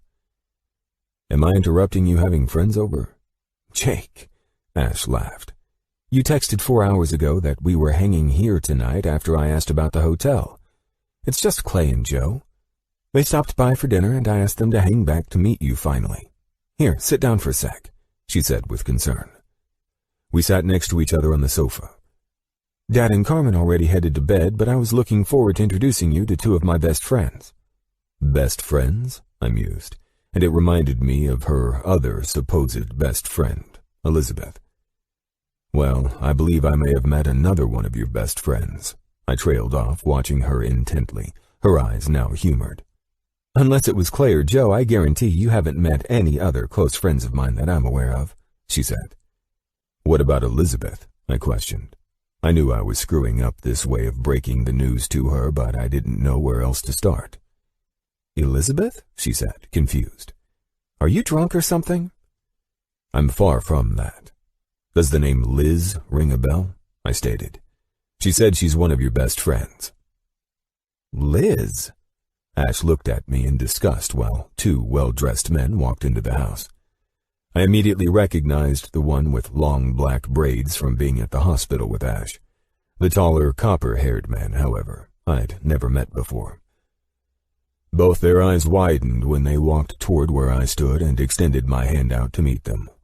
"Hey, I'm Jake," I introduced myself. "Nice to finally meet you. I'm Joe." The copper-haired man took my hand first.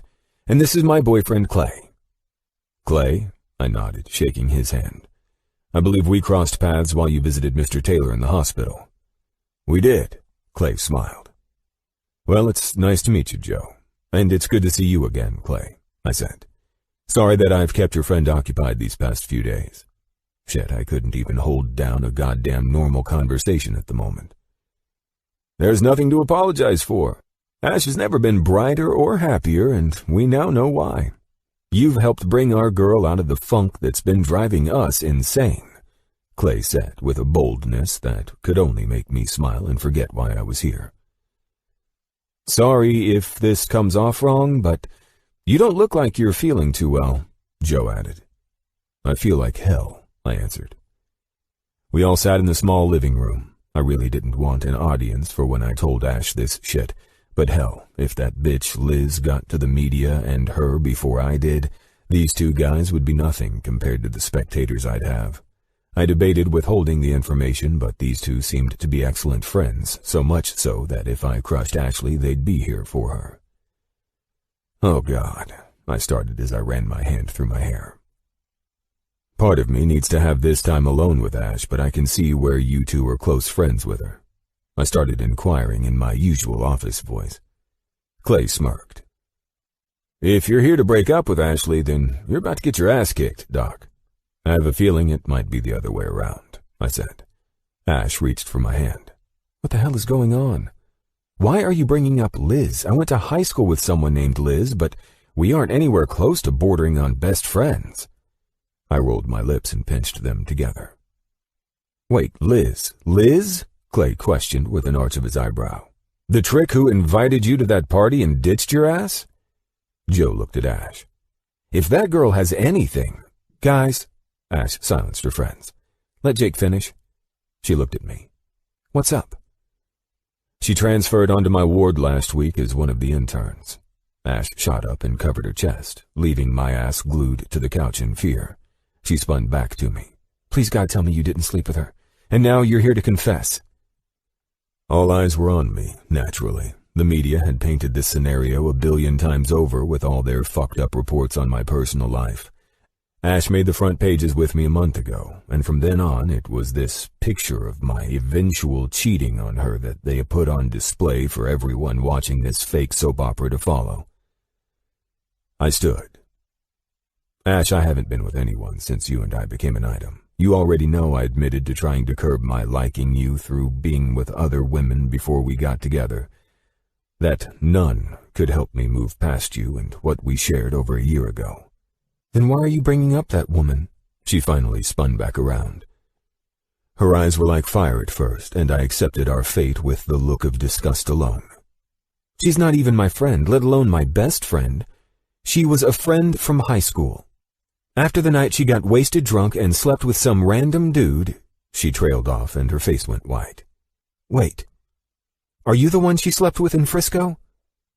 She woke up flipping out and texting me about getting so wasted that she went to a hotel with a random guy, she said in a quiet yet lethal tone. I assure you that was not me. I only slept with you that weekend. I did not sleep with that woman or any other woman my entire trip. I gripped my waist, sensing Ash was completely untouchable with her arms crossed.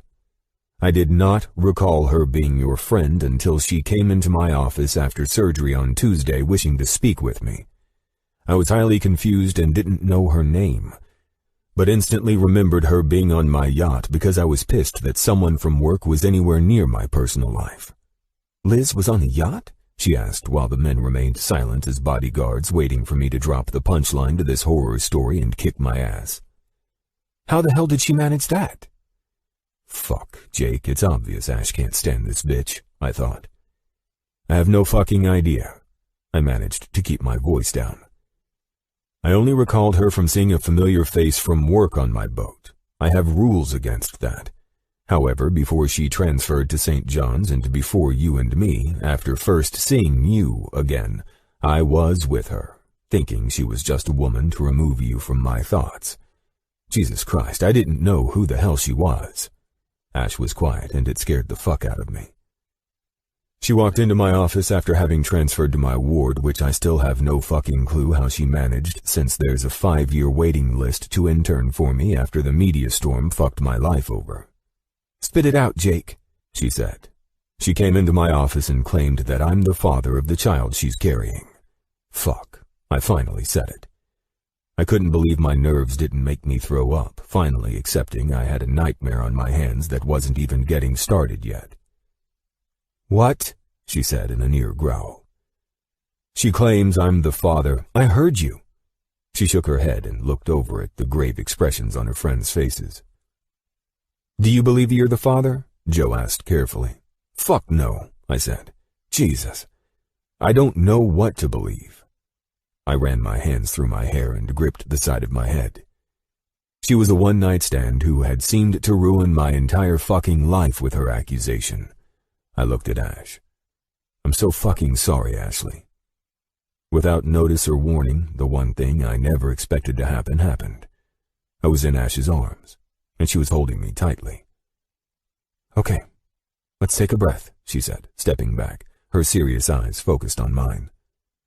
You're a fucking idiot for sleeping around so casually, period. But I slept with you because you were like this too. So while I can't hate you for this, part of me wishes I could. I know you're not that man anymore, though, and thank God for it. I'm in love with you, and I'm not letting your history fuck up that or our relationship. She rubbed her forehead. Liz, what a fucking bitch. Why would she say she was my best friend? She made that claim after she saw that we were together through media outlets. Of course she did. And you're sure the baby is not yours? How far along is she? I could hear the shock, disgust, and nerves in Ash's voice. She believes 5 months, and she also claims I don't remember that I didn't use protection. Did you? She snapped. Unequivocally, yes. I looked at her, forgetting the men were in the room. Ash, you're the only woman I've ever had sex with unprotected. I've never been that fucking drunk to forget protection. With you, it was different, though. Everything was different. It's the only reason I was okay with it. I was in love with you even then. Either way, I'm demanding a paternity test. Good. Yes. She took my hand in hers. It seems like we have a lot to talk about. One thing is certain, though. She seems to be more of the blackout drunk than you. Honey, don't forget what's really going on here. Your boy also has money and fame, Clay chimed in. That's true. Ash looked back at me. Liz may stop at nothing, so if we want our relationship to survive this craziness, both of us need to accept that the baby is yours, Ash told me. I can't ask you to pick up the burden of what I'll be going through while determining if the child is or isn't mine. The press's part in all of it. It's all going to come out with me as the asshole who knocked her up. You know what? I love you, Jake. If I didn't, I'd definitely not have the stomach to listen to this. Does it all piss me off? Yes. Is it this baby's fault? No. She rubbed my arm and smiled. I'm here for you. I'm not letting the media, this girl, or anything else destroy the love I've found. The past may come back to haunt you, but I knew who you were before I settled in with the idea that I loved you. I'm not leaving your side. I don't deserve this, or you. I pulled her into me. You are, in fact, my angel.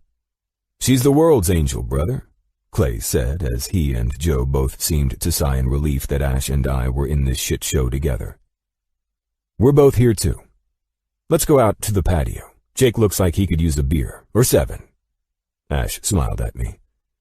Are you in a safe frame of mind to drink, or do you want water? I brushed my knuckles along her cheek. I love you.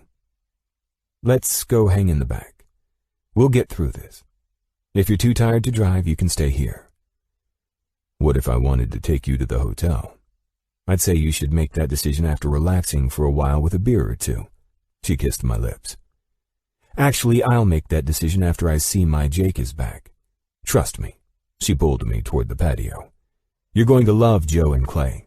It's therapeutic to be around them.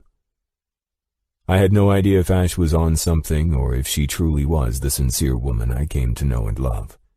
It was beyond me that she was sticking by my side through this. I owed her so much more than the future I might have in helping raise a child that I still couldn't accept was mine. That fight was not over yet. Chapter 30. Jake. It had been a week since I broke the news to Ash. Yesterday, with the media following me in full attack mode, I went to the diagnostic center to have the DNA tests conducted. The idea of these test results coming back anywhere from 2 to 4 weeks was enough to drive me insane, but I wasn't going to do the test anywhere else, and definitely not where she wanted them done. This place was known for its accuracy, so I'd wait for their usual time. The woman hadn't contacted Ashley since she bailed out at that party in San Francisco, yet she had no issue walking into my office and lying to my face, stating they were childhood best friends. And she waited 5 goddamn months to tell me? Transferring onto my surgical team because she believed that fucking insane idea would make it easier to break the news to me? Who does any of those things? I was a male whore prick when I had sex with the woman. That I already knew. But I wasn't a goddamn idiot. This whole thing would make me look like the biggest dick in the history of asshole baby daddies because I wasn't accepting this as one would imagine. Along with questioning this woman's claim, I had to face her again after ensuring she'd be at the diagnostic center when we both were tested. I was certifying there would be no confusion as to who the father of this child was. I was not letting the pregnant woman out of my sight for something crucial to my life, the results of this test. I didn't trust her. And the media, who'd taken more of an interest in this shit than anything else in my life, was a reminder as to why. Outside of the media storm, I was grateful that the hospital hadn't exploded with rumors regarding what was going on. I believe I owed that shit to Jim and the lawyers. I had enough distractions in my life, and St. John's didn't need to be turned into some hospital where the staff fed off of bullshit gossip about the chief of cardiology's life. These men and women were professionals, though, and I saw that more now than ever. I appreciated their care of maintaining a professional environment at the hospital more than I could express. To add another conspiracy layer to all of this shit, after Ash tried calling Liz's number, the person on the other end of the line had no idea who Ash was. Ash had to triple-check to make sure she was calling the correct number to the high school friend she'd met up with in San Francisco, and the texts were there and associated with the number. However, the old man on the other end of the line had no idea who Ash was. I had to get this shit out of my system. It was finally Friday, and I'd accepted Ash's offer to get the fuck out of town and away from the chaos that followed me everywhere. Ash was right. I needed a break from it all, and I wouldn't find that reprieve anywhere except for out of town with the woman I loved. We were heading up to Santa Clarita with her dad, Carmen, Clay, and Joe to allow this family their final farewells to Ash's mom. Watching Ash in her moment of healing and moving forward would serve to get my mind off of this shit and only on her. I rolled up to the house at 10 in the evening. Ash had the door open and rushed me quietly in. "I have a surprise for you," she said with the smile that always eased my nerves. "You have to be quiet, though." I dropped my overnight bag and work bag over by the sofa and let her drag me through the house and out to the backyard. I glanced around the pitch-black area and pulled her into my side, waiting for the lights to flash on and everyone scream surprise or something.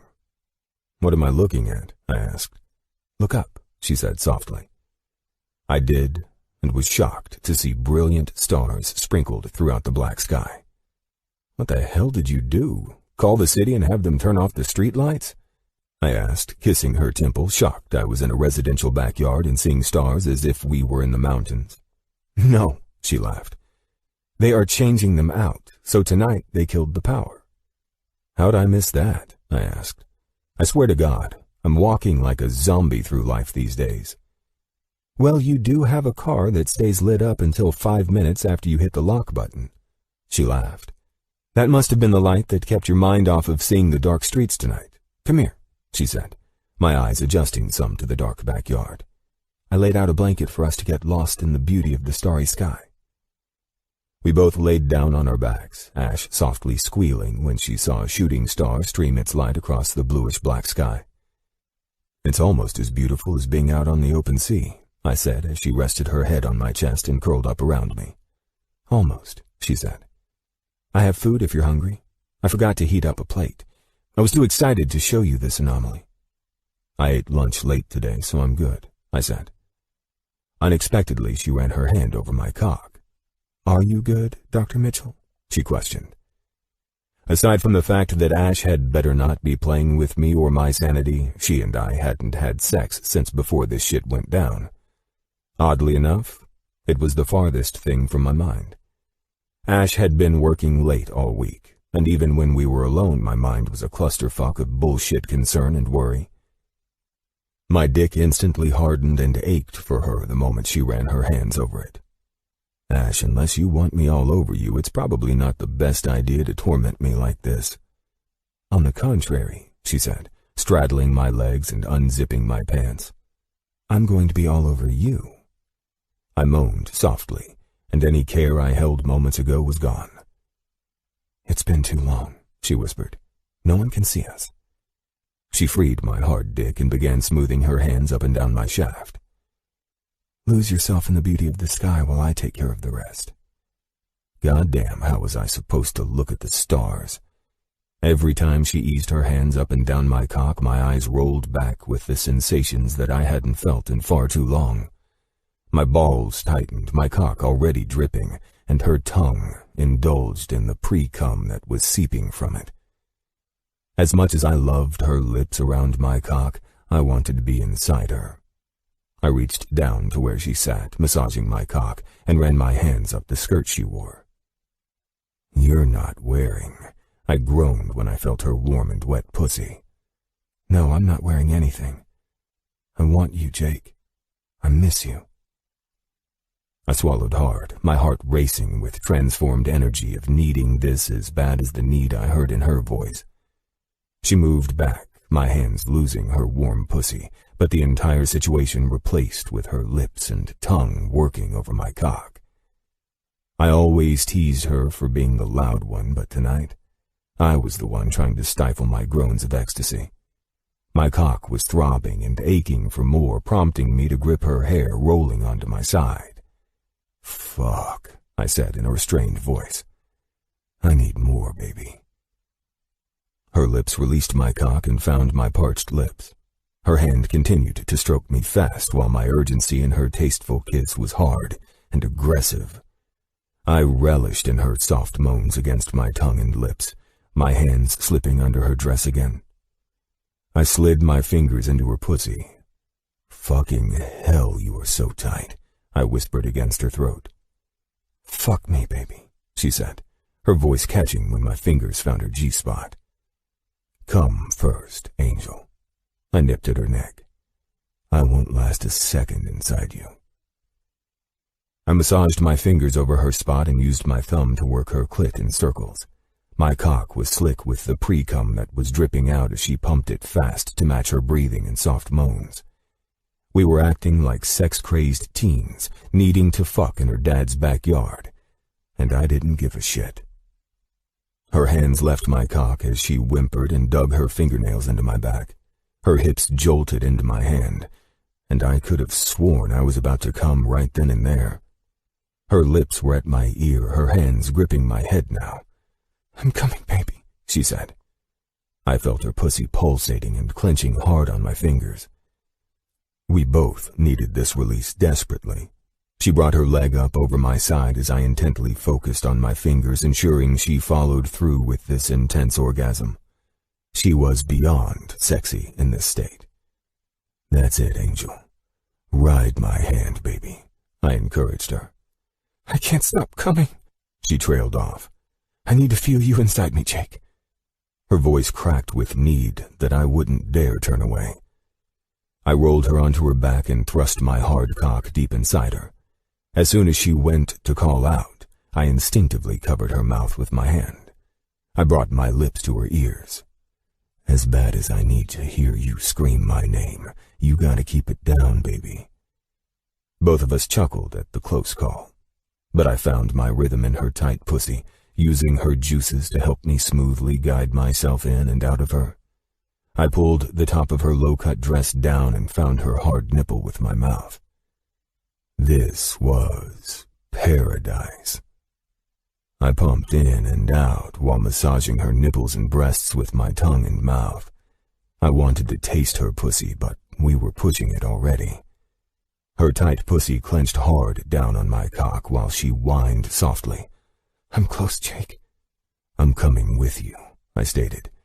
Then I licked the nipple of her other breast, and that sent us over the edge together. I buried my cock deep into her, covering her mouth again, knowing she loved being fucked deeply, but also knowing how she audibly reacted to it. My entire body was covered with goosebumps while I shivered through this jolt of electricity, sending my cum deep inside her.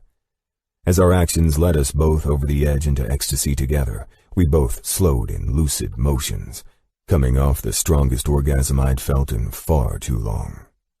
I gently pumped my softening cock in and out of her tight pussy, relishing in the part when my cock was most sensitive. "God, you're so perfect," I said, kissing her lips, her neck, and her breasts again. Ash was breathing heavily, her legs slack like they always were when she took me deep, and her hands massaged over my ass.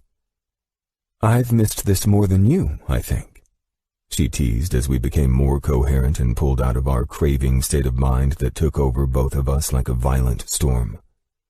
I thrust myself deep and took her face into my hands. "I can never lose you," I said, our eyes meeting. She crossed her legs around my lower back. "You won't," she promised. "Now, you've had it all." She pressed her lips to mine. "You've won the battle and have fucked me in my backyard.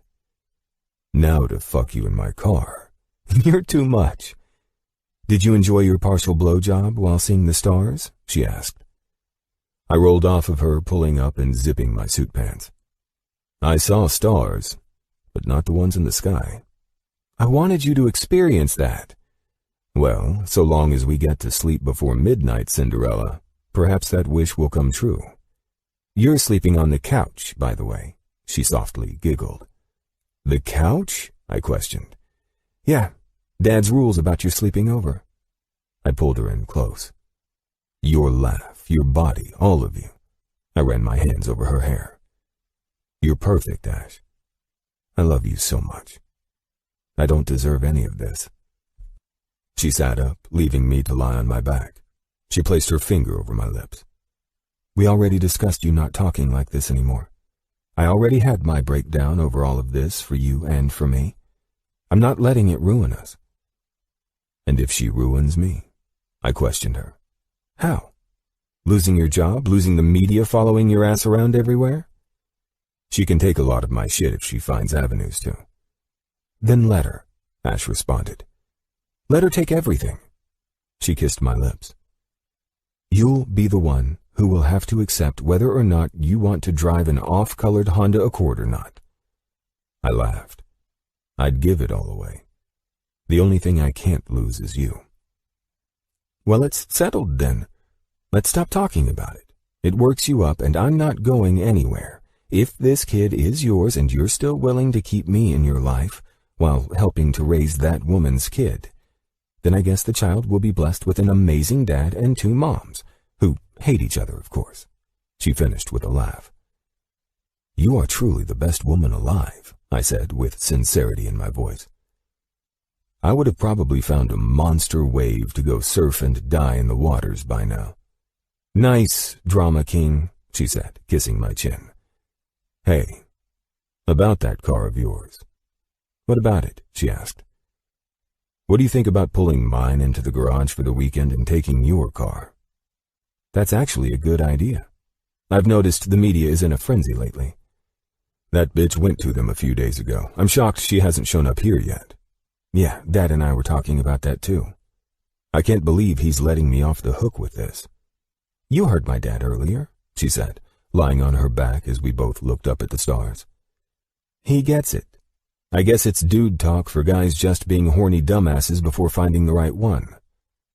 "Your dad kills me sometimes." I started playing with her hair. "And Carmen?" Ash laughed. "Carmen thinks Liz is a piece of trash who belongs on one of those court shows we watched in your waiting room." I laughed. I hate those damn shows. I don't know why Sandy puts that shit on for my heart patients. She's smart. It keeps your mind off the clock while you wait. True. I'd request to change the channel if it were me. But it's not you, and unless you get complaints, it's better to have that on instead of the news these days. That's for damn sure. I propped myself up on my elbow and ran my fingertips over her collarbones. "Are you sure you're ready to do this tomorrow?" Do you have a minister or anything planned for the internment? No, she smiled. We're all just going to say something special. I'm honored you have me along for this. She intertwined her fingers with mine. You helped me reach this stage in my life. It was you who helped me see it all and start living again. I couldn't imagine doing this without you there. I kissed the back of the hand I held and lost myself in the stars above us. This would be a good weekend with my Ash, and in the process of not being stuck in grief, I was already feeling the liberation from the nightmare that struck last week. I couldn't get caught up in it all. Like the angel that I knew her to be, Ash had already helped to resuscitate the Jake I was before this crisis entered my life. Chapter 31. Jake. I woke up on Saturday feeling as refreshed as I had since the day that I took Ash out surfing. The energy was charged with excitement as Ash and Carmen battled over who cooked what for breakfast, and I headed to the shower to get ready for the day. 2 hours after eating and getting ready, we followed Ash's dad and Carmen's minivan toward the freeway, and that was honestly the last we saw of them. God in heaven, the Ash that I'd come to know sure as hell wasn't the woman behind the wheel of her car. Part of me wondered if I should have fought her harder to drive, or even took the risk of the media chasing our asses up to Santa Clarita in my car. This was not the ideal situation I expected us to be in while driving, and it wasn't because I drove like a damn race car driver in my car at times either. A blaring horn from the car passing us once the freeway opened up made me jump, yet Ash was steadfast, driving worse than a granny who couldn't see over the steering wheel. "Is this a joke?" I asked, glancing over my shoulder to see an 18-wheeler riding up on our ass. "Is what a joke?" she asked, hands at 10 and 2, sitting a little too upright in her seat. "My driving?" She looked over her shoulder and flipped off a car that had honked at her. "You might as well flip me off also," I said with a smile. "You're driving too damn slow for comfort. I'd say get in the slow lane, but you might cause those poor truckers to lose their momentum." "I'm doing the speed limit, Jake," she said, not taking her eyes off the road. "Well, the speed limit is 65, babe, and the big rig on our ass is going to roll over the top of us if you don't speed up some. Stop telling me how to drive," she said with a nervous laugh. "She surfs. She says she'll go skydiving with me, scuba, all this shit that puts her life at greater risk than a goddamn drive on the freeway." I readjusted my sunglasses. "Is the car gutless, or are you?" "Don't make fun of the car. It drives fine." "Then drive it, sweetheart," I encouraged her. "Seriously, that or pull over and let me drive." "I hate freeways. They make me nervous," she stated. "But I am driving." "You're not driving. You're going to get us killed by driving too slow." "I'm doing 65 now. Happy?" "Your knuckles are white. So now you're nervously driving." I shook my head. "Your dad lost us as soon as we hit the freeway. That's saying a lot." "My dad drives like a maniac." "And I don't?" I asked. "I've had you in my car going over 100 miles per hour and on the bike opened up wide, and so I'm wondering if between then and now you were somehow possessed and you're not the same person I remember." "Close your eyes if you're that worried about it. I'm in the middle lane and out of everyone's way now." I reclined my seat some. As frustrating as Ash's cautious driving was, it was also comedy. I had no idea she feared driving out on the open highway and would make a note to myself to insist, in front of her dad, that I get the keys and drive us home, after we showed up an hour after them to the cemetery, of course. I opted to scroll through my emails instead of watching the catastrophe that was Ash's driving. The woman was going to force me into high blood pressure if I wasn't careful. "What are you looking up?" she asked after 15 minutes of me finally shutting up about her driving. "Side-by-side plots," I said, while reading through an article from a London-based hospital. "Side by what?" She laughed. "Burial plots," I answered, still reading. "Ah," she said, smoothly changing lanes back to the slower lane. I kept my mouth shut. "So, where are you looking to purchase graves for us to be buried after we both pass on?" "Well, I believe it would be easier if I just purchased the plots for us up at the place we're interning your mom. You know, we're already halfway there and more than likely halfway into the grave ourselves." "Oh, God," she said as she shook her head. Seriously, talk to me, I'm getting bored. Well, I said, wanting to finish this article on a new treatment. I figure I'd like us to have side-by-side plots under a tree. Because we're going to get too much sun from our caskets being 6 feet underground? Perhaps. I want it to be a comfortable resting place, since the way we're most likely going out is not going to be comfortable at all. She smacked me in my arm, pulling me out of the article. You're such an idiot. My driving is fine, and we're making good time. Say what you want about that. Fine, you can drive us home, she conceded. Thank God, I answered. I was planning to pry the keys out of your hand while you said your final goodbyes to your mother. That would have been a dick move. She smiled. It would have, but at least it would save me a shit ton of money in arranging our funerals on the drive up to spare everyone else the trouble. She sighed. The exit is right up here. And so she amazes me once again, I said, sitting up and praying that she was cool with exiting the damn freeway because God knows she barely managed the on-ramp. See, we're safe, and it's because I don't drive like a bat out of hell like you. You know those cars that drive themselves? I said, gripping the armrest with her jerky braking, feeling like I was with a student driver on their first time out. What about them? As soon as we get back, I'm buying you one. Jesus Christ almighty, I'm never letting you drive like this again. At least I know the car will take over and keep you safer than you driving like this. Brakes are just touchy. I don't need a new car, Jake. You're getting one anyway. Consider it a gift for being the best girl in my life. Nice try. Get me some daisies then, not a damn car. I smiled over at her. How many women had I been around who were all about my money? Too many to count. Then there was Ash, the woman who was with me even when my mistakes of the past came to haunt me. I'd already sensed her not being about the money when I saw her passion directed toward other things instead, like nature, life, helping others, and it attracted me to her like none other. I'm getting you the car so you can remain alive and the best girl in my life. I ran my hand over her tense arm. Next time let me drive, Supergirl. You're tense as fuck. I should have, she said. I just wanted you to relax after everything. Driving up here was a favor you were doing for me. It's a part of your life I'm proud to be a part of.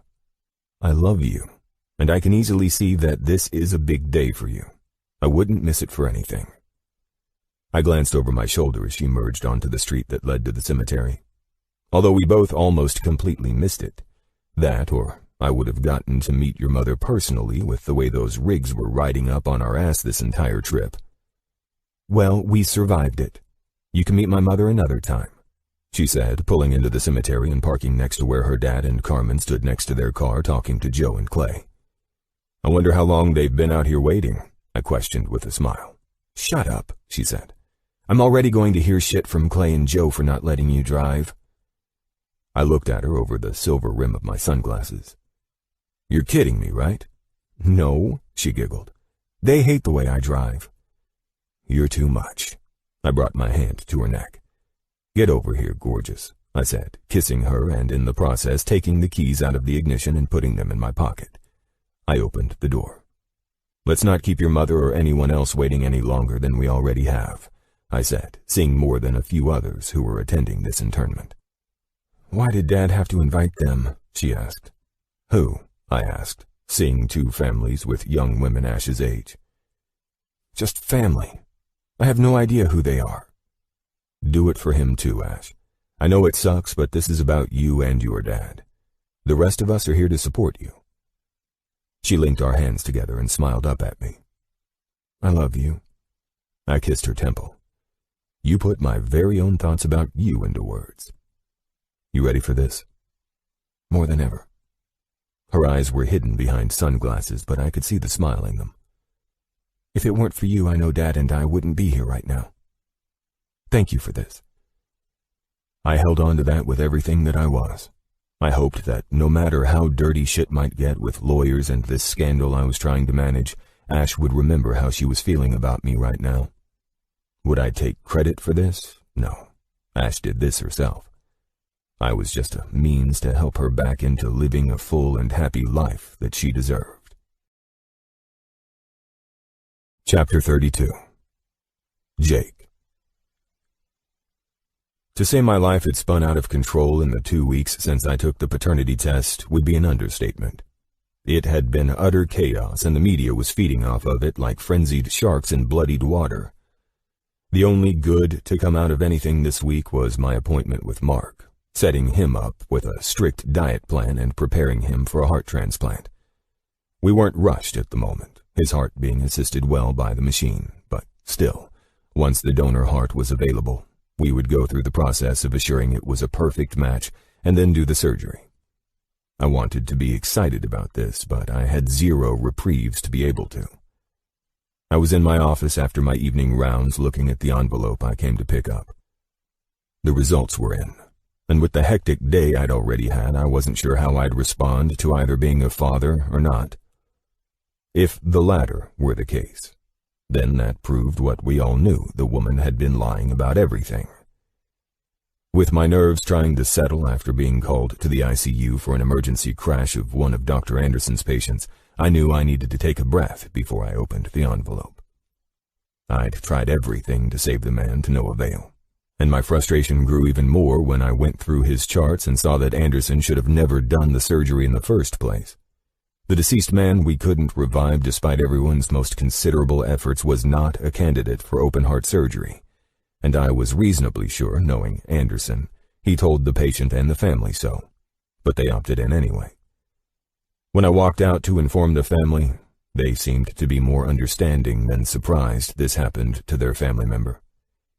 With all of that having happened, fighting media mobs over the past 2 weeks, seeing where I was now, the asshole doctor living a happy life, and leaving the mother of my child to raise my child alone, I was reaching a breaking point.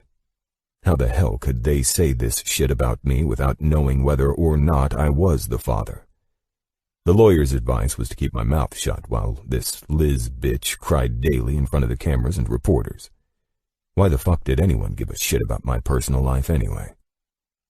I rubbed my forehead, my thumb absently running over the embossed seal of the results I needed to know. Shitty day or not, I couldn't go another night without having some answers. I felt emotionless as I opened the folder and read the results.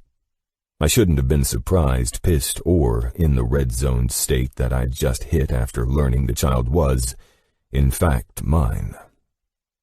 I shoved the paperwork in my work case and shouldered the bag, leaving my office and needing to be alone to process things. "Jacob," I heard a woman's breathless voice call out after I pulled my keys out from locking the back door of my office. "Jacob, wait." I turned to see the very last person I wanted to be in my presence. "Liz," I said, glancing around to find us alone, and pissed this woman practically came out of the trees to talk to me. "Now's not the time. What are you doing out here by yourself this late?" "I've been wanting to talk to you," she said. "I'm sorry about what happened with the patient you—" "Hold up." I looked at her in disbelief. "This is bordering on psychotic stalker behavior. How do you know what I've been doing? And why are you waiting for me in the dark?" "I tried to talk to you earlier when I got my results. Our results. But you were called to the hospital in an emergency, so I waited." "You're positively insane," I snapped, my sense and voice of reason fleeing from me rapidly. "We can talk when we're in front of lawyers," I said, turning to leave. "We need to talk now," she said, trailing me. "We need to talk about the future of us and our baby." I stopped, closed my eyes, and tried to breathe out the fury I felt as I heard those words come out of her mouth. I wasn't in the right frame of mind for this, not even close. There is no future between us, and I can assure you that. We'll talk about the baby in front of lawyers. "I'm scared to do this alone," she whimpered, and I glared in response. "Scared?" I scoffed. "If you were so scared, then why did you come to my house that night? If you were so goddamn scared, why did you wait 5 fucking months of knowing you were pregnant to tell me about it?" "Because of this reaction." I ran my hand through my hair and closed my eyes. The woman's tone was grating on my nerves, and her lies about being Ash's friend led me to believe the woman had far more significant issues than carrying my child. "Listen," I said. You and I need to find a way to deal with the outcome of a condom failing because I was a dick who wanted a piece of ass. I know this." "The condom?" She laughed. "You didn't use a condom, Jacob. That's how I knew the baby was yours." "Believe what you want," I said. "The bottom line is that I'm the father, and trust me when I say that I still question that. I'll have another test done once the baby is born as well." "Why are you questioning it?" "Because you walked into my office after having covertly joined my intern team, all with the most ridiculous excuse I've heard in my life. If that wasn't enough, you fucking stalker, you lied about being Ash's best friend. What do you want out of this? Out of me? Money? Name the price and I'll pay your ass off right now." "Any price?" She looked at me with confusion or excitement. Hell if I knew. The woman was a lunatic, and she was taking the bait. "Any price." "You're disgusting," she said. "I will get child support, but our baby needs a father in its life." Is she fucking serious? I thought, nauseated and furious to hear the words "our baby" come out of her mouth. "You'll get your child support," I said almost in a growl. "But don't expect me to be the father you might want. I don't even have the time for a bullshit relationship, much less deal with raising someone's kid." I didn't mean any of that. I'd just fed this woman what was far from the truth, but I was incensed. My fucking day had been hell, and now I was spouting off because I was pissed at the world. "Wow," she said. "Does Ashley know this is how you feel about her?" "You have no idea what you're talking about," I said, pissed at myself more than anything. "As I said, the lawyers will be involved from here on out. Do not come to my office ever again. If you need to meet, I'll arrange the time and place. And after the child is born, another DNA test will be run to have foolproof accuracy of the child being mine. I have nothing else to say to you." With every step I took toward the parking structure, looking over my shoulder to see if the parasite was following me, I'd realized I said shit that wasn't anywhere near the man I was. Psycho mother or not, I would be there for my child, no hesitation, no doubt in my mind. I couldn't believe the rage that woman managed to pull out of me to make me respond in such a manner. The woman was seemingly not right in the head, and I was definitely calling for a psychological exam to warrant her fitness as a mother and a medical professional. Shit. I'd screwed some crazy chicks in my life, but it just so happened that the craziest one of them all was carrying my kid. I got into my car and immediately called Jim while pulling out of the parking lot. 11 o'clock on a Friday night tells me you had a shitty day, he answered from the speakerphone in his office. "Pull me off speakerphone," I said. "It's just me. I'm settling out the last of the paperwork," he said. "What's going on?" "I fucked up," I said. "The kid is mine. The results came in." "That bitch, Jake," Jim cut me off. "Slow the hell down. How exactly did you fuck up?" Liz was hiding out in the trees like a psychopath, and I confronted her. "Regardless of how crazy the woman is or not, you understood very well that you're to keep your damn mouth shut around the media, the office, and more importantly, her," he said in frustration. "Damn it, why in the hell did you open your mouth?" Bad fucking day, to say the least. "I heard about Anderson's loss." "You tried, man," he said. "Colin said you seemed to be faring well after it all, though."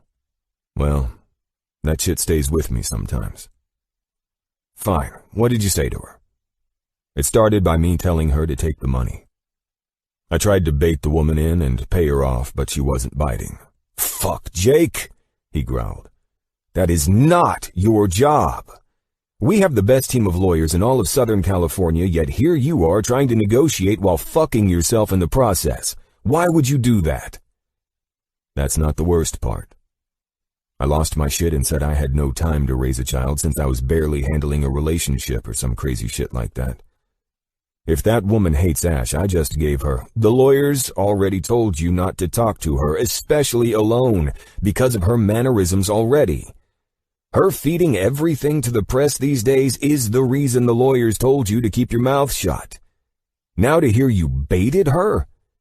Do you know how shitty that's going to come across to the fucking morons who are obsessed with this personal life circus of yours?" I don't give a shit what the morons think. I just don't want this broad giving Ash some distorted version of the truth.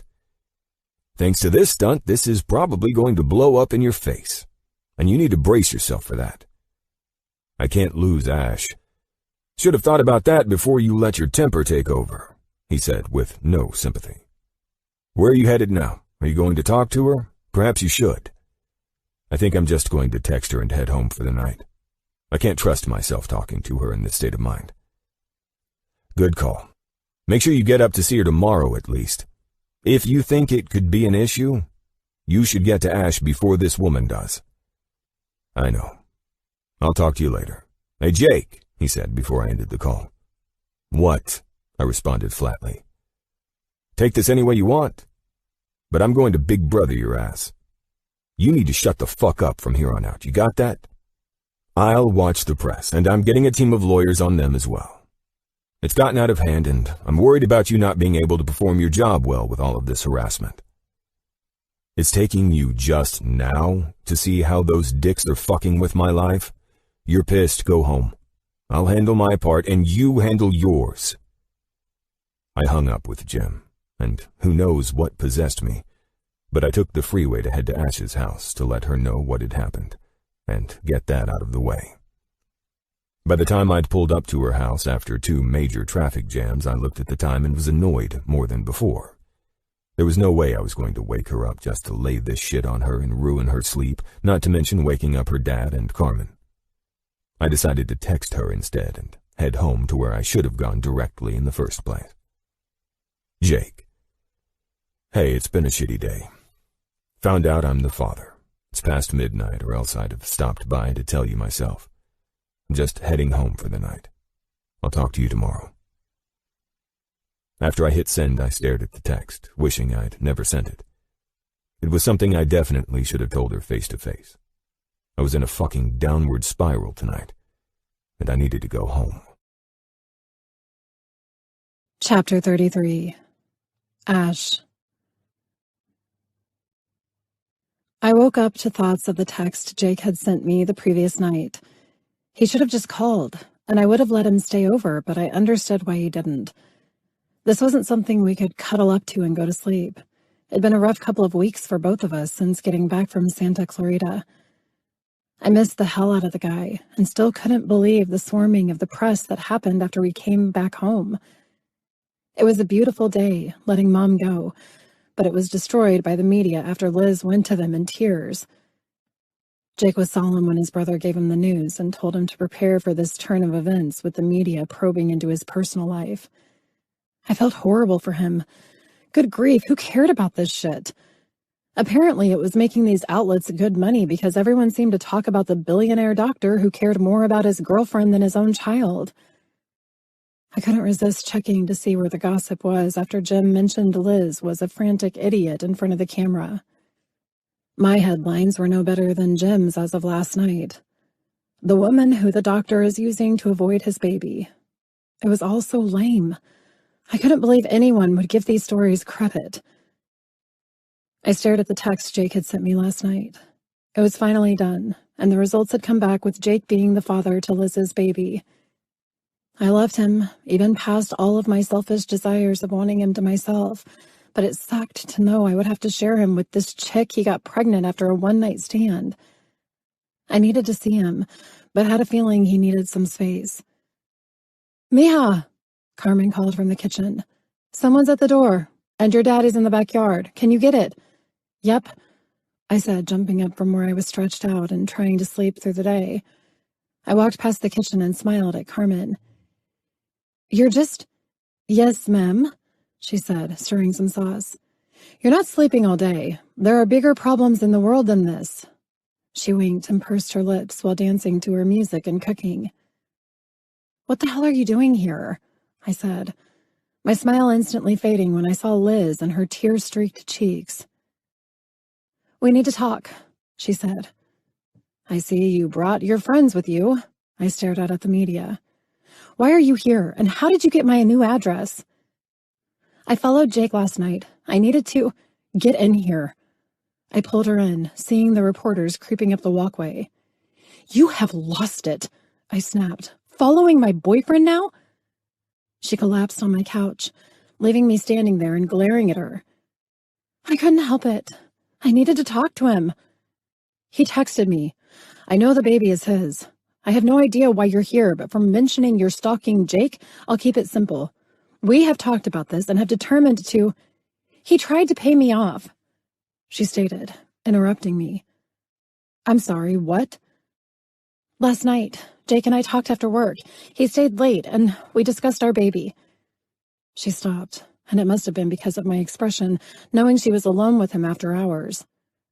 "Go on, you discussed the results," I said flatly. "Yes, it got out of hand, and he said horrible things. Jake's been under a lot of pressure with the shit show of the media since you decided to cry to them about your unfortunate situation." "That was stupid. I know that now," she sniffed. "Ashley, I'm here because of what he said about you. I recorded our conversation after he got violent." "Jake got violent with you?" I asked darkly. "Did you tell those assholes that?"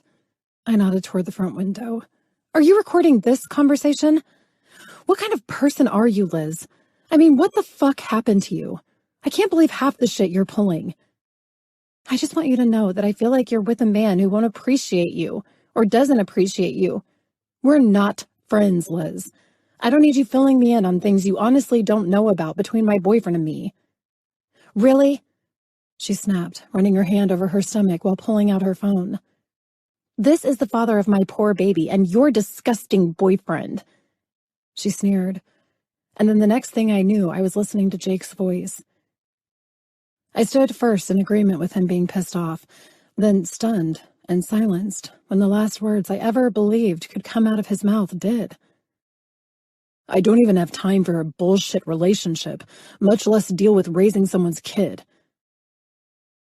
His statement, on top of him offering to pay the girl off, was not the man I'd fallen in love with. "Get out," I snapped, "and delete that goddamn recording."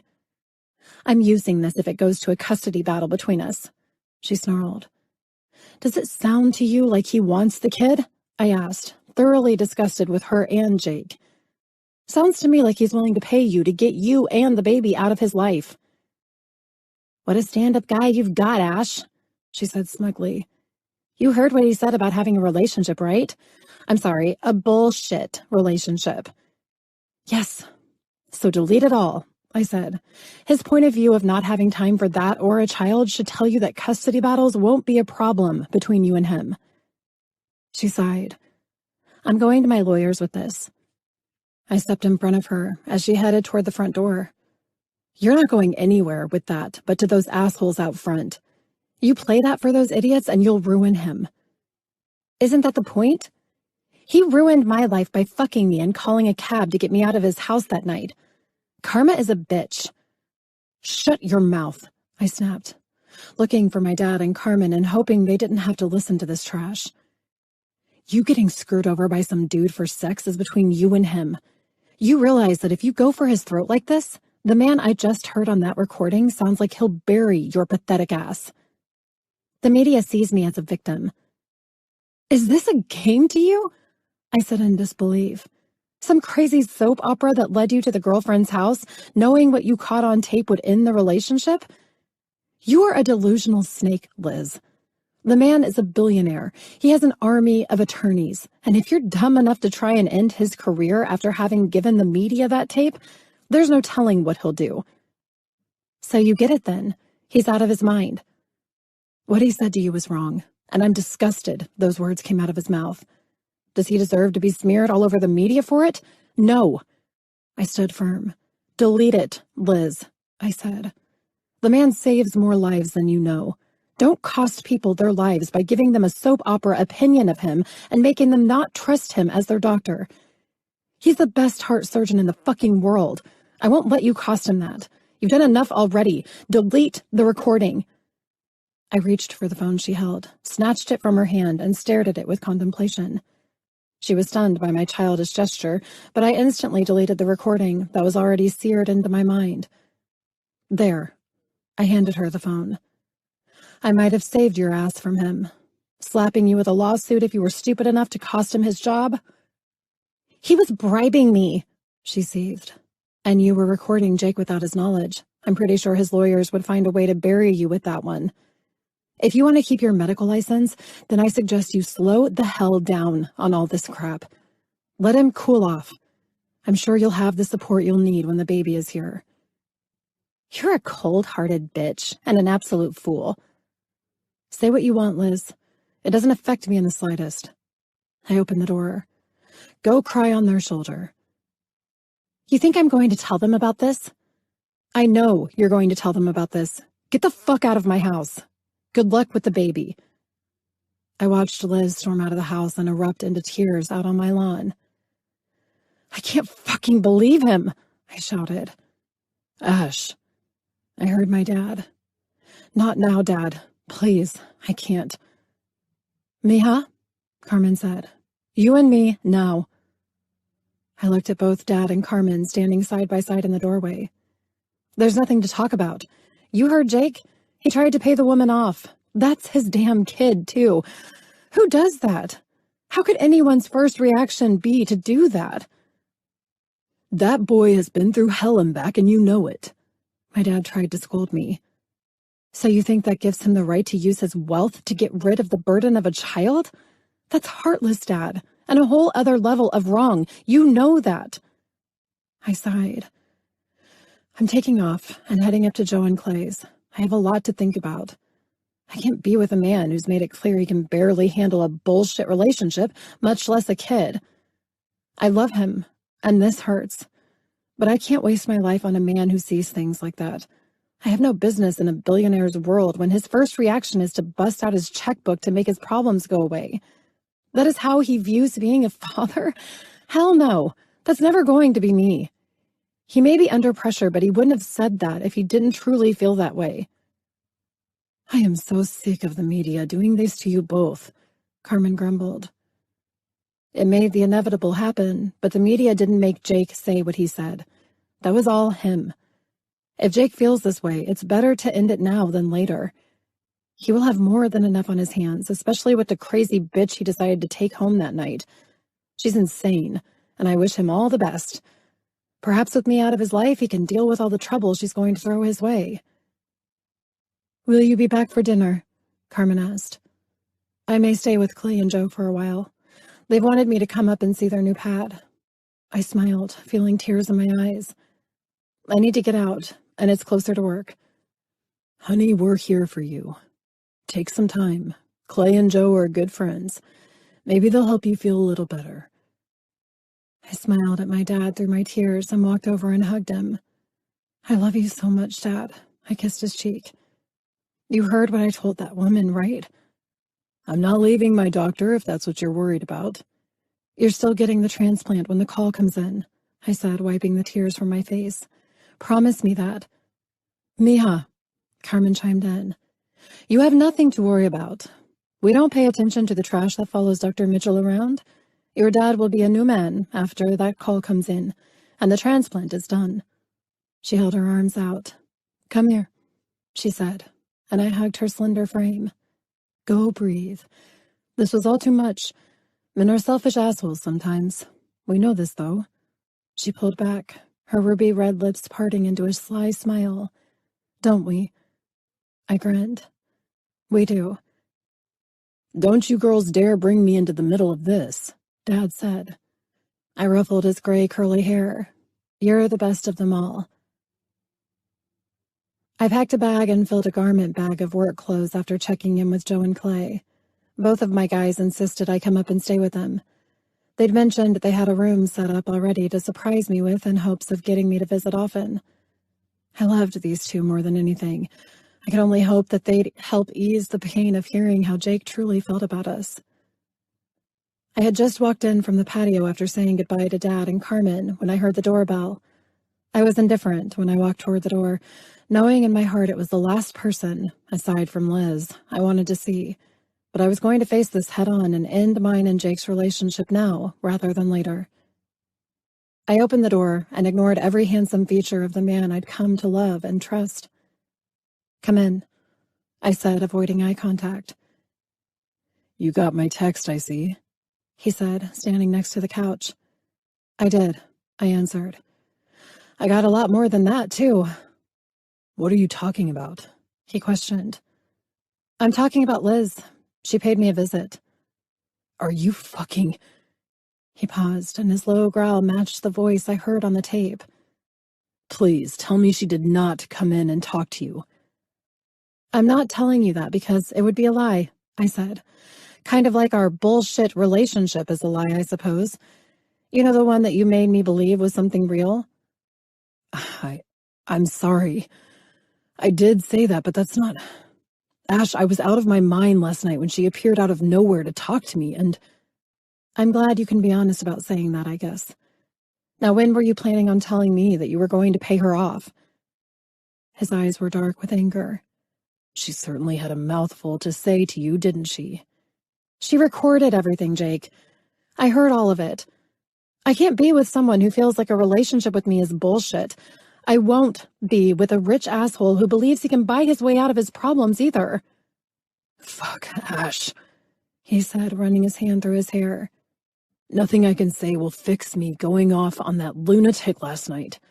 I had a shitty day and I just lost it. Yeah, well, shitty day or not, at least I know how you feel. I can't lose you, Ash, he said, and I swallowed hard when I saw tears fill his eyes. He bit his bottom lip, his glassy blue eyes practically pleading with my soul. You have bigger problems to deal with than me. You need to accept this, like I thought we'd both agreed. You need to go live your life and do the right thing for your child. We both stood there, staring at each other. My heartbreak was there, but I couldn't feel it. I was numb, seeing Jake broken in front of me, but my guard was pulled up to protect myself. You're the best thing that's happened to me. I'm sorry I hurt you. Yep, I said, holding back all emotion. The media will have her recording, I'm sure. I'll be sure it doesn't portray you in a bad light. I handled her recording. The media won't be getting this part of the story, I said. You don't have to worry about them. I don't give a shit what happens out there anymore. The one thing I cared about... Jake, stop, I snapped. It's done. Over, I get it. You are not the man I thought you were. Do what you must so you can sleep at night. Actions speak a lot louder than words. Do the right thing with that woman, I advised through tears. I'm sorry I hurt you.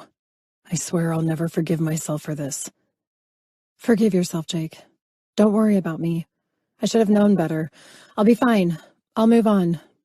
Thanks for helping me through the struggles I was lost in. If anything, you saved me from that. Would there ever be a chance that... No, I said. When I heard you offer to pay that woman off, that's when I realized I was with a man that I could never be aligned with. We are from different worlds. You come from money, and it shows. I don't fix my problems by paying them off. You obviously do. You sank to the lowest of lows by not taking responsibility for your actions and making your child suffer like that. You disgust me, I said, my emotions firing in every direction. Get out of my house. Do the right thing with Liz and do it for your child. I didn't have to say another word. Jake pinched his lips together and nodded. Hey, I said while he was halfway down the walkway. What happened between you and me today will not affect my dad being your patient. You're an amazing doctor, and I don't trust anyone else with his transplant. Thank you for that. I nodded, and he turned and got into the car, leaving my emotions for him dry and callous. He could take that $100,000 car and his Billionaires Club attitude and get the hell out of my life. Chapter 34. Jake. I was in the lunchroom at the hospital, sitting amongst the nurses and doctors, absently eating the fresh strawberries I'd picked up at the farmer's market over the weekend.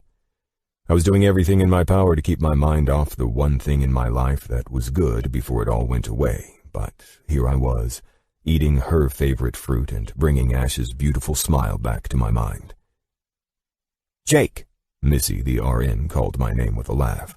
Did you hear that? I lifted my chin and smiled. Yeah, Tanner is all comedy today. I smiled over at my usual attending physician. Somebody has to be. All you've done is read articles from the Journal of Medicine for the past 2 weeks. he teased. Man, where's the Jake that keeps us all entertained? Prepping for a child, I said with a smile. God knows this poor baby is in trouble with me as a father. God help us all, Jenny, another physician, teased. The question is, I said as I rose, can the world handle another Jake? Shut up, Lisa said, one of my favorite RNs. Has she found out what the baby is? Yep. Apparently she live-streamed it all on social media, I said with a shrug. It's a bouncing baby boy. She did tell you first, though, right? Lisa asked. She was the only one who knew the challenge on my hands with Liz. I joined her on this particular visit after she asked me to. I smiled at the group who was doing their best to stay away from the bullshit of my personal life. See, I'm not that big of a jerk that's being plastered all over the internet these days, am I? You can say whatever you want, she laughed. You'll always be a jerk, Jake. You of all people know that firsthand, Tan. I glanced at the group. Enjoy the rest of the day. With lunch out of my way, I walked out toward my office. The media was still swarming like bees outside, and I honestly had no idea why it would interest them when I walked from the hospital building to my office. What the hell kind of story was that going to give them? These people were insane, almost as insane as the woman carrying my child. I was doing my best with her, though. Once I'd accepted the entire thing, I found peace with it. Soon after I'd lost Ash, of course. Either way, the child was mine, and the little guy deserved to have a good father in his life. That's what I intended to be. Dr. Mitchell, Sandy said after I walked in and turned toward my office. You have a call from the Heart Institute. My eyes widened. I'll take it in my office, I said, knowing this may be the donor heart I'd been waiting for. I walked in and hit the speakerphone button before I could sit in my chair. Give me good news, I said, having worked with this heart care unit multiple times. We have a heart, Dr. Mitchell. We need to go over the final details, and the helicopter will be on its way. Is your patient prepared? I'll call him as soon as we finish, yes, I said. We'll keep you updated. It should be there in an hour or so for cross-matching. I'll have the transplant team called in and prepared to receive it. Thanks, Allison, I said to the woman who'd always brought good news from this institute. I hung up and hit the intercom to the reception desk. Sandy. Yes, doctor? I'll be a few more minutes. I was just informed that we have a heart for Mr. Taylor. Can you please call out to the transplant team? The helicopter will be arriving with it in an hour or so. Please put the staff on alert and prepped for the heart and Mr. Taylor's arrival. Absolutely. This is wonderful news, she cheered. Thanks, Sandy. Next came my call to Mark. Mr. Taylor, I said when he answered the phone. I missed his tone, his relaxed mood, and just being around the man. I lost a whole lot more than Ash in saying the hateful words I did to Liz that night. Mr. Taylor again now, Doc? He asked in his humored tone. To you? It's always Mark. Very well then, Mark. I smiled through the phone, not understanding how this man didn't hate me more than Ash did after learning the truth about what I'd done. We have a heart. Can you be down here within the next couple of hours? No kidding? I heard his laugh, but it was hoarse, as if he were crying. Yes, sir. And if I find everything is matching up, we're going to be transplanting tonight. Carmen, he yelled, not listening to me, but making me smile. It's Jacob.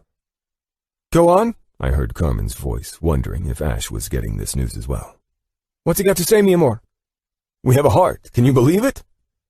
Carmen squealed an array of words in Spanish as Mark laughed, and I couldn't believe that I myself had tears of joy for all of them, too. I hadn't realized how much I missed this family. I cleared my throat, pulling myself together. Can you be at St. John's within the next 2 hours? I asked. I'll be heading over to you once the heart arrives and we start running tests against your antibodies, I said, trying to regain control of the call. Yes, Mark said, and I could hear the smacking of Carmen's lips meeting his. I could visualize the woman climbing all over Ash's dad in her contagious excitement of this news that Mark would most likely be well on his way to a new heart and a new life. Thank you, Doc. You can thank me when we're confirmed the surgery is happening, I said. You do remember our discussion about this, correct? Don't get me wrong, I'm as excited as you all. But if the antibodies don't take, we have to wait for another. I know, Mark said, his voice riddled with excitement. We'll be on our way. Carmen, call Ash. She's going to flip. With that, we hung up. My lips and throat were suddenly dry with remorse that I couldn't be with Ash to see the look on her face when she learned her dad was most likely getting a heart transplant. I couldn't be a part of this at all, except to be the doctor who successfully helped this family get a great man back and healthy again. I walked over to my office fridge, pulled out a water bottle, and almost downed all of the contents. Over the last week or more, I'd finally pulled it together, and now I was collapsing again. I leaned back against the wall, letting the cold surface calm me down. I wasn't going down this road again. I knew it was best for Ash to move on as she had. I knew I was a dumbass male slut for putting myself in this position. I'd accepted the consequences of my actions for how I reacted, pissed or not, to Liz that night. Thank God Ash erased that recording. The last thing I needed was that shit in the media's hands. I had to forgive the malice of Liz, setting me up like that. Hell, I tried to bait her in with money myself, so I wasn't getting on my high horse about who was more despicable. Focus, Jake. I snapped out of this frame of mind. This wasn't about me. It was about Mark and his family. I also had patients to treat and a heart being flown in. This was a big night, and it was barely getting started. Holy shit. It's going to happen. I smiled at all of the blood work, the screenings, and the fact that after every little intricate piece that had come together in this complicated puzzle, it was a perfect match. The patient has been informed, I asked the nurse while heading to change into my scrubs. Yes, doctor. Most of the transplant staff has met with him. He's waiting on your final word, my charge, Becky said. Dr. Chi is scrubbing in. Excellent. My mood was encouraged that it all came together and so quickly. There were too many times that the antibodies of the patient would not allow the heart to be a match. It was my worst enemy sometimes, and until we had Mark on that table, I had to be sure this heart was ready to go. Time was of the essence now. Someone in here shopping this place for a heart? I asked, walking into Mark's room, seeing Carmen, Joe, Clay, and then my eyes fell on Ash. Her eyes were filled with tears. Those same tears I saw in her eyes that day I took her up the coast on the bike. She was so beautiful it was painful to stand here as Dr. Mitchell and force myself to ignore the woman I'd forever love and focus on my patient. I smiled at everyone in the room, but returned my focus to the critical matter at hand. I walked toward the computers that were monitoring Mark. I quietly studied them, bringing the room that was once filled with nervous, excited chatters to silence. Well, do we still have a date tonight, Doc, or are you going to leave me hanging here? Mark said in that tone I loved about the man. I turned to him, standing at his side. I'm not standing you up tonight, Mark. The date's still on. I smiled at him and Carmen, who was at the other side of the bed. You think your heart is up for a date with me? God damn it, lame choice of words.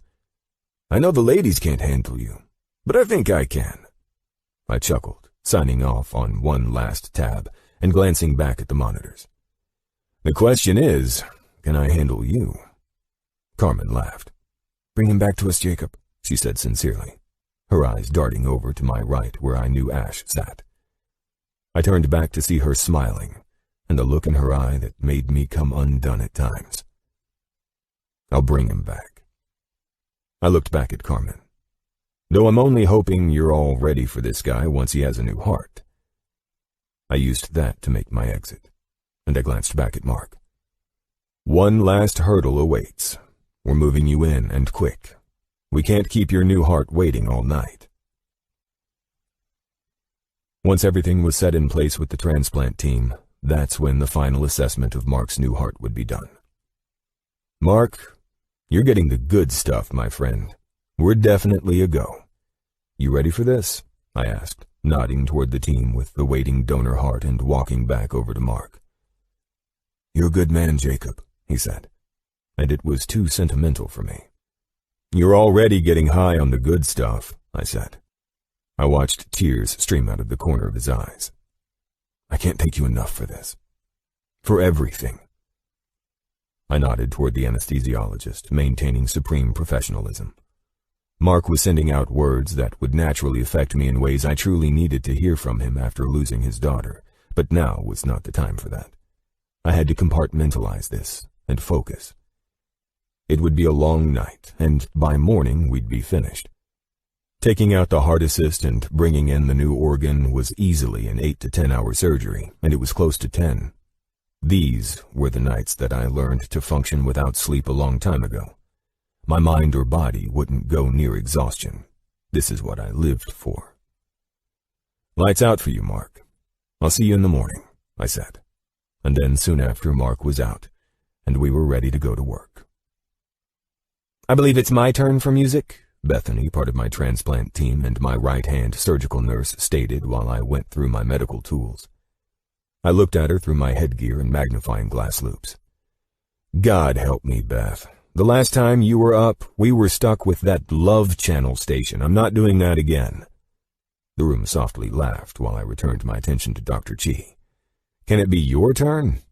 He smirked. "Love is in the air, Dr. Mitchell. New heart, new life." "What if we all took a vote?" I suggested, making the cut and beginning the surgery. "Perhaps anything but Diana Ross all night long? Doctor's orders." I tried with a smile while making a smooth cut to begin the process of opening Mark's chest. "We voted for love songs," she chuckled. "Sorry, Mitchell." "Then love songs it is," I said, following Chi in preparing the opening and getting this intricate surgery underway. "That heart waiting for a new body better approve," I teased as I heard Lionel Richie's and Diana Ross's duo of Endless Love come over the speakers to the OR. Just my damn luck. I could only be humored as to what Ash would have thought of this entire situation. Good God. Endless love? I knew the woman I loved would have given that smile I longed to see again in response. "Time in?" I asked. 8 hours in surgery, doctor," an intern answered. The heart was in, and we were at a critical point. "Bypass machines off," I said. She nodding and glancing toward the technicians. "Let's get our beat." As many open-heart surgeries as I'd done and attended, this part was the part that astounded me the most. It would never cease to give me a feeling of utter excitement watching a transplanted heart not beating, and then, as we waited, it began to beat on its own. It was a miracle, and a miracle I would never take for granted. Slowly the left, and then right, the heart started beating and quickly got up to a rhythm that matched what the body desired in feeding blood to all organs of the body. "We have a heartbeat, and it's happy that it's found a new home," I announced. "Can we please flip it to Iron Maiden or something else? Celine Dion isn't adding to my happiness." "The heart will go on," she said. We both went back to work. "Yeah, funny. But unfortunately, that song of hers isn't playing. Nice try, though." "We can turn it to it," Beth said at my side. "You can turn it, period." I winked at her. "Grab my cell, please." She did and helped me unlock it. "Call Carmen," I ordered the phone. "Jacob," she answered on the first ring. "Please tell me it's all good, baby boy." "We have a heartbeat, and all of the monitors look great, Carm," I said. I heard the room erupt into cheers and smiled at Carmen's knack for always throwing people on speakerphone without telling them. "What's this baby boy nonsense?" I questioned, everyone on my side hearing it too and laughing. "I'm proud of you is all," she sniffed. "Is that Celine Dion in the background?" She chuckled, and I eyed Bethany while taking the scalpel from her. "Beth got to pick the music for the surgery," I said. "Beth, mija, how are you?" "Great, Carmen. We're taking care of your man in here," she said. "Ladies," I interrupted, "can we play catch-up when my patient is in recovery? He's just upset because we've had it on love songs all night." Carmen's cackle was enough to make me laugh. "Laugh it up, Carm, and I'll slow down." "Get to work, Jacob. Thank you for updating us. We've been restless with worry," she said. "Oh, you're on speakerphone, too." "I gathered that. You guys get comfortable and rest. We're doing the easy stuff now." "Yeah, you call it easy. We know it's highly—" "Carmen," I lowered my voice. "No need to concern those waiting around you." "True," she said. "He's in good hands, I know this. Thanks. We're moving forward with the process now. That's when we hung up, and I ensured everything was functioning properly. Mark was well on his way with a functioning new heart, and another beautiful miracle had taken place for St. John's. It was the kind of success story I wished the media would focus on. These were the stories I would give anything for people to hear about, not the stories that played a role in ruining my personal life. Chapter 35. Ash. We celebrated Dad reaching the 8-week milestone after his heart transplant surgery. Everything had gone perfectly smooth, but I'd never had the opportunity to thank Jake like I'd wanted to, even after the surgery. St. John's was terrific. Instead of seeing Jake as I thought I would, Dad had an entire team working with him during his hospital recovery. I was never around when Jake had slipped in to check on Dad's progress and speak to the transplant team about how Dad was progressing. It was probably for the best. Seeing Jake walk through those doors before and after surgery made my heart race with admiration of the doctor in him. And that's what started me getting twisted up in this mess in the first place. Gawking at the gorgeous doctor who saved Dad's life, and then I fell for the man's charms soon after. I wanted to hate him, like any hurt ex-girlfriend would, but I couldn't. He'd brought me back to life in more ways than one. He was fun, witty, and an all-around great guy. Catching wind of him being fully supportive of his son was sickening to hear at first, and it wasn't lost on me how contradictory of me that was. It was my jealousy flaring up. Jealousy that this happened when I wasn't there for it. Because in reality, the kind of man I wanted him to be was a man who would step up in the first place. And that's what he was doing now. As fate would have it, I walked by the nurses' station while they were talking about how excited they were when Jake told him he was expecting a son. There was no malice or gossip in their words. They were genuinely happy for him, given his own excitement about it. Knowing that Carmen and Dad were still hopeful Jake and I would end up together, Carmen probed her nurse friends who worked around Jake for information. She loved to bring up how well he was doing in support of, in Carmen's words, the crazy woman carrying his baby. "You know," a woman's voice said from behind where I stood in the gallery, staring at the portrait I wished I could afford. "I've seen a different version of this portrait."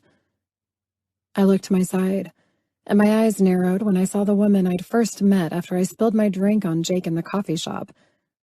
What was her name, and why was she in here? "This is the second edition, painted to become a set with the first," I said, stepping back from the portrait that was the missing piece to the one in Jake's master bedroom. "Yes," she said, her eyes leveling me with a death stare. Then her smile appeared in some creepy snake-like way. "The first edition is at Jacob's house. I believe you've seen it?" "I'm sorry, are you interested in buying this one? Perhaps for him?" I said, trying to keep this business and not allowing the woman to take this conversation where I knew she wanted it to go. "Jacob can buy it if he wants. I prefer the one he already has. It's stunning and my favorite room of his home in Malibu," she said. "Good, I liked it there too." "I'm sorry you two didn't work out," she said condescendingly. "At least you understand why he doesn't keep women around for long." "Are you here to bring up my ex, or are you here to purchase a painting?" "I'm only talking to you," she lowered her voice and stared darkly at me, "to let you know it was never going to work between you two. I hope you aren't too crushed." She chuckled. "I've known him for far too long, and if only I could have warned you." "What makes you think I'm crushed, or that I needed you to warn me about him?" I asked. "Jake's a great guy. I'm pretty sure you're just here to let it be known that you have him back, and your super clever way of telling me he's sleeping with you again is by mentioning you've seen the first edition portrait to this one. Well, I'm not interested. If that's what you want, then by all means, go get it. I've moved on. Now, can I guide you to a portrait you might be here to buy, or are we going to talk about how great the sex is between you and Jake?" "How dare you speak to me that way?" she scoffed. "Why would you assume any of that?" "Why are you talking to me if you're not interested in buying anything? I remember the way you acted on the yacht. It was obvious you weren't happy that I was there with him. And now, here we are, suggestively talking about the portrait that matches the one above Jake's bed. I'm not an idiot. Could have fooled me. You're the one who thought you were in a relationship with a man who is incapable of holding one down, much less raise a child. She smirked. Coincidence that your little friend gets pregnant by your boyfriend, right? And true to form, the relationship is over because Jacob can't handle it. Are we done here? I asked, pissed off that this woman was digging up the past. And for what fucking reason? Jake and I hadn't been in touch for almost 3 months. Yes, I believe we are. I watched in disbelief as Lillian practically ran out to the woman, screaming the name I'd forgotten. Vicky, darling! Oh, my heart is full, she declared as if the Queen of England had walked into her gallery. Ashley, dear, your shift is over. I'm closing up.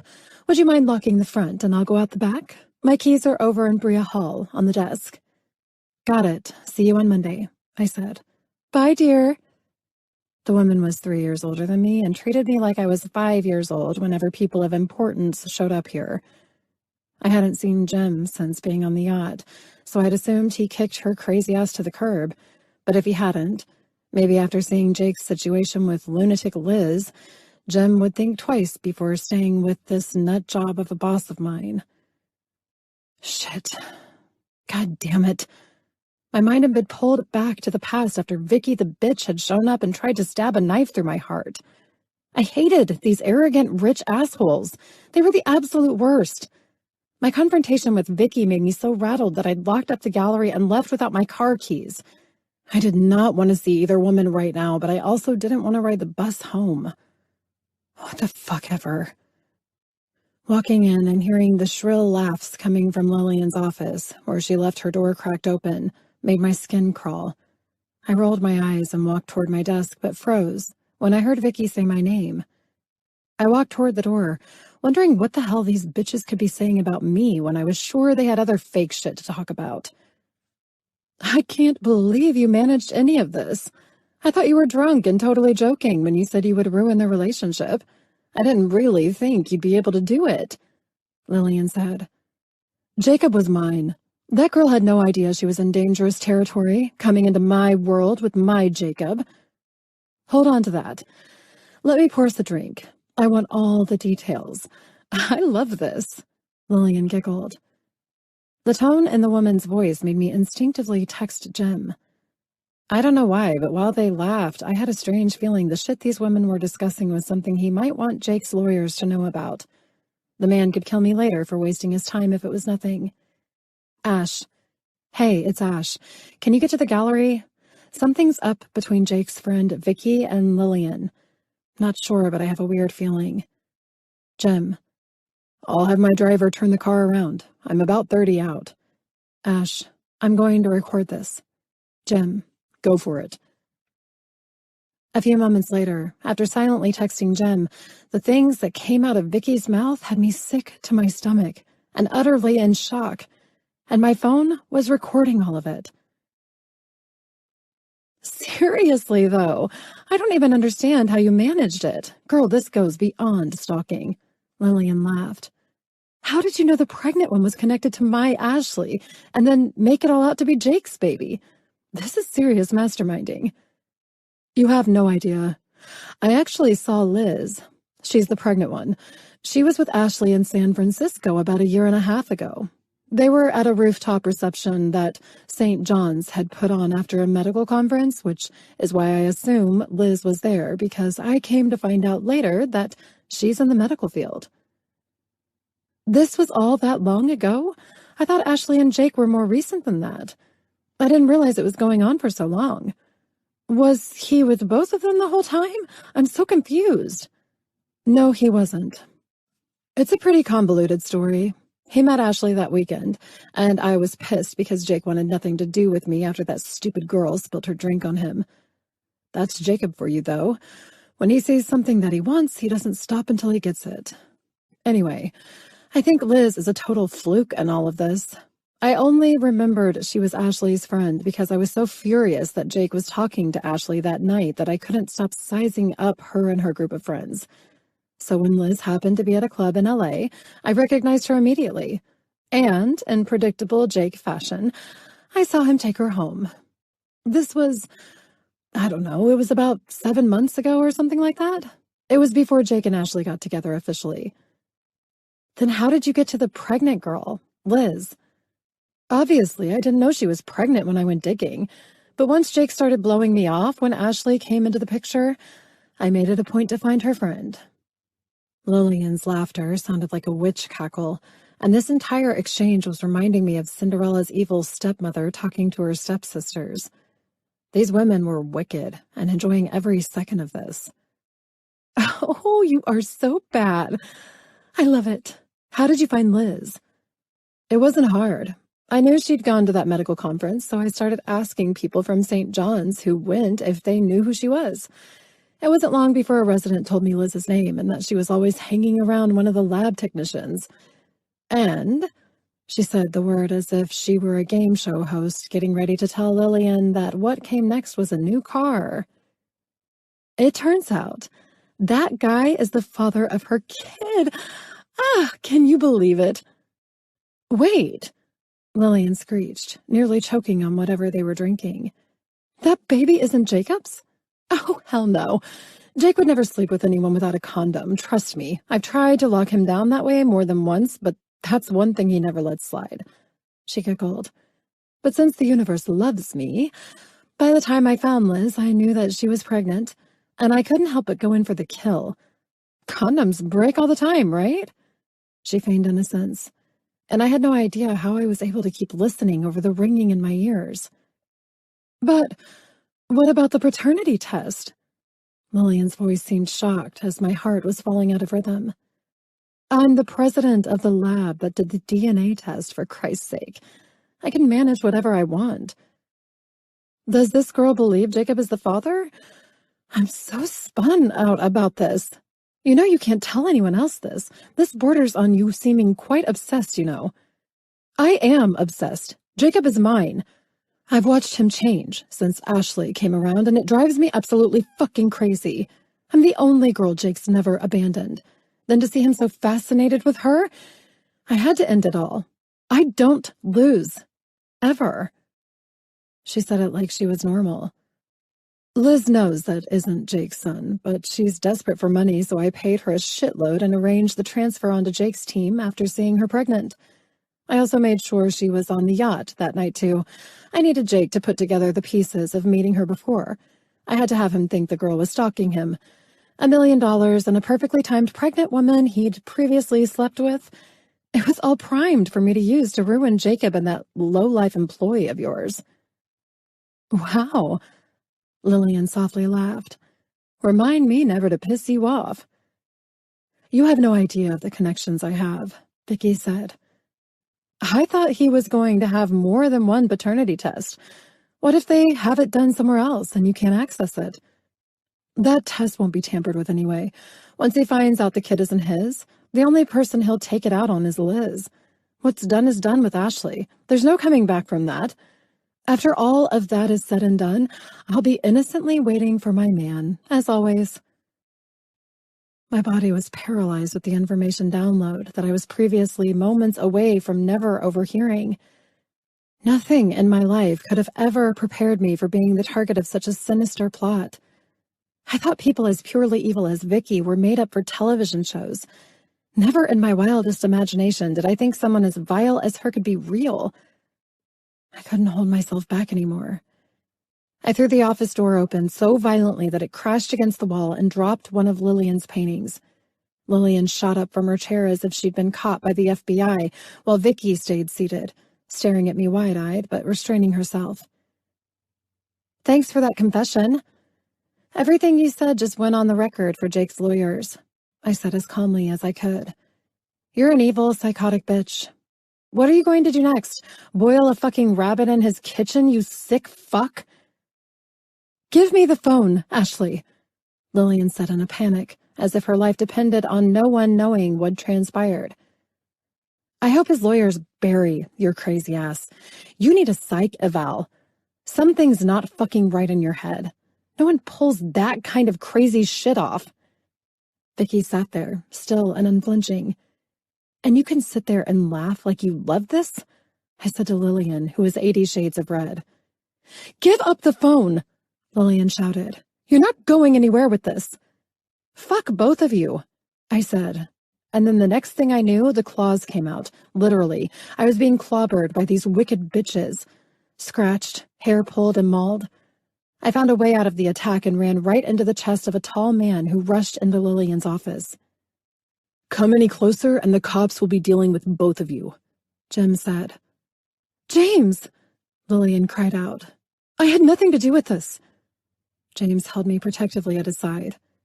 Don't come another step closer to Ashley. Now or ever again. We're leaving, and I suggest you take this time to find some good attorneys.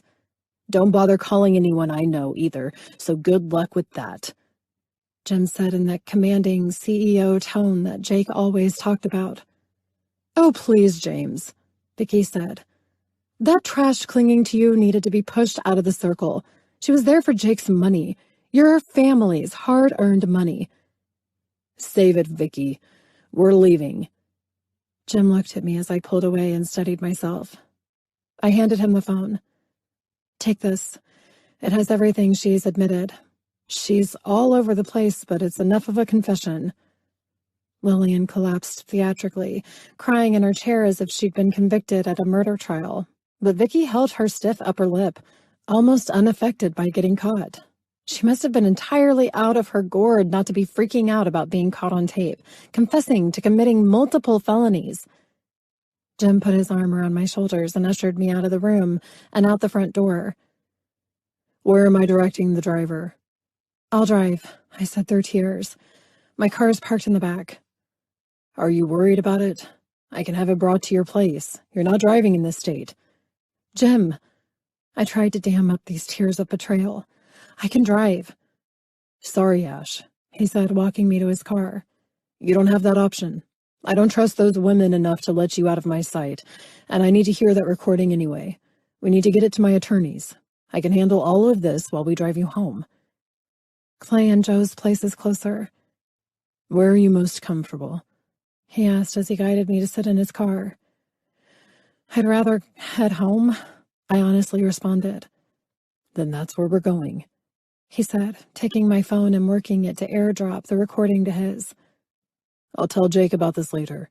He's not going to take this well at all, and I need to be with him when he hears the news. Were he and Vicky that close? I asked, pulling it together. Jim remained focused on his phone. Perhaps once, but not for a long time. Vicky was the woman who filled his... He paused and sighed. She was part of the life he left behind after he met you. I'm concerned about his reaction to her vicious attack on his personal life and the attachment he's taken to this child. I think he'll be relieved of the news, but after having accepted the child, he's looking forward to meeting his son. A son he will soon learn was all a lie and not his to begin with. Are you going to be okay? Jim asked. I'll get through it, I said. I feel horrible about Jake. My God. Don't, Jim said. Jake will be fine. He smiled at me, but I saw the concern in his eyes. If I may say this, Jake does miss you. How has he been? I asked, curious as to if he'd moved on. He's Jacob, Jim laughed. He lives in the water on weekends, and we get him out to the club now and then. He looked over at me, and his smile was Jake's. He misses you. I miss what we had, I said. Maybe one day fate would see to it that you both will get that back. Jim winked, and then went back to work on his phone once he was finished with mine. Chapter 36. Jake. 2 months later. I walked into the county jail to see Vicky, not because I wanted to, but because I needed to close the chapter of my life with her in it forever. When they escorted her to the holding unit, I instantly saw that she looked like hell, hair pulled back in a bun and no makeup. It did not look like her stint in the clink had done her any kindnesses. Jacob, tears filled her eyes. I thought I'd never see you again. I'm sorry. Yeah, you look sorry, I answered. You couldn't post bail and couldn't find anyone to help you out with that either, it seems. Was it all worth it? Was it worth it? She repeated my words retrospectively, looking at her handcuffs. Thanks to no one helping me with bail, I could be in here for years before my trial even starts, you know? All I wanted was to have you to myself again. You never had me to yourself in the first place. You realize that not only did you destroy my happiness and fuck with my mind by lying about that kid being mine, but you also fucked over a lot of other people with your sick-ass demented plans. And for what? To take Ash away from me? That's why you did all of this? I was foolish. That would be the understatement of the century, I said. Dumping all of your stocks to the company you worked for the night that Ash caught you wasn't exactly the brightest move either. Wouldn't you agree? Did you actually believe you'd get away with any of this? What the fuck, Vicky? I lost everything. And that was before I lost you. So it all comes full circle? You used me for my fucking money? I couldn't help but half smile. Did you come out here with the hopes I was posting bail for you? I may still get out, she whimpered. More lies? I shook my head. They're probably going to do a psych eval on your ass and slap you into a mental institution. Jesus, Vicky. I'd think you'd be smart enough to have stayed the hell away from a guy whose entire life was being recorded live for the fucking nation to follow. Even if you do get out of here, with what they know about you, you're going to have to move to a deserted island. I shook my head at this psychotic bitch who'd fucked my life worse than the media could have tried to. It's over, Vicky. I came here to tell you that I don't want to see your pathetic face again. But I'll be sure to show up at any court dates to continue to testify against the evil, vindictive woman you truly are. People don't like assholes like you. Go to hell. I've already been there, I said with a smile. And it seems like it's your turn now. Enjoy your 5-diamond facilities. I'm sure life behind bars is quite enjoyable for a parasite such as yourself. She called for the guard, and I watched the broken woman walk back toward the door, a correctional officer following her like the brazen and heartless criminal she was. Thank God Ash had caught her. I owed her everything. I was a fucked up mess after Jim sat with me and explained everything. Trying to detach from a child that I'd finally accepted, only to learn it wasn't mine, wasn't easy. But I'm glad it didn't happen after the baby was born and I was able to bond with it. I wanted to strike Vicky with all the hatred I held for her and what she did with my life.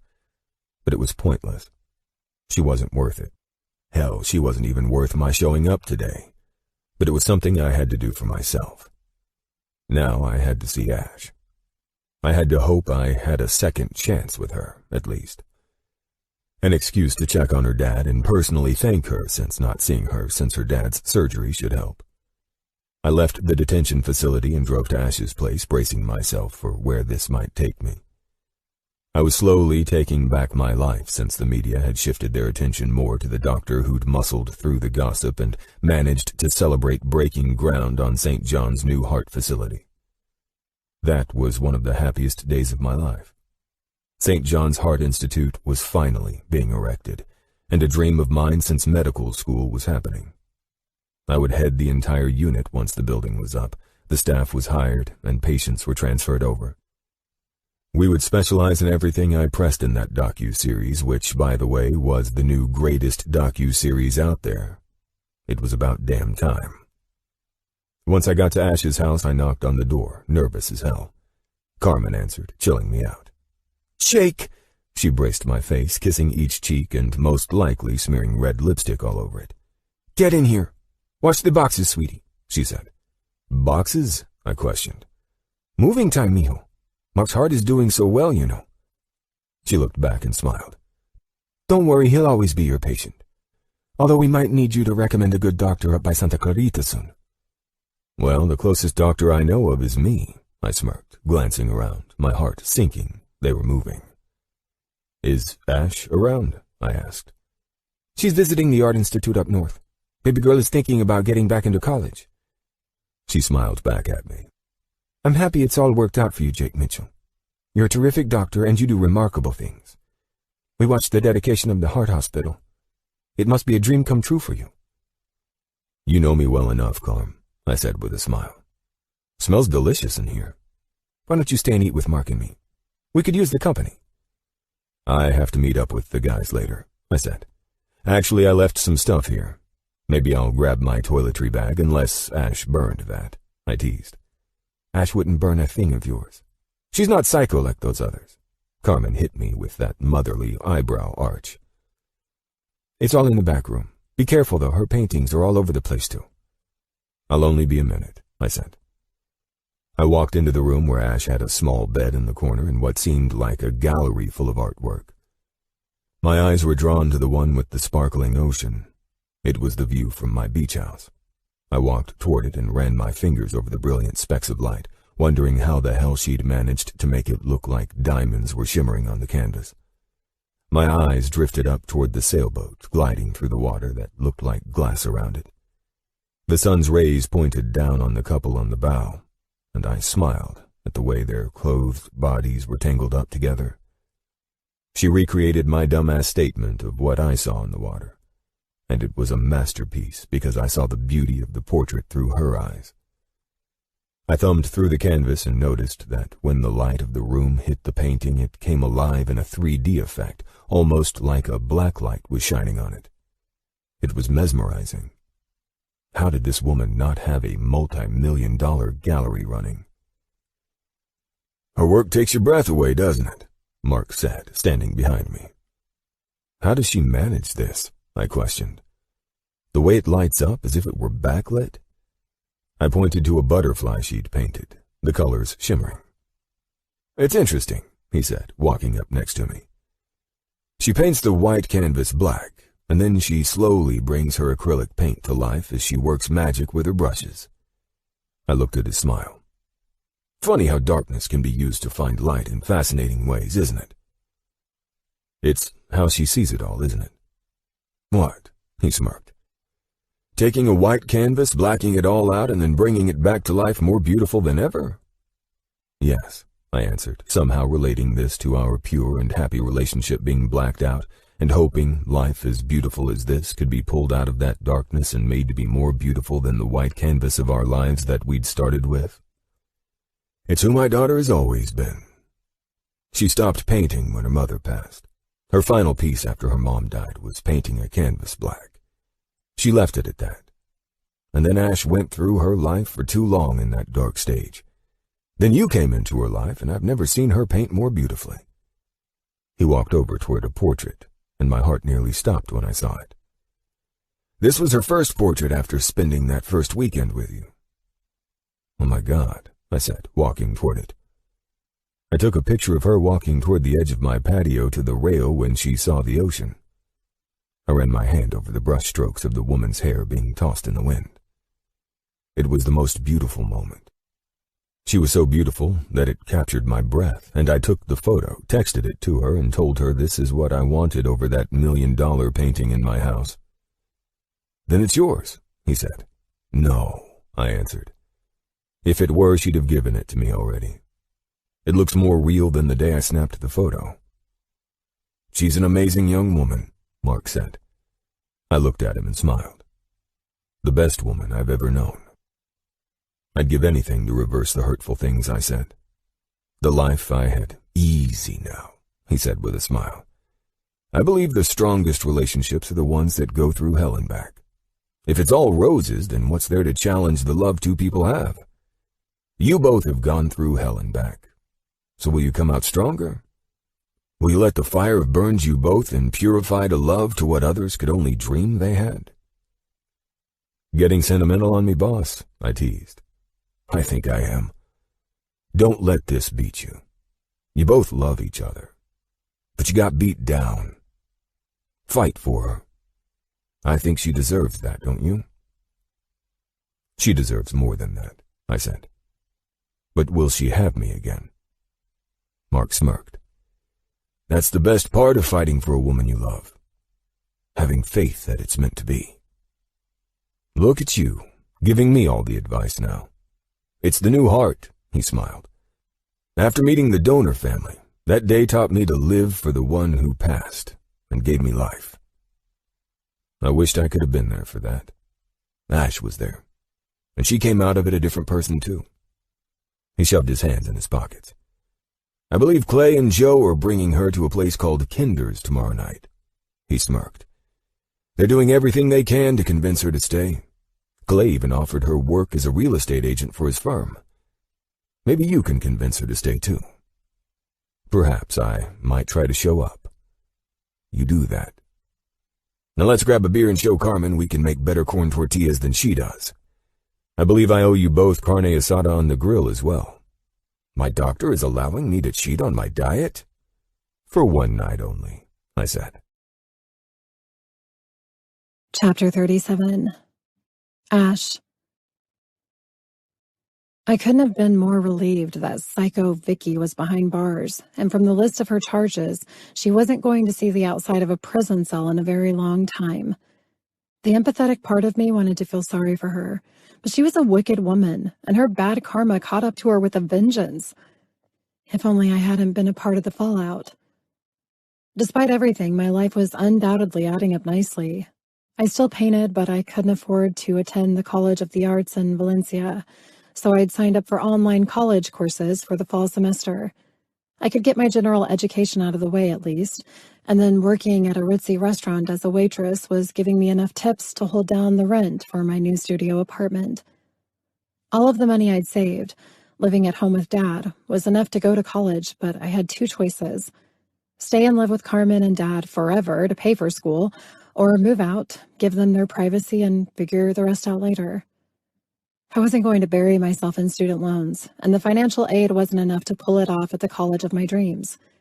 Instead, I used the funding to go through City College, finish my associate's degree, and move on to the bachelor's. I'd been watching television with Carmen and Dad, but tomorrow I planned to head to Beverly Hills to stay with Clay and Joe for a week. I think I'm going to head out, I said. Thanks for having me over, guys. Wait! Carmen pointed to the television, looking at Dad. Turn it up. Ash! She looked at me. Oh my goodness! They actually ran a segment on this. What are you talking about? I asked, sitting down again and looking in shock at Jake's boat. What the hell is this? Shh, Carmen said, sitting erect, crossing her legs and winking at my dad. For all of you who followed the story we broke over the weekend, here's a tiny look into the floating gallery auction that took place, the reporter said. Joe Ruiz has your inside look at the event that took place on billionaire heart surgeon Dr. Mitchell's yacht. My body froze as I watched the television in silence. Yes, Joe said. I'm standing on the deck of the yacht named Sea Angel, where Dr. Jacob Mitchell held a floating art auction with magnificent pieces from a completely anonymous artist. Why Dr. Mitchell went to such great lengths to put something so unique together, and something so shrouded in mystery, is the burning question on all of our minds.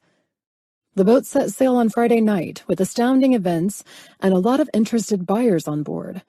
The yacht remained in the bay over the weekend, but when it returned to shore, it appeared everyone who joined in on this unique journey came back with a treasure of their own. The camera rolled footage of all the paintings I had ever painted. They were placed on Jacob's yacht with iridescent light shining down on each piece. My eyes filled with tears, just seeing it on display like this. It was more beautiful than I'd imagined when I'd fantasized working for Lillian, having my artwork for sale in her gallery. The cameraman toured the boat, which was transformed into a breathtaking gallery with people everywhere. I listened to the guests speaking about my artwork with such passion and desire to own a piece that I was nothing but speechless at this point. Dr. Mitchell declined an interview, except to state that all proceeds will go to an undisclosed recipient to help achieve their dreams. It appears the doctor is as secretive as he can be these days, since that horrible scandal that happened to him, yes? The anchor asked. No one can blame him. When asked who the artist was, he only smiled in reference to the individual's signature with a brushstroke of the letter A. The reporter said, Well, rumors are swirling that this may be the artwork of Miss Ashley Taylor. the anchor pried. That could very well be. Oh my God, I said, looking over at Carmen and Dad. You both knew about this? Yes, Dad smiled. We were given an exclusive tour of your beautiful work on Jacob's boat before the event. I ignored the anchor and reporter, still going on about Jacob's floating gallery and auction. Why didn't you tell me? Because you wouldn't have gone, Dad said. You may have pushed Jacob out of your life, but we didn't. Dad, I scowled at him. You know that's not how it all went down. I know my daughter forgives people who've made mistakes. Yet she won't forgive the man who took all of the paintings she left behind. He's the one who took them? Yes, Carmen said. The second I heard you were getting rid of them. She rolled her eyes and shook her head. To the dump, mija, really? I had no room to haul all that shit around, I said. Well, that shit, young lady, sold for over $6 million on that floating auction of Jacob's. All the blood left my face. What? I told Jacob it was all priceless art, and I was insulted for you, Carmen teased. Jacob agreed with me. How the hell did he make this happen? I wondered out loud.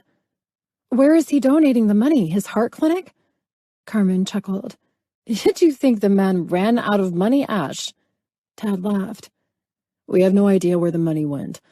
All we know is that your work was put on a beautiful display, and a lot of people are still interested in more from the artist that Jacob is staying tight-lipped about. Oh my God, I said.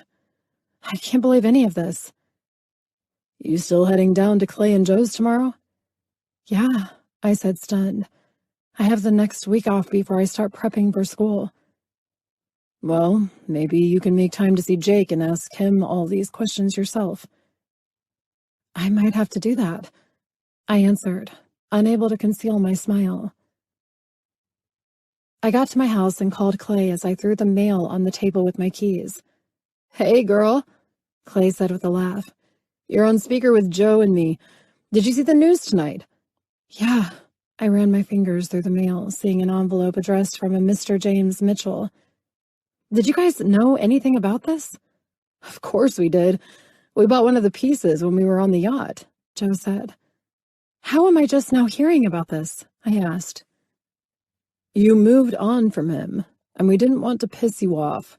I can't believe you were going to have those paintings hauled off to the dump, Ash. Well, I had no room for them. And unlike what I just saw unfolding, I never believed they were that big of a deal.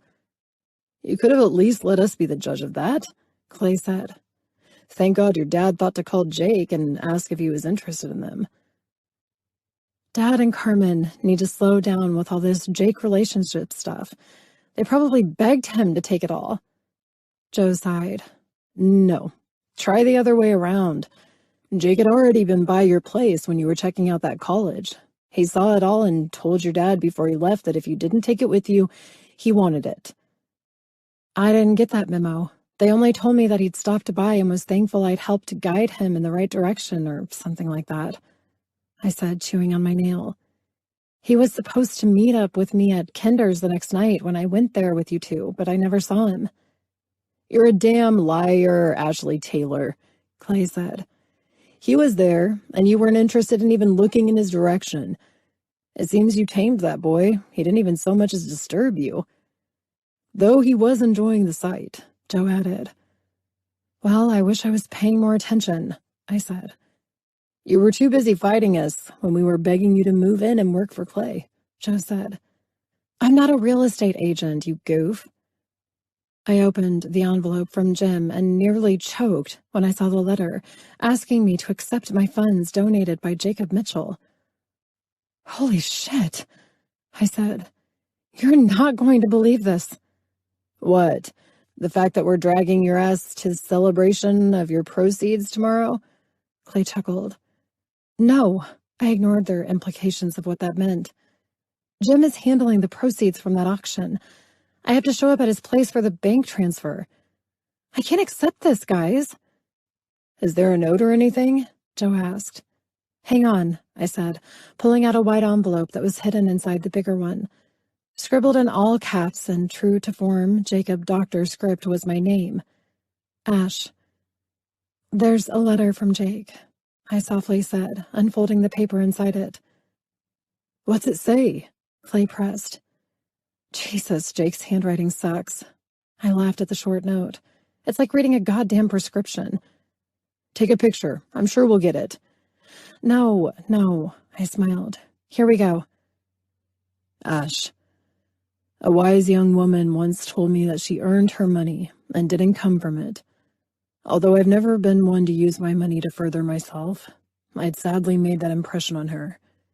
You may find the proceeds from your spellbinding art a bit overwhelming, but I believe it is priceless work from an angel who I was fortunate to know and love, and I happily shared the world through her eyes to many. Forgive me if this is not what you desired, but I believe you may find a great place to apply these proceeds in furthering your talent. Congratulations, Jake. I whispered the words as I read them, tears streaming from my eyes, feeling the sincerity of the man I'd fallen in love with. I couldn't get mad at this if I wanted to. I had no idea what the hell to do with that kind of money, though. All I knew was my heart had never let Jake go, and now I felt the pain of needing him again. Hey, Clay said. That's beautiful, honey. I'm getting another call that I have to take. We'll see you tomorrow. And bring a decent dress, because we're getting your ass out to celebrate. I hung up with the guys, blown away by all of this. Hell yes, we were celebrating tomorrow, and if I couldn't celebrate with Jake, at least I had Clay and Joe. We rolled up to an exquisite building with music filling the street and people standing in line to get in. We were close to Clay and Joe's place. I was wearing the cocktail dress Jake had peeled off of me in San Francisco our first night together. It was the only nice dress I had, and especially on short notice. I had donated the rest, but I'd held on to this one because Clay would kick my ass after the money he'd spent on it for me to wear to the wedding. Clay was less than impressed that I hadn't gone out and bought a new dress for this, but Joe did my hair and makeup, and I could easily say that I looked pretty goddamn hot. If their object was to get me on the arm of a guy tonight, I'm sure any dude would fall for this transformed woman, caked with makeup to remove any flaws. Only my Joe could pull this kind of shit off. Over here, Clay said, bringing us to a table of friends they had introduced me to last time we had gone out. You guys all remember Ash, right? Hey, the two couples smiled. How's Santa Clarita? Same as it was when I grew up there, I smiled. The lights were low, and the dance floor was filled with people. I hadn't been out clubbing in forever, and this definitely wasn't my style, but we were here to celebrate the proceeds of my artwork. I'm heading to the bar. I want a strawberry martini, I said. Make that a double, girl, Joe laughed. You are way too sober. Love you, I smiled at him as he danced in place. Get your ass on the dance floor. I'll catch up and be out once I loosen up more. I smiled through my lie. Hey, I said, sitting at the bar. The bartender walked over. What can I get for you? He asked over the music. A strawberry martini, please, I requested. Right on, he said, and danced over to where he started making the drink. I knew a woman who was passionate about the taste of strawberries, the familiar voice of Jake said to my left. He stepped in and motioned to the bartender, who instantly acknowledged him. 2 more, thanks. Really? I said, my body doing an internal shiver for being this close to him and being reminded of how gorgeous he was. His blue eyes, black hair, and 5 o'clock shadow. Damn, I missed him. Passionate about strawberries, eh? I answered, to which he smiled, and somehow the packed club disappeared and it was just him and me again. I wanted to be nervous, but all of that faded. The connection I always had with Jake surfaced, and I absorbed being in his presence and feeling like we were oddly picking up where we left off. Yep. In fact, because of her, I grew to find the same passion in the fruit. Interesting. I smiled and sipped my martini. How did you find yourself passionate about fruit because of some girl? Well, I think it was the flavor after having her bite into one, run it down the center of her chest, and... He smirked and his eyes dazzled. Well, you know. I do, I feigned surprise.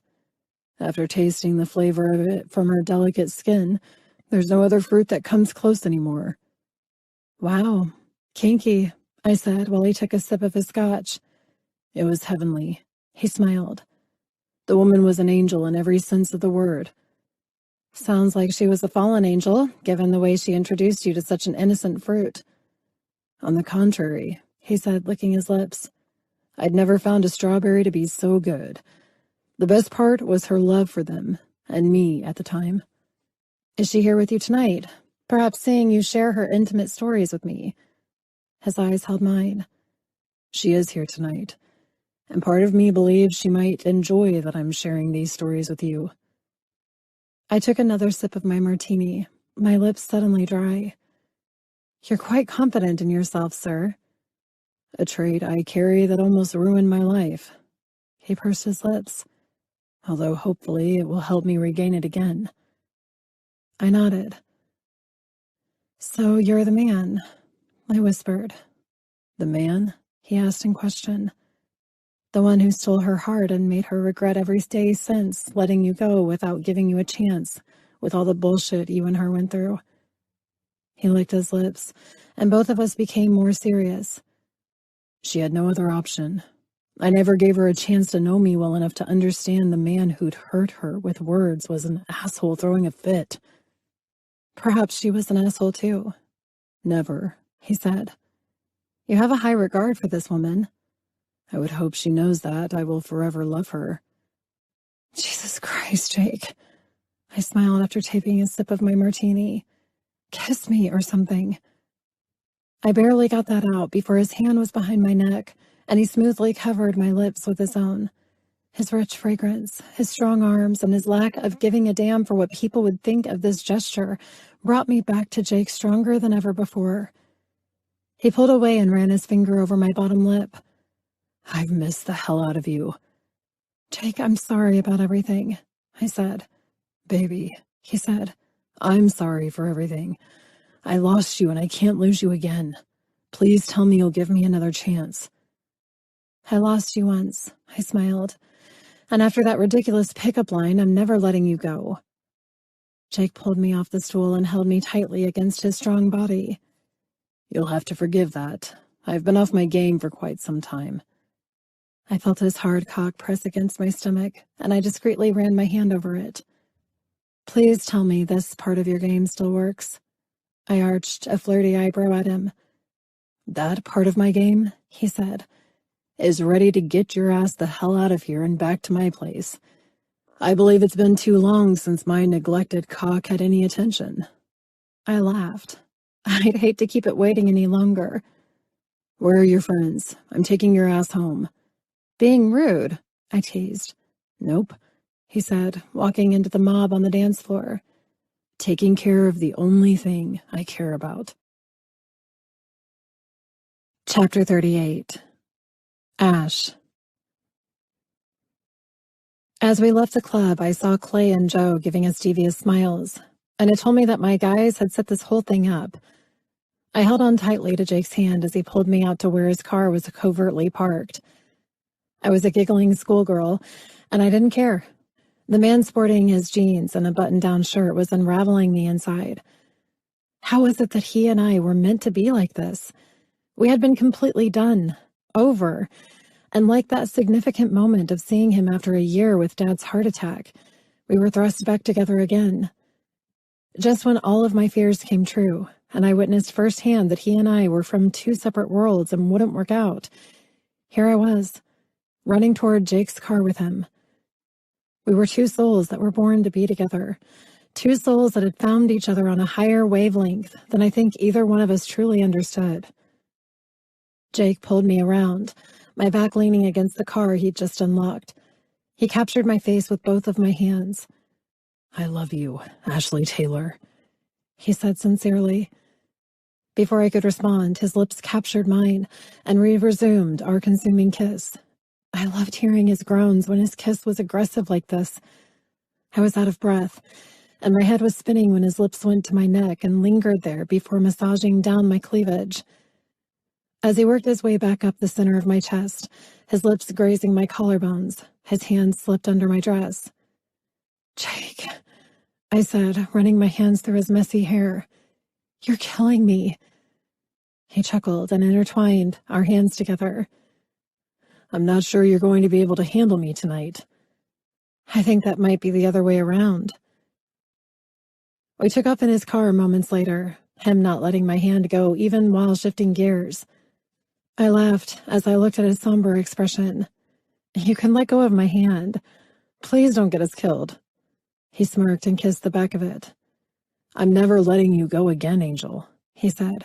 "And besides, I drive 1,000,000 times better than you, so I can work with distractions and still get us to my place in record time." "Really?" I said, reaching my hand over his hard cock. "Can you drive with this distraction?" "I'm managing just fine," he said, sighing and gripping the steering wheel tighter.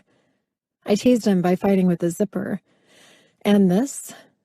"You bring my dick into this situation and I'll definitely concede," he said with a ragged breath. "I want you so bad." "I want this," I said as he turned into a gated community of mansions. It was the only thing that stopped me from progressing farther. I'd seen the beach house and the unbelievable homes that neighbored his Malibu house, but this?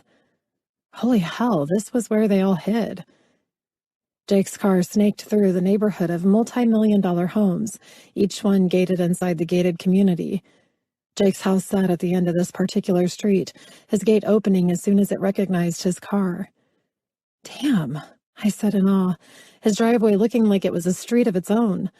Beautiful lamps lined the road that cut through manicured lawns, leading to a mansion that sprawled across the top of the hill his home sat on. "So this is your house in the hills, huh?" "I almost sold the place," he said and looked over at me as he parked the car on the curved driveway in front of his home. "Clay talked me out of it."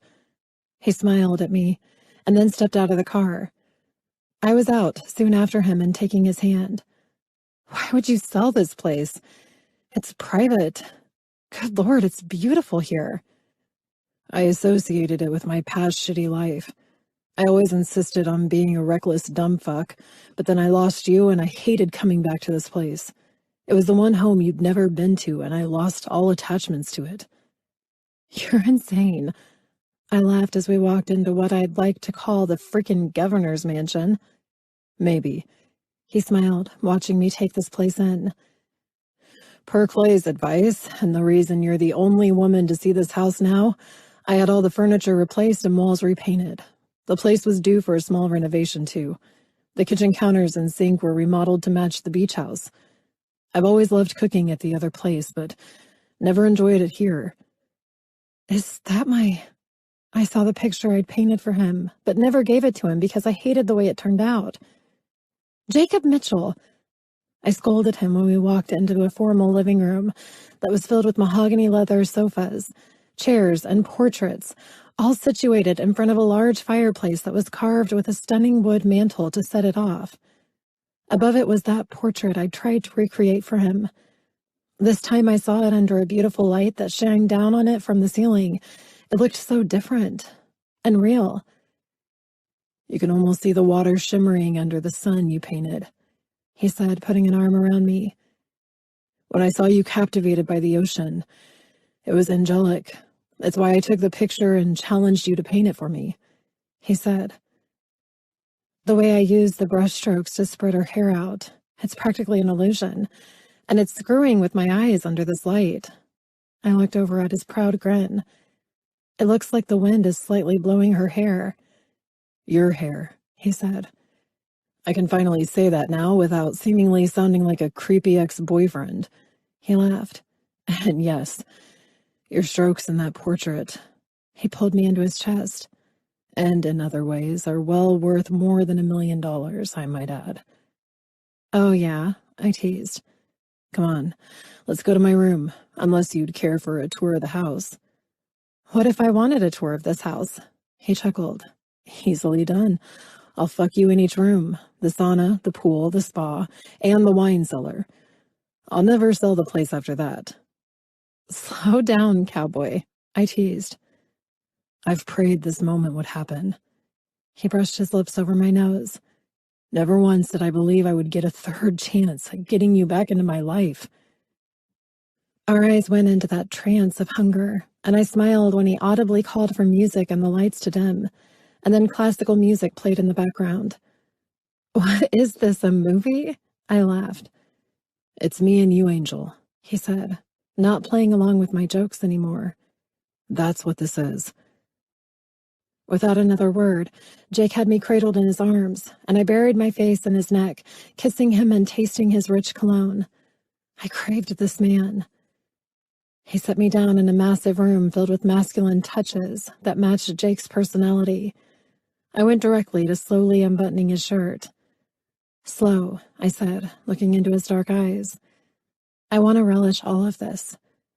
"You and me both," he said, as I pulled his shirt down, and he instantly took off his undershirt. I ran my hands over his muscular chest. "You're so beautiful." I leaned in, and it was my turn to worship his body instead of him always taking the lead. He stood still, his breathing showing me what I was doing to him while undressing him. Once Jake stood there like a perfectly carved statue, I stepped back, not taking my eyes off him. His eyes left mine when I slowly undressed in front of him. He made me feel so beautiful and so secure about everything as his eyes lovingly stared at my body. He licked his lips and shook his head. "Now what?" he smiled. "We're going slow, and as I imagined it, we'd be done with round 1 by now." I silenced him when my hand went down and started stroking him slowly, his pre-cum already dripping as I resisted tasting his delicious body. I stood on my toes, Jake's hand slipping behind my back and over my ass while I nipped at his bottom lip. He fell entirely under my control, standing there with his soft groans sending electric sparks between my legs. His mouth slowly captured mine as I ran my lips over his.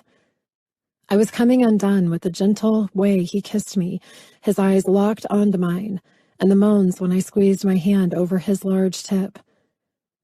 "I need you inside me," I said, kissing his chest and directing him toward the bed. Jake and I crawled onto the bed, lost in a desperate kiss again. Jake was holding back for sure. He let me stroke him while he stood there patiently as opposed to an aggressive, unleashed kiss, and strong hands all over my back and my ass. The guy would tear me apart right now if I let him. I rolled him onto his back, and he instantly fixed his eyes on mine, running a hand over my breast while his eyes followed it. "You're so beautiful," he said, as I worked to line his hard cock up to my opening.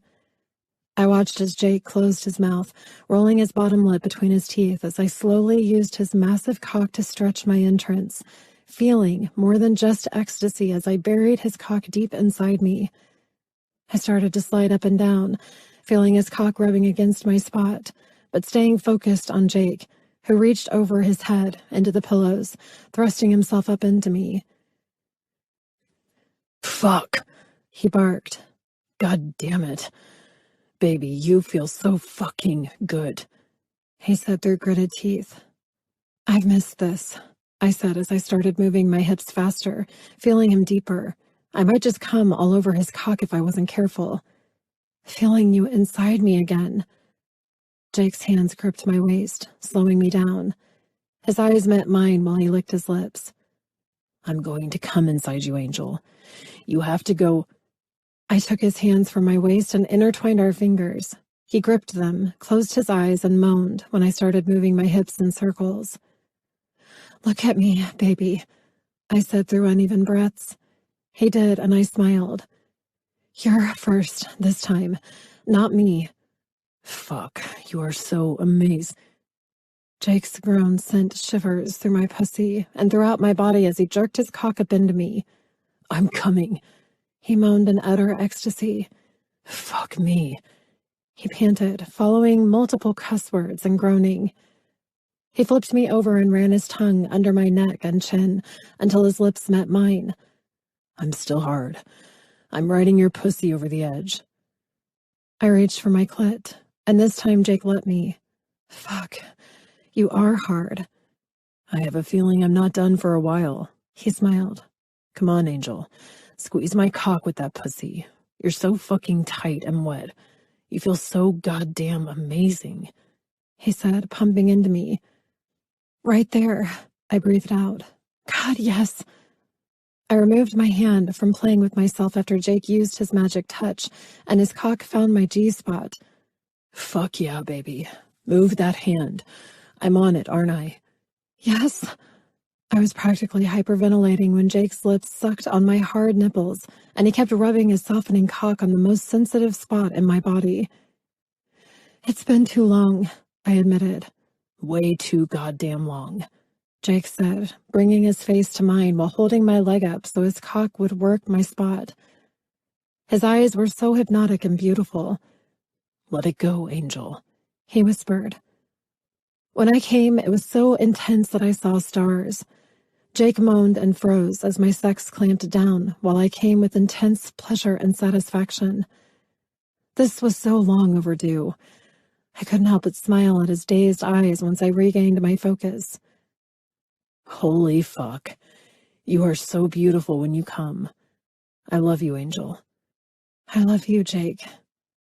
Slowly and gently, Jake and I reunited our body and souls where they had been torn apart for far too long. The way his strong body moved over mine, his expression when he gripped my waist as I rode him hard, him always finding the spot inside me that sent me over the edge every single time. All of it. It was us, moving in harmony and relishing in what we loved about being together. And finally, I had peace for the first time in what felt like forever. It was 3 a.m, and we both were still wide awake, but curled into each other and staring like a couple of happy fools. "Stay with me," he finally said. "Don't leave me and go back home or wherever the fuck you were before I saw you tonight." "I have the week off of work." His eyes roamed away from mine. "And then?" he asked, looking toward the corner of the room. "And then maybe we see if we can survive a long-distance relationship?" "Ash," he said, brushing my hair from my face. "I can't do long distance. Not with you." "You work long hours. I think we can pull it off. I'll come down on the weekends, or you can come up." "I'm not fucking losing you again," he said, more serious. "I just moved into an apartment," I laughed. "I finally achieved something on my own." I believe your artwork proves you did that a long time ago," he said. "If you don't want to stay with me, then use the money to stay closer. Down here." "Jake," I tried to be reasonable. "Let's start like this." "What do you think about taking the boards out today?" "Surfing?" I laughed at the kid I found in Jake when it came to his crazy impulsiveness. "Why not?" he said, sitting up. "I still have your wetsuit. It's all at the other house." "Jesus, you are not going to stop, are you?" He leaned over and kissed me. "I could fuck you for the entire week you have off and demand you stay with me, yes. But to take you out this morning, early like this, I think you'll enjoy experiencing the water while the sun comes up." "Let's do it," I said, feeling just as excited as I was when I got my man back. Chapter 39. Ash. "Where's your surfer buddy?" I asked while I sat on my board watching the waves roll into shore. "Flex?" He looked down the coastline. "The waves sort of suck today, so he's likely not in this spot." I said, looking at the shoreline. "Well, they're perfect for me." "That's why we're here. Are you enjoying yourself?" he asked. "I really am. I still got it." I splashed him with water. "You don't look too bad yourself, though that wipeout was pretty gnarly, bro." I teased him. As the sky turned a lighter hue of magenta, I smiled, looking up. "You're right. It's amazing being out here. It's like we're the only people in the world." Jake unzipped the side of his wetsuit, popped off his board, and swam to the front of mine, gripping the tip. I instinctively gripped the board. "What are you doing? Dumping me?" "Do you trust me?" he asked with a smile. "Depends," I said, brushing my hair out of my face. "I have to know." "I wouldn't be here with you, and wouldn't have left that club with you if I didn't trust you, Jake. Now what the hell are you going to do? Dump me off the board?" I covered my chest when a soaked, bright blue velvet box was opened in his hand, his other still holding the board. "Marry me," he said, his eyes so brilliant in their blue hue reflecting off the ocean. "I know this isn't the ideal way of proposing. Trust me, I went over a million different scenarios in my mind after Jim and I shopped for this ring together. It all went to hell soon after I bought it. But this morning, before asking you out here, I could think of nothing more than needing you in my life and knowing I could never let you leave me again, Ash." "Jacob," I chuckled at this moment with him. He looked so vulnerable, adorable, almost like a young boy in the water waiting for the answer he was pleading for. This was the man I had fallen in love with. "Ash." He spit out the water and shook his head from a wave that had slapped him in the face. "I'm as close to a submissive position as one can be while getting down on a knee and asking the woman he loves to marry him." "You're the biggest nut I've ever met in my life." "Let me make you the happiest woman in the world. You've already made me the happiest man. I love you more." Another wave smacked him again with the chop of the water. "Jesus, I'm going to drown out here. Throw me a bone or something." "Yes, Jacob." I slid off my board and over into his arms. "I love you. I can't imagine leaving you either." "You're the love of my life. You are my life." He pulled the ring onto the tip of his finger. "Here, this will seal the deal," he said. "Put it on quick before I have to dive and pick it up from the bottom of the ocean." "My God," I said as he slipped the ring over my finger. "This is gorgeous," I said, staring at the platinum band that revealed a massive square-cut diamond. He held onto the board with me in his other arm. "Hell, I should have thought before I put that thing on you. Your tiny little ass is going to sink straight to the bottom now." He kissed me. "I love you, Ash. Love doesn't even begin to describe how I feel about you. Shall we go celebrate?" He nipped at my chin. "I have just the place in mind," he said. "Oh, yeah?" "It's a gift. And it better be done by now, or I'm going to look like an asshole." "What are you talking about?" "Let's just say Clay and Joe had a superb idea to get you back into the city. It's why they invited you down. Me showing up last night was just wishful thinking that we'd get back together. Those guys are the craziest nut jobs I've ever met." He laughed. "They're a lot of fun. I've missed them." "Well, let's get into shore, and I'll give them a ring. A couple more phone calls, and we might pull off one of the best days of my life." "What are you up to?" I laughed. "Get on your board. You'll see." By 2 o'clock in the afternoon, watching Jake more nervous than I'd ever seen him, we were back in his Jeep and driving down the coastline.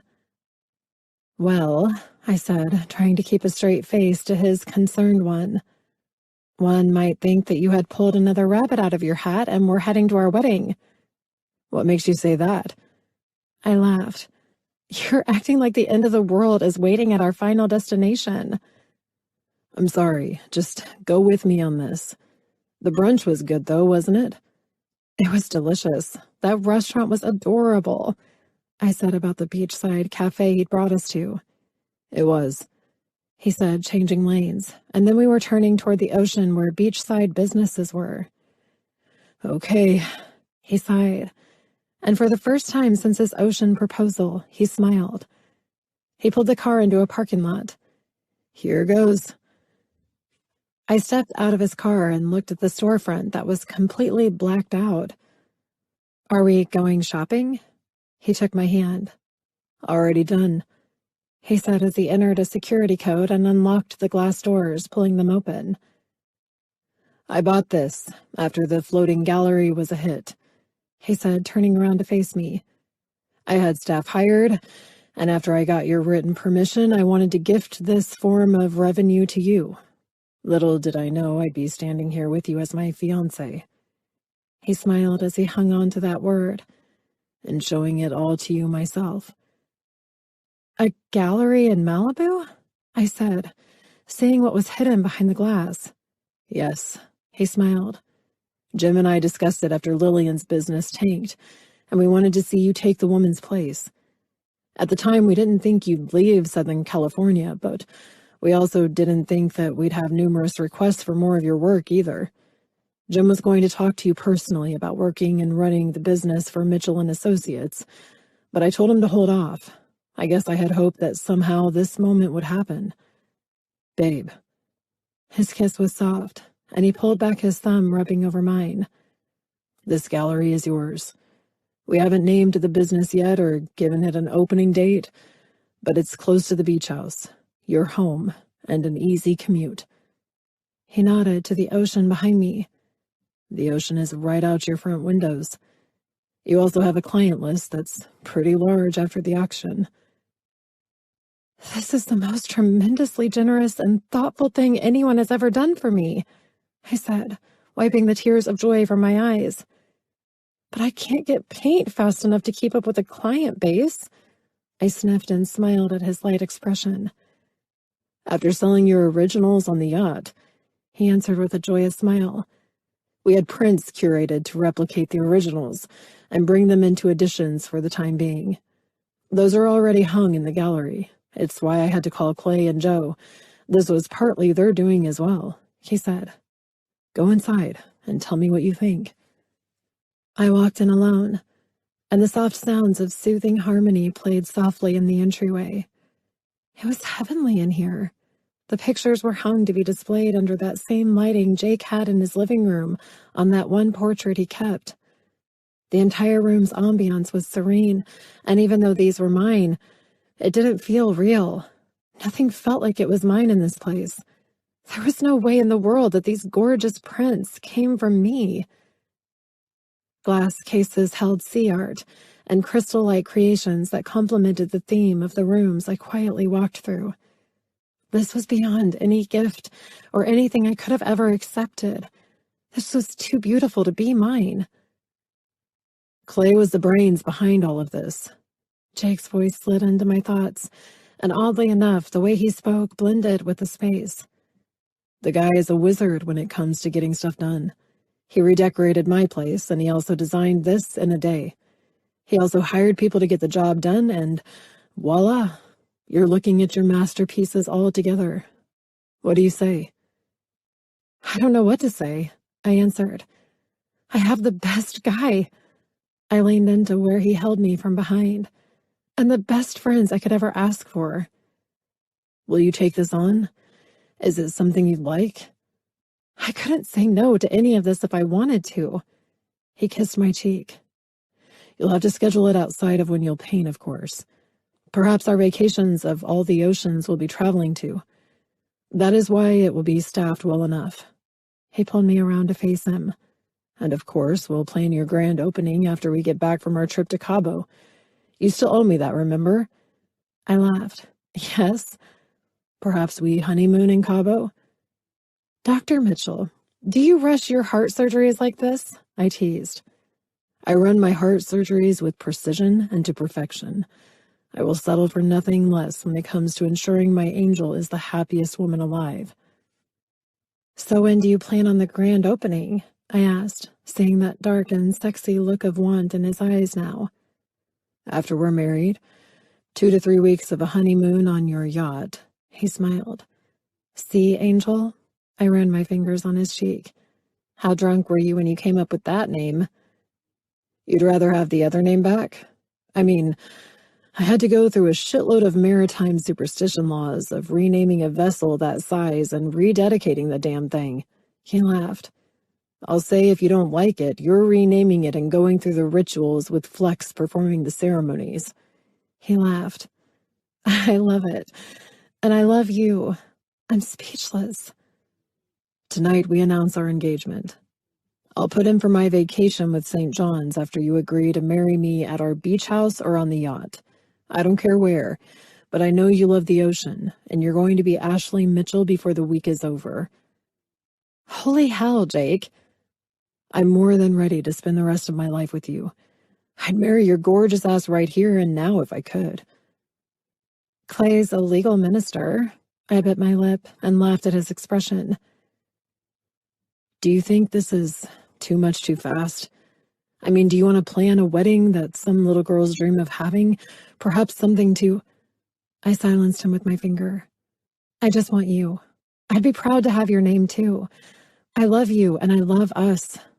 Yes, we're moving too fast, but we're moving fast in the right direction. Let's do this. We'll plan the details tonight. The guys and your friends will be there. For now, his eyebrow arched. The doors are locked, and I'm the only one with the key. I believe you and I are going to have to christen this gallery ourselves. I laughed, and within seconds, Jake and I were back in each other's arms, naked and molding our bodies and souls together. I loved this man, and I couldn't believe I'd almost lost him forever. We lay on a sofa that was situated in an alcove, both of us catching our breath after another satisfying round of fantastic sex. Well, there goes this couch. I laughed, his lips still caressing my neck. I didn't like the color anyway. He chuckled. So what happened to the portrait like the one you have at your house in the hills? Or what about the sailboat one I recreated as a joke for you? Those were priceless, but only on display and never for sale. They're mine, with no prints available to the public. Sorry, but I wasn't sharing those 2 prints. I'm so amazed that you've done all of this. I mean, I expected you to hate me after I was so harsh to you. I could never hate you. He kissed my cheek. I understood everything. I hurt you, and I only hoped you didn't hate me for this. It also took a lot of convincing from Carm, your dad, and your friends for me to do any of this. How in the world could you ever dump those portraits? I pinched my lips together. I guess I just didn't see them like this. Who's the crazy one now? He winked. Let's get back to the house. We'll enjoy a nice hot shower and we can go out tonight. Or I'll have a small party catered at the beach house for you. There's time to invite your dad and Carm down too. That sounds good, I said. Let me call them. Shit, he said. I forgot to ask him. I elbowed him as we got dressed. My dad loves you more than he loves me, I think. Let's just get them down here. I think they'll love your place. The house is large enough to keep them with us for the week. You honestly plan on marrying me before the week is out? Don't push it. I might pull Clay in and have an impromptu ceremony tonight. Carmen and Dad would love the beach house, I said. Then the excitement of everything truly set in. I reached over and pulled Jake into my arms as he was bent over, putting on his shoes. We're really doing this, he chuckled. Thank God that your mood finally shifted into this. I was seriously beginning to worry that I was going too hard and too fast for you. When have I ever complained about you going too hard or too fast? In fact, I love it.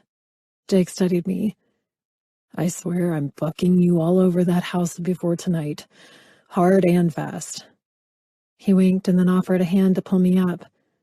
Let's go share the fantastic news with everyone, shall we?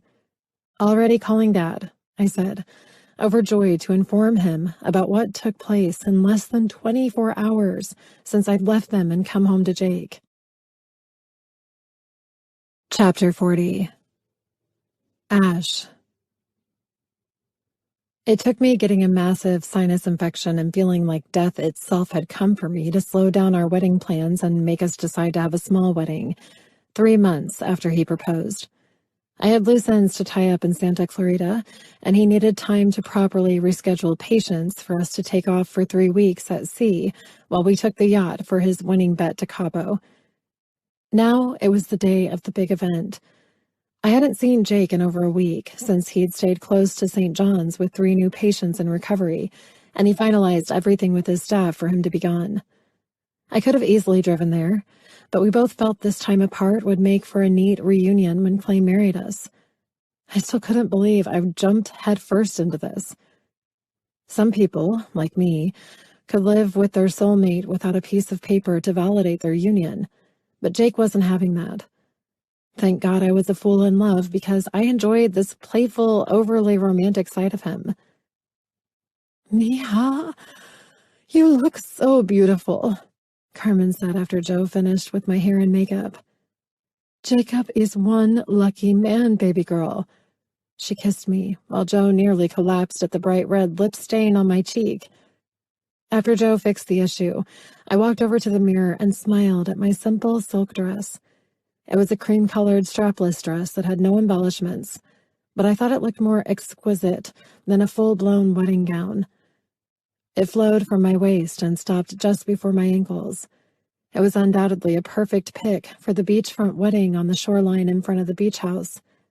I was under strict orders to stay in the rooms at the back of the house all day, which was fine. Jake had a painting room set up back here, and since we'd finalized everything with the gallery, I had been addicted to painting these days anyway. He's lucky I was leaving with him instead of staying here to finish the canvas I'd been working on. "And here comes the bride," Dad said from behind me. "You look gorgeous, Ash," he said, tears filling his eyes. "A woman in love is the most beautiful sight for any man to behold." I hugged him. "Are you and Carmen ready to enjoy your 3 weeks here, having the house to yourselves?" I smiled at him, trying to remove the emotions, or I'd be bawling my eyes out. I couldn't even think about Mom right now, or I'd be walking down to Jake bawling like a baby. Ugly cry. "Well, if it isn't the woman who tamed the wild beast and my brother," Jim said with a smile. "Let's go seal the deal, shall we?" "Always business, eh?" I teased. He smiled and walked over to me, and for the first time, the stiff and commanding man brought me in for a hug. "Always," he said, stepping back. "My brother is likely to cry like a baby when he sees his beautiful bride walk down the aisle." He looked at Carmen.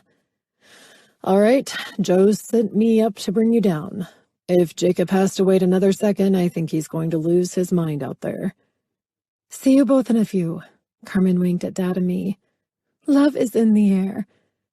"I love that woman," Dad said. I laughed. "You should be considering a little wedding yourself," I said with a smile.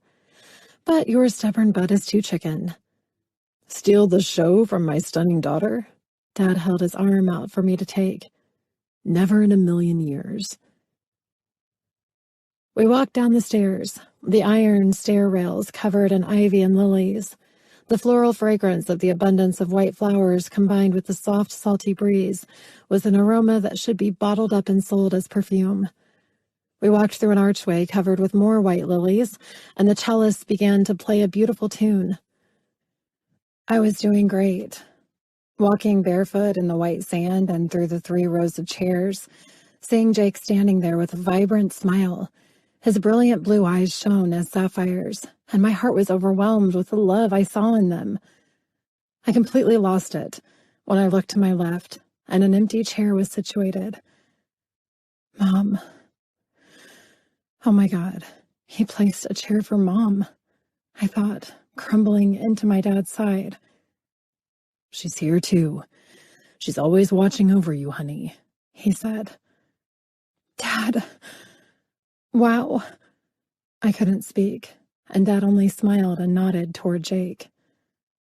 I felt Jake's hand rub along my arm. "Come here," Jake said, ignoring my near breakdown. He hugged me and tilted my chin up to lock eyes with him. "She's with us, and I think she approves." He arched his eyebrow, helping to bring some humor to his future wife losing it. "She does. I'm sorry," I mouthed. Jake brought his lips to my ear. "Never be sorry, Angel. I know how much you loved her and miss her. I only wanted to show she's here, if not physically, then in spirit." "Thank you for honoring and remembering her, Jacob," I sniffed. "I wouldn't have married you any other way," he winked. "Is the wedding still on by chance?" "Yes." I inhaled and pulled it together. "Clay's been dying to marry me off since he got this license.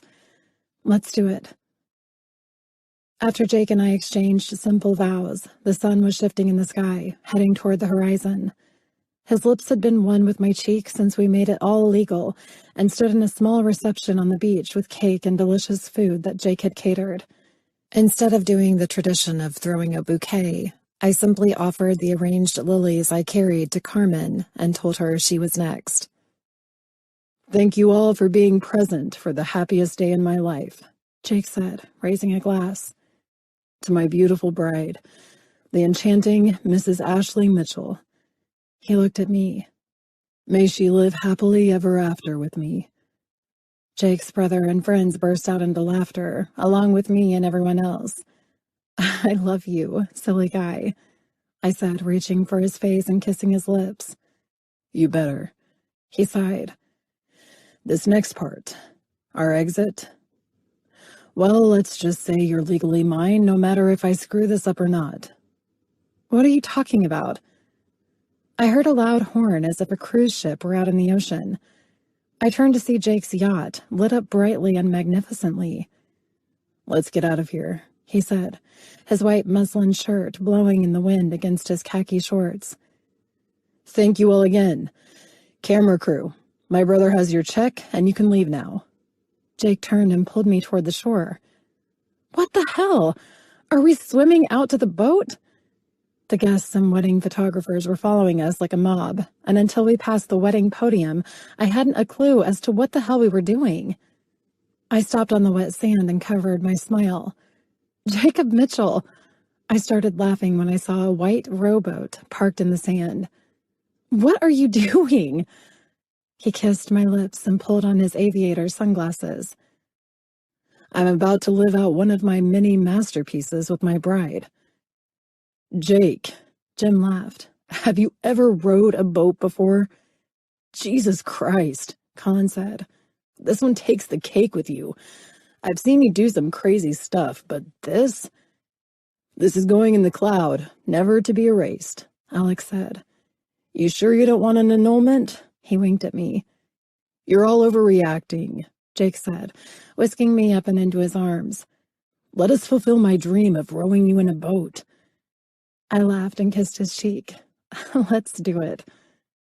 Jake set me in the flower-adorned white rowboat, and until we were both in it and he was gripping the oars, I seriously thought this was just for a photo op. No, Jake was seriously letting us get shoved offshore and pushed out to the waves, small and rolling ones, thankfully. He had a look of determination on his face that I could only admire, yet still find this as one of the craziest things I think Jake could do. You look handsome, I offered while he concentrated on getting the rowboat out to the softly rolling sea. You impressed? He smirked at me, now past the brakes, rowing us smoothly toward his yacht. Highly, I teased. Most people have a getaway car like a limo, perhaps a horse-drawn carriage. Jake smiled, looking over his shoulder. And you have a rowboat. You're the best man ever, I said, enjoying this unique ride through the sea and toward the extravagant yacht that looked like it was lit for a huge party. How the heck did you... what made you think of this? Well, our first conversation, of course, he said, working the oars like an Olympic medalist, still profoundly funny to me. But I knew I had a time limit. Bringing the yacht in, he smiled at me. Permits and working with the Coast Guard was a bitch. You were right, babe. He smiled. The rowboat is much easier, and the couple could enjoy amazing sex in it. Well, since I can still hear them laughing from shore, I think we should opt out of my idea. I rubbed his leg, and he stopped rowing, locked the oars, and framed my face with his hands. I couldn't give a shit what they'd all think. He brought his lips to mine, while sliding one hand under my dress, feeling me instantly getting hot and wet with his kiss alone. You're wet for me already, Angel, he said, pulling away. When we get to our yacht, your ass is mine. Better row your little boat faster, buddy, I said, trying to calm myself down. It might have been a simple and fast wedding, but it was memorable and beautiful. And to have Jake row me in a boat out to the yacht? This one could never be outdone. How is it that you could love someone more than you believed your heart could take? I was learning very quickly that there were no limits in love, especially loving my Jake. Chapter 41. Jake. I had just gotten out of the shower. The past week on the yacht was the best time I'd ever spent on the thing I deemed as worthless and merely a party vessel. It was now mine and Ash's, and I swear I could keep this damn thing in the ocean and never go back to our homes in California again. Ash and I had watched every sunrise and sunset and found ourselves living in our own world as husband and wife. Did the idea of me ever getting married cross my mind during my entire adult life? No. Not even while I first realized I loved Ash would I consider it. Then it just hit me one day, and I wouldn't stop until Jim had helped me find the perfect diamond that could hold up to the beauty of the woman I loved. I promised her a car and wound up shopping for a ring. With the rowboat experience, I think Ash was learning quickly that I was a man who switched gears and would do anything to keep that beautiful smile on her face. This morning, Ash had slept in after we anchored late last night and went on shore to stay in a gorgeous suite giving us a sprawling view of Cabo from this height. Jim and Alex had worked hard to acquire this hotel and multiple chains of this particular resort, and their wedding gift to us was as many nights on shore in this luxury suite as we wanted. I glanced down at my phone, standing with a towel wrapped around my waist after my shower, looking at my missed calls from Jim. I sighed, but figured that while Ash slept I'd figure out whatever in the hell it was my brother was blowing up my phone for. Before I could call out, Jim was ringing back in. "The suite is amazing. I'll send you flowers," I said, answering. "You're on speaker. It's me, Alex and Colin," he said. "How are the lovebirds?" "Doing fine," I answered, staring out at the ocean view, seeing my yacht just off the coast. "Is there a reason for—" I paused when my towel was pulled from my waist and Ashley was kneeling in front of me. "Go on," I heard Colin chuckle. "Fuck," I exhaled, gripping Ashley's hair, hunching over as she took me as deep as she could in her mouth. "What?" I said, my eyes closing while sparks of energy surged from my cock to my balls and up my spine. 15, I exhaled, unable to pull Ash off me. God damn, did she research a new blowjob method? 15, missed calls, Jim. Did my house burn down? I managed. My eyes closed as Ash licked under my shaft, gripped my tight balls and massaged them. Her lips sucked while her tongue pressed hard against the most sensitive spot underneath the tip of my cock. "You there, Jakey?" I heard Alex say in a humored tone. "I would be," I said, my voice soft in the sensation of Ash working me like she was a master in the art of blowjobs. "If your dumbasses weren't on the other line." "Hey," Jim said. "We're heading to London for a conference and staying for a couple of weeks after that. You need to be there. We're going over the details of St. John's new heart facility." I gulped, having been staring at Ash's sparkling eyes while she continued to worship my cock. "We're not going to make that. Sorry." "Ash would love it there. And why the hell not? Her gallery doesn't open for 3 more months, Colin added. "I'm going to come, baby," I mouthed, and she pumped, licked, and sucked my cock harder as I fought off the cum that was aching to shoot into her hungry mouth. "We're not coming. We'll talk about it when I get back," I said. "The room nice?" Alex chuckled. "It's great. Talk later." I hung up and practiced. Chapter 41. Jake. I had just gotten out of the shower. The past week on the yacht was the best time I'd ever spent on the thing I deemed as worthless and merely a party vessel. It was now mine and Ash's, and I swear I could keep this damn thing in the ocean and never go back to our homes in California again. Ash and I had watched every sunrise and sunset and found ourselves living in our own world as husband and wife. Did the idea of me ever getting married cross my mind during my entire adult life? No. Not even while I first realized I loved Ash would I consider it. Then it just hit me one day, and I wouldn't stop until Jim had helped me find the perfect diamond that could hold up to the beauty of the woman I loved. I promised her a car and wound up shopping for a ring. With the rowboat experience, I think Ash was learning quickly that I was a man who switched gears and would do anything to keep that beautiful smile on her face.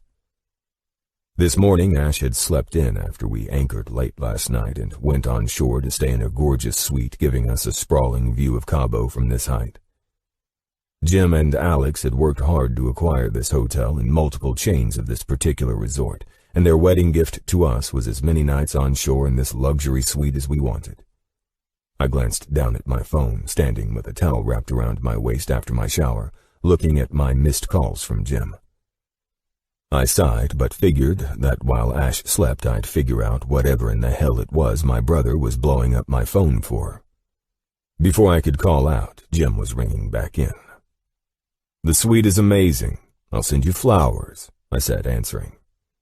"You're on speaker. It's me, Alex and Colin," he said. "How are the lovebirds?" "Doing fine," I answered, staring out at the ocean view, seeing my yacht just off the coast. "Is there a reason for—" I paused when my towel was pulled from my waist and Ashley was kneeling in front of me. "Go on," I heard Colin chuckle. "Fuck," I exhaled, gripping Ashley's hair, hunching over as she took me as deep as she could in her mouth. "What?" I said, my eyes closing while sparks of energy surged from my cock to my balls and up my spine. 15, I exhaled, unable to pull Ash off me. God damn, did she research a new blowjob method? 15 missed calls, Jim. Did my house burn down? I managed. My eyes closed as Ash licked under my shaft, gripped my tight balls and massaged them. Her lips sucked while her tongue pressed hard against the most sensitive spot underneath the tip of my cock. "You there, Jakey?" I heard Alex say in a humored tone. "I would be," I said, my voice soft in the sensation of Ash working me like she was a master in the art of blowjobs. "If your dumbasses weren't on the other line." "Hey," Jim said. "We're heading to London for a conference and staying for a couple of weeks after that. You need to be there. We're going over the details of St. John's new heart facility." I gulped, having been staring at Ash's sparkling eyes while she continued to worship my cock. "We're not going to make that. Sorry." "Ash would love it there. And why the hell not? Her gallery doesn't open for 3 more months, Colin added. "I'm going to come, baby," I mouthed, and she pumped, licked, and sucked my cock harder as I fought off the cum that was aching to shoot into her hungry mouth. "We're not coming. We'll talk about it when I get back," I said. "The room nice?" Alex chuckled. "It's great. Talk later." I hung up and practically howled in my release, watching Ash take me deeply as I came in her mouth. Fuck, I said, coming in her mouth as if we hadn't had sex from the moment we got on the yacht until now. "Holy shit, Ash," I said as she licked and worked the last of the cum out of my cock. "You like that?" she purred, standing up, my cock still throbbing from the unexpected and beyond sensational blowjob. "I'm sure the guys could tell what was going on," I said with a laugh. She kissed my lips. "Let them guess. Here," she handed me a pair of shorts. "Put these on. I need you to sit down." I did as she asked and pulled her slender frame to stand in front of me. "What's up?" "I still have no idea how this happened, and I hope that it comes out well, given all the crap we've been through." She started fidgeting, and I took her hands in mine. "What happened?" I asked, seeing tears in her eyes. "Ash, talk to me." She ran her hands through each side of my hair. "I'm pregnant," she said with a happy yet concerned look on her face. I instantly stood and pulled her into me. "You're sure?" I asked. I pulled her back to see her nod. "That's what the tests are showing." "How long have you known? I mean, holy shit." I smiled, feeling tears brim my eyes. "You're pregnant," I stated. "For about a month. I missed my period last month and was pissed we'd planned our honeymoon while I'd be on it this month. Carmen told me to take the test. I did, and just to be sure I took another on the day of our wedding." To have the most beautiful woman in the world carrying my child, my Ash, pregnant with our baby? I laughed. Hell, I don't even know what to say. I was so scared that what happened with Vicky and Liz, it would have ruined all of this. "No," I shook my head. "This is a dream for me, Ash. Don't bring them into this moment." "Damn," I laughed and held her tightly. I guess the birth control pill let a little soldier through, eh? I teased, hearing her crying. Are you okay with this, Ashley? I am, she said. I really am. I just don't understand how it happened. I haven't missed a day on the pill, and we've been having unprotected sex for quite some time on it. I pulled back and chuckled. What? She smiled. What's that look? Your sinus infection. It's the antibiotics. I laughed and kissed her lips. They have a way of fucking up the pill. Her eyes widened in humor. I was on 2 rounds of them, the second more powerful. I nodded and bit my bottom lip. We're going to have a baby. Holy shit, the most beautiful soul in the entire world is going to continue making me the happiest man alive. I wiped the tears from her cheeks. Thank God I made an honest woman out of you. We both laughed and held each other tightly. My God, how fate had weaved its way into my life and ensured this woman would cross paths with me. God only knew the path that I'd been on, always wanting something and never happy and never understanding why. That's the wild man I was before this woman. A man in need of something. I just didn't realize it was this free-spirited woman who would be what I'd been yearning for years. Now she was pregnant with our child. Complete, whole, and happy were simple words for how I felt to my core. And this was just the beginning of the eternity I planned to share with the woman who'd captured me the moment that damn iced drink spilled on my shirt, and with such a silly alias of Annie Position. Hell yes. This was my happily ever after. I'd gladly slap a fairy tale title on my life without reservation. This concludes Dr. Mitchell by Raylin Marks, narrated by Sarah Puckett and Aidan Snow. Copyright 2020 by Raylin Marks.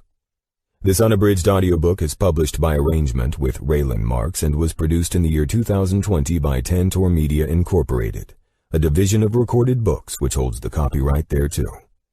Please visit tantor.com for more information on our growing library of unabridged audiobooks.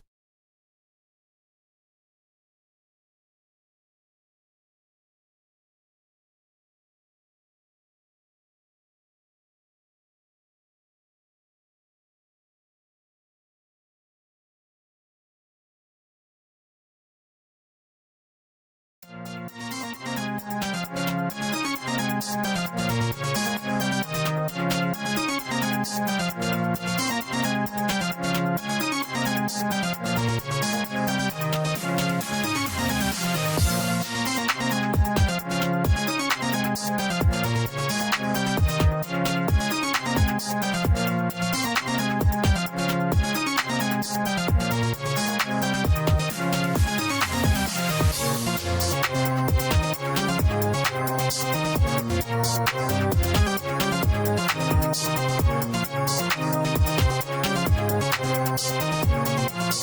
back.